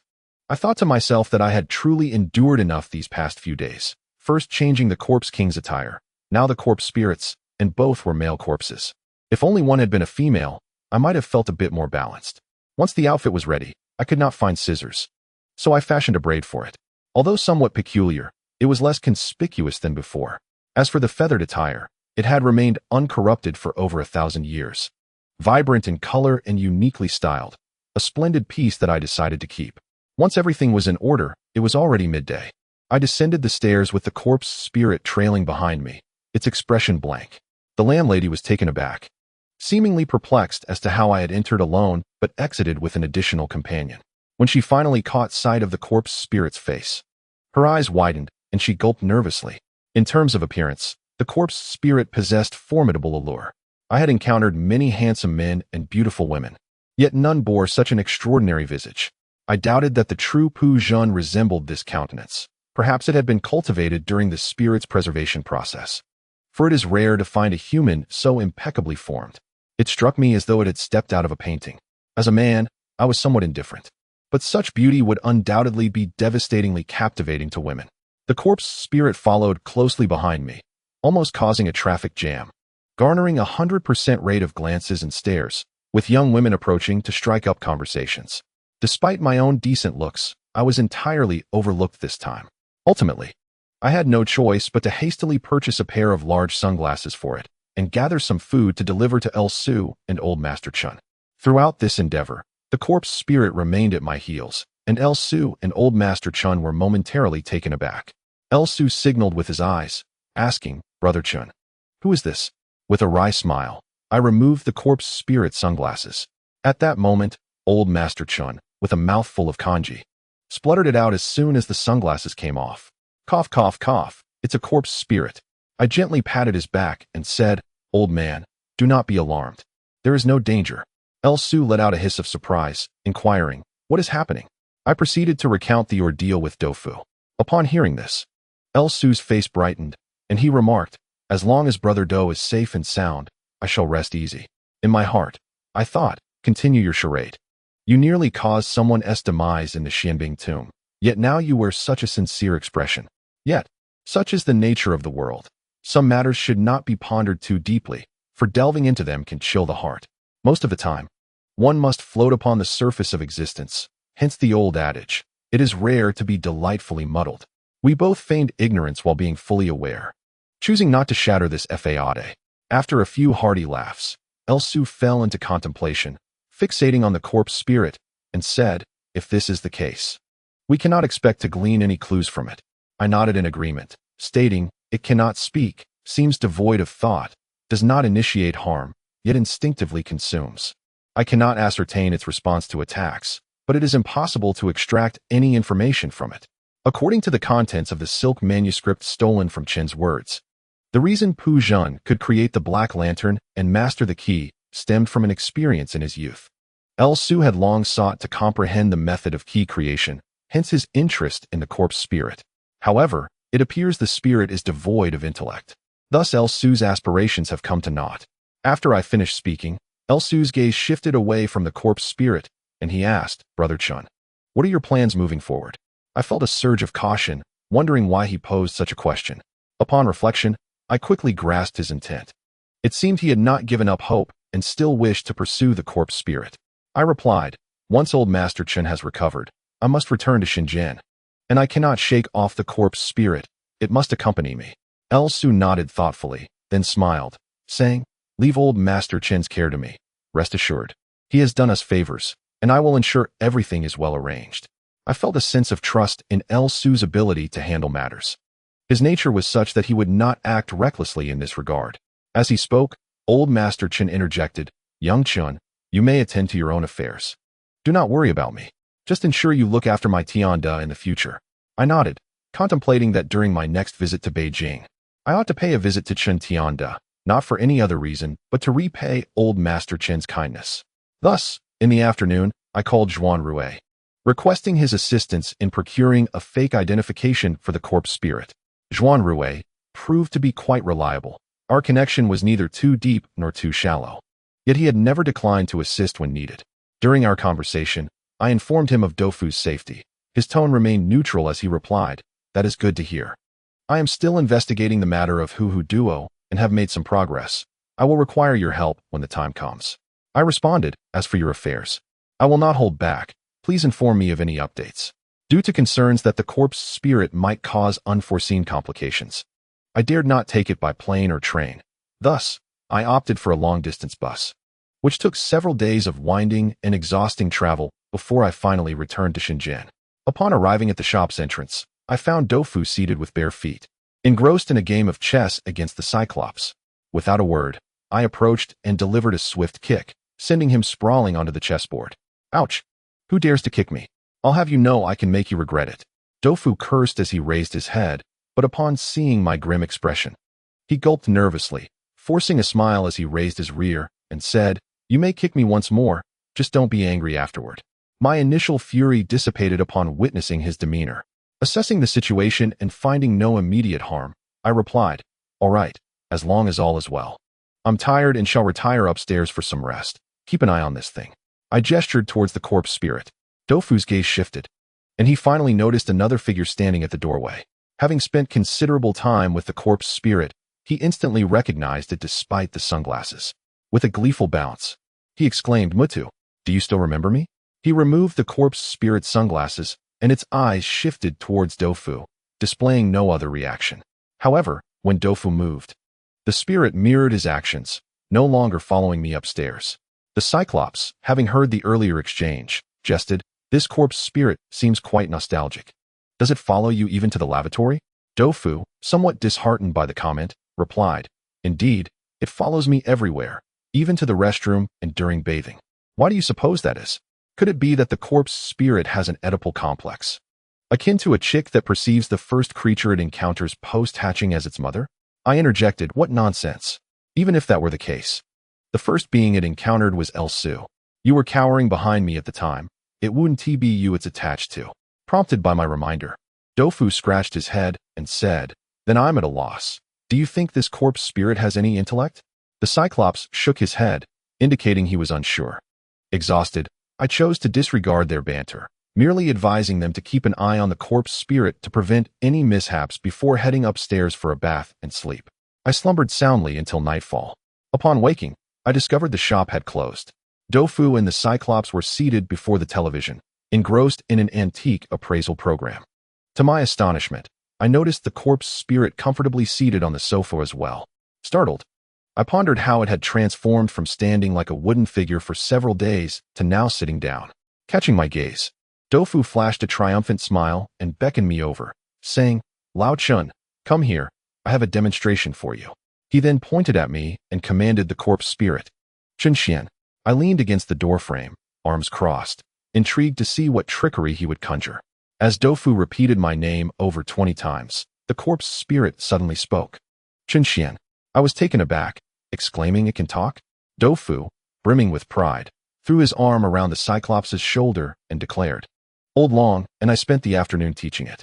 We discovered its condition resembles that of autistic children. You understand autism, right? With the right guidance, it can learn.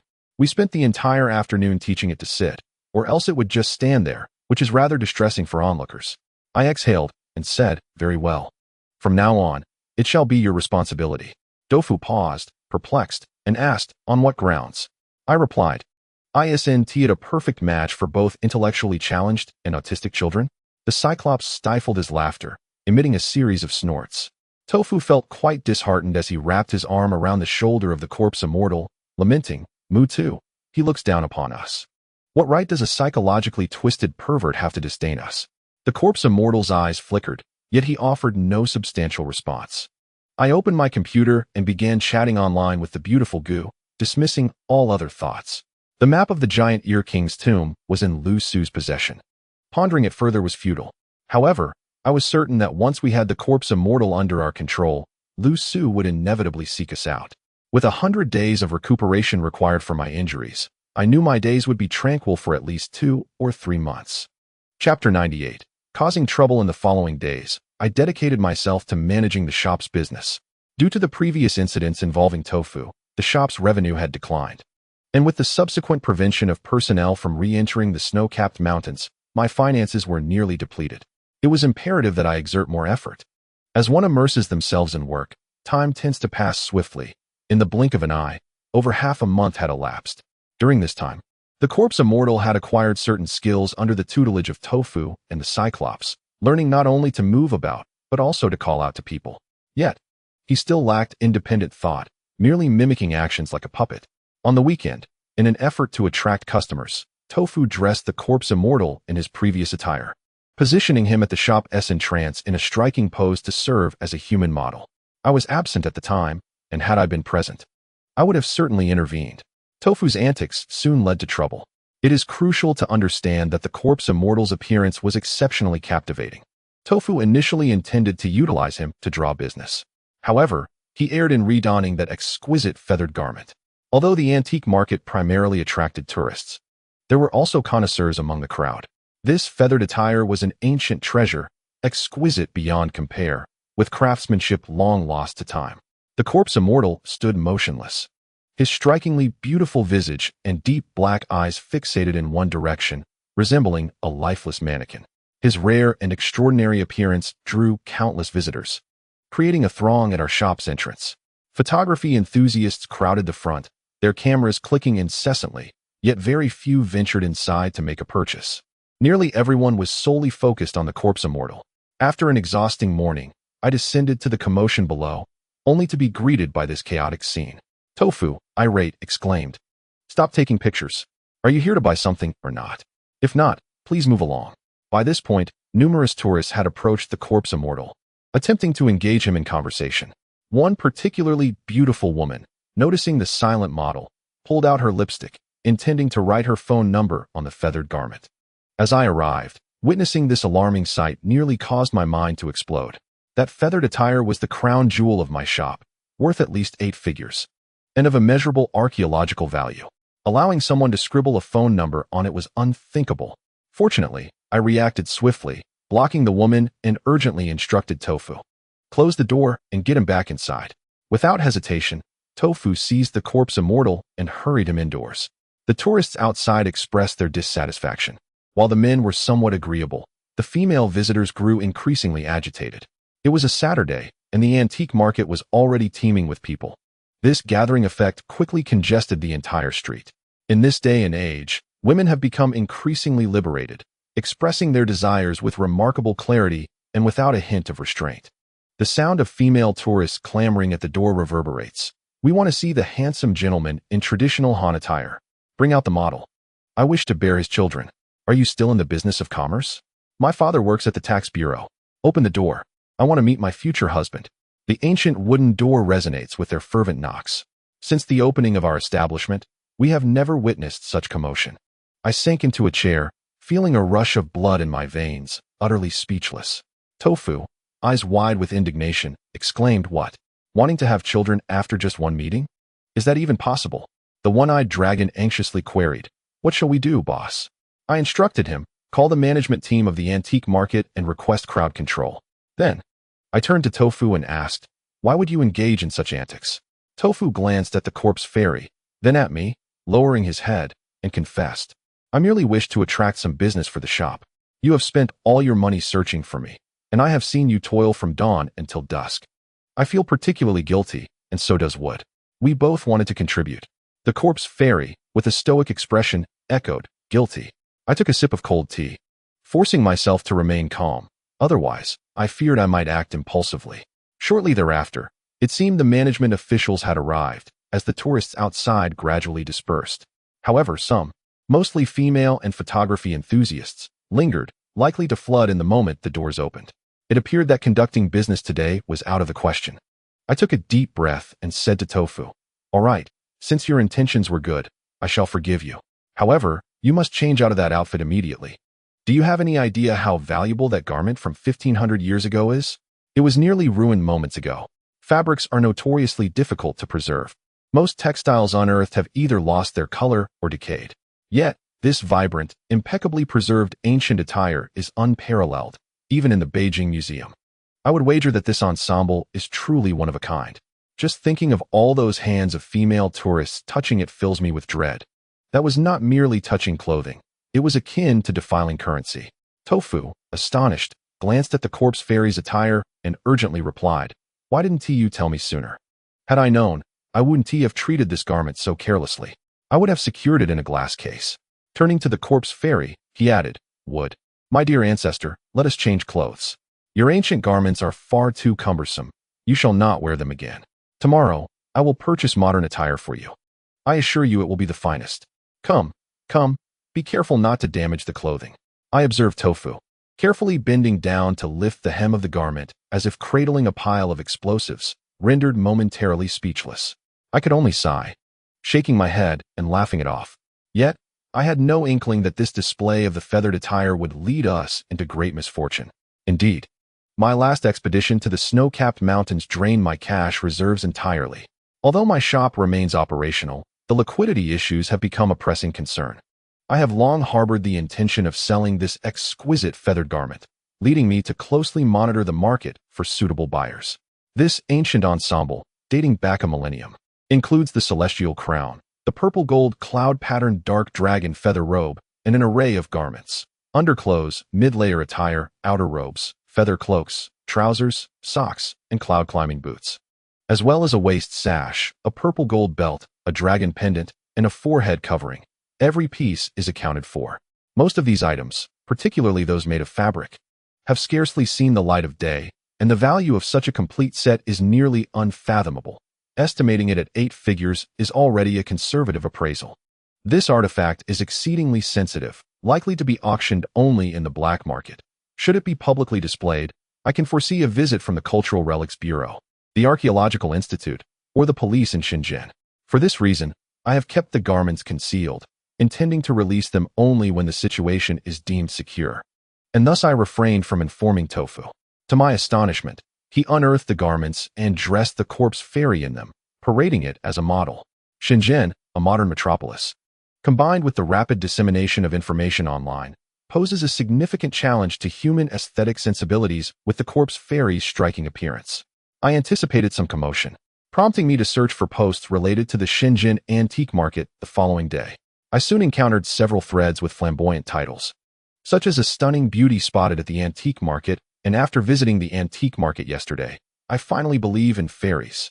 One particular post captured my attention, titled "A Stunning Beauty Photographed at the Antique Market, but the photos reveal something supernatural, seeking expert explanation." Supernatural? My heart raced as I quickly clicked on the thread. The content, pinned in a tone suggesting it was written by a young woman, read, "I experienced a supernatural event. Yesterday, Saturday, my friends and I visited the antique market, and upon passing a shop, we spotted a male model dressed in hanfu. Ladies, he is undoubtedly the most handsome man I have ever seen. Stars could take a back seat." A crowd gathered, and many were taking photos. I longed to approach him, but being timid, I merely snapped a couple of pictures. Later that evening, alone at home, I eagerly viewed them on my computer when the supernatural occurrence unfolded. Below are the images, and be prepared for what you are about to see. As I scrolled down, one photograph immediately caught my eye. The backdrop was the entrance of my shop, mercifully devoid of any visible signage, and in the image, only a set of garments floated eerily, devoid of a wearer. The subsequent photograph revealed a figure within the clothing, yet it was merely a nebulous shadow, gray and indistinct. As I continued to peruse, the figure became somewhat clearer, but the face bore a peculiar fuzziness, reminiscent of feathers. And the entire image seemed to have been affected by some distortion, as if the television were malfunctioning, the visuals flickering. In the ensuing comments, the majority of netizens accused the original poster of deceit, asserting that the photographs were undoubtedly fabricated. As I scrolled through the replies to the post, I found most of them lacking in substance. However, two responses sent chills down my spine. The first, from someone named Archaeological Article, whose gender remained a mystery, stated, "Judging by the style of the clothing, it resembles an exceptionally rare Han Dynasty high-ranking immortal robe. If it is authentic, it would possess a history of at least 1,500 years. To date, no textile or leather artifacts unearthed in our country have been preserved in such remarkable condition. If genuine, its value is incalculable. I am a professional archaeologist and would like to verify where the original poster took this photo." Beneath this reply, the young woman who initiated the post responded that she was too focused on the model to remember the store's name, but she did provide a general location. A wave of anxiety washed over me as I realized the gravity of the situation. Many individuals had taken photographs yesterday, and the appearance and style of the corpse immortal had indeed caused quite a stir. It was likely that there were multiple posts similar to this one, and I sensed that there were more individuals like Archaeological Article lurking about. A foreboding feeling settled in. Something significant was about to transpire. Chapter 99. The blood incident in broad daylight. An inexplicable sense of dread crept over me. Tofu and One-Eyed Dragon had finished their morning routines and were preparing to open the shop. I interjected, declaring, "Put up the sign, we are closing for business." One-Eyed Dragon remarked, "Closing again? We are already in the red. We cannot afford to shut down again, or my salary will be in jeopardy." Tofu added, "Old Shun, I know you've been particularly exhausted lately, but we cannot afford to close the shop. Ever since we ran out of money, our standard of living has plummeted. Look at Wood, he has lost weight. You take a break. I and Old Dragon will manage the shop perfectly." Behind him stood the corpse immortal, dressed in a white t-shirt adorned with a black cat police chief motif, paired with thin, oversized pants that left little to the imagination. As he walked, his form swayed, clearly indicative of Tofu's negligence in providing proper undergarments. Unable to contain my frustration, I kicked Tofu, exclaiming, "Has the corpse immortal eaten? Which of your eyes sees him as thin? Can you not allow me a moment's respite?" In my mind, I had been pondering the purpose of my existence, and now I concluded that it was merely to endure your torment. Tofu, puzzled, touched my forehead and replied, "Old Shun, did you have a bad start to your day? I am so handsome, clever, and capable in both the kitchen and the parlor. Just the other day, I made you instant noodles. Why would you claim I torment you? I swatted his hand away, contemplating before saying, I do not wish to engage in this trivial banter. Quickly dress him appropriately, tidy up, and take him outside to avoid any trouble. Hide. Both Tofu and One-Eyed Dragon were momentarily taken aback, questioning why we needed to hide. I smirked. Because of the mess you've created. I then pointed to the computer, and they turned their attention to the second reply. This one was from someone named May the Tomb Raiders perish. They wrote, I will visit the antique market tomorrow. This item appears genuine, surely excavated by tomb raiders. Ha. It has been a while since I apprehended someone. I must apply for a firearm tomorrow. Tofu and One-Eyed Dragon exchanged glances, and One-Eyed Dragon reassured me, Boss, these online personas often exaggerate. They are likely just fabrications. I remarked, the first comment is quite professional. They will likely reach out in the next couple of days. Regarding the second comment, I glanced at his posting history and confirmed he is indeed a police officer. More importantly, there are multiple posts of this nature, indicating that such individuals are not few. I possess a method to thwart them, but it is contingent upon their absence from this place. I gestured towards the corpse master standing beside me. Tofu, visibly agitated, exclaimed, I never anticipated this situation would arise. People today have too much idle time. Why must everything be aired online? Laochin, you truly have a solution. Should I take Musi out to hide? How long must we conceal ourselves? I replied, just wait for my call. Subsequently, Tofu gathered his belongings, adorned the corpse master with a hat and sunglasses, and departed. As the saying goes, those who come are not well-intentioned. That very afternoon, our shop was graced by two unexpected visitors, a man and a woman. The man, with dark skin and around 50 years of age, possessed a robust physique, evidently accustomed to a life of travel. The woman, also bearing a healthy wheat-colored complexion, had an ordinary appearance but a shrewd glint in her eyes. Upon entering the shop, they immediately scrutinized the items on display. These two were clearly not typical tourists. Their expressions lacked warmth, reminiscent of inspecting officials. At that moment, I was engrossed in a national archaeology magazine. The instant they stepped through the door, I realized someone had finally come seeking me. Maintaining an air of ignorance, I set down my publication and stood to greet them. Welcome. Feel free to browse. The goods are genuine and above board. The woman casually picked up a bronze incense burner, tossed it into the air, and caught it with ease. Is this green iron trinket genuine? She inquired. I chuckled and replied, you must be quite the connoisseur, my dear. This item is merely a decorative piece, not an antique. The price is marked, 50 yuan to take it home. Taken aback by my straightforwardness, she scrutinized me from head to toe before stating, you, the proprietor, seem quite sincere. I've heard whispers of a treasure in your possession. Feigning ignorance, I smiled and asked, what treasure? I possess many treasures here, if you're willing to pay the price. I'll gladly show you. She promptly responded, clothing, a complete set of celestial garments. I gasped in feigned astonishment, saying, what celestial garments? You strike me as an expert. Surely you know that textiles are the most challenging antiques to preserve. How could my modest shop possess celestial garments? Even museums might lack such items. At that moment, the older man beside her spoke up, smiling, Proprietor, we saw a photograph online. Yesterday, a model in your shop appeared to be wearing what looked like celestial garments. Having anticipated this, I feigned a look of enlightenment and chuckled. Ah, you mean yesterday? Oh dear, do I appear foolish to you? The woman paused, then shook her head, saying, of course not. I continued, indeed, I am not a fool. If I possessed celestial garments, would I allow a model to wear them and stand at the door for photographs to be posted online? That would be quite foolish, wouldn't it? The two of them were taken aback, clearly understanding that such actions are beyond the realm of normality. Finally, the man furrowed his brow and asked, what about that photograph? I pointed to the one-eyed dragon and said, yesterday, Saturday, I had this fellow hire a model to attract business. The attire was provided by the model herself and appeared remarkably lifelike, yet it was merely a counterfeit. Surely, you can't discern it from the photograph. Do you think I'm oblivious? After I had woven my tale, the two were swayed, and the man remarked, it seems to be false. Indeed, if it were genuine. Who would engage in such foolishness? Let us return, Xiaoli. The young woman named Xiaoli, feeling unconvinced, rolled her eyes a few times before ultimately asking, please give me the model's phone number. I must see that outfit for myself. I inquired of the one-eyed dragon, do you have the lady's number? The one-eyed dragon, far more astute than Tofu, replied, boss, their ISNTA phone number. I found her at the Fuzhong store, and she was paid 600 for the day. The woman, puzzled, asked Fuzhong. The dragon immediately responded, "It seems you haven't visited the antique market in quite some time." Fuzhong is the name of a Hanfu specialty store that opened at the end of last year. It frequently hosts gatherings for Hanfu enthusiasts. I found her there, not far from our shop, merely about 300 meters away. There was no need for a phone. She completed her work and left after being paid. The Hanfu specialty store has gained popularity over the past 2 years. Hanfu refers to the traditional attire of the Han people.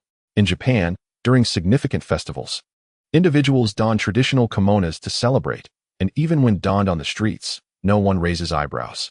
Similarly, many countries retain their traditional attire, while in China, most ethnic minorities maintain their unique clothing styles. Yet, the Han majority, the largest group, has largely assimilated into Western fashion. The beauty of Fuzhong is thus termed Hua, and its grand etiquette gives rise to the name Xia. In recent years, there has been a resurgence in traditional culture, sparking a fervor for Hanfu, with a belief that we should reclaim our ethnic garments. Consequently, the establishment of the Hanfu specialty store in the antique market has attracted a gathering of enthusiasts. It is not uncommon to see individuals adorned in ancient Hanfu strolling about, engaged in lively conversation, creating a picturesque scene. Thus, upon hearing the one-eyed dragon's explanation, the two were convinced, shook their heads, and departed from the shop. Once they were gone, the one-eyed dragon gave me a thumbs up, saying, "Boss, you are astute." These two clearly have a background in archaeology, and we successfully misled them. I replied, "These individuals are somewhat simple-minded and easily deceived. Who knows how many others might come through the door? Have the accounts been settled?" The one-eyed dragon responded, "Yes, everything is in order, including the documents, licenses, tax forms, and transaction receipts. The accounts are balanced." Thanks to the early preparations by the one-eyed dragon and myself, a group of plainclothes officers arrived later that afternoon, claiming they were there to conduct an inspection. We had everything ready, and they found no faults, eventually leaving without incident. Subsequently, a few more individuals came to scout, archaeologists and peers alike, but all were turned away. After approximately half a month, when the commotion had subsided, I finally called Tofu, asking him and the others to return. The corpse immortal typically ventured outdoors or lingered downstairs adorned with sunglasses and a hat, thus concealing his true identity from the surrounding shops. When inquired, Tofu would claim he was a distant relative, a mute individual working in the shop, socially withdrawn due to his insecurities. This narrative seemed to raise no suspicions. I had presumed the matter concluded, unaware that a more formidable force lurked behind us, watching intently. Just days after Tofu and the corpse immortal returned, tranquility enveloped our lives, and business in the shop gradually improved. I am usually a light sleeper, easily roused by the slightest sound. Yet that night, for reasons unbeknownst to me, I fell into a deep slumber. Upon awakening the next day, I was utterly astounded. Tofu and the one-eyed dragon were equally shocked. The second floor was in utter disarray. Our photographs taken at the park were shattered, the coffee table was a chaotic mess, and the floor bore dried blood, trailing from Tofu's room into the living area. There, amidst the carnage, lay severed limbs and a scattering of entrails. The air was thick with a nauseating stench of blood, nearly suffocating. Tofu, the one-eyed dragon, and I remained, but whose dismembered body lay on the floor. Its head rolled near the sofa, bloodied and unrecognizable, a stranger. Suddenly, I recalled the corpse immortal. He was missing. Tofu, pale and trembling, gazed around in confusion, exclaiming, "Could it be that the wooden one committed murder? How could this person die in our home?" To Tofu's question, I had no answer, for my mind was equally muddled. I had encountered many corpses in my life, yet witnessing such a scene within my own abode was an ordeal few could endure. I was nearly certain this individual had been slain by the corpse immortal. But where had he gone? Who was this person? Why were they in our home? As these thoughts raced through my mind, I sensed something amiss. The room was in shambles, evidently having endured a struggle. Yet, why had none of us awakened amidst such chaos? Suppressing my nausea, I sifted through the heap of bodies and eventually discovered a clue within the clothing of the corpse, a small pink vial resembling a potion, containing a powdery substance. The one-eyed dragon remarked, "It seems to be a narcotic. We must have been drugged last night." Tofu speculated, "Could this have been a thief?" The one-eyed dragon countered, "Ordinary thieves do not possess such items. I suspect it was someone from the underworld who infiltrated our home." likely to be dealt with by the corpse immortal. Tofu gasped. So, the wooden one protected us? But his methods were excessive. Where has he gone? No sooner had he spoken than I heard a sound emanating from the side of the refrigerator. Great master. Tofu leaped forward, yanking the corpse immortal from the crevice between the refrigerator and the wall, exclaiming, "Here he is." Tofu, with a self-amused demeanor, had thoroughly taken advantage of the situation. Upon closer inspection, it was evident that the corpse immortal was drenched in blood. The once black cat officer had transformed into a red one, and the implications were unmistakable. This individual is most likely affiliated with the underworld, having led us into the room under the guise of enchantment, only for the structure to be claimed by the corpse spirit. Tofu remarked, "Wood does not kill of its own volition. It must be that this person realized the wood was not entranced and acted against it, leading to its demise. Does this not equate to us committing murder? What shall we do now?" Standing in the room drenched in blood, I inhaled deeply, striving to regain my composure. After a moment, I suppressed the fury roiling within me and instructed, "Let us tidy the room, procure a bag, and encase the body. Clean the scene thoroughly, and scrub the floor with a mixture of alcohol and vinegar." Tofu, pale as a ghost, inquired, "What shall we do with the body?" I replied, "I will take it beyond the borders and find a place to bury it." I then turned my gaze towards the corpse spirit, a frown creasing my brow. It had brought us an inordinate amount of trouble. How should we deal with it? What was the purpose of this deceased individual infiltrating our domain? At that moment, the one-eyed dragon began to clear the body and suddenly discovered a clue, pointing to a severed hand, exclaiming, "Boss, this is a mechanical hand." I had been preoccupied with examining identification and had overlooked the hand lying aside. Following the dragon's lead, I looked over and indeed saw a mechanical hand. Could this individual be a competitor? The one-eyed dragon continued, "Boss, mechanical hands typically do not operate alone. It seems someone sent him here. Do you think it's possible that a fellow practitioner was dispatched to steal?"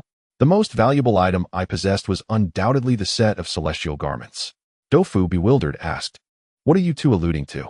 Hurry up and clean." The one-eyed dragon and I proceeded to tidy the room, packing the body into a bag. I then drove out of the borders, finding a secluded spot along the mountain road, where I buried the corpse. Upon completing this task and returning home, dusk had nearly settled.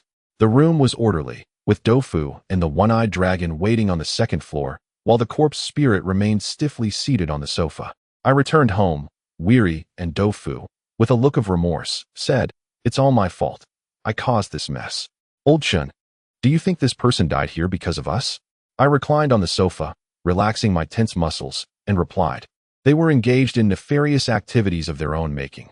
Their death is meaningless, and they would not dare to report it." Tofu let out a sigh of relief, and I directed my gaze towards the corpse spirit, remaining silent. The atmosphere was thick with tension. After a moment, Tofu rubbed his hands together and said, "Old Shun, please do not look at it that way." I responded, "I am observing it. What concern is it of yours? I feel anxious for its presence." The one-eyed dragon glanced at the corpse spirit and remarked, "We do not know who sent that individual. Where one exists, another may follow. Furthermore, having lost one of their own, they will surely seek retribution. I fear that trouble may arise again.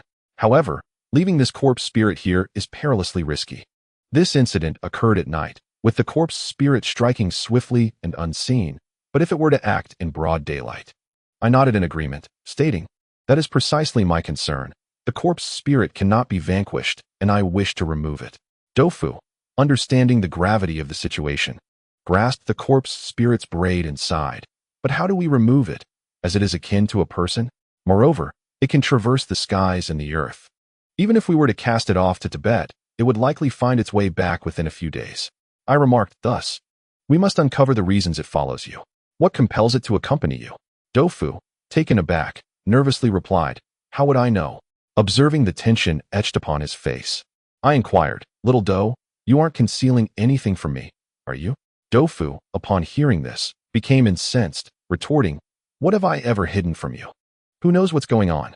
I pressed, "Then tell me, why did it speak this morning?" Though the corpse spirit can indeed converse, it typically requires a person to prompt it. Yet, during the day, it spoke of its own accord. It has been here for over a month, and this is the first instance of such behavior. Furthermore, it addressed both me and the Cyclops by name, yet this morning, it solely called out yours. Noticing Dofu's increasing agitation, my suspicions deepened, prompting me to exchange a knowing glance with the Cyclops. He took the hint and stood, saying, "It's rather late. And we haven't eaten. I'll go procure some food." Once the Cyclops departed, only Dofu and I remained in the room, the corpse spirit being of little concern. I said, "Now that it's just the two of us, little Do, we have known each other for many years. I trust you and have never doubted you. But this matter feels exceedingly strange. Forgive me for my skepticism." Dofu's expression darkened as he replied, "What do you want me to say?" It wasn't a matter of what I wanted him to say, but rather, I felt he owed me a clearer explanation. Dofu fell silent for a moment, and when he finally raised his head, his eyes were tinged with red as he gritted his teeth. "I have told you everything I needed to. If you don't believe me, then so be it. Why must you interrogate me as if I were a criminal?" With that, he turned to leave, and to my astonishment, the corpse spirit followed him. In a fit of rage, Dofu kicked at the spirit. I gasped, knowing well that the spirit could retaliate. I cried out, "No?" But the moment my voice rang out, Dofu's foot had already struck the spirit's abdomen. The spirit remained still, its expression blank, merely rolling its eyes slightly. Yet, to my relief, it did not counterattack. I vividly remembered the fate of Lu Su after he had assaulted the spirit. Dofu, perhaps feeling a twinge of fear after his action, sullenly retracted his foot and retreated to his own room. As the spirit attempted to enter, Dofu abruptly slammed the door shut, causing the spirit to collide against it, tilting its head slightly, and then remaining in that position, motionless. I felt a throbbing pain in my head and had lost my appetite. After taking a shower, I lay on my bed, pondering how to rid ourselves of the spirit. Although it had not harmed us and had even protected us the previous night, it remained devoid of intellect and posed a constant risk of triggering an irreversible situation. For this reason alone, it had to go. After much contemplation, I found myself unable to devise a strategy and drifted into a restless sleep. To my astonishment, upon awakening the following morning, I discovered that both Dofu and the spirit had vanished. More accurately, they had seemingly run away. On the table lay a small note that read, "Old Shun, I can't shake off the spirit, and I wouldn't want to burden you further. It's best that I take it with me. My phone number remains unchanged. Feel free to contact me anytime." I clutched the note in astonishment, pondering what on earth was happening. Had my words been too harsh last night? Was this the reason for his departure? The one-eyed dragon rubbed his hands together and suggested, "Perhaps you should call him and persuade him to return." A surge of irritation welled up within me, and I retorted, "He's a grown man. He can survive without me. What is there to persuade?" With that, I tossed the note aside. Although I was enraged, I also considered that Dofu acted far too impulsively. This time, he must endure some hardship. With his stubbornness, I was certain he'd be back, disheveled and downcast, in no time. Indeed, too much leniency breeds complacency. It seemed I had indulged him excessively, and perhaps a little confrontation would awaken him to reality. The one-eyed dragon, observing my demeanor, scratched his nose and fell silent. However, I was well aware that he would discreetly reach out to Dofu. If anything were to happen, he would not conceal it from me. Thus, I felt no lingering worries and devoted myself to my business affairs, awaiting the arrival of El Su. Time passed swiftly, and half a month had gone by without any communication from Dofu. I inwardly cursed the ungrateful wretch, experiencing a pang akin to that of a father whose grown son no longer recognizes him. One evening, after closing the shop at 10 o'clock, the antique market lay shrouded in darkness, the glow of the streetlights dim and feeble. For those residing in the city, it was still early. The one-eyed dragon and I lounged on the sofa, engrossed in a television program, when suddenly, a knock echoed from downstairs. The one-eyed dragon, alerted by the sound, peered out the window to inquire, "Who is it at this hour?" However, due to the ancient architectural design, the eaves obstructed his view, preventing him from seeing the visitor. He then hastily descended the stairs to investigate. I thought little of it and continued watching television, but as time passed and the one-eyed dragon did not return, curiosity piqued within me. Rising, I decided to venture downstairs. To my shock, upon reaching the staircase landing, I found 4 unfamiliar individuals blocking the entrance. Dressed in plain clothes, they brandished handguns, complete with silencers. My gaze shifted, and I discovered the one-eyed dragon sprawled on the ground, unconscious, likely struck down without visible wounds. One of the assailants commanded, "Come down. It is in your best interest not to resist." At that moment, I stood at the staircase landing, contemplating a retreat to the living room. Yet, As if reading my thoughts, one of them aimed his weapon at the unconscious one-eyed dragon. Warning, do not make any sudden moves, or I will end his life right now. I realized their weapons were loaded, and they were not mere blusterers. They were prepared to shoot. I cursed silently. When had firearm regulations become so lax that anyone could obtain a gun? My mind began to conjecture their identities, suspecting a connection to the individuals who had previously invaded my home, only to meet their demise at the hands of the corpse immortal. With the one-eyed dragon as a hostage, I found myself powerless to act, rooted in place as I inquired, "Who are you?" The leader responded, "You will learn who we are in due time. Our master wishes to see you. Comply, and your life will be spared. Otherwise, well." I could not help but let out a cold chuckle and remarked, "I wonder who your leader is? I have encountered many capable individuals, yet I cannot fathom how you came to be among them." The man grew furious and retorted, "Do not disrespect me. Comply, or I shall count to 3. If you fail to comply, I will break one of his legs." Realizing that evasion was no longer an option, I descended the stairs slowly. The 4 of them quickly surrounded me, fastening a pair of handcuffs around my wrists. These handcuffs were unlike those used by the police, and besides, law enforcement would never resort to taking hostages. Without acknowledging the one-eyed man, they shoved me into a vehicle, which drove into the obscurity of the night towards an unknown destination. I remained silent, resting my eyes against the car's interior. After a brief moment, one of them said, "Kid, you're quite bold, aren't you? Aren't you afraid of what lies ahead?" I kept my eyes closed and replied indifferently, "What good is fear? What is destined to happen will come in due time." In truth, I was pondering who their leader might be. If it were someone from the same trade. Aside from the Zhao family in Shenzhen, no one else had the audacity to orchestrate such a scheme. However, the Zhao family had already fallen, their empire dismantled, and the emerging factions were still in their infancy. Who could possibly be provoking such a tumult? The man sneered, saying, "Once we arrive, we shall see how long you can maintain your bravado." The journey was not lengthy, but due to the closed windows and the darkness of the night, I could not discern where I had been taken. Upon exiting the vehicle, I found myself in a courtyard. I surveyed my surroundings. The yard was overgrown with weeds, and the building was an old 3-story brick structure, appearing quite dilapidated. Such a building would be unseen within the city, leading me to suspect I had been brought to the outskirts. At that moment, the 4 men pushed me into the house, where a cacophony of noise filled the air. Dimly lit by a few yellowed chandeliers, the room was sparsely furnished, with only a few items stacked against the walls. A quick glance revealed the grim reality. I was no fool. Though those items were rare, their shapes unmistakably indicated their purpose as instruments of torture. It appeared that they intended to administer vigilante justice. I narrowed my eyes, silently acknowledging that to claim I was unafraid would be disingenuous. If they merely shot me, it would be one thing. But if the scenario unfolded like those depicted on television, with these instruments of torture employed, I could not predict how long I would endure. Upon my entrance, the door was promptly shut. Seated in the center of the room was a man I did not recognize. Bald, corpulent, with a protruding belly and a greasy visage. His triangular eyes gleamed with cunning and avarice. It was evident to me that he was not to be trifled with. Upon my arrival, the rotund man did not speak, but merely gestured to someone nearby. That person then produced a mobile phone, and a harsh static noise began emanating from the device. Only then did the corpulent man address me, saying, "First, listen to this recording." His voice was dissimilar to others. It was not loud, but rather piercing, creating an uncomfortable sensation. Though his attire was rather ordinary, I noticed a striking crimson beaded bracelet adorning his wrist, which caught my eye. In the past 2 years, I had developed a discerning eye.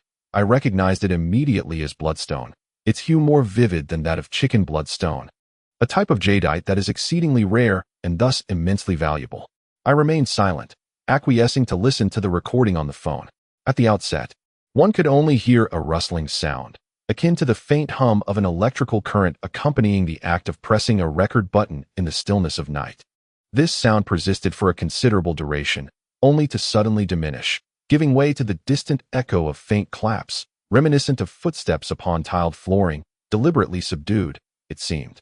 Before I could fully comprehend the situation, a voice unexpectedly emerged from the recording, tinged with astonishment, exclaiming, "Why haven't you fainted?" Following this exclamation, a cacophony ensued, culminating in a brief, anguished cry, after which silence enveloped the surroundings once more. Subsequently, footsteps echoed again, this time with a distinct and pronounced patter, until the sound faded entirely, leaving behind an oppressive stillness. To an outsider, this recording might appear perplexing. However, I was acutely aware of its origin. It was evident that it belonged to the individual who had met their demise at the hands of the corpse spirit. Clearly, that person must have been equipped with some form of real-time communication device, resulting in the recording being transmitted into the hands of this rotund individual. As the recording concluded, he, with his beady eyes glinting like a serpent's, fixed his gaze upon me and stated, "My man has been missing for half a month. Provide me with an explanation." In the presence of such individuals, evasion was futile, so I replied succinctly, "He is dead." Unfamiliar with the tale of the corpse spirit, he continued to stare intently at me, and after a moment, uttered 3 words, "You have guts." I retorted, "I have answered your question. Shouldn't you reciprocate?" The rotund man replied, "I know what you wish to inquire about. I dispatched someone to your location not for any other reason, but for that set of great Han purple gold feathered garb. Let us speak plainly. I have a fondness for that item." I countered, "Are you referring to the photographs online? Do you truly believe I would be foolish enough to post images of it? That is merely attire belonging to a model, entirely unrelated to me. Moreover, even if I possessed the purple gold garb, why would your men stealthily invade my shop in the dead of night? Would they intend to rob me openly or covertly?" He sneered coldly, sharp-tongued. "Do you think your words can deceive me?" The term country bumpkin is a derogatory label used by tomb robbers to refer to archaeologists who, due to their prolonged outdoor endeavors, often bear sun-kissed skin, hence the contemptuous moniker. A jolt of realization struck me. How did he know that archaeologists had sought me out? How was he aware of my attempts to mislead them?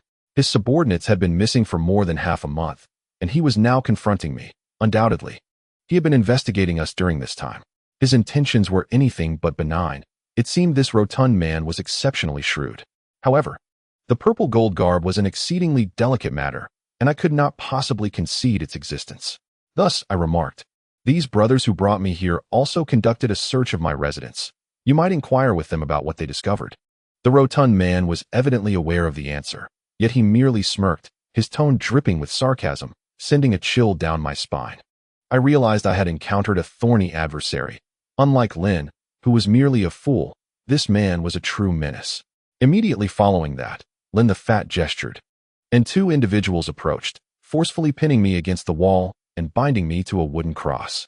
The rotund man then grinned ominously, stating, "My ancestors were involved in the underworld.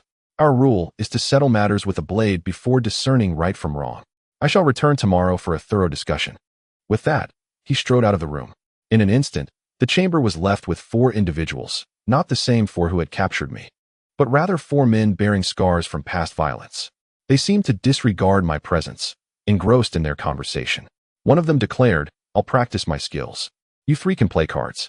The remaining trio rummaged through their pockets, producing a deck of cards, and seated themselves in a circle on the floor. I remained vigilant, focusing on the speaker, a man with a buzz cut and a face marked by excess flesh. He glared at me, clenched his fist, and without a word, delivered a punch to my face. The blow was excruciating, leaving my head spinning, and soon I was subjected to a flurry of punches and kicks. Nevertheless, he showed restraint, deliberately avoiding vital areas, clearly a seasoned practitioner. It was barely midnight, and I realized that the long night ahead promised little respite. I closed my eyes, gritting my teeth, and after a moment, he shook his hands and remarked, "Appetizer. I admire those with a tough spirit, but I cannot go easy on you. The boss will be reviewing performance tomorrow, and things are tough these days. Take a breather. There are other matters to attend to." He gestured towards a pile of instruments. Unmistakably implements of torture, most of which I had never seen before, save for a small hammer. Noticing my gaze, he chuckled and explained, "You can probably guess what this little hammer is for. It's to crush bones, finger joints, toe joints. Once it strikes, they shatter into fragments. Our rule here is to begin with the destruction of 2 fingers, but fear not. Close your eyes and grit your teeth, and it will soon be over. Later, I'll sprinkle some white liquor to disinfect the wounds. No need to thank me. Just call me Lay Foam." With that, he pulled out his phone and nonchalantly began scrolling through Weibo. Chapter 103. The scheme. The man playing with his phone said, "So, are you looking for a head-on confrontation? You 3 against our 5 guns. Are you seeking death?" I smiled faintly and replied, "If I must perish, I prefer to do so with clarity." Might I inquire who this Bosley truly is? He scoffed. It seems you're still contemplating revenge. Let me enlighten you. Bosley is not someone you can provoke. He has powerful connections, and eliminating you would be as effortless as crushing an ant. Do not entertain any further schemes. Next time, you may not be so fortunate. With that, he erupted into laughter and drove away. In that moment, it was just me, Tofu, and the corpse fairy left in the room. The night breeze gently wafted through until the vehicle vanished from sight. At last, I could no longer hold on. My body swayed, and I succumbed to unconsciousness. In a daze, I sensed that Tofu must have taken me back. After a day and night without sleep, coupled with the absence of food and the brutal beating I endured, I slept deeply until the following afternoon. Upon awakening, I found myself in my own bed, my clothes removed, and in 4 drip beside me. Tofu was vigilantly watching over me, and upon seeing my eyes open, he sighed in relief, exclaiming, "You frightened me to death." I lowered my gaze and noticed that the wounds on my body had been treated, a strong scent of medicinal alcohol wafting around me. Seeing my silence, Tofu remarked, "I called a doctor this morning. After this bottle is finished, you'll be fine." I remained silent. Tofu twisted his fingers nervously and finally said, "It's all my fault. I'm sorry." I, lacking any temper, replied, "Well, don't you think there are many things you've done wrong towards me? Is there anything to eat? Please get me something." Tofu brought over some food, and, while I ate, he inquired, "Old Chun, what are your plans moving forward?" I responded, "What do you think my plans could possibly be?" Tofu's face flashed with anger as he exclaimed, "They robbed you and beat you to this state. Can you truly swallow this grievance? Even if you can, I cannot. I must find a way to deal with them." I replied, "All I know is that the person's surname is Lee. I had never heard of him before. He must be a recent emergence of power. These people are armed, and I've heard there are connections above them. How can I possibly confront them? Besides, I don't even know where that fat man's hideout is." Noticing my lack of vengeful intent, Tofu looked at me suspiciously and said, "This doesn't seem right, Old Chun. This isn't like you. Are you truly planning to endure this?" I scoffed, recalling the fat man's malevolent eyes, which ignited a desire for vengeance within me. Yet I suppressed this impulse and calmly stated, "A gentleman avenges himself. It is never too late. I must first clarify their origins before taking action. There is no use in hurrying now." Upon hearing this, Tofu asked, "How can we ascertain their origins?" I replied, "Let us discuss it once my wounds have healed." At that moment, my eyes were swollen, my body marked with bruises. I was in no condition to face anyone. Over the past year, I had made several acquaintances in the circle, and with this new force emerging seemingly out of nowhere, there would undoubtedly be whispers on the streets. Once I recover, I should be able to gather information on that fat man. The following days passed quietly. Tofu moved back in, continuing to lounge on the sofa, indulging in online games, while Shuxian remained a mere shadow, causing no further trouble. Once my wounds had fully healed, I reached out to some business acquaintances to gather information, and indeed, I uncovered some leads.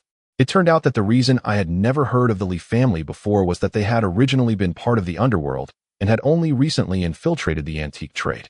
With substantial financial backing, they quickly assembled a group of followers. The Lee family was deeply entrenched, flourishing with numerous members in government positions, embodying a typical presence in both the legitimate and illegitimate spheres. In recent years, the antique market had seen significant growth. As the saying goes, gold thrives in chaos. Antiques prosper in peace. Now that the nation was growing stronger, we had entered a prosperous era, making the antique trade a lucrative field.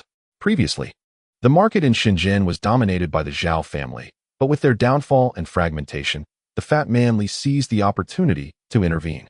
It was said that he was currently acquiring the remaining assets of the old Zhao, making substantial moves and striking with great force.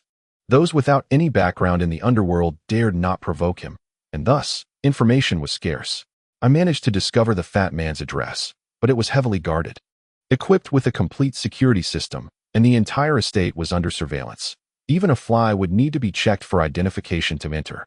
I shared the news I had gathered with Tofu, who exclaimed, "This is dreadful. Are we to simply accept this hidden loss?" In these times, belonging to a reputable family is of paramount importance. I can only blame my ill fortune. The Cyclops remained remarkably composed, stating, "We have been robbed of the feathered attire. In colloquial terms, we have been taken advantage of. In this line of work, who hasn't suffered a loss? The Lee family operates in the underworld and has connections in the official realm. Opposing them is akin to a mayfly attempting to shake a tree. One misstep could lead to our demise. It is not that I am lacking in courage, but I believe it prudent for us to accept our fate. Upon hearing this, Dofu retorted, "Why should you bolster the confidence of others while diminishing our own? We are not at war with the entire Li family, but seeking vengeance solely against Li Pengzi. I propose we devise a discreet plan to retrieve the feathered attire and simultaneously teach the Li a lesson, avenging old Chun." The Cyclops shook his head in disapproval, remaining silent, as both their gazes turned toward me, seeking my decision. I replied, "You both present valid points. We must indeed seek retribution and reclaim what is ours. After a year of relentless toil, I find myself worn out and having suffered enough indignities. This time, I shall secure that feathered attire, but we must exercise caution and await the opportune moment." Dofu pondered for a moment before suggesting, "Li is not likely to remain at home indefinitely. He must venture out at some point, and we could lie in wait." The Cyclops was against the idea of revenge. Being older than both Dofu and me, he preferred a more cautious approach. He believed that being taken advantage of in this profession was commonplace, and that one could only blame oneself for lacking the ability. Provoking formidable individuals would only invite disaster. Although his reasoning had merit, I had endured beatings, threats, and robberies. This resentment could not be easily quelled. After Dofu spoke, the Cyclops dampened the enthusiasm by saying, "Even if he does go out, he will have bodyguards, and who knows if he carries a weapon. How can we ambush him?" Dofu scolded the Cyclops. "When did you become so timid? You seem more cowardly than I." The Cyclops replied, "This is not cowardice. It is a recognition of reality and enduring humiliation." Dofu countered, "One must not capitulate to reality at all times. Otherwise, what is the point of living? We have a living example right before us." He then pointed at me and said, "Look at him, from a mere thread to now a wealthy and handsome man. It is precisely because he refuses to bow to reality. Of course, this fighting spirit is commendable, but if only it could be accompanied by a touch of gentleness and charm." I retorted coldly, "Gentleness and charm are reserved for my wife. Let us not digress. I already have a plan." As Dofu busily braided the corpse's hair, he inquired, "Do tell us about it." I responded, "It is not as complicated as you think. Do you really believe that surrendering the feathered attire will ensure our safety?" Dofu stared at me, a look of confusion on his face. "What do you mean?" The Cyclops, however, quickly grasped the implication and whispered, "Are you suggesting they will return? Could it be they have a scheme in mind?" I nodded. The term scheme is industry jargon. In grave robbing, due to manpower limitations, when encountering large tombs, it is often challenging to extract all the treasures within. Consequently, when some individuals come across a rare treasure in the market, they will seek the source of this item, hoping to uncover its origin and secure their own fortune. This practice is colloquially referred to as finding the route. Previously, due to my willingness to assist, the man surnamed Li did not inquire further and sent someone to retrieve the item without delay. However, now that the unparalleled feathered garment is in his possession, I cannot help but recall the scene from Journey to the West, where the monk Xuanzang fondles his precious robe. The situation on the ancient sword side is quite similar.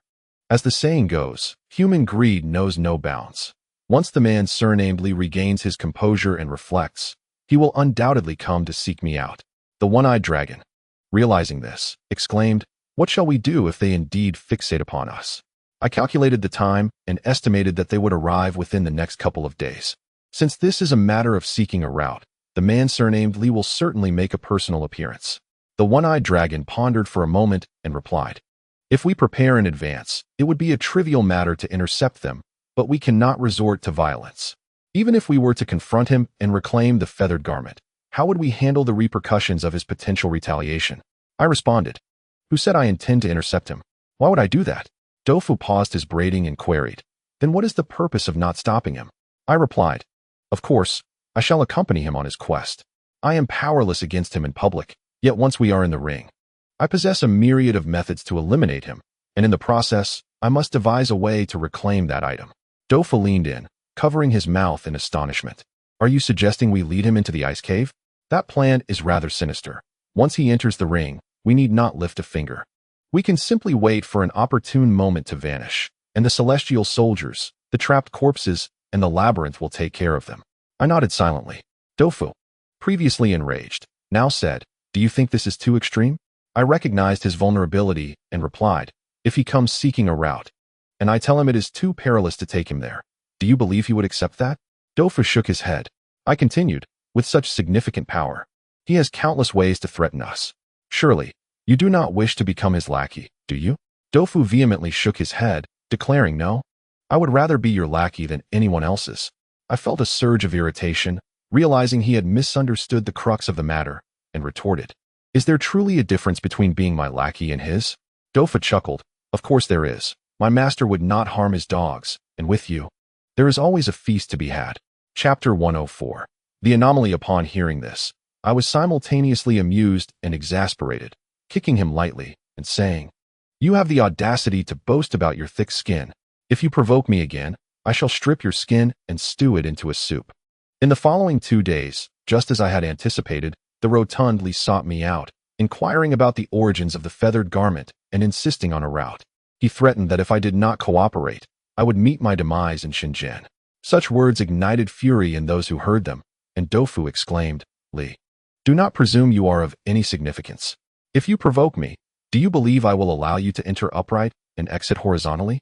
Li Fadi remained silent, merely casting a sinister smile at Tofu.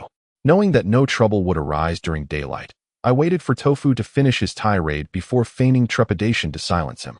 I turned to Li Fadi and said, Boss, my brother lacks understanding. Please don't take offense.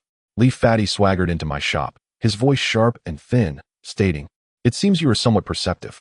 Explain how you acquired the goods clearly, and you shall reap the benefits in the future.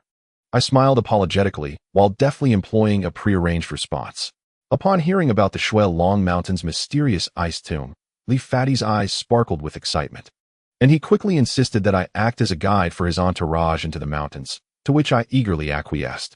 After bidding farewell to this esteemed figure, Tofu fixed me with a serious gaze and inquired, Old Chun, you graduated from Beijing, didn't you?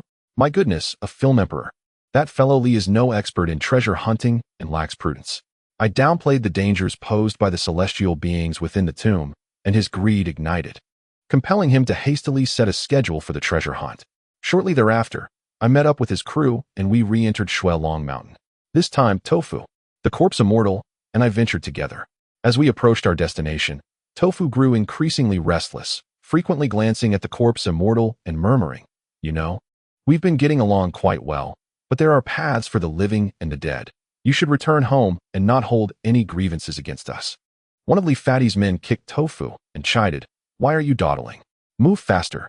Tofu, being unable to tolerate such treatment, faced considerable bullying along the way, running forward while clutching his backside, with the corpse immortal following suit. The man who kicked him spat and remarked to his companion, What an idiot, thinking he's important. Through my windbreaker, I cast a cold glance at him, inwardly amused yet outwardly silent.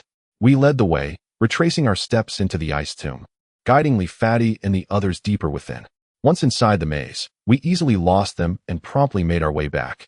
Tofu, in high spirits despite the bullying he endured, smirked, Let's see how long he can continue his tyranny. I mused that if Li Fadi could provoke someone like Tofu, it revealed his inherent arrogance. Just then, Tofu pointed at the corpse immortal and asked, What about him? I was about to respond when a chilling scream echoed through the ice cave. The sound was muffled, seemingly emanating from a great distance. Tofu and I exchanged glances. He rubbed his nose while I merely smiled, feeling quite pleased. Though Li Fadi's group wielded considerable influence, their skills in treasure hunting were nothing more than a disorganized rabble. Despite having 2 capable members in their ranks, they were like mayflies attempting to shake a tree. Tossing them into the ice tomb was akin to leading them to the gates of hell. After exiting the ice tomb with Tofu and the corpse immortal, we hurled 2 detonators deep into the icy path. The explosions were deafening, causing snow to cascade down the mountainside. Fortunately, being at the mountain's peak, we were spared the danger of an avalanche. With that blast, the entrance was completely sealed. As I sat beside Tofu at the mouth of the collapsed ice cave, indulging in a cigarette, the corpse spirit began to wander. This recent behavior signified a change. It no longer shadowed us as closely, occasionally drifting a short distance away. Its expressionless face marred only by the slight movement of its eyes. It rarely spoke, spending most of its time, as Tofu aptly described, like a wooden figure. Yet, despite its wandering, the moment Tofu moved, it would follow closely behind. Seated in the snow, I smoked while gazing at the vast, white expanse before me, feeling as though time had flown by. The past few months had been busy, and returning to this place blurred my sense of time. I thought of the missing Meng Meng and others, the inexplicable murder of the white chopped chicken, and the lifeless visage of old Zhao, drained of vitality. I recalled the solitary venture into the ice tomb years ago, during which I had acquired the silk map. During my hospitalization, I had inquired about Meng Meng and the others. The bloodied backpack found near their bodies indeed came from them, yet there was no trace of Feng Guisho. Perhaps he had become lost within the ice cave. What transpired afterward remained a mystery. As I continued to smoke, Tofu finally intervened, saying, "Old Shun, what does it mean that you remain silent and merely smoke?" I glanced at him and replied, "I am contemplating how to resolve this." Tofu looked at the corpse spirit and asked, "What are your thoughts?" Having already devised a plan, I stated, "The ice tomb has another exit. Follow me." I led Tofu down the flat-topped peak and ascended another snowy summit. Arriving at the entrance previously breached by the corpse spirit, I shared my strategy with Tofu, intending for him to lure the corpse spirit into the crevice, leaving it behind while he climbed out and tossed a detonator back, collapsing the cave and potentially trapping the spirit. Upon hearing this, Tofu vehemently objected, "No way." I found his reaction puzzling and asked, "Why not?" "I believe this plan is worth attempting. Even if it fails, we stand to lose nothing." Tofu fell silent, contemplating, before finally articulating, "What if it gets killed in the explosion?"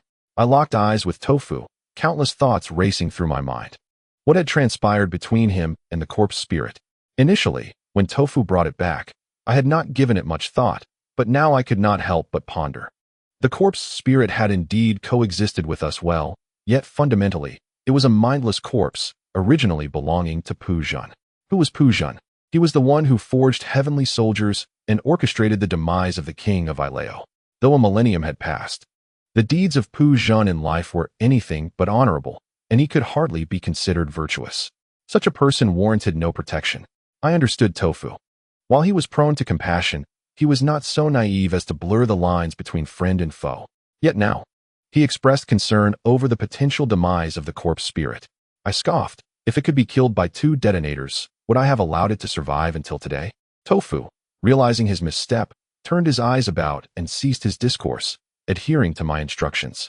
The corpse spirit was lured deeper within, and Tofu promptly began to crawl back, tossing the detonator behind him, rolling out through the inclined opening of the cave. In that instant, a thunderous explosion reverberated, causing the snow beneath us to tremble subtly. In the distance, a white streak cascaded down the snow-capped peak, heralding an avalanche. Following that resounding blast, the icy cavern was completely sealed. Tofu and I stood in place for a moment, observing the silence around us. A sigh of relief escaped my lips. I mused that regardless of any hidden intricacies between Tofu and the corpse spirit, as long as it was trapped, my greatest concern was alleviated. Observing Tofu, who stood motionless, I lit a cigarette and remarked, "I shall not pry into matters you wish to keep secret. Let us leave this incident behind." Tofu remained silent, showing no intention of departing.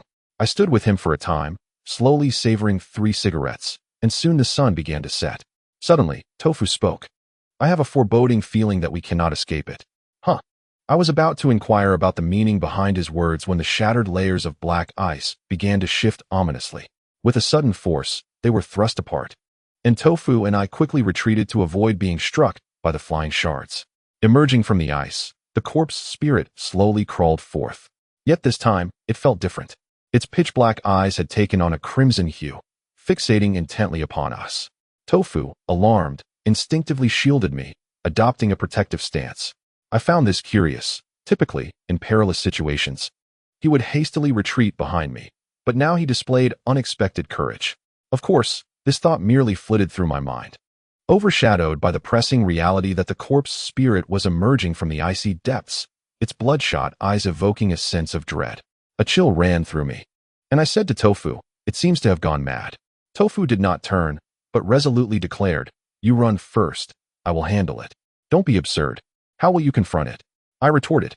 No sooner had I spoken than the corpse spirit, seemingly suspended by an invisible force, stood upright with a deliberate slowness. Its reddened eyes darted about. Tofu, in a nervous tone, addressed the spirit, Would. Remain calm. It was a slip of the hand, not my intention to provoke you." The spirit's eyes moved again, and for the first time, a semblance of expression flickered across its previously impassive face, the flesh slightly lifting as if to smile. Yet its lips remained a straight line, imparting an eerie impression. Chapter 1. Wisdom. The corpse spirit stood before us, advancing step by step with an unsettling countenance. This time, Tofu displayed remarkable bravery, positioning himself in front of me and urging me to flee as the spirit approached relentlessly. At that moment, the corpse immortal suddenly quickened its steady pace, pressing closely upon Tofu. With an unexpected surge of courage, Tofu lunged forward, clasping the waist of the corpse immortal and pushing it backward, exclaiming, "I have a way to hold it off. You go ahead." What means could Tofu possibly possess? Just as this thought flickered through my mind, I witnessed Tofu abruptly cover the corpse immortal's nose, twisting to embrace it, and they tumbled down the sloping snow-capped peak together. I knew that the corpse immortal was immensely powerful. It had once overturned a great bronze cauldron with ease, and standing there, it was impossible for an ordinary person to budge it. Yet, Tofu managed to twist and bring it to the ground. What was happening? The duo rolled past my feet, forming an ever-growing snowball as they descended. Eventually, the snowball collided with a protruding sharp black rock, halting its downward momentum and shattering into two halves. I hastened down the slope, only to see Tofu emerge from the snowdrift, covered in flakes. He shook his head, and upon noticing my arrival, gestured with his hand, declaring, "All set." As he stood, the corpse immortal also rose, its body dusted with snow, yet devoid of the previous frenzied demeanor, reverting to its wooden expression. I glanced at the corpse immortal, then back at Tofu, remaining silent. Tofu's smile froze on his face. After a moment of scratching his head, he confessed, "Old Chun, I usually have no secrets from you, but this matter I truly cannot disclose. You must trust that I would never harm you." After a pause, I replied, "Everyone has their own secrets. I do not need to know everything about you, but this matter concerning the corpse immortal is ambiguous between you two. Do you have any idea how much I worry?" Tofu glanced at the corpse immortal beside him, offering a bitter smile as he scratched his head. "Don't worry about me. I assure you, I will keep an eye on it and prevent any chaos." A sense of helplessness welled up within me, and ultimately, I chose silence. The mystery of why the corpse immortal had previously taken Tofu without causing him harm was evident. Tofu clearly did not wish for me to uncover the truth. I am naturally wary, even when occasionally with one man. I couldn't help but ponder, as the daughter of an official and a senior police officer, beautiful and capable, why would she take an interest in me? Did she harbor ulterior motives? Perhaps due to my experiences over the years, I find it exceedingly difficult to trust anyone completely. Yet Tofu remains the sole individual I entrust entirely. Just as he asserted, while he kept secrets about the corpse immortal from me, I knew, as he had just stated, that it would never harm me. Thus, I was not concerned about Tofu's concealment causing me any detriment. My genuine apprehension lay in whether Tofu would ultimately encounter trouble. Now, with the conversation having reached this juncture, I realized Tofu was resolute in his decision to withhold information, so I shifted the topic, saying, "Forget it, let us proceed." We loaded our gear onto the corpse immortal, forming a small mound, yet the corpse immortal showed no signs of fatigue, moving with ease. As we embarked on our journey back, Tofu inquired, "That group led by the Lee family is likely facing total annihilation. Do you think they will simply let us go?" I replied, "Of course, they will not easily relent. I have a plan in mind, so fear not." I decided against returning directly to the shop, opting instead to take Tofu to Beijing with the intention of visiting Chentianda. Tofu quickly grasped my meaning and suggested, "Let us wander outside for half a month. And when the time comes, we can claim we narrowly escaped death." That could be plausible. Despite the demise of the corpulent Lee, I felt a profound sense of frustration since he could not return. I remarked, "To possess a gem is to incur its burden. He is a troublesome object. From the moment you cast the corpse spirit aside, its preservation was doomed. Even if we were to reclaim it, another Lee could very well arise. In this realm, what truly matters is accumulation, and we lack sufficient foundation. Too many can bring us to ruin. Therefore, let us not dwell on you any longer." Tofu, taken aback, exclaimed, "You have such clarity of thought?" I responded, "What is there to be unclear about? The matter is quite straightforward. Even if we were to retrieve Yui now, we might not secure it in the future, and it would only invite more enemies coveting it. As it stands, if anyone inquires about Yui later, we can conveniently attribute it all to the Lee family. They desire treasures, yet they must pay a price." Tofu stroked his chin and said, "Considering the lives lost alongside that fat Li, I believe this price is already substantial." Hearing you say this, I find myself no longer angry or frustrated. Upon our arrival in Beijing, I called Lu Su, and to my surprise, his number had not changed. I inquired about the elder Chin's condition, and Lu Su informed me that he had recovered from his illness. He had provided the elder with some funds and assisted him in mending neighborhood relations, ensuring that the elder's days would no longer be so solitary. As evening fell in Beijing, Tofu and I settled into a hotel for the night. The following morning, after freshening up, Tofu dressed the corpse spirit and braided its hair. The three of us then visited the nearest pet supply store to procure some items before heading to Chun Tianda's residence, laden with our purchases. Upon arrival, we knocked on the door, only to be greeted by a cacophony of barking dogs. Tofu, initially listless, suddenly perked up at the sight of so many dogs, exclaiming joyfully as he dashed into their midst, petting and embracing them. I felt a twitch of irritation and could not help but remark, "We are here on serious business." Tofu countered, "I wish to adopt a dog." I retorted, "Stop dreaming. I won't allow them within a meter of my home." Tofu asserted, "Dogs are man's best friend. Our ancestors chose to domesticate wolves among many animals. Do you know why? Because wolves are the most loyal, and dogs inherit that loyalty, making them excellent companions for humanity. Old Chun, you must possess some compassion. Can't your heart be a little brighter?" At that moment, Chun Tianda was quietly eating a meat bun, observing us with a cold gaze, yet remaining silent. I placed the gifts aside and stepped inside, stating, "Our matters have been resolved. I have found your father." Chun Tianda squinted but did not respond. I continued, "The elder is quite robust, though his relations with the neighbors are not very good, making his life somewhat difficult." Chun Tianda remained silent. I spoke, "I have no ulterior motives in my visit this time. Old Master Chun has rendered me a great service, and I owe him a debt of gratitude.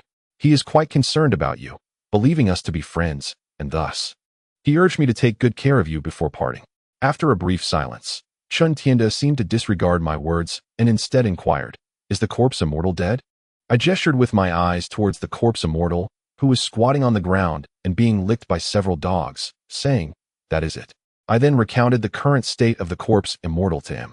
Upon hearing this, Chun Tianda suddenly broke into a peculiar smile, saying, "You, my boy, are exceptionally fortunate." I was somewhat puzzled, sensing that Chun Tianda seemed to know something. Noticing that Dofu was outside playing with the dogs and had no intention of coming in, I lowered my voice and asked, "What do you mean?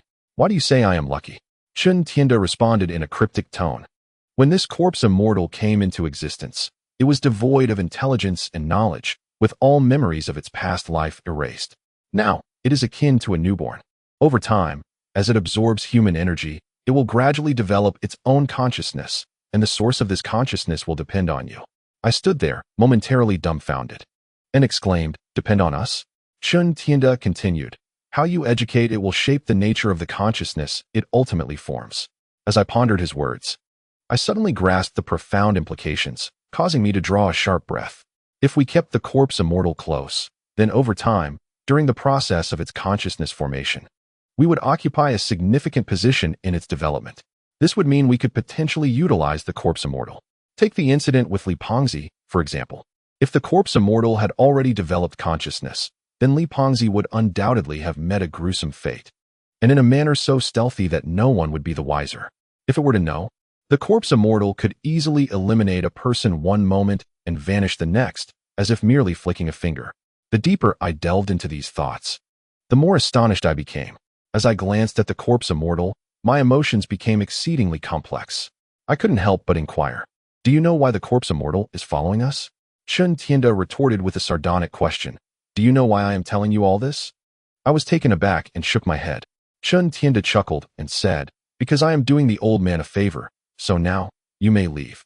Infuriated yet unable to express my anger, I called out to Dofu, saying, "Let us go." Dofu protested, "So soon? Let us play a bit longer. This dog is so entertaining. Look, it can shake hands." At that moment, Chun Tianda addressed Dofu, saying, "You are more agreeable than him. Its name is Feihu. If you like it, take it with you. But if I find out you mistreat it, beware of your life." Dofu was taken aback, exclaiming, "If I treat it poorly, I'll be in danger? Then, never mind." This was a large dog, entirely black, with one eye blind, likely a stray that Chun-Tienda had taken in, bearing numerous scars that appeared to be remnants of past battles. Folklore suggests that dogs can see ghosts, and pure black dogs are said to have the ability to bite them. This dog was indeed peculiar. It remained remarkably calm. Doufu, eager to play, embraced and hugged it. Yet it responded little, occasionally shaking its paw in response. The remaining eye fixated on the nearby corpse immortal, exuding a sense of vigilance. Chapter 2. New clues. I stood aside and observed it for a while, realizing that it was indeed unlike any other dog, with a single eye radiating a fierce glint. It fixated intently on the corpse spirit, and the scars adorning its body only enhanced its ferocity. My journey to Beijing was primarily to convey a message to Chun-Tienda. If he still possessed a shred of conscience, it would undoubtedly stir something within him. It seemed my trip was not in vain. I had long been perplexed by the state of the corpse spirit, but now, with Chun-Tienda's words, a path had been illuminated for me. Initially, I had been contemplating that the corpse spirit, devoid of intellect and awareness, posed a potential threat, capable of causing trouble at any moment. Yet, it now appeared that with proper care, it could evolve into a significant ally, and with the corpse spirit by my side, many issues would naturally resolve themselves. I could not help but recall the harrowing scene of my frantic escape from the tomb of the Earth Ghost King, and the tragic demise of my grandfather, the profound despair of being unable to exact revenge. Should the corpse spirit develop wisdom and consciousness, it could be commanded, becoming a tool for my purposes, and it would not be difficult to lead it back to the lair of the Earth Ghost King. Chun-Tienda seemed to have been touched, otherwise, he would not have inexplicably shared this with me. With this thought, I turned my gaze to the black dog that was fixated on the corpse spirit. I mused that Chun-Tienda, with his profound affection for dogs, would not suddenly offer one to us without reason. Moreover, despite its numerous injuries, the dog did not appear to be an ordinary creature. It was clear there was more to it. With this in mind, I said to Doufu, "Haven't you always wanted to care for a dog? Take it with you." Doufu, however, was reluctant, jumping up to assert, "Did you not hear him? If I treat it poorly, my life is forfeit. I certainly do not wish to meet an untimely end." Without allowing Doufu to elaborate further, I requested a leash from Chun-Tienda and took the dog for myself. Moments later, the two of us, one corpse and one dog, stood before the hotel, only to be informed by the staff that dogs were prohibited inside. I thought it best to place the dog in a pet hospital for safekeeping while we wandered about Beijing for a week or two. Doufu, however, objected vehemently, No. If that lunatic finds out we've confined the dog in a cage for over 10 days, we would be done for." His eyes suddenly sparkled with inspiration, and he grinned. "I have an idea. Let us seek refuge with the beautiful Gu, and perhaps it is time to pay a visit to your future father-in-law." Doufu's suggestion struck a chord with me. I had known the beautiful Gu for quite some time, and despite my many trips to Beijing, I had never been to her home. Yet, I was acutely aware that considering my identity, her father would likely take a disliking to me, regardless of my character or external attributes. I deemed it premature to consider this, so I urged Doufu to reconsider. Doufu pondered for a moment with his hands on his hips, and then exclaimed, "I've got it. Let us pay a visit to Inyang. We can stay there for a few days. Wait, let me make a quick call." Before I could intervene, he whipped out his phone and dialed Zhuan Rui. "Hello, Inyang." "No, not that, Zhuan the great boss, it's me." "Oh, you recognized me right away. Indeed, it is I, Douboshi." "What? A fool. You are quite amusing. Your entire family is equally comical." I stood by, listening as Doufu vehemently vented his frustrations into his phone, saliva flying in the air. After a moment, he hung up, visibly disheartened, and remarked with an air of imbalance, "Inyang said you are welcome to visit, and he coincidentally has matters to discuss with you."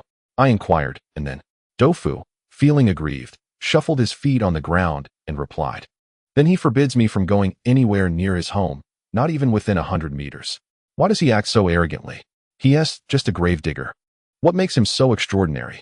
I exhaled, observing the vehicles passing by on the street, feeling a bit warm, pondering the matter that Zhuan Rui mentioned, which likely pertains to Hudodo. Though my relationship with Zhuan Rui is not particularly deep, having been forged through business, he has offered me considerable assistance. Furthermore, considering the favor owed to Chun-Tienda, I felt compelled to heed his call. Thus, I took a taxi, and the two of us, one corpse and one dog, made our way to the Zhuan residence. Before our arrival, I made a phone call. Although Zhuan Rui was busy, he arranged for Zhong Gong to receive us initially.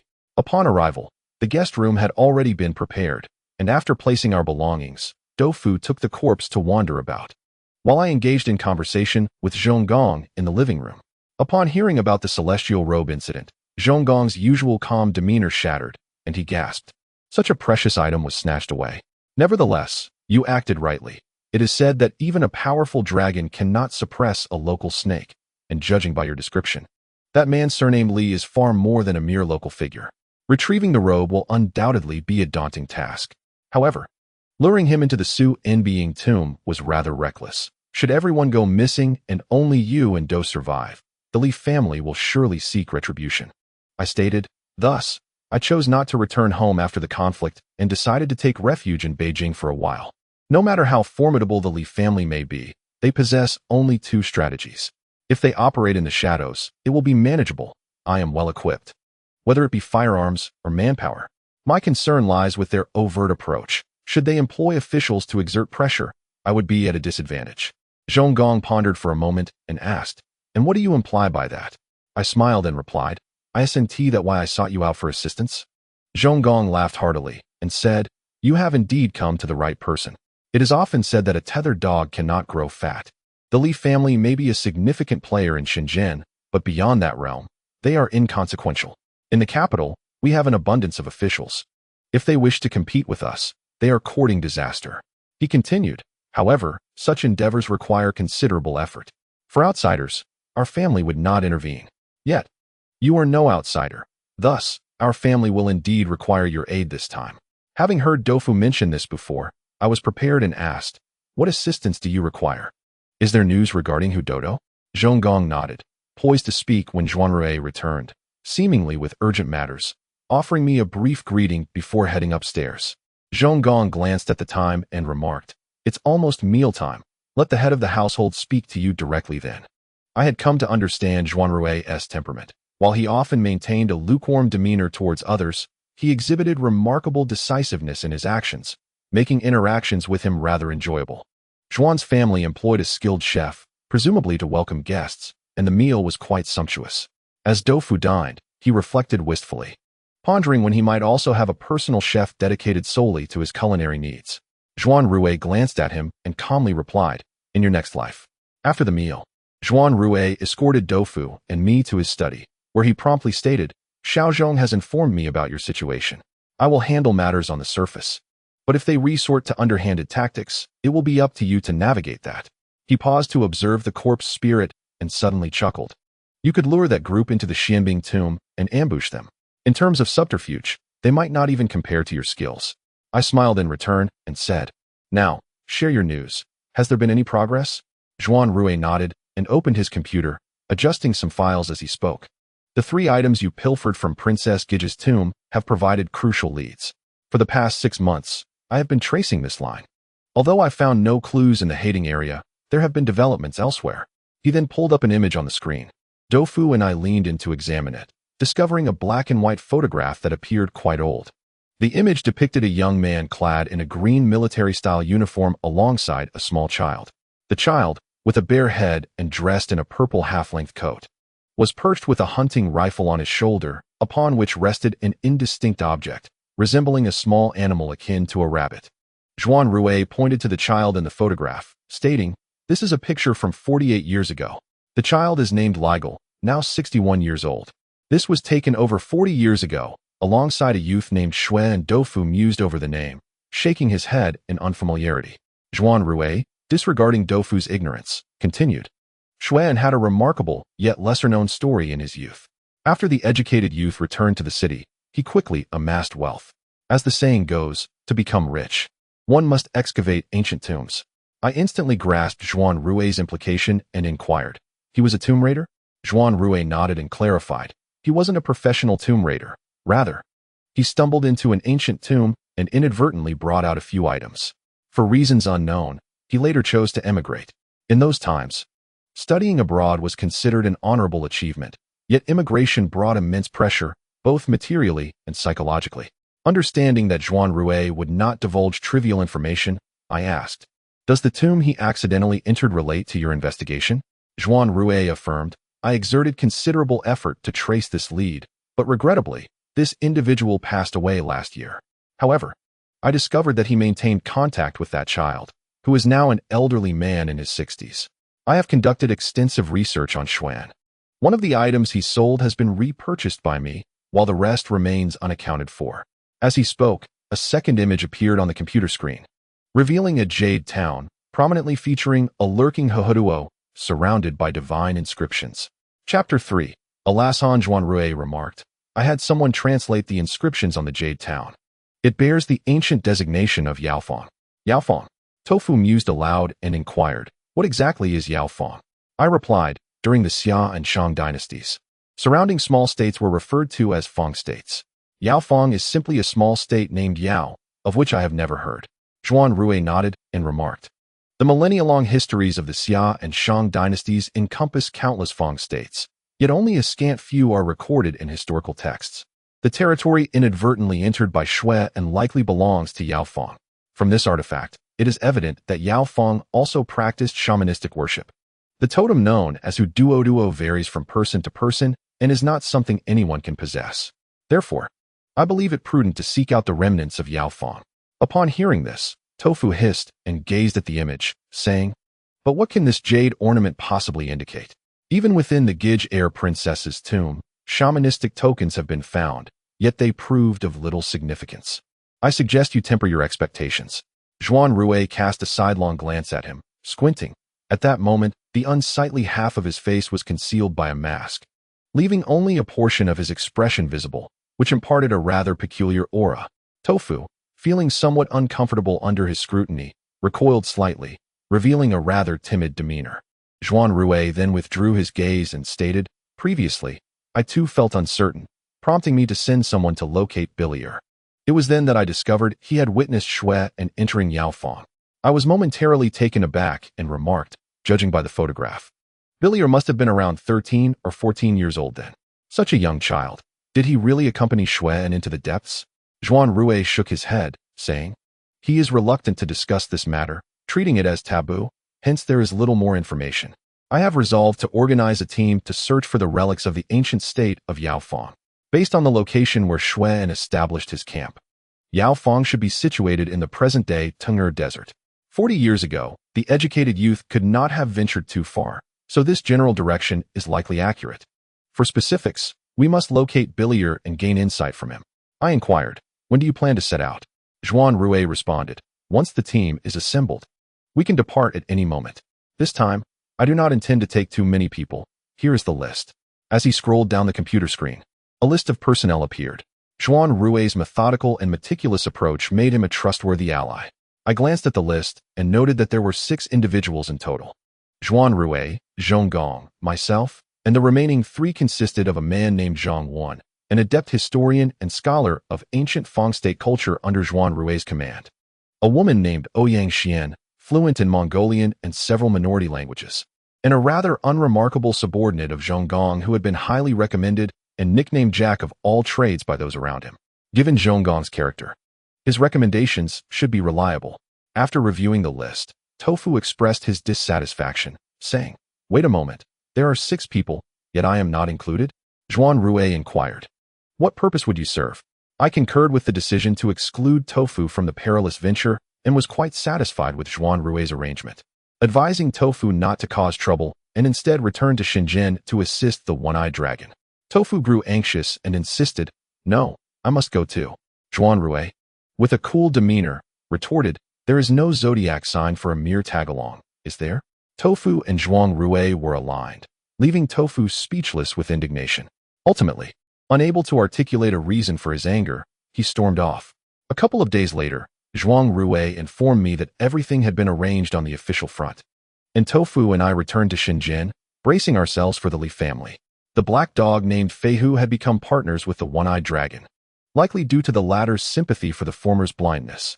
Tofu, visibly relieved, remarked, with him looking after things, I need not worry about Chun Tiendo plotting against me. After a moment, he added, are you really not taking me along? I pondered for a moment, then patted Tofu on the shoulder, responding calmly, previously, I brought you into the fray out of necessity. This time, however, I am solely assisting Zhuanrui, a debt of gratitude I owe him. There is no need for you to risk yourself. Tofu scratched his head and replied, "What you say is reasonable, but every time we have fought together, the dangers were extraordinary. At least we had each other's backs. Yet this time you go alone, and I can't shake the feeling that something might go awry." I reassured him. In the past, our team was composed of dubious characters with treacherous hearts and myriad perils.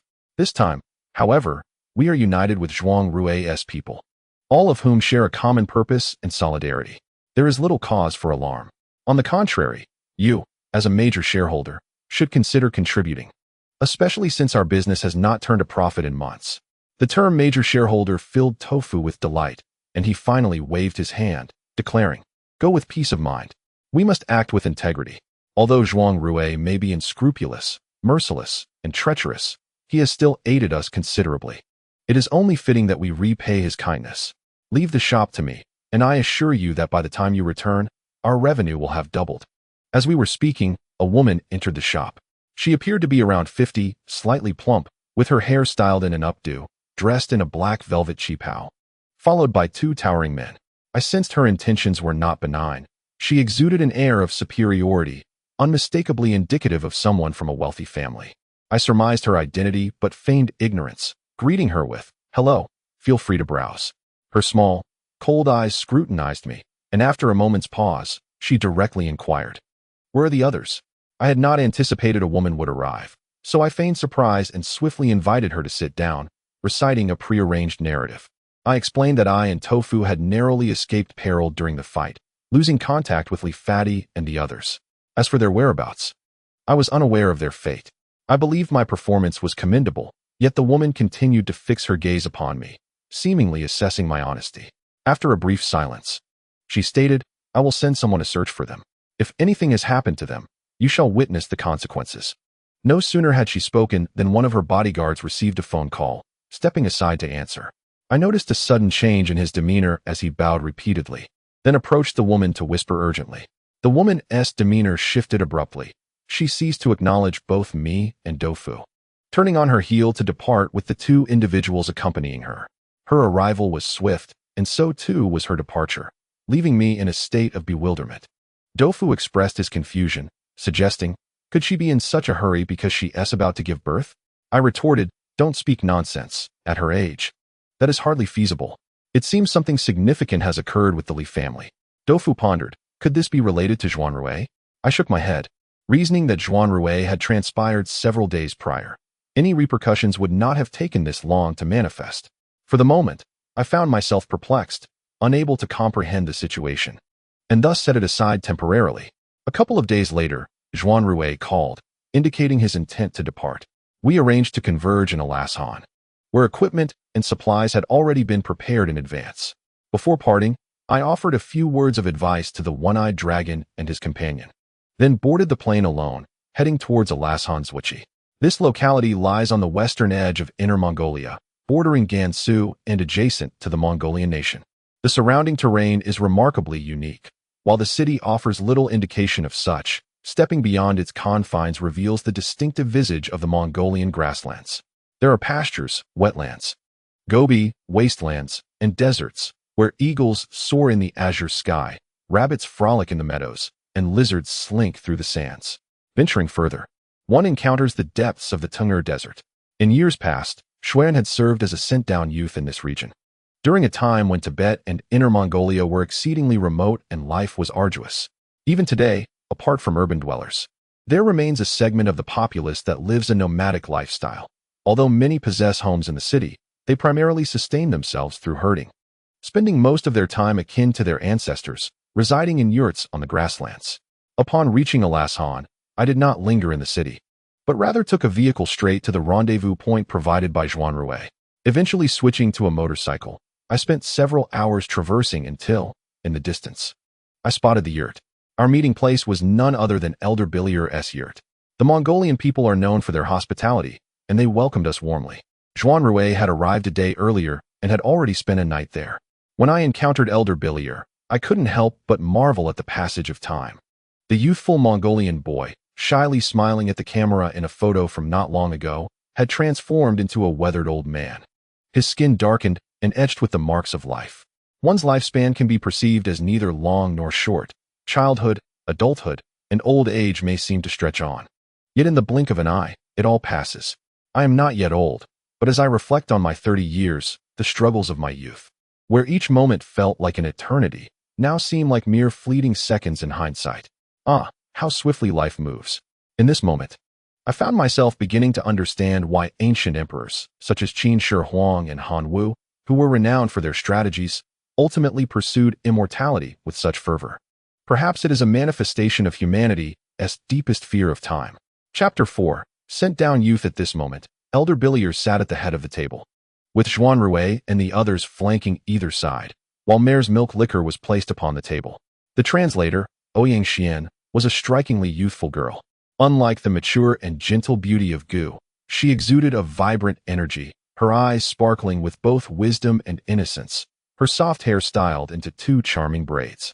She was conversing with Elder Byler in Mongolian, while Zhuang Rui and I whispered to each other. I inquired, "How is it?" Zhuang Rui replied, "He seems reluctant to discuss that past. I hope he can guide us to the location where the remains of the Yaofeng site were discovered, but he disagrees." Xiao Xian was negotiating with him. It was evident that Elder Byler was quite resolute about this matter, shaking his head persistently. After a moment, it appeared that Ouyang Xian was also at a loss, looking at Zhuang Rui with a troubled expression. Zhuang Rui then signaled to Zhonggong, who promptly produced a tablet computer and approached Elder Byler. Standing opposite me, I was unable to see the contents of the tablet, but Elder Byler became animated, his lips trembling as he accepted it, fixating his gaze on the screen. Seizing the moment, Ouyang Xian began to persuade the elder again. Although I could not comprehend the specifics of their conversation, it was clear that the elder was starting to relent. After a brief exchange, he set down the tablet and conversed with Ouyang Xian in Mongolian, seemingly reaching some sort of agreement. As she listened, she nodded, and after a moment, she informed us. "Wonderful. He has agreed to share what happened back then, but he said he cannot take us there." Zhuang Rui responded, "No need to push him. Let us first inquire about the circumstances of that time." Then, the dialogue between Ouyang Xian and Elder Byler commenced. It was only then that I noticed the tablet prominently displayed the old photograph that Zhuang Rui had previously shown me. This period felt somewhat prolonged as the remaining 5 of us waited patiently, while Ouyang Xian engaged with Elder Byler. To my left sat a man named Zhang Wan, who appeared to be around 40, sporting gold-rimmed glasses and exuding an air of refinement that made it hard to associate him with an antiquities dealer. He resembled a cultured scholar. I had exchanged a few words with him, and since I was not one of Zhuang Rui's subordinates, but rather a partner, he treated me with courtesy. Another individual, nicknamed Wan Shitong, was a younger man, likely in his mid-20s, with a well-built physique. Despite it being April and the northern nights still bearing a chill, he wore only a black tank top, showing no fear of the cold. However, he seemed somewhat aloof, having only acknowledged me with a nod without engaging in any formal conversation. After a period of silence, within the yurt, Elder Byler's family had retired for the night, leaving only his daughter-in-law nearby, tending to the sheepskin. The sounds within the yurt were solely those of Elder Byler and Ouyang Xian for about half an hour. Ouyang Xian, with a look of gratitude, assisted Elder Byler to his feet, called to the woman working with the sheepskin, and then lifted the curtain to help the elder to rest. Moments later, she emerged with a smile, her eyes twinkling, and said to Zhuang Rui, "Master, I've uncovered something intriguing. It's the first time I've heard of such an extraordinary tale." She then relayed to us the contents Elder Byler had just shared. It was the spring of 1968 when Inner Mongolia welcomed the first batch of educated youth. At that time, Elder Byler was merely 13 years old. But a child raised on the grasslands at that age was already capable of shouldering considerable responsibilities. Herding livestock, horseback riding, and chasing wolves and rabbits, nothing could deter him. When the first group of educated youth arrived, they were warmly welcomed. Although Inner Mongolia is remote, its low population density allowed for a bountiful supply of resources. In an era when most people struggled to find enough to eat, these young individuals found themselves in the grasslands, akin to wolves discovering a den of gazelles, indulging in a sumptuous feast that very evening. One of the youth, known as Sanlingzi, later remarked that he initially believed his assignment to Inner Mongolia would be a form of suffering, only to realize it was a blessing, as he could enjoy meat several times a week. During that time in China, ordinary families could only afford a meat dish during festivals. Sanlingzi formed a friendship with Xuan. As the youth were allocated to various herding families, beginning to learn the nomadic lifestyle by herding sheep and cutting grass, gradually acquiring the Mongolian language and integrating into the local culture. To Bilier, these city-dwelling youth exuded novelty and distinction. Their speech, accents, and attire piqued the curiosity of local youths of similar age, who would often spend their leisure time with the newcomers, captivated by their halting Mongolian descriptions of the outside world. In return, these spirited children helped the educated youth acclimatize to the grasslands, taking them on horseback rides with bows and arrows for hunting during their free time. At that time, transportation was exceedingly inconvenient, and the grasslands had yet to face significant human destruction, teeming with diverse wildlife: wolves, wild horses, rabbits, gazelles, sand foxes, and weasels. The waters were alive with fish, shrimp, and crabs, while the skies soared with eagles, vultures, and wild geese. The transition zone between deserts and grasslands was also a splendid locale, featuring a crystal-clear lake where one could roast a couple of rabbits and swim to cool off on a hot day. Truly a delightful experience. However, the present grasslands no longer boast such scenes. Aside from rabbits and small rodents, larger animals like wolves and red foxes have long since vanished. Thus, when herding, they often gravitated towards the lakes. The incident occurred one afternoon as the sun dipped toward the horizon. Xuan, riding his horse and tending to his flock, soon encountered a girl named Manju, who informed him that while Sanlangzi was herding at the lake, one of the sheep had strayed into the sandy area. Sanlangzi had instructed her to return the other sheep while he searched for the lost one. Over an hour had passed, and he had yet to return, causing Manju to worry about the possibility of a snake bite. In the sandy terrain, the primary concerns were venomous snakes, scorpions, and sand wolves, though the latter typically resided deeper in the desert. As the sun began to set, Xuan, having quenched his thirst, declared, "I shall go and look for him." He called upon Bilier to accompany him, and the two rode towards the direction of the lake. That day was windless, so the footprints in the sand remained intact, allowing them to follow the faint traces. Soon, they stumbled upon a pool of blood in the sandy area. Bilier exclaimed in alarm, "This appears to be Sanlangzi's. If it were a snake bite, there wouldn't be this much blood. He must have been injured by a larger animal. What could this large beast be?" The most common suspect was none other than the sand wolf. However, this vicinity is typically within the realm of human activity, and sand wolves generally refrain from approaching. What, then, compels them to inhabit this place? Xuan, filled with urgency, declared that one must see the living and the dead. It is imperative to locate Sanlangzi. In that era, the disappearance of a single sheep constituted a grievous error, and sacrificing oneself to safeguard communal property was regarded as an immense honor. Yet, Sanlangzi's predicament was dire. With both sheep and man lost, the situation grew increasingly complicated, rendering it a scenario where even death would not be a welcome resolution.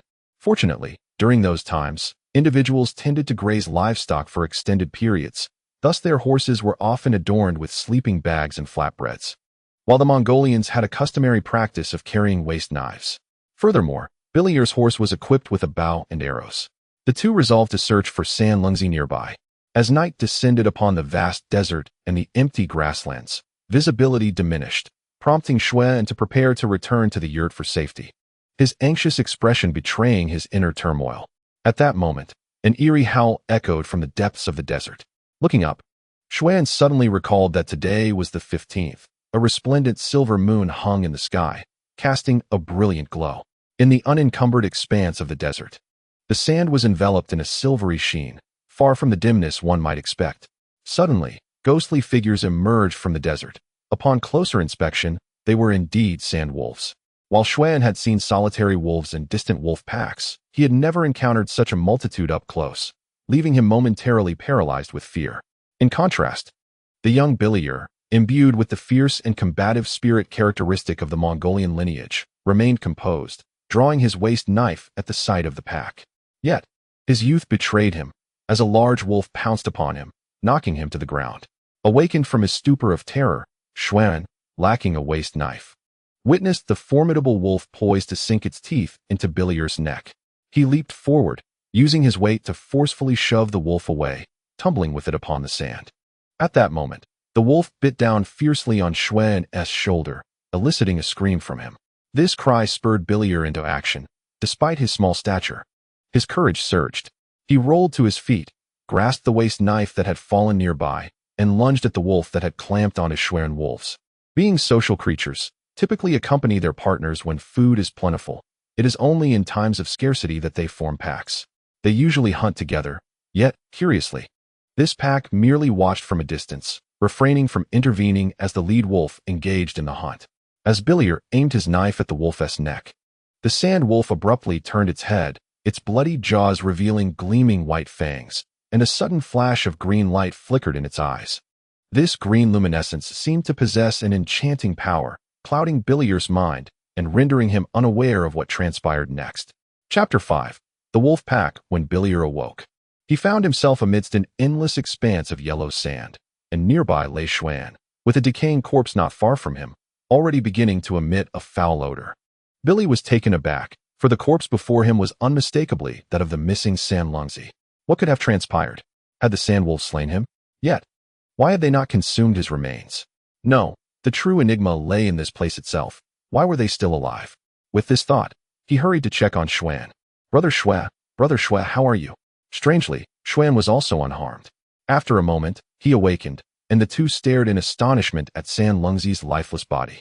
Schwan, still reeling from grief, possessed little capacity for thought. Conversely, although young, Billy exhibited remarkable courage and was the first to regain his composure. We cannot see the grasslands from here.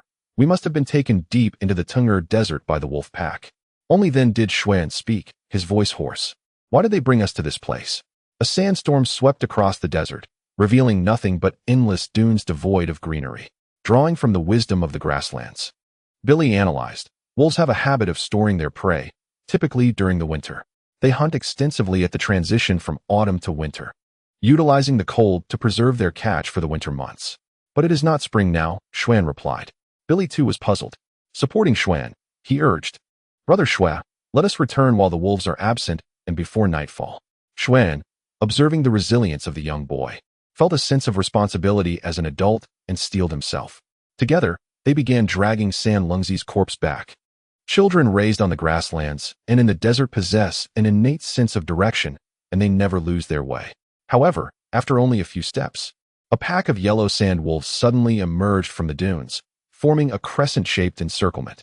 Schwan and Billy halted, exchanging a glance before hastily retreating. In their panic, they dropped Sandlungsy's body, now beyond their ability to lift again. Armed with nothing but their bare hands, they retreated step by step as the wolves advanced. Leading the pack was an old wolf with a coat of yellow tinged with white, often possessing remarkable intelligence. Beside it stood a robust adult wolf with reddish fur, the very wolf that had attacked them the previous night. At this moment, the lead wolf's eyes were a normal pale yellow, devoid of the eerie green hue seen before.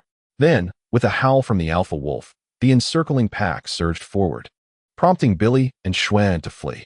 Fortunately, the initial distance between them was considerable, and given the physical prowess of people in that era, they managed to evade the wolves for the time being. Yet, no matter how fast they ran, they could not outpace the wolves. The gap between them quickly diminished, and soon they were on the verge of being discovered.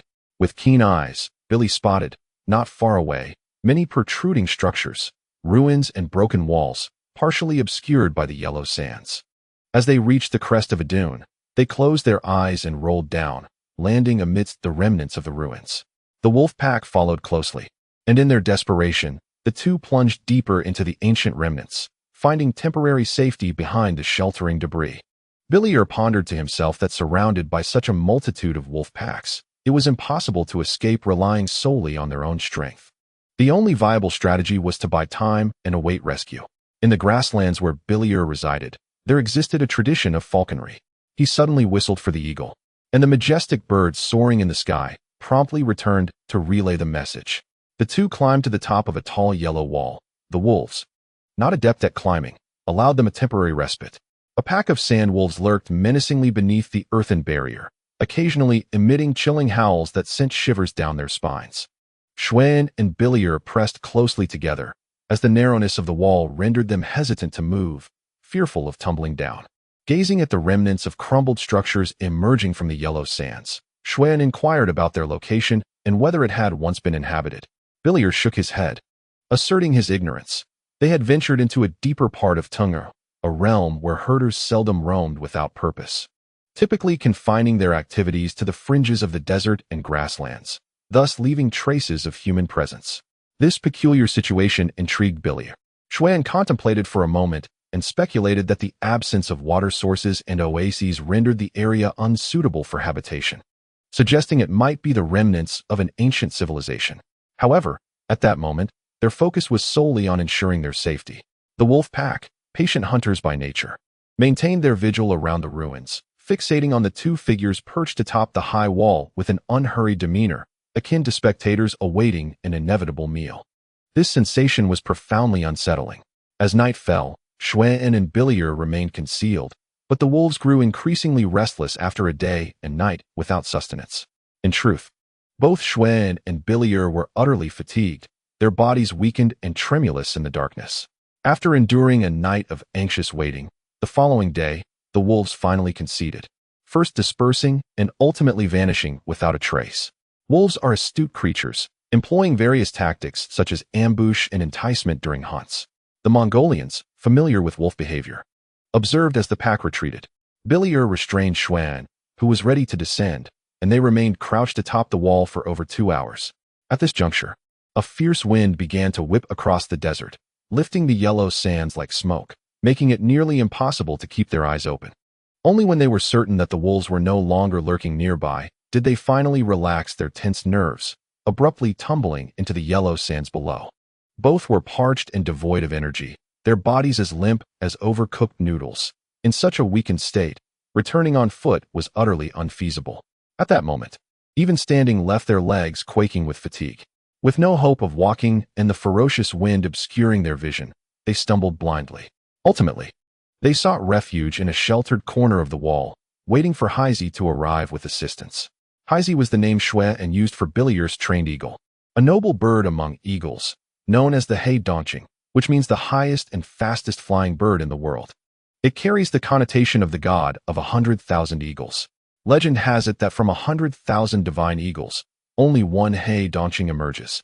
Billier held his eagle in high esteem, thus naming it He-Donching, while Xuan affectionately referred to it as Heisey.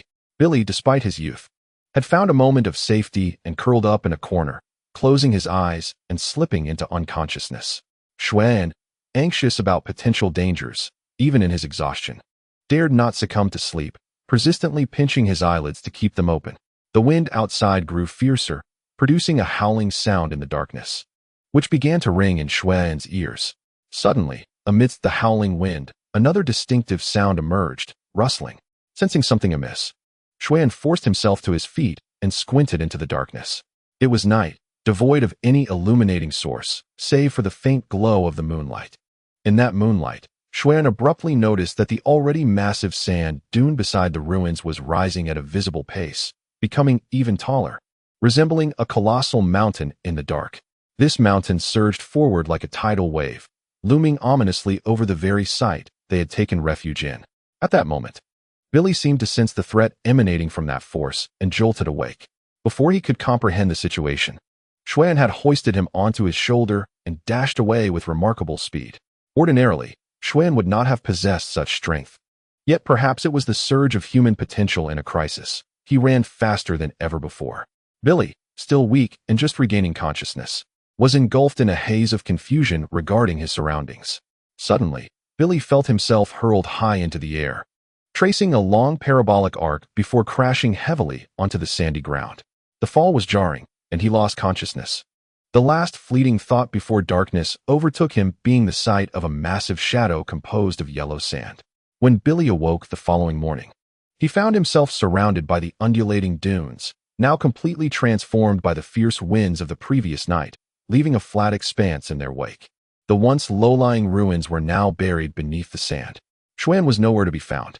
Reflecting on the events of the previous night, Billy immediately realized that as the dunes surged toward the ruins, Xuan had forcefully thrown him away to save him. Gazing at the desert before him, Billy was overwhelmed with despair. His frail body rendered him immobile, and he could do nothing but lie on the ground and weep. He feared that Xuan must have been buried beneath the sand, and that his own survival was fleeting. As he pondered, he struggled to comprehend the surreal events of the previous night. Later, Xuan would recount the circumstances to him, but no one could explain why the dune had suddenly risen. Of course, Xuan had not perished. Within a few hours, Billy heard the cry of an eagle. It was his companion, the hawk, accompanied by a rescue party. Through the efforts of the searchers, they miraculously located Xuan, but curiously, he was far from the site of the incident, the ruins. Had it not been for the persistent circling of the hawk, the rescuers would not have ventured to that area at all. Fortunately, no significant harm to individuals or property occurred, allowing the matter to swiftly fade into the past. However, Biller would forever remember the moment when the enormous shadow of the dune loomed over him, and he was flung high into the air by that figure. Chapter 6. A change of face in the aftermath. Xuan seemed transformed, enveloped in melancholy, as if burdened by some unspoken matter. When Biller inquired about the events that followed, Xuan could only respond in vague terms, for he too had lost consciousness at that time. Biller, being young then, did not ponder deeply on the incident. It was only upon reflection in adulthood, recalling Xuan's subsequent change in temperament, that he sensed the complexity of that situation. Upon hearing this, Zhang Wen asked, "A dune that can rise on its own? How peculiar. Could it be that the site they inhabited was the ruins of the ancient state of Yaofeng?" Ouyang Xian, while speaking, kept her gaze fixed on Zhuan Rui, her eyes sparkling with unspoken affection, yet Zhuan Rui appeared indifferent to her charms. After some observation, I concluded that they were ill-suited for one another, their personalities too disparate. Ouyang Xian radiated vivacity and innocence, while Zhuan Rui maintained an air of stoic composure, not as cold as a mute, yet far from being warm-hearted, rendering him mismatched with the charming young lady.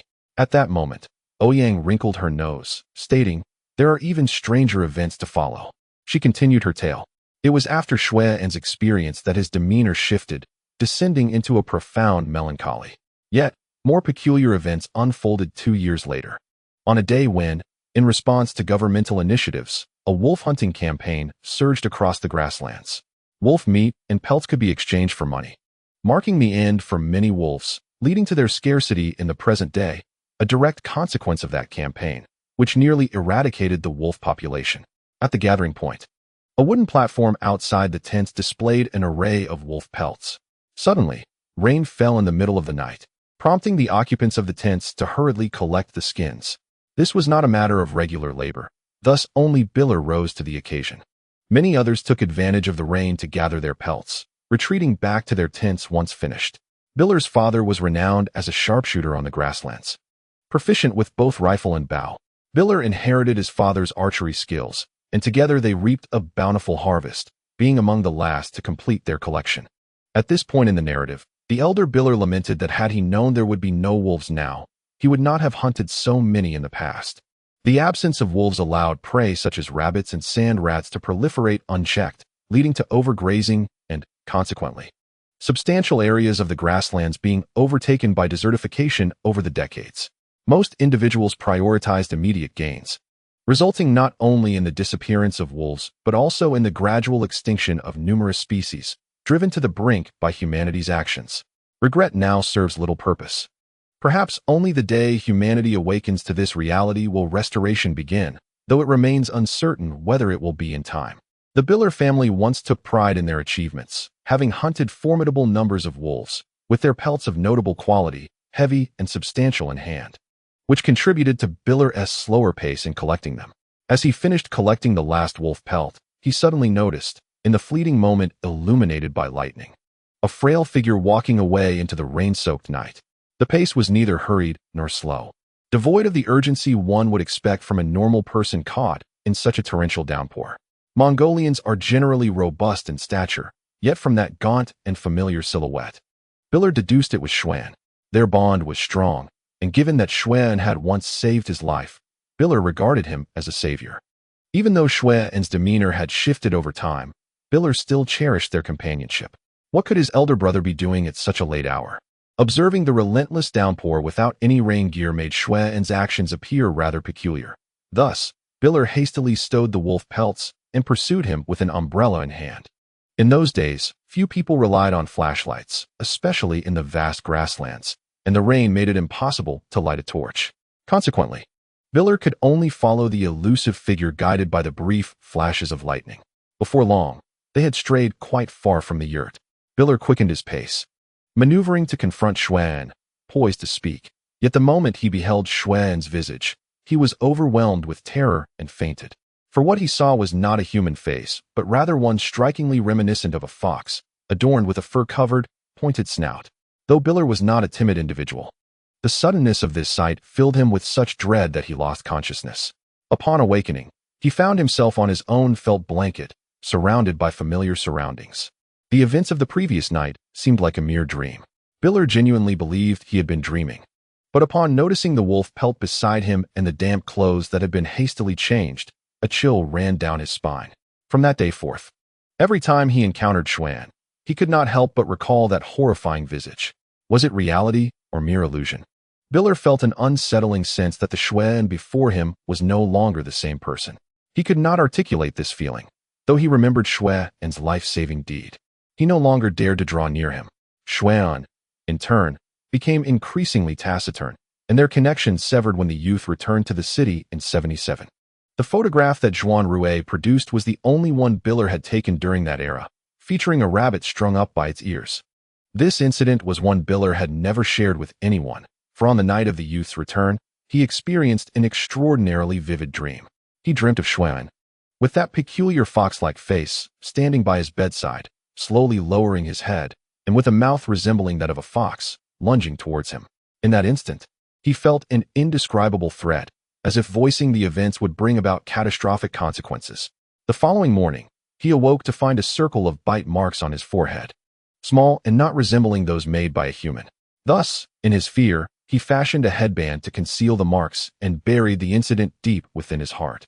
Had it not been for the news of Xuan's passing and the emergence of this old photograph, he would have remained silent about this chapter of his past.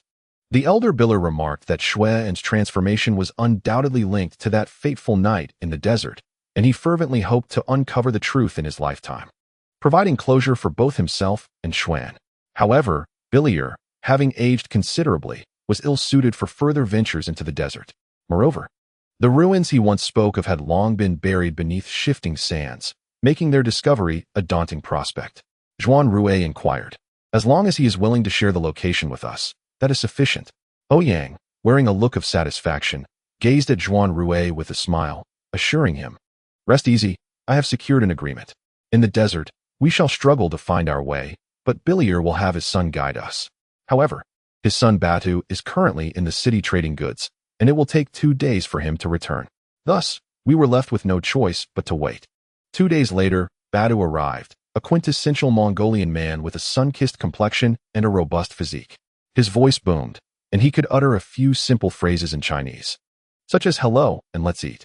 Our supplies had already reached us, but Batu remarked that they were inadequate for the strenuous demands of the desert, necessitating the use of pack animals, for which he had procured several camels. At this time of year, tourists also ventured into the desert for riding excursions. Yet their established routes were safe and vastly different from the perilous path we intended to undertake, which led directly to the border of Outer Mongolia. This area was characterized by desolate Gobi desert terrain, expansive and sparsely populated, where one could perish without a trace. Nevertheless, this route was popular among exploration teams. Assisting Batu in preparing various supplies for our desert expedition, we led the camels into the Tengger Desert. It was April, and the weather remained relatively mild. According to the recollections of the elder Biller, Batu would reach our destination by noon the following day, not too far off.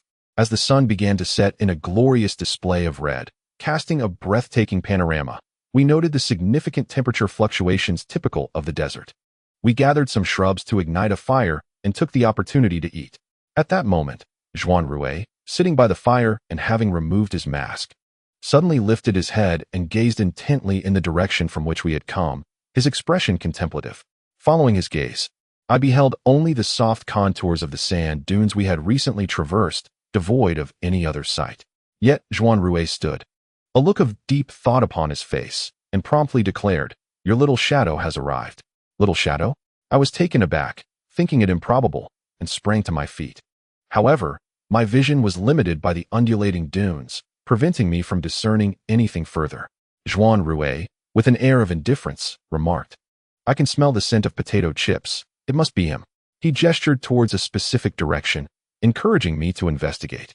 Recognizing Juan Rue's remarkable olfactory skills, I felt a surge of urgency and dashed forward, with Zhonggong following closely behind in curiosity. Upon cresting the dune, I indeed spotted two figures seated below. Who else could they be but Tofu and Corpse Immortal? Tofu was noisily munching on potato chips. No wonder Zhuan Rue had identified him so swiftly. Who in their right mind would bring such a snack into the desert, unaware of our presence? Tofu murmured to Corpse Immortal, "Let us stealthily follow. I can't shake the feeling that leaving old Chin alone is a bit unsettling. We've always been together on these ventures, and suddenly splitting up feels risky. We should keep an eye on things and step in if necessary. Why are you fixated on my potato chips? This is mere junk food, a cadaveric spirit. At least it is a spirit. Cannot one aspire to higher pursuits?" Seeing Tofu's displeasure, I distanced myself from the cadaveric spirit while clutching a bag of chips. Chapter 7. The bodyguard. This lad exhibited no sense of vigilance whatsoever. Standing atop a sand dune alongside Zhonggong, he remained oblivious to our presence. As for the cadaveric spirit, it would not react unless provoked. I listened to Tofu engaging in a soliloquy, both amused and exasperated. Finally, I exerted my foot and kicked up a cloud of yellow sand that cascaded over Tofu's head. "Ouch! What was that?" Tofu exclaimed, shaking his head and leaping up to see Zhonggong and me atop the dune. Instantly, he wilted, his eyes darting around before he managed a sheepish grin. "What a coincidence to meet here." I retorted with irritation, "Coincidence, my foot. Go back to where you came from." Tofu, realizing that reason would not sway me, approached the cadaveric spirit, pleading, "I've been here all day. It's no small feat to venture into the desert with snakes and scorpions lurking about. What if I were to return and meet a venomous end? Could you bear that on your conscience?" I replied, "I have no conscience." Tofu, incensed by my words, shot back, "You're a freak. I'm only concerned for you. Why else would I come to this godforsaken place? We are brothers, after all. If something were to happen to you, I would be heartbroken. Why can't you understand?" I gazed at Tofu, observing his anxious and furious expression, and sighed. "If something were to happen to you while following me, would I not be heartbroken as well?" Tofu deflated, slumping onto the sand. "Let us just go. I'm the one being overly friendly, and I cannot compete with you. Have I been so foolish?" Just as I was about to respond, Tofu suddenly fixated on the ground beneath my feet and exclaimed, "Watch out." Instinctively, I glanced down to see a slight ridge in the sand, about 2 centimeters in diameter, writhing ominously. Moments later, a gray-brown triangular snake head emerged from the sand. Startled, I recoiled, and the snake immediately bared its fangs, lunging toward me. The speed of its approach left me little time to react, but in that critical moment, the cadaveric spirit beside Tofu moved with a ghostly swiftness, seizing the snake's head just as it was about to strike. I exhaled a sigh of relief upon witnessing the cadaveric spirit's impassive face. The snake's head was held firmly in its palm, yet its body thrashed violently, attempting to escape from the sand. However, after a few futile wriggles, it succumbed, lifeless. It appeared that the cadaveric spirit had crushed it to death. Subsequently, the cadaveric spirit brought the snake to its mouth, savoring the meal. It dawned upon me then that the spirit possessed a venomous appetite with its presence. Any poison nearby would likely spell doom for itself. The snake's blood gushed as it was devoured, the spirit's mouth stained with crimson, revealing bits of pale flesh and colorful entrails. A putrid stench filled the air, utterly revolting. Tofu pinched his nose, his face contorted in disgust as he lamented. "How did I end up with such a creature?" It is said that the Corpse Immortal, having consumed a venomous snake, licked its lips with lingering desire. Suddenly, its eyes flickered, and it extended its bloodied hand toward the Tofu, opening its mouth as if to speak, yet no words emerged. After a brief moment, it could only muster a hushed breath, "Eat." The Tofu, on the verge of tears, shook its head and exclaimed, "You eat? How is it right that you've devoured everything, leaving me with but a drop of blood? I've attended to you daily, grooming and dressing you, as if you were my own son. Is there no shred of filial piety in your heart?" At these words, I nearly spat blood. This fellow had entirely missed the point, hadn't he? The Corpse Immortal tilted its head, eventually retracting its hand and swiftly licking the blood clean, restoring tranquility as if nothing had occurred. At that moment, Zhonggong remarked, "I believe this Corpse Immortal could prove useful. Should any venomous creature appear, we need not fear." He then patted the Tofu on the shoulder and jested, "You two seem to share a good bond. It knows to share its food with you." The Tofu grimaced and replied, "There's only a hand's worth of blood left. Not even a morsel of flesh remains." Zhonggong inquired, Would you dare eat it if there were scraps of meat? The tofu pondered for a moment and replied, this is not merely a matter of consumption. It pertains to principles. I interjected, enough of this idle chatter. We've come this far, and I couldn't possibly send you back now. Let us proceed. The tofu, invigorated by my words, dashed towards our camp, followed closely by the corpse immortal. Zhonggong and I ambled behind, and he said, Brother Chun, having a friend like that is truly a blessing. I responded, when you find yourself in such a fortunate position, you will understand the burdens it entails. Upon our return to the camp, we found the tofu animatedly recounting tales to Ouyang Xian. At that moment in such deep waters, a massive dragon suddenly sprang forth. And old Chun and the others were utterly terrified. I thought to myself that if this continued, we would surely be doomed. Thus, I seized a blade of considerable size, leaped onto the dragon's head, and shouted, do not be so proud. Let Grandfather Do handle you. I interrupted. I recall it was El Su who leapt onto the dragon's head wielding a large blade, while you were hanging from a cliff, crying inconsolably. The tofu's expression froze, and before it could concoct a lie, Ouyang Xian wrinkled her nose and said, what a tall tale. You hardly seem capable of wielding a sword. Oh, do not stand so close, chattering like a crow. Having said that, she approached Zhuan Rui, smilingly suggesting, why not share a tale of your own? Perhaps recount your previous experiences in the underground? The tofu, deeply affected, gazed mournfully at Zhuan Rui and Ouyang Xian. I patted its shoulder and said, do not dwell on this. I shall introduce you to some lovely ladies. She is not suited for you. The tofu retorted in anger. All the beautiful ones have been claimed by you. Is there any left for me? Besides, am I so shallow? I genuinely like Xian Xian. This time I am serious. I remarked, how is this time any different from before? It declared, this time, I am exceptionally serious. I must make her like me. Immediately, I furrowed my brows in contemplation. I mused that if Dofu could truly win Ouyang Xian's affection, it would require a miracle. It was abundantly clear that this young girl held an affection for Zhuan Rui, and a comparison between Zhuan Rui and Dofu rendered the superiority of one over the other self-evident. Thus, the old adage rings true, comparing oneself to others can lead to one's own discontent. That evening, the group organized a night watch, retiring early to rest. At dawn, while the temperature had yet to rise, we arose early to continue our journey, aiming to reach the site by midday. Along the way, Dofu persistently trailed Ouyang Xian. Much like a devoted shadow, it appeared that he was quite earnest in his pursuit, as he endeavored to regain her attention despite her dismissive demeanor. Dofu, eager for praise, offered his snacks and asked, Xian Xian, are you hungry? Please have something to eat. No, if you're not going to be quiet, go stay behind, she retorted. Ultimately, Dofu fell silent, his timid demeanor inciting my irritation. It was as if I had painstakingly raised a son only for him to become a sycophant to his wife, neglecting his father. While I was cursing Dofu's lack of ambition in my mind, a piercing eagle's cry suddenly pierced the sky. A bird, rumored to be a descendant of the Heidongking, circled ominously above us, its shrill call suggesting impending peril. Batul, speaking in halting Mandarin, stammered, danger, we must flee. He then swiftly explained in Mongolian to Ouyang Xian. Her brow furrowed as she translated. Batul says the Heidongking is warning us. There may be a sandstorm approaching. We must hasten to our destination and find a sheltered spot. Thus, we mounted our camels and quickened our pace. Due to Dofu's unexpected presence, we were short on camels. He cast a pleading glance my way, and despite my chiding him for his cowardice, I couldn't refuse assistance.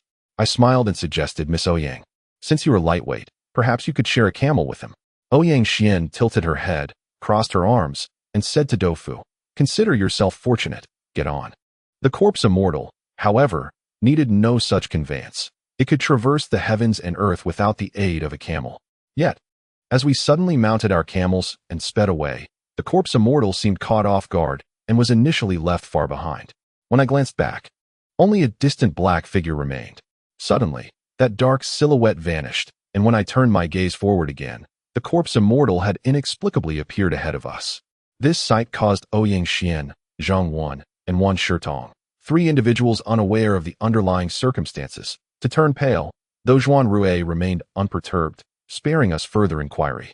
As we galloped onward beneath the blazing sun, the desert was devoid of even the slightest breeze. There was no sign of a storm. After racing for over an hour, even the camels could no longer bear the strain, forcing us to dismount and walk. Dofu wiped the sweat from his brow and remarked, "Where's the wind? That bird must be mistaken."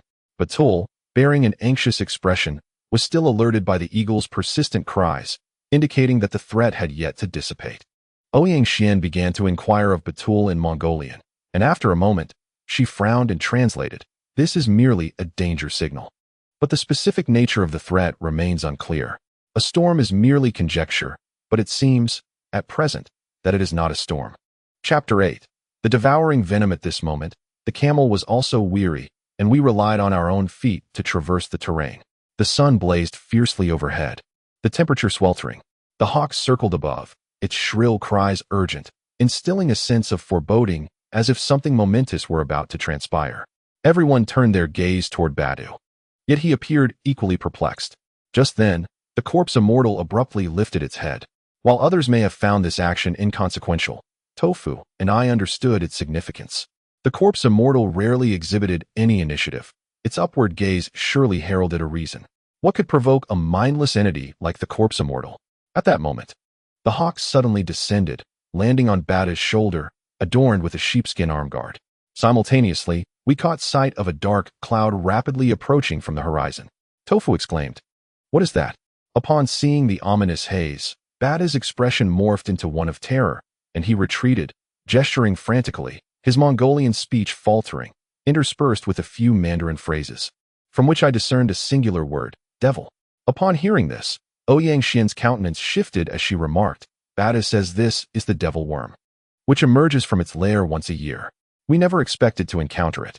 The Tunger devil worm was a name I vaguely recalled, having perused related materials in the past, though the details eluded me. This creature, a carnivorous crustacean, spent most of the year concealed beneath the sands. Possessing a pair of ornamental wing cases. Typically flightless, it only took to the air during the breeding season, gathering in large swarms to hunt and prepare for reproduction. Though they harbored a mild toxin, the sheer numbers during their congregations rendered them akin to a swarm of locusts. A single camel could be stripped to its skeletal remains in mere minutes, a truly terrifying prospect, often likened to the desert army ants as the devils of the sand. While these creatures were inconspicuous at most times, their collective power during the breeding season was formidable. Our party, consisting of both humans and camels, was evidently an appealing feast amid the vast desert. With little recourse, Bada blew a whistle and mounted his camel, urging it to flee. The camels, seemingly aware of the impending peril, despite their fatigue, quickened their pace.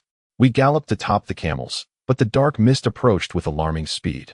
Just then, Tofu shouted, "Wood! Stop dawdling." I turned to see the corpse immortal still rooted in place, maintaining its upward gaze, its expression as wooden as a lifeless figure. At that moment, the devil worms instinctively targeted the nearest corpse immortal.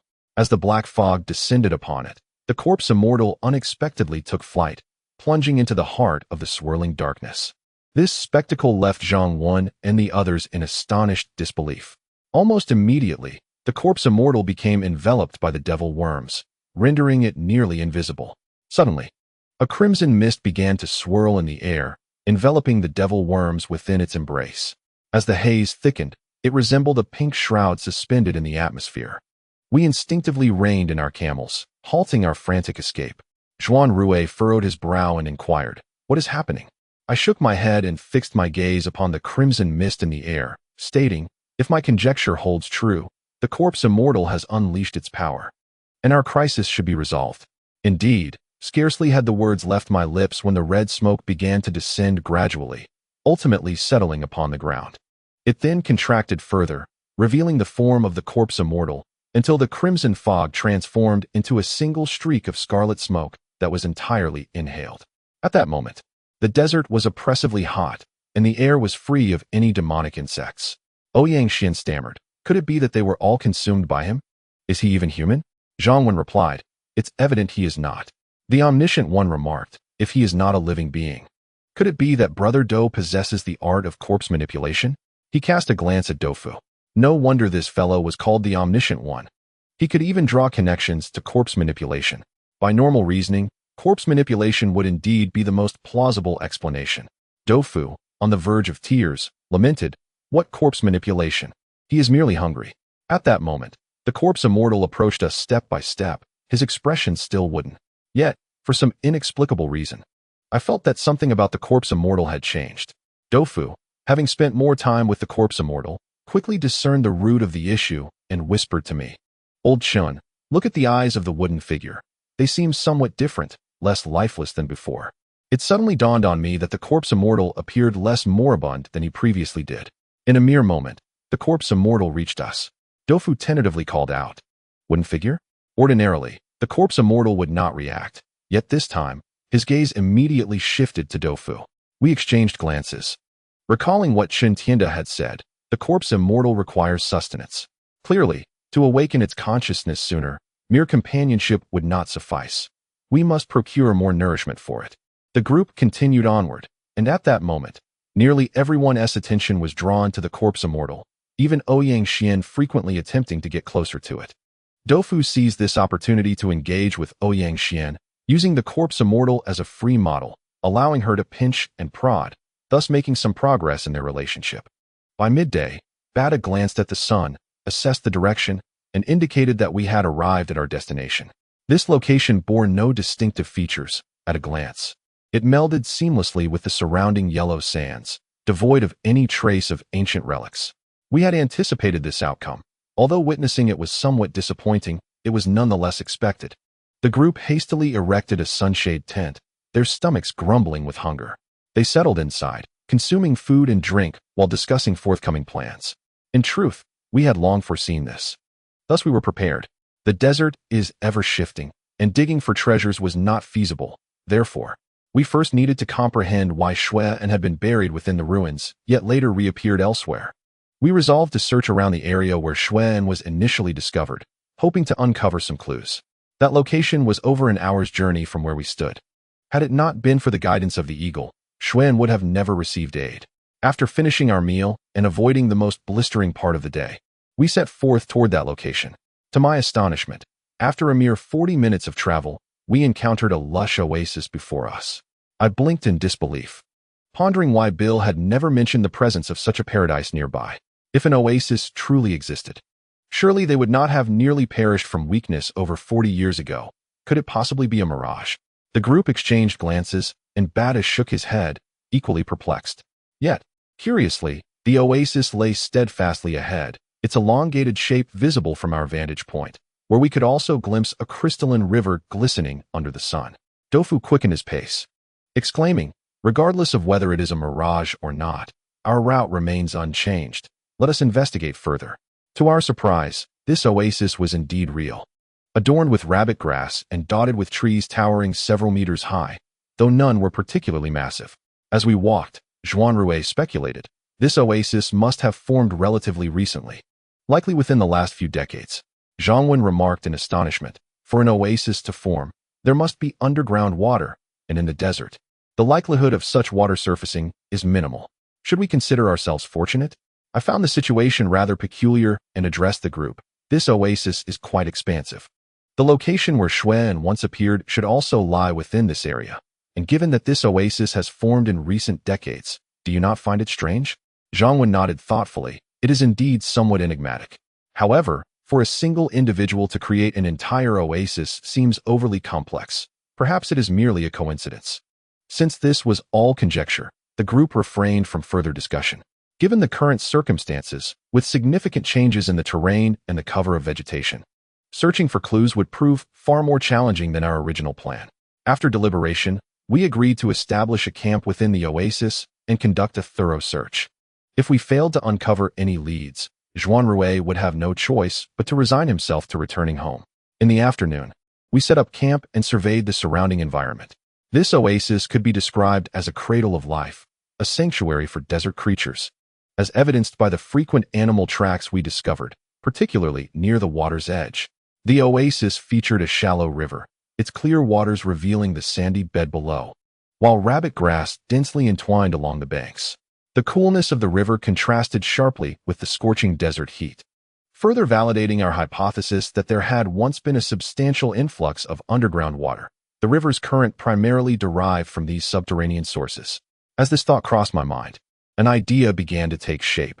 If this oasis were indeed connected to Shui and's past experiences, might there be clues to be found by tracing the river back to its source? With this notion in mind, I instinctively directed my gaze along the river, but alas, my vision was limited. At a bend in the waterway, I glimpsed the fleeting shadows of one or two small animals darting through the underbrush. As the sun dipped toward the horizon, further action became impractical, so I resolved to suppress this thought and planned to investigate the river's source the following day. As night descended, Bada hunted 2 rabbits, roasting them over the fire to enhance our meager meal. Regrettably, we, a group of robust men, were left with only a meager portion of meat after the rabbits had been gutted, barely enough to satisfy our hunger. The rich aroma of rabbit meat only whetted our appetites further. Tofu, with a bone clamped in his mouth, wore an expression of utter dissatisfaction, prompting Ouyang Xian to act as translator, suggesting that Bada go to the river to catch us 2 fish. Since the river was not far, we thought little of it. However, it was not long before Tofu returned, drenched and panting, exclaiming, "Something's wrong. Bada is missing." As we were resting, his words took us by surprise. I glanced behind Tofu, only to see the corpse spirit trailing him, which compelled me to rise immediately and inquire, "Speak slowly. What happened?" With 2 men gone to the riverbank, in a place devoid of fierce beasts, how could something have gone awry? Tofu hastily explained. The 3 of us were in the water fishing, each focused on our own task. I saw Badu running along the riverbank. I thought he was just playing around and ignored him. When I looked up again, he had vanished. Zhuan Rui calmly asked, "Have you searched the vicinity?" Tofu gestured to the sky, indicating it was not yet fully dark, saying, "There is still light enough to see, but we found nothing." The group exchanged puzzled glances, bewildered by the sudden disappearance of a fully alive man amidst a tranquil oasis devoid of any threat. Badu was the son of Elder Billier, who had kindly guided us. If anything happened to him, how could we explain it to Elder Billier? Thus, I turned to Zhong Gong and said, "Old Zhong, you and Miss Ouyang stay here to guard the camp. The rest of us will search for him." Zhuan Rui suggested, "Let us follow Chun Xian's advice and take our gear." Equipped with firearms, the group armed themselves with 3 guns and 2 melee weapons, along with flashlights, and followed Tofu to the riverbank. The riverbank was thick with rabbit grass, leaving no trace behind, and the riverbed yielded no clues, leaving us at a loss as to what to do upon arrival. Zhuan Rui pointed upstream, asking, "He disappeared while running in this direction?" Tofu nodded affirmatively. Zhuan Rui then proposed, "Let us split into 2 groups, following the river upstream, one to the left and the other to the right."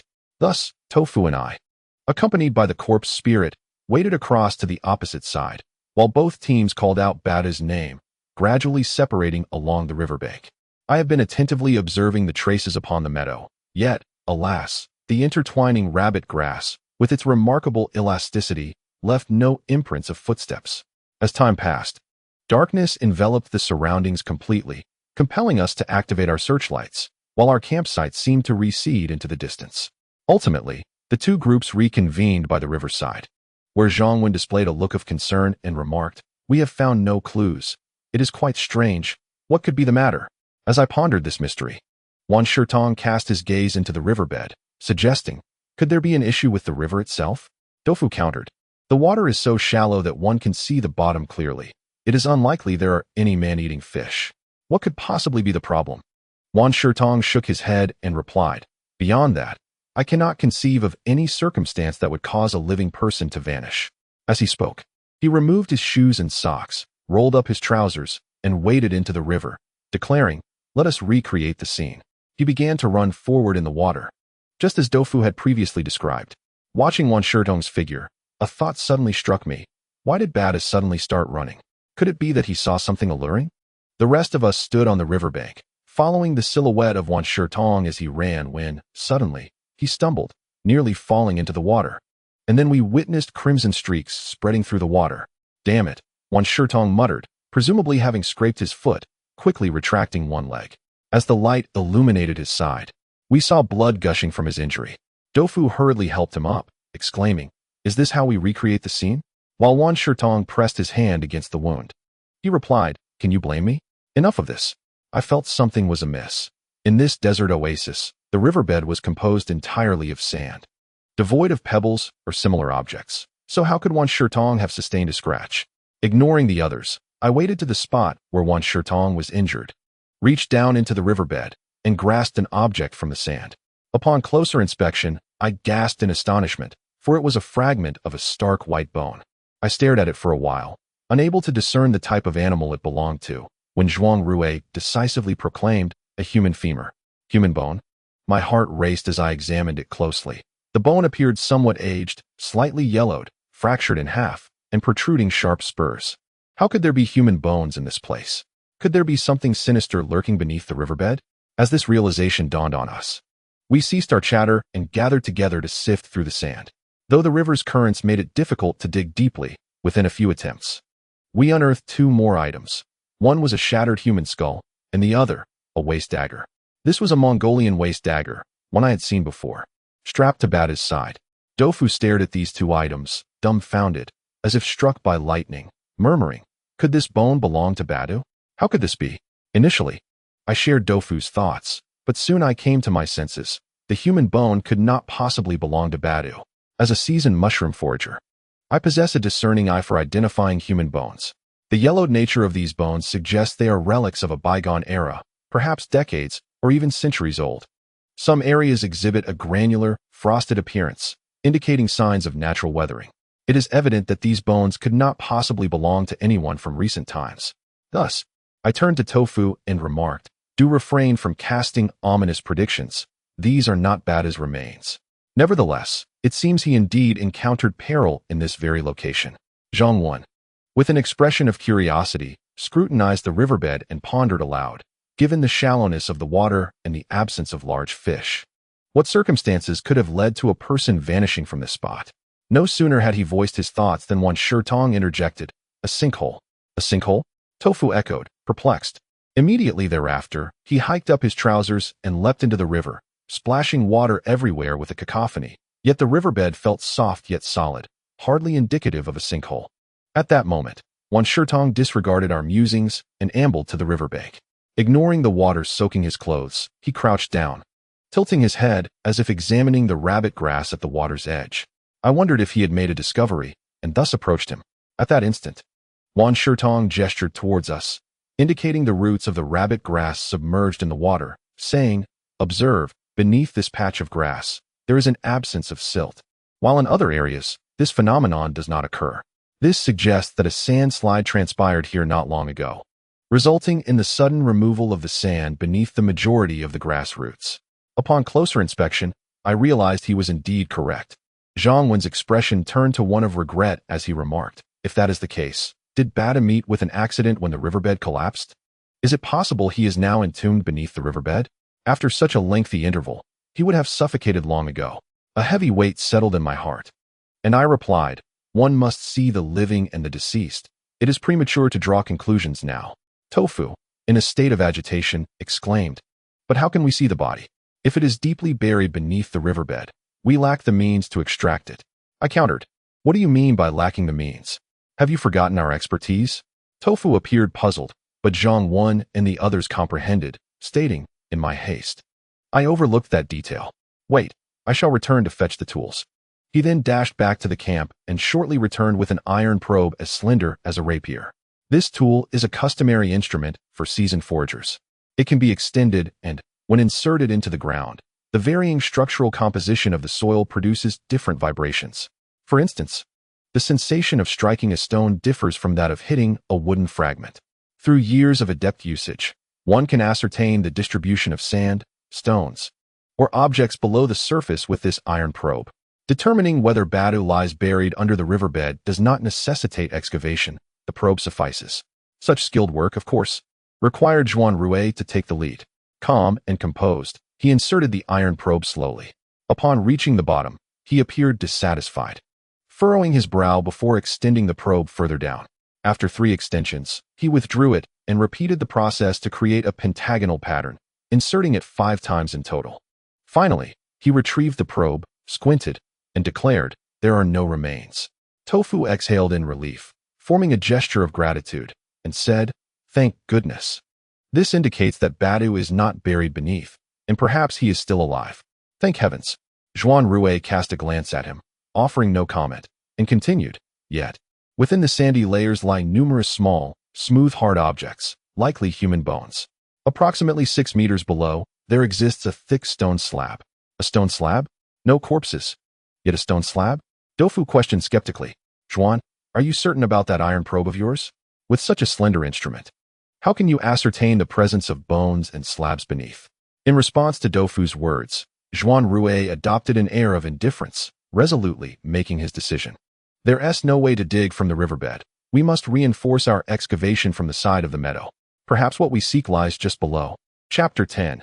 Into the water. If there were no remains of Bada below, but rather a significant stone slab, it would raise suspicions. For this was a desert, and stone slabs should not naturally occur within the strata. The only plausible explanation would be that the slab had been artificially transported here, suggesting the potential existence of ancient relics beneath the riverbed. Upon hearing this, Dofu inquired, "So, are we not searching for Bada then?" Zhuan Rue squinted, fixating on the dagger in my hand, and said, "Of course we must search. He may very well be beneath." "But you just said there are no corpses," Dofu exclaimed. Suddenly, clarity dawned on me, and I replied, "If ancient relics lie beneath, and there have been sand collapses, it is quite possible that Bada was swept beneath the ruins by the flowing sands. Hence, we cannot possibly find him now." I refrained from uttering the word corpse, silently hoping for Bada's safety. He was innocent. Given the likelihood that Bada was trapped within the ruins, we dared not delay.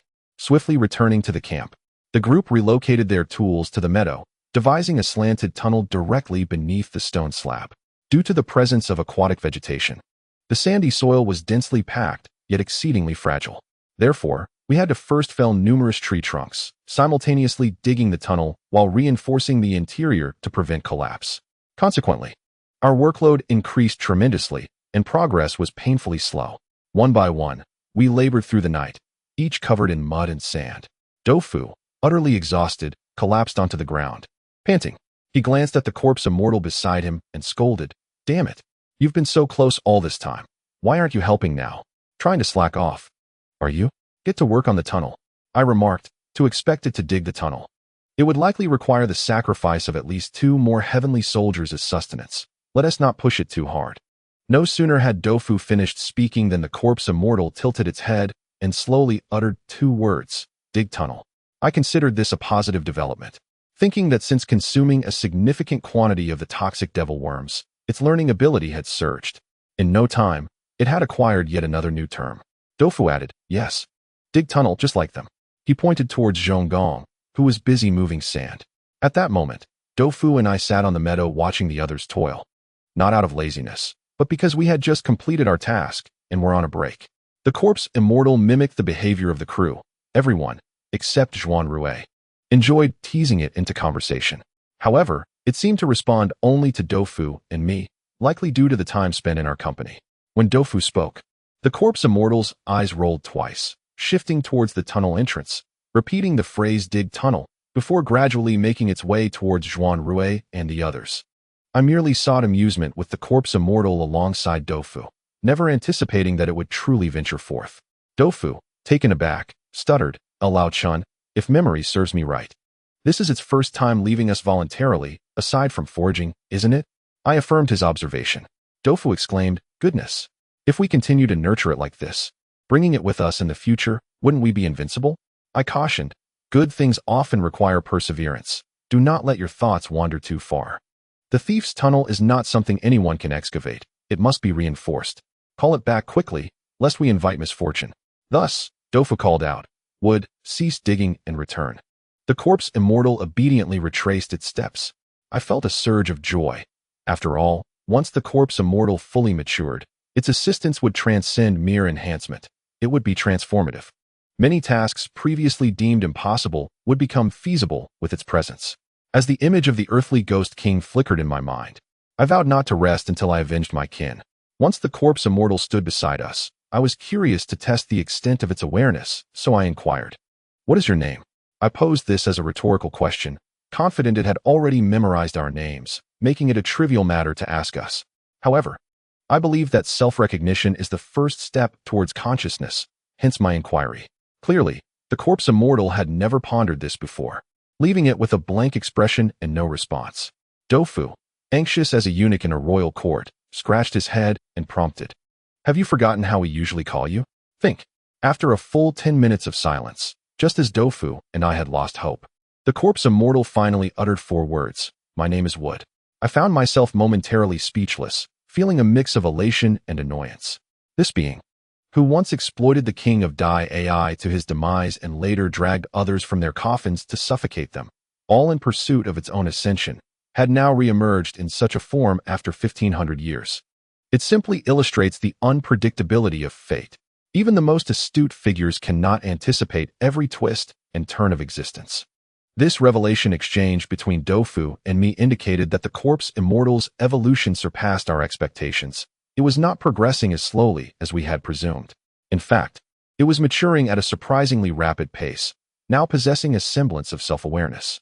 Dofu whispered, if poison consumption proves beneficial upon our return to Shenzhen, we should procure more gutter oil, Sudan red, and melamine for it to consume. That would surely expedite its growth. I retorted, what of gutter oil? We consume it daily without issue. Can such toxins truly nurture the corpse immortal? Just then, a commotion arose from the other side, and we heard Zhongwen exclaim that he had broken through. We hastened over to witness him emerge, shaking off the mud and debris from his head, stating, I've reached a stone wall. It appears to be an ancient relic. However, we cannot all descend. This tunnel cannot withstand too much disturbance, and the sandy structure poses risks if we descend too deep. In the end, Zhuan Rue decided that only he, Zhonggong, and I would go down, while the others would wait outside. As I was here to assist Zhuan Rue, I acquiesced to his arrangements without reservation. The 3 of us cautiously entered the thieves' tunnel, aware that any significant movement could jeopardize our safety, as the wooden reinforcements around us provided little assurance. We were, in essence, gambling with our lives. Momentarily, we reached the end of the tunnel and indeed beheld a stone slab ahead. This stone was weathered and rough, resembling gravel, evidently buried for an extended period. The entire stone wall was askew and marred by cracks. I directed my light upward, and the beam penetrated the fissures, revealing a misty vapor within. We had previously prepared our tools but dared not damage the stone wall forcefully. Instead, we meticulously chiseled along the cracks, laboring for a while before creating an opening large enough for one person to enter. Beyond the stone wall lay a waterlogged area, and upon descending, my feet found no solid ground, compelling me to swim. As the light illuminated the murky surface, I observed that one side of the stone wall had collapsed, allowing a torrent of silt to invade, blocking off 2/3 of the space. Judging by its position, this influx of silt likely originated from a recent subsidence. We were too engrossed in our quest to discern which civilization this relic belonged to, so we swam toward the pile of silt. If Bada had been buried from above, he was likely ensconced within this mound of mud. Conversely, if the silt had come in from the side, there remained a slim chance for Bada's survival. As we circled the silt mound, illuminating it with our flashlights, I suddenly noticed a rounded hole on one side of the silt, positioned above the waterline, thus spared from erosion. Beside the hole, 2 distinct handprints were evident. Upon seeing this, Zhonggong rejoiced, exclaiming that Bada was likely unharmed. I suggested that he might have sought an escape in this very location.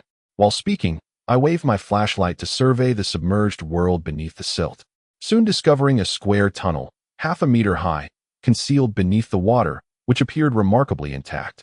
Beyond that, no further discoveries awaited us. Originally, this place might have been adorned with intricate patterns, but the ravages of moisture had obliterated all decoration, leaving only the bare stone exposed, preventing us from gleaning any further insights.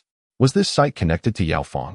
Pointing to the square tunnel, Zhonggong speculated that Badu had likely ventured through it in search of an exit, prompting the 3 of us to continue swimming forward. Upon entering the tunnel, only our heads remained above the water, with the ceiling looming perilously close above us. I envisioned the scene.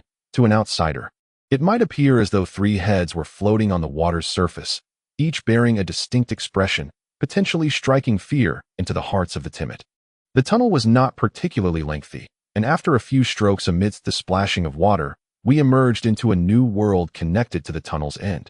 Here too, only the primal stone remained. Most other features had been irrevocably damaged by water. After surveying the area, we still could not catch sight of Badu, and this space offered no additional exits. A building cannot be designed to be entirely sealed. After some contemplation, I surmised that there must be corridors beneath the water. Could Bada have submerged? This thought briefly flickered through my mind when, suddenly, a cacophony arose behind me. At that moment, Zhuang Rui stood face to face with me, while Zhong Gong was to my left. Thus, there could be no one behind me. What, then, was the source of the sound? This thought flitted through my mind, prompting an immediate reaction as I abruptly turned in the water. In an instant, a dark visage materialized before us. It was Batu. Chapter 11. The totem pillar Batu had evidently emerged from the depths. Upon seeing us, his excitement was palpable. One could only imagine the fright he must have felt upon unexpectedly finding himself in such a place. I exhaled in relief and inquired, Batu, how did you surface from the water? It then struck me that his proficiency in Mandarin was limited, and he likely could not comprehend my words. Batu clutched a flashlight in the water, casting a faint glow. Fortunately, we were equipped with waterproof gear. Otherwise, had he fallen without a source of light, he might have truly succumbed to fright in this abyss. Once I spoke, I noticed an unusual expression on Batu's face. After his initial elation, he appeared increasingly anxious, mumbling in unintelligible Mongolian, gesturing as if something urgent was afoot. Although Batu knew some basic Mandarin, upon seeing our puzzled expressions, he stammered, "Below water, below." He pointed at the surface, prompting an exchange of glances among the three of us. Could there be something beneath the water? Zhong Gong immediately volunteered to investigate. Plunging into the depths, I too was eager to discern the truth, taking a deep breath and diving below the surface. Under the beam of light, the bottom was enshrouded in a thick layer of silt. Even if something lay beneath, it was largely concealed by the sediment, revealing only occasional protrusions. Zhong Gong and I extracted a couple of these to examine, discovering them to be mere fragments of stone, devoid of any value. At that moment, as the light shifted, I abruptly sensed something amiss. The chamber was square, yet when my light illuminated the southeastern corner, I was astonished to behold a stone pillar standing against the wall. This pillar was clearly of a different material than the surrounding stone walls. It was slightly darkened, and despite having been submerged for so long, its surface remained intact. As Zhong Gong and I approached, the intricate details of the pillar became apparent. I quickly deduced that it was a totem pole, one that might be found in every household. It was not particularly thick, with a primitive design adorned with carvings of various birds and beasts. Upon closer inspection, however, the forms of these birds were bizarre and far from normal. Among these avian figures, one creature stood out prominently. Carved at the very apex of the totem pillar, it was a striking representation of a mythical beast. I felt a surge of certainty. Our pursuit was on the right track. Now, it was merely a matter of time and effort. As this thought first emerged, I suddenly noticed that the totem column's futile had its eyes shift slightly, emitting an ethereal bluish glow. In this underwater realm, I was intently focused on futile when this occurred, startling me profoundly to the point of nearly choking on the water. Yet, upon regaining composure and reopening my eyes, that I was once again motionless, as if everything that had transpired was merely a figment of my imagination. Having encountered numerous bizarre occurrences, I dared not be careless and signaled cautiously to Zhong Gong beneath the water. He seemed to have witnessed the same scene, his expression turning markedly tense. Together, we approached the totem column, flanking it with the spotlight illuminating the fox-like sharp visage of futile. As we drew closer, I was struck by the revelation that futile's eyes were hollow, containing two green spherical objects serving as pupils. The water's surface, initially tranquil, was disturbed by our movements, causing the inner orbs to shift, reflecting the flashlight's beam. A sudden glance could easily mislead one into thinking something uncanny was amiss. I sighed in relief, reflecting on my misfortune of being startled so soon after entering the water. Could it be that Batu's earlier panic was also instigated by these artificial eyes? Although I had not delved deeply into shamanic culture, I was aware that futile was merely one among many objects of totemic worship, carved at the pinnacle of the column. Its large form adorned with fake eyes suggested a significant stature. The ancestors of this site must have held futile in great reverence. Besides this totem column, there lay an underwater passage, entirely choked with silt, which we could not clear by our own efforts. Thus, we had no means to proceed further. Subsequently, Zhong Gong and I surfaced, recounting our findings to Zhuang Rui. He frowned. His face, revealed beneath the light after removing his mask, appeared quite peculiar. I noticed Batu seemed to be struggling after spending too long underwater, his emotions visibly agitated, prompting me to suggest, let us exit first. As the four of us retraced our steps, dawn was fast approaching. After a day of relentless pursuit and a night of laboriously chopping logs to rescue others, we had gone nearly a full day and night without rest. Now, upon emerging, everything felt secondary. A moment of sleep was paramount. I could barely bring myself to remove my wet clothing, collapsing to the ground, my eyelids heavy and unyielding. Yet, no respite was granted. Dofu immediately shook my shoulder, insisting, "Don't sleep just yet. What is the situation below?" I replied, "Ask Zhonggong. I'm exhausted."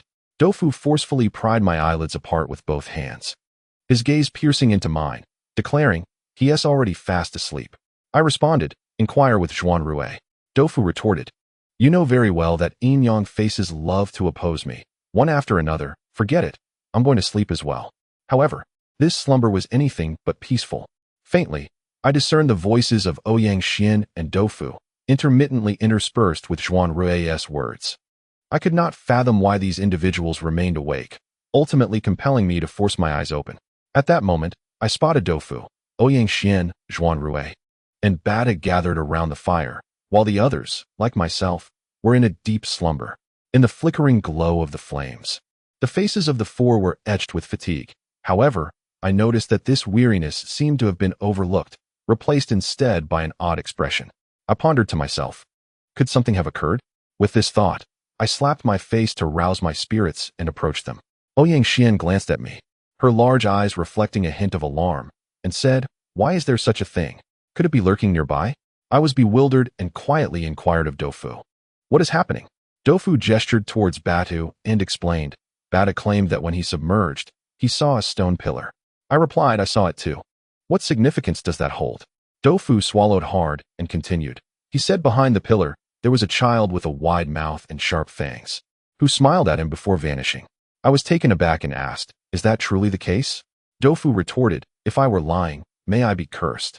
It dawned on me then that Bata's panic upon emerging from the water was not due to the Duo, but rather something else that had frightened him. The four of us had been underwater, and due to the language barrier, we misinterpreted Bata's meaning. Thus, Batu, disregarding his exhaustion, immediately urged Ouyang Xian to translate and indicate that we should be on heightened alert.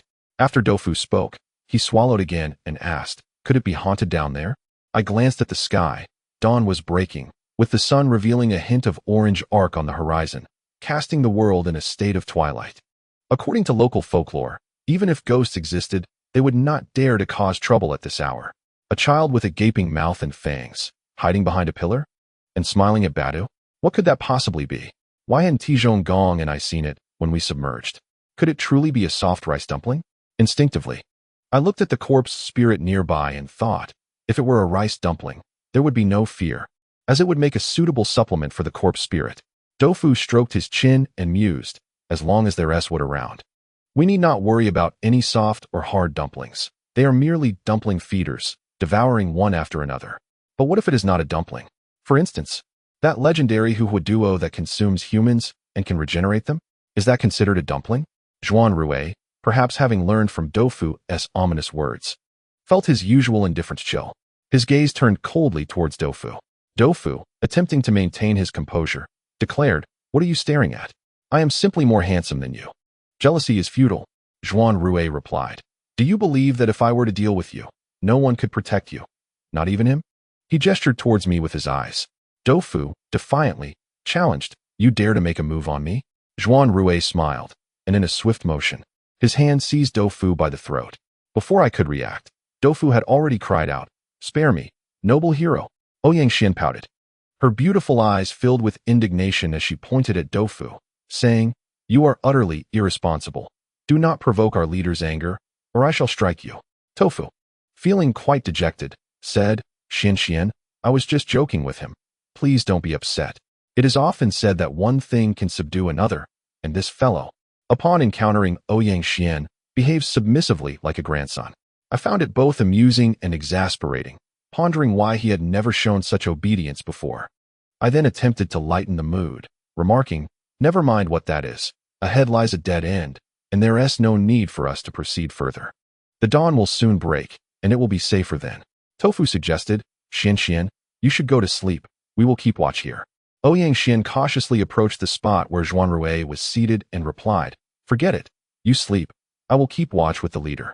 Observing the forlorn expression on Tofu's face, I was startled, contemplating whether he might be genuinely smitten.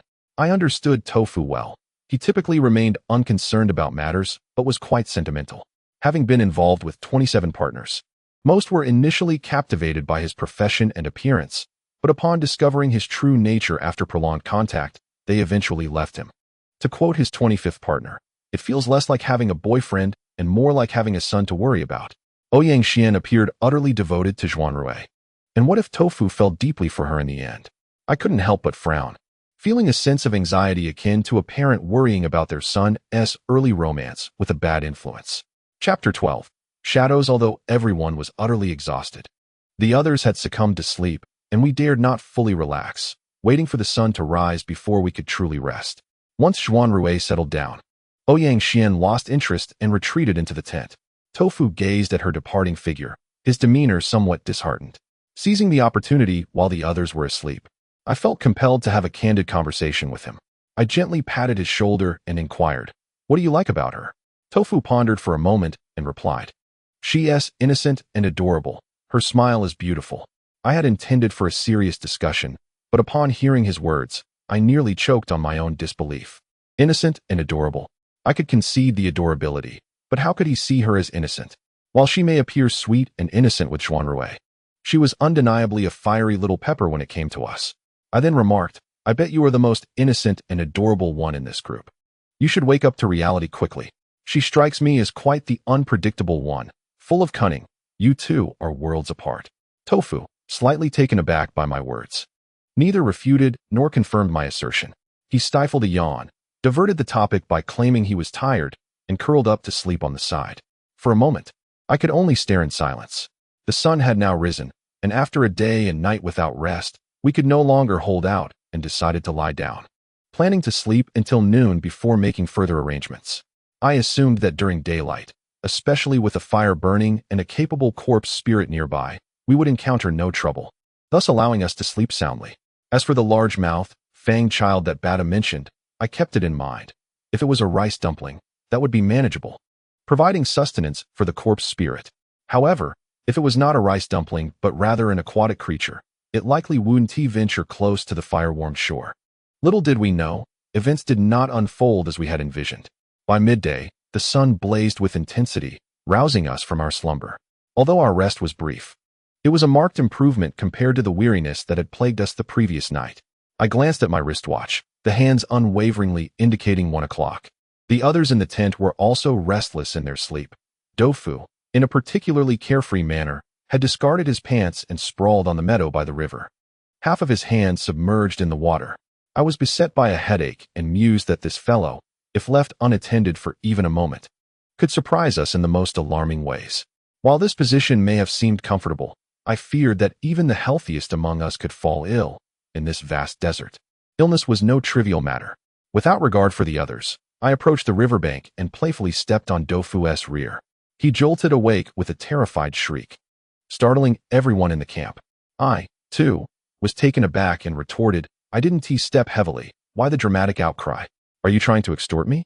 Tofu, silent and flushed, withdrew his hand from the water, flipping over with one hand shielding his modesty.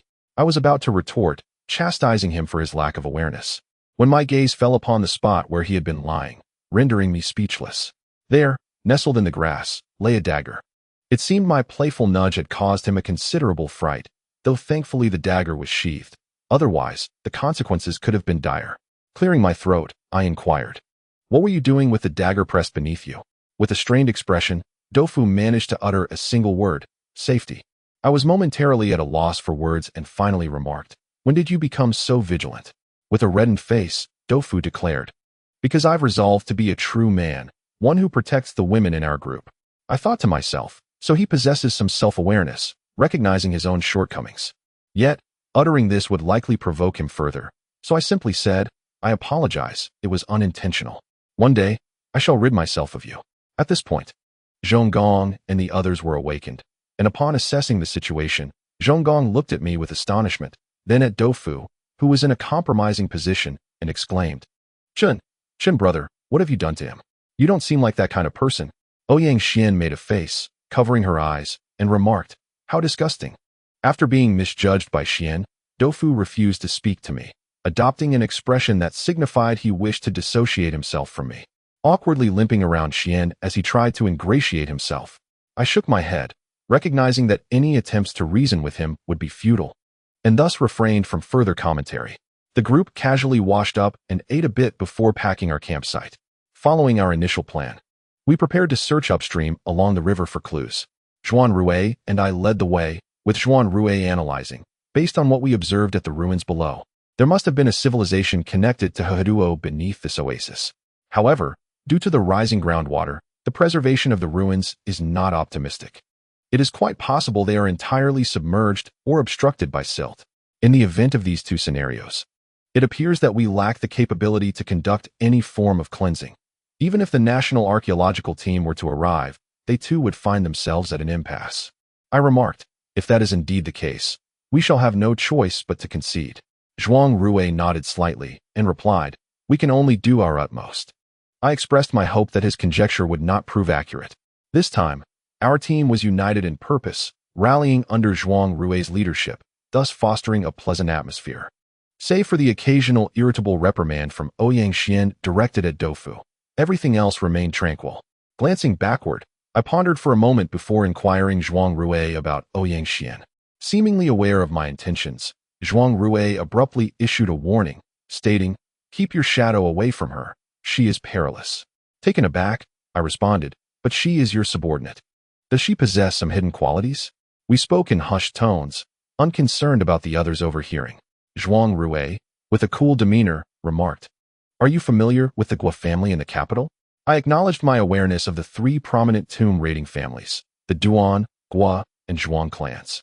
Zhuang Rue continued, our families have had some dealings over the years. She belongs to the Gua family.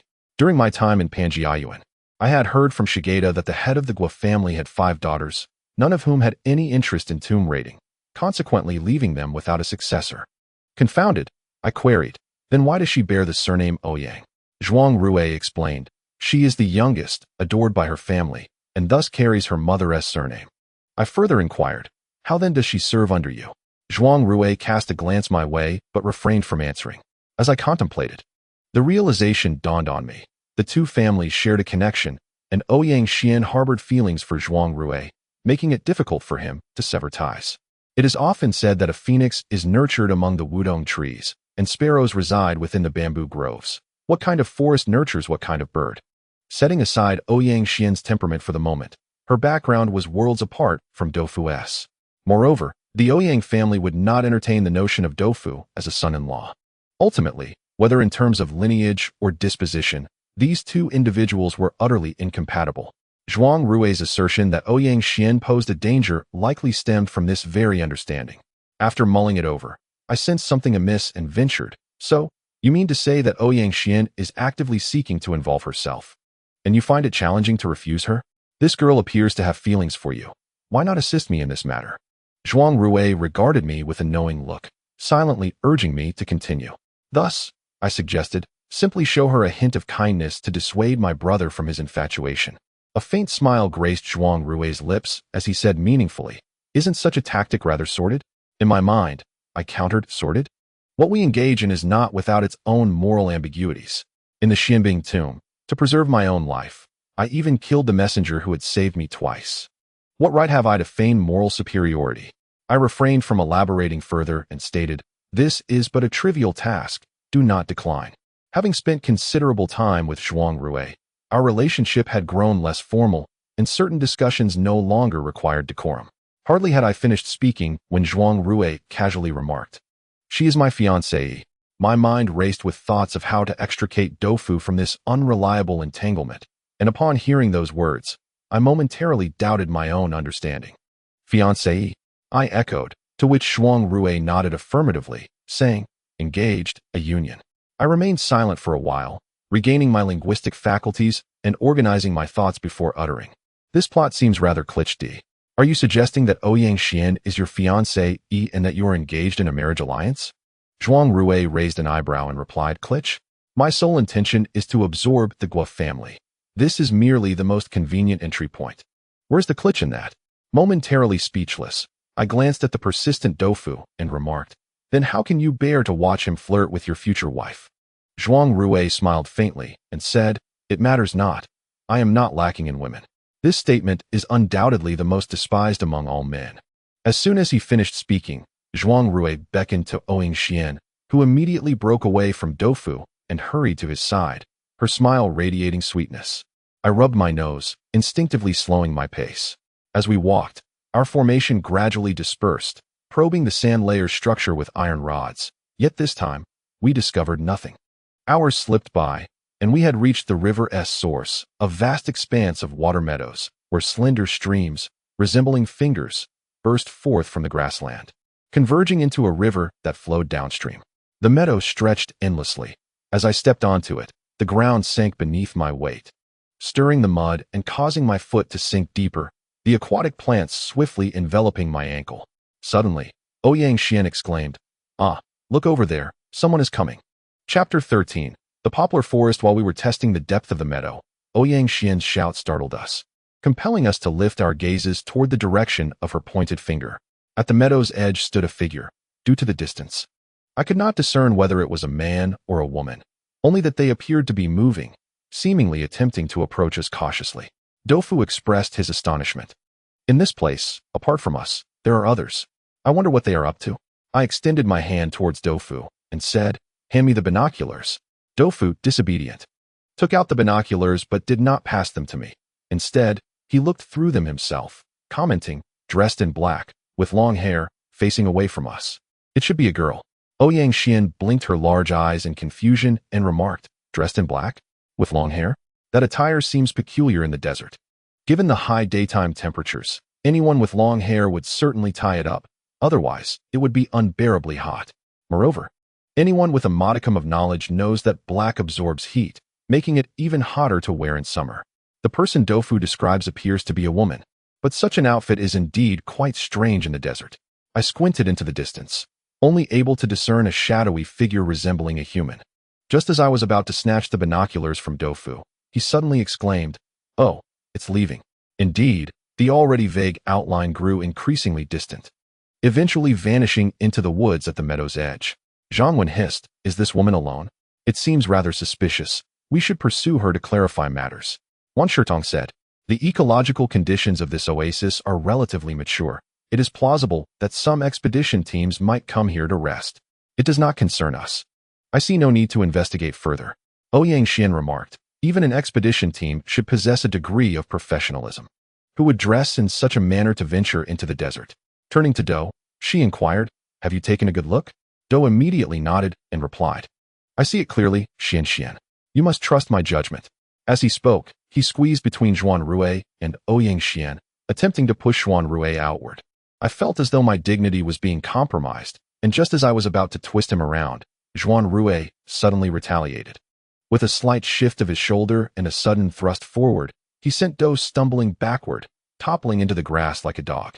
Ouyang Xian erupted into laughter, clapping her hands in delight, while I furrowed my brows and helped Do to his feet.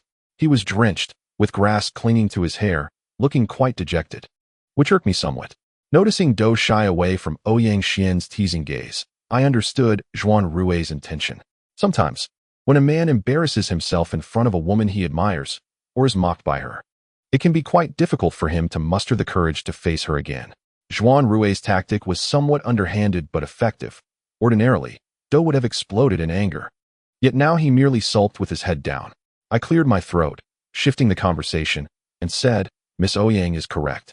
The presence of that woman here is indeed peculiar, and her attire raises suspicion. I suggest we clarify the situation. We are searching for ancient relics and may need to stay for several days. Having an unknown neighbor could spell trouble." After I spoke, no one opposed the idea, and we proceeded across the meadow towards the wooded edge. The meadow was lush with aquatic plants, and the soil was soft. With each step, the mud threatened to sink to our knees, and in deeper areas, it reached thigh-high, requiring constant vigilance to avoid getting stuck. As we moved forward, we used iron rods to probe the path, proceeding cautiously in single file. Suddenly, Ouyang Xian let out a piercing scream, causing everyone to look up, alarmed by the commotion. Her face had gone pale, her large eyes glistening with tears as she exclaimed, "There are so many bugs in the water." At that moment, I was at a loss for words. The presence of insects was hardly surprising. In such an environment, it was a haven for mosquitoes, ticks, and leeches. I was accustomed to the mountains, and although the thought was unpleasant, the men weren't particularly afraid. It was merely annoying when insects crawled up their legs, a truly revolting sensation. Ouyang Xian, being the fifth young lady of the Guo family, likely sought to endear herself to Zhuan Rui, and having some understanding of minority languages, she had eagerly followed him. Having previously lived in the imperial capital, where she was accustomed to luxury, such experiences were alien to her, hence her reaction was understandable. Zhuan Rui glanced back, slightly furrowing his brow, and said, "Just endure it. We'll be out soon."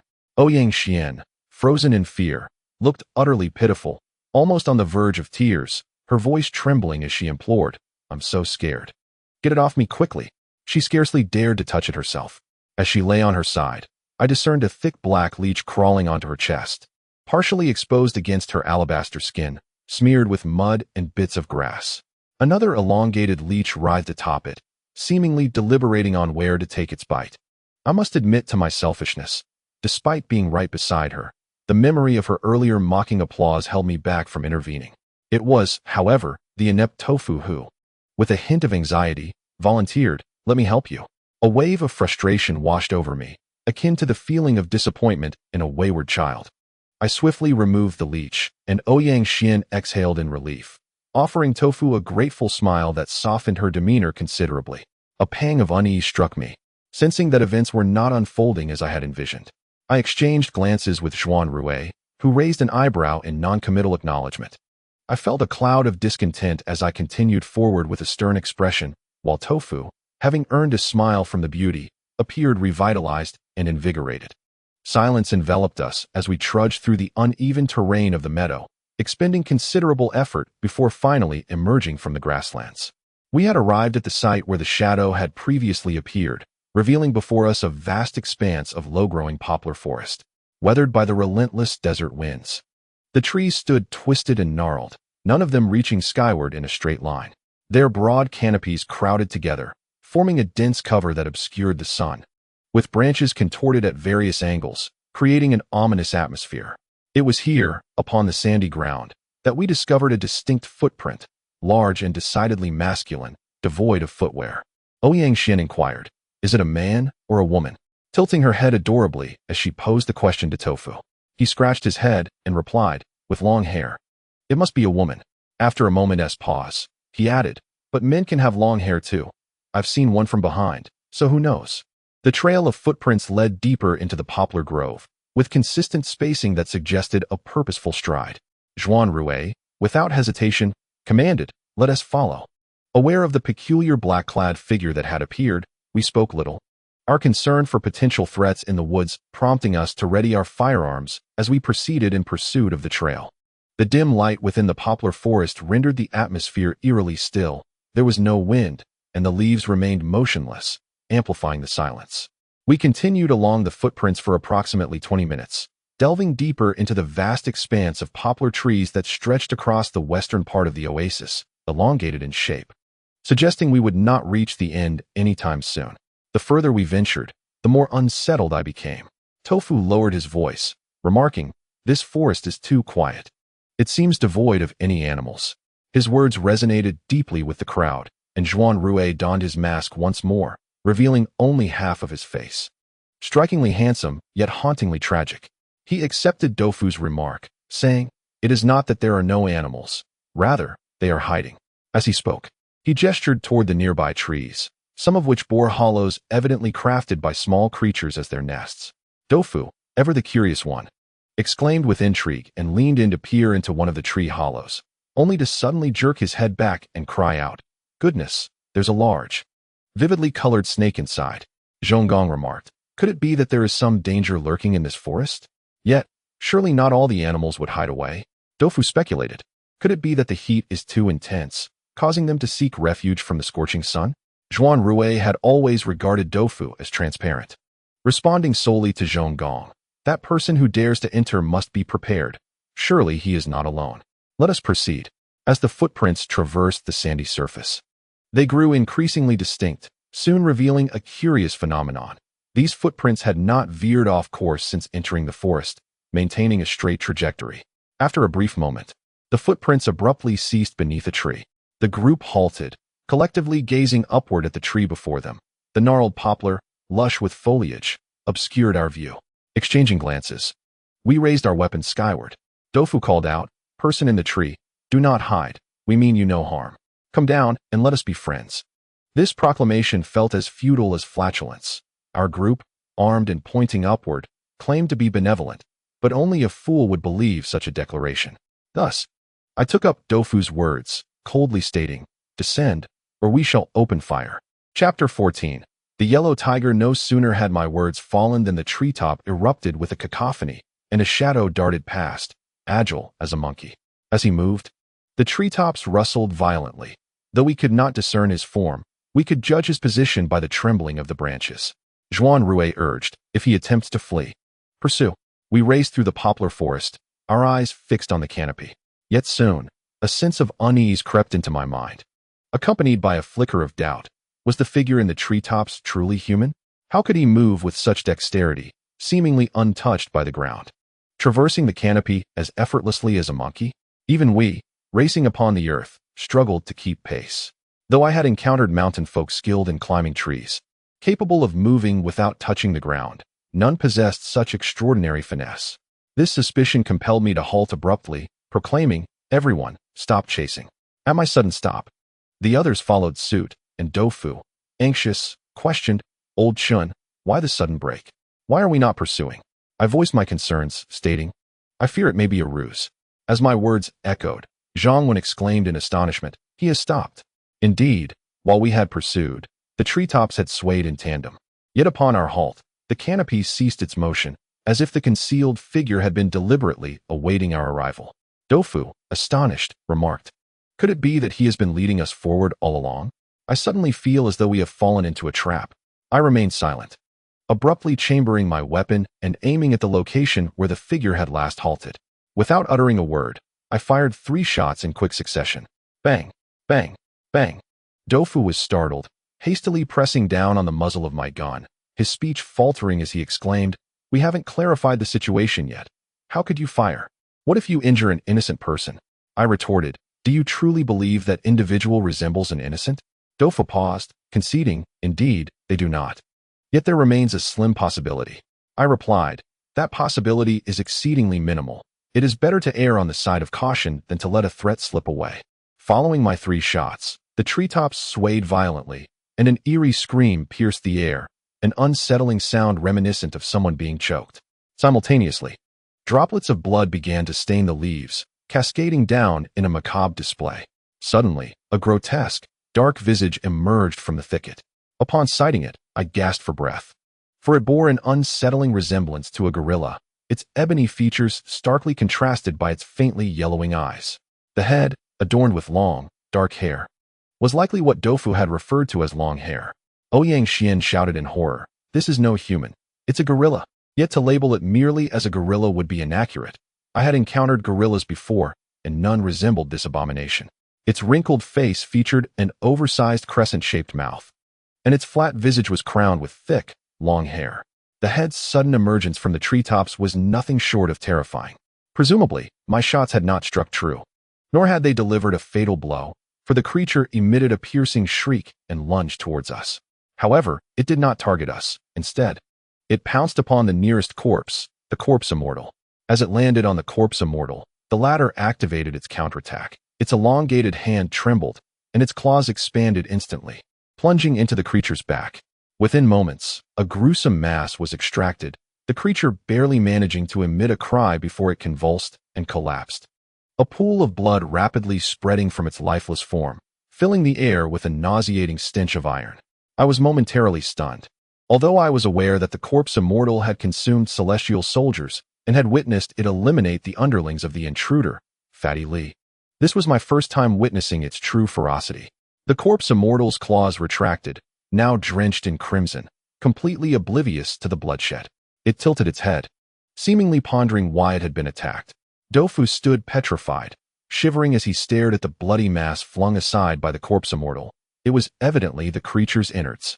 All present, including Zhuang Rue, gazed at the corpse immortal with peculiar expressions. While the previous encounter with the demon worm had merely produced a cloud of red mist without any tangible threat, this scene was undeniably visceral and bloody. I surmised that everyone was contemplating the implications. Had the corpse immortal's attack been directed at themselves? Would they still be alive? The crowd fell momentarily silent. Yet the corpse immortal maintained a peculiar cleanliness. With a stoic expression, it methodically licked the blood from its hands, ultimately lifting its garments in an attempt to cleanse the bloodstains. The onlookers exchanged glances, and finally, Zhuang Rue, casting a significant look at me and Tofu, remarked, "In calamity lies fortune, and in fortune, calamity." Tofu, at last, comprehended the gravity of the situation and was about to speak when, all at once, the treetops began to tremble in unison. Subsequently, heads emerged from the foliage, eerily resembling the lifeless forms strewn upon the ground. Zhong Gong gasped in astonishment. "So this is their lair. They lured us here on purpose."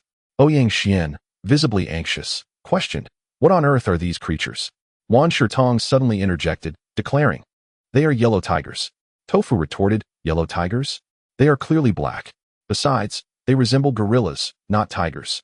Wan Shitong, alert and with taut muscles, disregarded Tofu's comments and addressed Zhuang Rue, "Master, there are ancient records of this creature.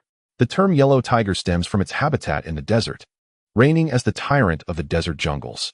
However, their reproduction rate is alarmingly low, leading to their extinction long ago. It is astonishing to encounter them here." I inquired, "The tyrant of the jungle? Quite formidable." Wan Shitong responded, "They are bloodthirsty, capable of preying on sand wolves. Would you not consider that formidable? Moreover, they hoard food. Even when not hungry, they relish the hunt, drawing their prey in the natural environment of the desert. We must remain vigilant." As he spoke, it seemed as though these creatures, driven by the loss of their comrades, sought vengeance. Their yellow eyes reddened, and pairs of crimson eyes fixated on us. Suddenly, a shrill cry erupted from the treetops, and in that instant, they lunged toward us. What was most terrifying was their remarkable intelligence. They had likely witnessed the corpse immortal slay one of their own, and, wary of its prowess, chose to avoid the corpse immortal, directing their assaults solely at us. Since the corpse immortal refrained from attacking anything other than poisons and zongzi, it continued its grooming, while we found ourselves encircled by these shadowy figures. Fire. In the moment they leapt down, we reacted swiftly, firing our weapons. Yet, our rate of fire was no match for their sheer numbers. In that fleeting moment, while I managed to shoot one down, I was instantly overwhelmed by two others. These creatures attacked with astonishing speed. I felt a shadow flash before me. A tremendous force bore down, pinning me to the ground, my back painfully pressed against a protruding root of a poplar tree. At that moment, I had no opportunity to observe the others. All I could hear were shouts of anger and terror, followed by the piercing cries of the yellow tigers. The next instant, I felt a sharp bite on my shoulder. In agony, I kicked to dislodge the creature, but it clung to my flesh, refusing to relent, tugging at my skin instead. In quick succession, another creature lunged for my neck. In a moment of desperation, my hand instinctively grasped for something, my firearm. I immediately lifted my gun with one hand, aiming its muzzle at the creature's head at an exceedingly close range. With a deafening bang, its skull exploded, severing half of its cranium, while blood and brain matter cascaded down onto my neck, reeking horrendously and driving me to the brink of madness. Indeed, I had lost my sanity. Just as I intended to deal with another that had bitten my shoulder, two more lunged at me. It was over. In that moment of chaos, amidst the cacophony, I suddenly heard Tofu shout, "Xian Xian." Goodness, I was on the verge of death, and this fool still had the presence of mind to call out her name, infuriating me to the point of spitting blood. A fleeting glance revealed that Ouyang Xian was indeed surrounded by a pack of yellow tigers, and the scene was utterly chaotic, with everyone in peril. Meanwhile, Tofu seemed to have stumbled upon a stroke of luck, as the corpse immortal closely followed him and the yellow tigers dared not attack it. Tofu managed to hide behind the corpse immortal at the moment of assault, like conjoined twins. Upon seeing Ouyang Xian encircled, Tofu immediately shouted and rushed to her aid. My eyes widened in disbelief. Damn it, given our relationship, he should have prioritized saving me. At that moment, I genuinely felt an impulse to kick Tofu to death. But the next instant, the other two had already pounced on me, completely obstructing my vision, leaving only those gaping, fong-filled mouths in my sight. These creatures savored the taste of human flesh, and the agony was unbearable. As I succumbed to unconsciousness, my last thought was, if I survive this time, I shall flay Tofu alive. Chapter 15. Misplaced wrath. In the throes of pain, I lost consciousness entirely. Just as I teetered on the brink of oblivion, I never anticipated I would awaken again. When I finally opened my eyes, the night had fully descended. The first thing I beheld was a dim flicker of firelight, quickly followed by a pungent scent of blood. A slight movement sent waves of excruciating pain coursing through my body. Glancing down, I discovered that the wounds on my upper body had been treated and bandaged. As my gaze shifted, I noticed others sleeping nearby, each bearing injuries. With Ouyang Xian the farthest from me, curled up with her head buried in her knees, weeping quietly. To my astonishment, I propped myself up to see Tofu standing helplessly by the campfire. Upon noticing I was awake, he rushed over, looking as if he might cry, his voice trembling as he stammered, "I am so sorry." I took several deep breaths, only then realizing that we were still amidst the poplar forest. And not far off lay a scene reminiscent of hell, with countless dismembered limbs and severed arms. Those were the corpses of the yellow tigers. Aside from Ouyang Xian and myself, the others remained in slumber. In that moment of clarity, my mind still hazy, I observed Tofu's expression as if the sky were falling. I softened my tone, abandoning any thoughts of retribution, and inquired, "What transpired?" Tofu, glancing at the still crying Ouyang Xian, appeared overwhelmingly guilt-ridden and began to recount the subsequent events in a fragmented manner. At that moment, the yellow tigers were in a frenzy. Tofu, initially intimidated, sought refuge beside the corpse spirit. However, as the situation grew dire, he resolved to confront the yellow tigers, shouting to the corpse spirit, "Kill them." In truth, his declaration was not directed at the corpse spirit, but rather a rallying cry to bolster his own courage. To his astonishment, upon uttering those words, the corpse spirit ceased its blood-licking and suddenly began to slaughter the yellow tigers. Tofu was first taken aback, then elated, and joined in the fray. The ensuing carnage was gruesome. Many fell prey to the onslaught, some losing consciousness. Yet, Ouyang Xian, who was closest to Tofu, became the corpse spirit's initial focus for rescue, escaping unscathed except for a long scar marring her face. I quickly discerned the reason for Ouyang Xian's tears. The human face has a notably poor healing capacity, ensuring that this young lady would bear a lasting mark. Tofu, overwhelmed with guilt, took all the blame upon himself, lamenting, "It's all my fault for being so cowardly. If I had stood up from the beginning, none of you would have been harmed." And Xian Wen Ti have I placed a reassuring hand on his shoulder. Choosing not to elaborate, I recognized that Tofu had developed genuine feelings for Ouyang Xian, and his heart must be in turmoil.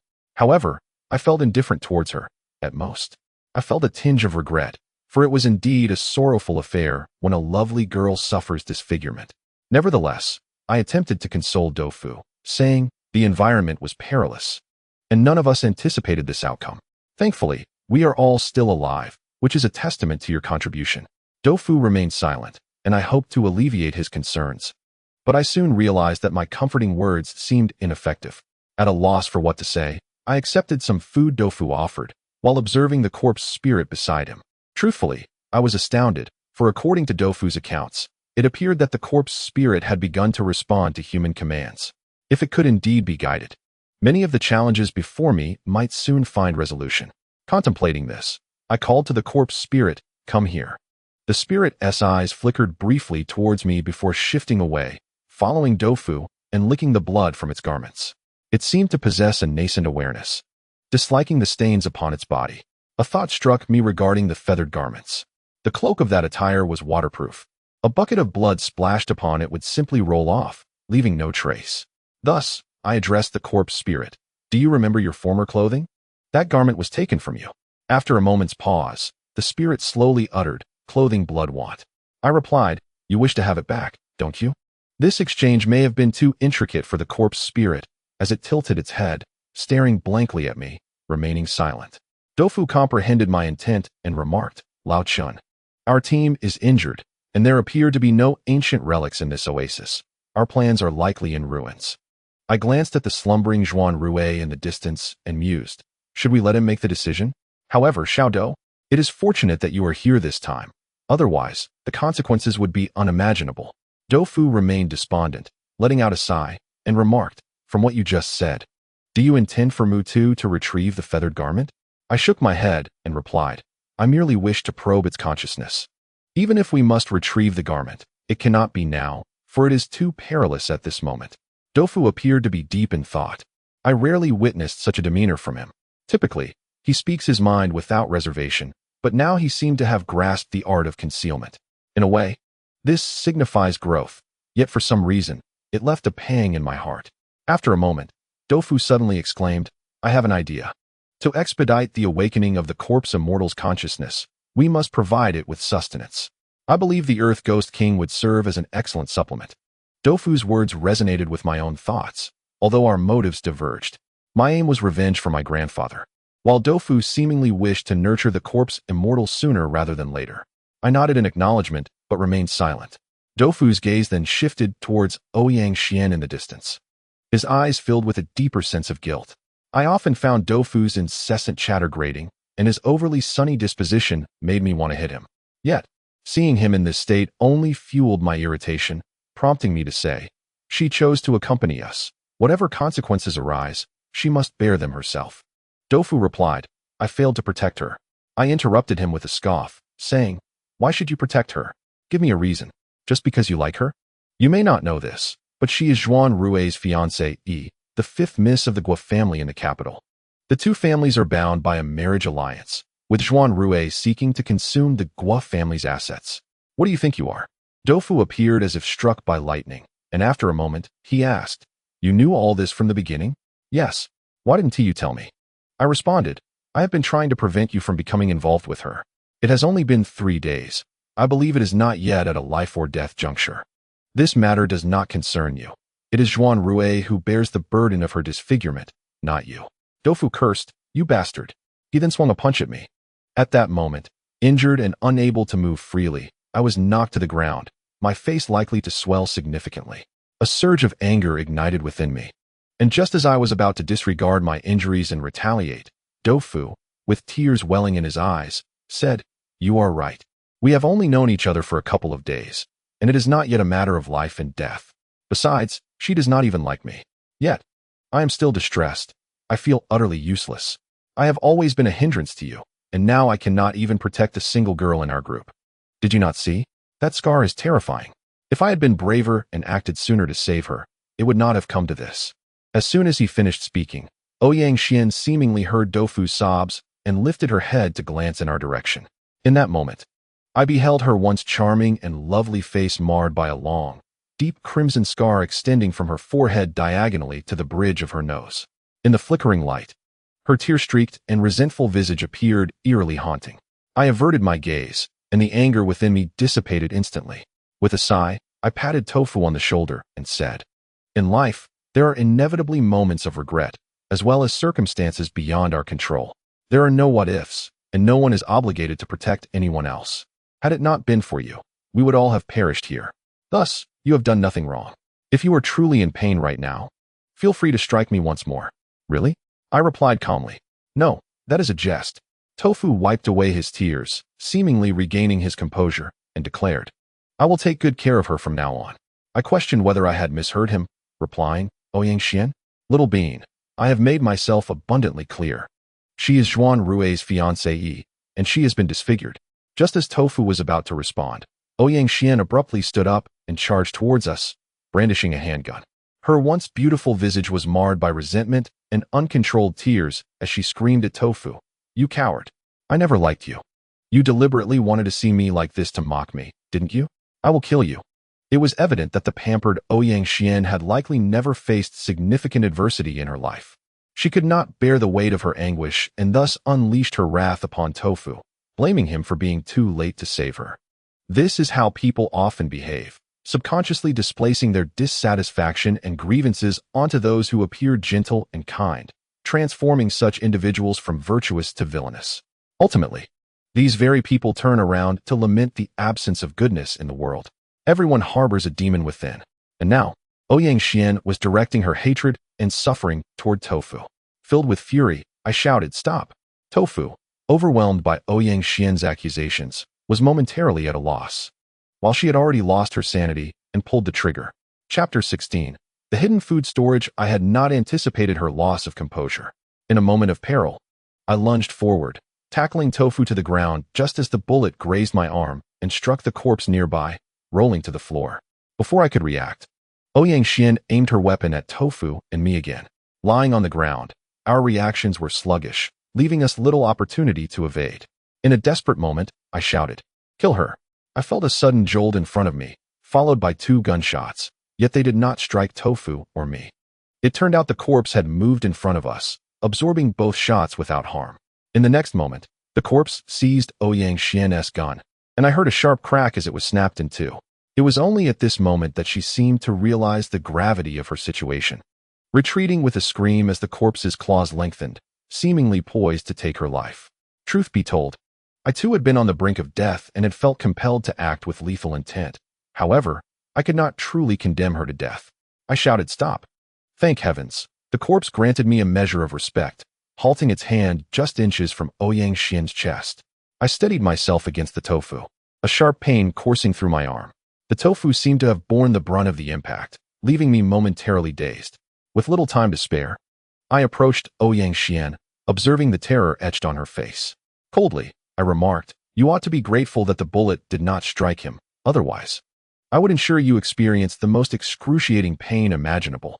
Her lips quivered before she suddenly covered her face and began to weep, fleeing without a backward glance into the dark grove of poplar trees.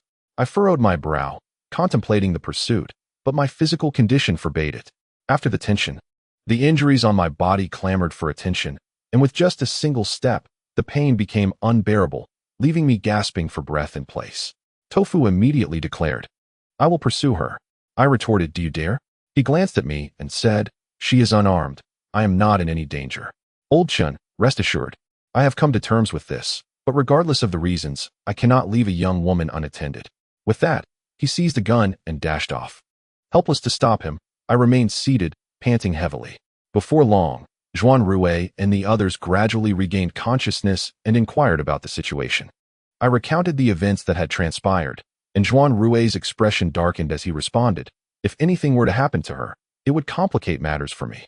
I nodded, fully aware that if Ouyang Xian were indeed harmed, the Guo family would not let it slide easily, leading to a rift that would be a significant loss for Zhuan Rue. I remarked, "Little Tofu has gone after her, with the presence of the skilled corpse master. There should be no issues. What are your plans moving forward?" Zhuan Rue sighed, appearing rather fatigued, and replied, "It seems this lead has come to a dead end." Badu gestured, seemingly wanting to communicate something to us, but with Ouyang Xian absent and the language barrier, we were unable to exchange thoughts. The remaining 3 were Zhuan Rue's subordinates, and naturally, they had no objections to his words, nodding in agreement and displaying a readiness to comply. I surveyed the injuries among us and said, "Given our grievous wounds, and with ample medicinal supplies, it is unwise to traverse this sweltering environment. We must wait a couple of days." Zhonggong suggested, "At the very least, we should wait until the wounds scab over." This implied we required a minimum of 4 days for recovery. Fortunately, our supplies were sufficient, and since our wounds were merely bites, we avoided more severe lacerations. A small blessing amidst our misfortune. I glanced at my watch. It was 3 in the morning. Enveloped by the poplar grove, the moonlight of the desert was obscured, and the only source of illumination was the flickering campfire, with the remains of the yellow tigers lying a few meters away. After waiting for over an hour without Tofu's return, I began to feel restless, yet my physical state hindered any further action. Zhonggong offered reassurance, stating, "He is uninjured, and with the formidable corpse master beside him, he will be fine. The darkness of the grove makes it difficult to locate anyone, hence the delay." Zhongwen added, "Indeed. Brother Chun, you need not worry excessively. As long as that corpse master is with him, he should be safe." Upon hearing those words, I could only continue to wait. Time swiftly passed, and after 2 hours, Tofu had yet to appear. My mind was inundated with various ominous speculations, and just as I was about to disregard everything and investigate, a rapid panting sound suddenly emanated from the woods, followed by the sound of hurried footsteps. Soon, Tofu's figure came into view, and he reached the camp at last. He bore the unconscious Ouyang Xian on his back, accompanied by the corpse immortal, who was in a wretched state, adorned with leaves upon his head. I exhaled a sigh of relief and remarked, 3 hours have passed. A child could have been born by now. Why have you returned only now? Tofu first set Ouyang Xian down, then plopped himself onto the ground, shaking his head, gasping for breath as he replied, giving birth? Let me tell you, if this time were to be likened to childbirth, I would undoubtedly be suffering from dystocia. Zhuang Rui felt Ouyang Xian's pulse and lifted her eyelid, inquiring about the situation. Tofu explained that she had fainted from fright and added, don't even mention it. I was nearly scared to death. Noticing that Tofu bore no injuries himself, which suggested he had not encountered any real danger, I felt a twinge of confusion and asked, scared to death? What on earth happened? Tofu took a few sips of water before pointing at the corpse immortal and saying, don't mention it. It nearly drove me to madness, like an old remote control, functioning intermittently. I almost couldn't make it back. Then, Tofu recounted his 3-hour ordeal. At that moment, Ouyang Xian had lost control of her emotions and was running wildly through the pitch-black poplar forest, stumbling and unable to find her way. Tofu pursued her, flashlight in hand, following the footprints she left behind. Although Tofu was a man and could run faster than a woman, the unpredictability of human behavior is perplexing. Once Ouyang Xian unleashed her speed, it was astonishing, and Tofu found himself unable to keep up, as she continued to dash through the forest without discernible direction. Tofu relied on the footprints to navigate, but soon enough, he too lost track of where he was. Just then, he spotted a figure crouched on the ground, crying. Who else could it be but Ouyang Xian? Tofu approached her, his emotions in turmoil, and said, Miss Ouyang, please stop crying. Let us return. Get lost. Ouyang Xian hurled a handful of sand at Tofu's face, blinding him momentarily, and he found himself on the verge of tears. Observing his pitiful demeanor only made Ouyang Xian cry harder. What do you think you are? Even if every man in the world were to perish, I would never look at you. Let me tell you, even if I were to lose my looks, I still wouldn't look at you. Get lost. Tofu felt a pang of sorrow as he watched her weep. When her sobs began to subside and her voice grew softer, he said, with modern medicine, scars can surely be removed. Besides, I believe that a girl's worth is not solely determined by her appearance. What I liked about you was never just your looks. I found you endearing, passionate, and straightforward in your speech, which I genuinely admire. My mind is dull, and I am easily deceived. If a girl speaks to me in circles, I find it difficult to follow. Ouyang Xian wiped her tears and seemed to regain some composure. Even if you say that, I still do not like you. I like Brother Zhuang. Tofu scratched his head and forced a smile, saying, I know, Zhuang Rui is far superior to me. I never said you shouldn't like him. Rest assured, once we return, we shall devise a means to erase those scars. It is said that the procedures in South Korea are remarkably effective. A visit there would surely delight Zhuang Rui. Ouyang Xian was momentarily taken aback, eventually muttering, what a fool, while dabbing at her tears. Seizing the opportunity, Tofu promptly assisted her to her feet. The two fell into a heavy silence as they prepared to head back. However, just as they turned, Ouyang Xian suddenly let out a piercing scream, her eyes glazing over as she fainted, clearly overcome with fright. What had she seen? Tofu, supporting her, inadvertently angled the flashlight upward, and upon turning, he was struck by a chilling sight. A pitch-black corpse hanging amidst the treetops, swaying gently in the night breeze. Its hollow eye sockets seemed to stare directly at Tofu and Ouyang Xian, as if it had been observing them for an eternity. According to Tofu, had I been by his side at that moment, he would have undoubtedly fainted without hesitation. Yet, in that instant, when his heart raced perilously close to collapse from terror, he remembered the unconscious girl beside him and steeled himself. I must not faint. It is merely a corpse hanging from a tree. I have encountered far worse. Remarkably, he managed to hold his ground. The manner in which the corpse came to be suspended in the tree remained a mystery. Its limbs swayed eerily. As Tofu shifted the beam of his flashlight, he was horrified to discover that there was not just one, but multiple corpses surrounding them. The treetops were nearly draped with an assortment of lifeless bodies, human, wolf, vulture, snake, lizard, and even camel, all desiccated and, under the beam of light, appeared utterly grotesque. How could there be so many corpses hanging here?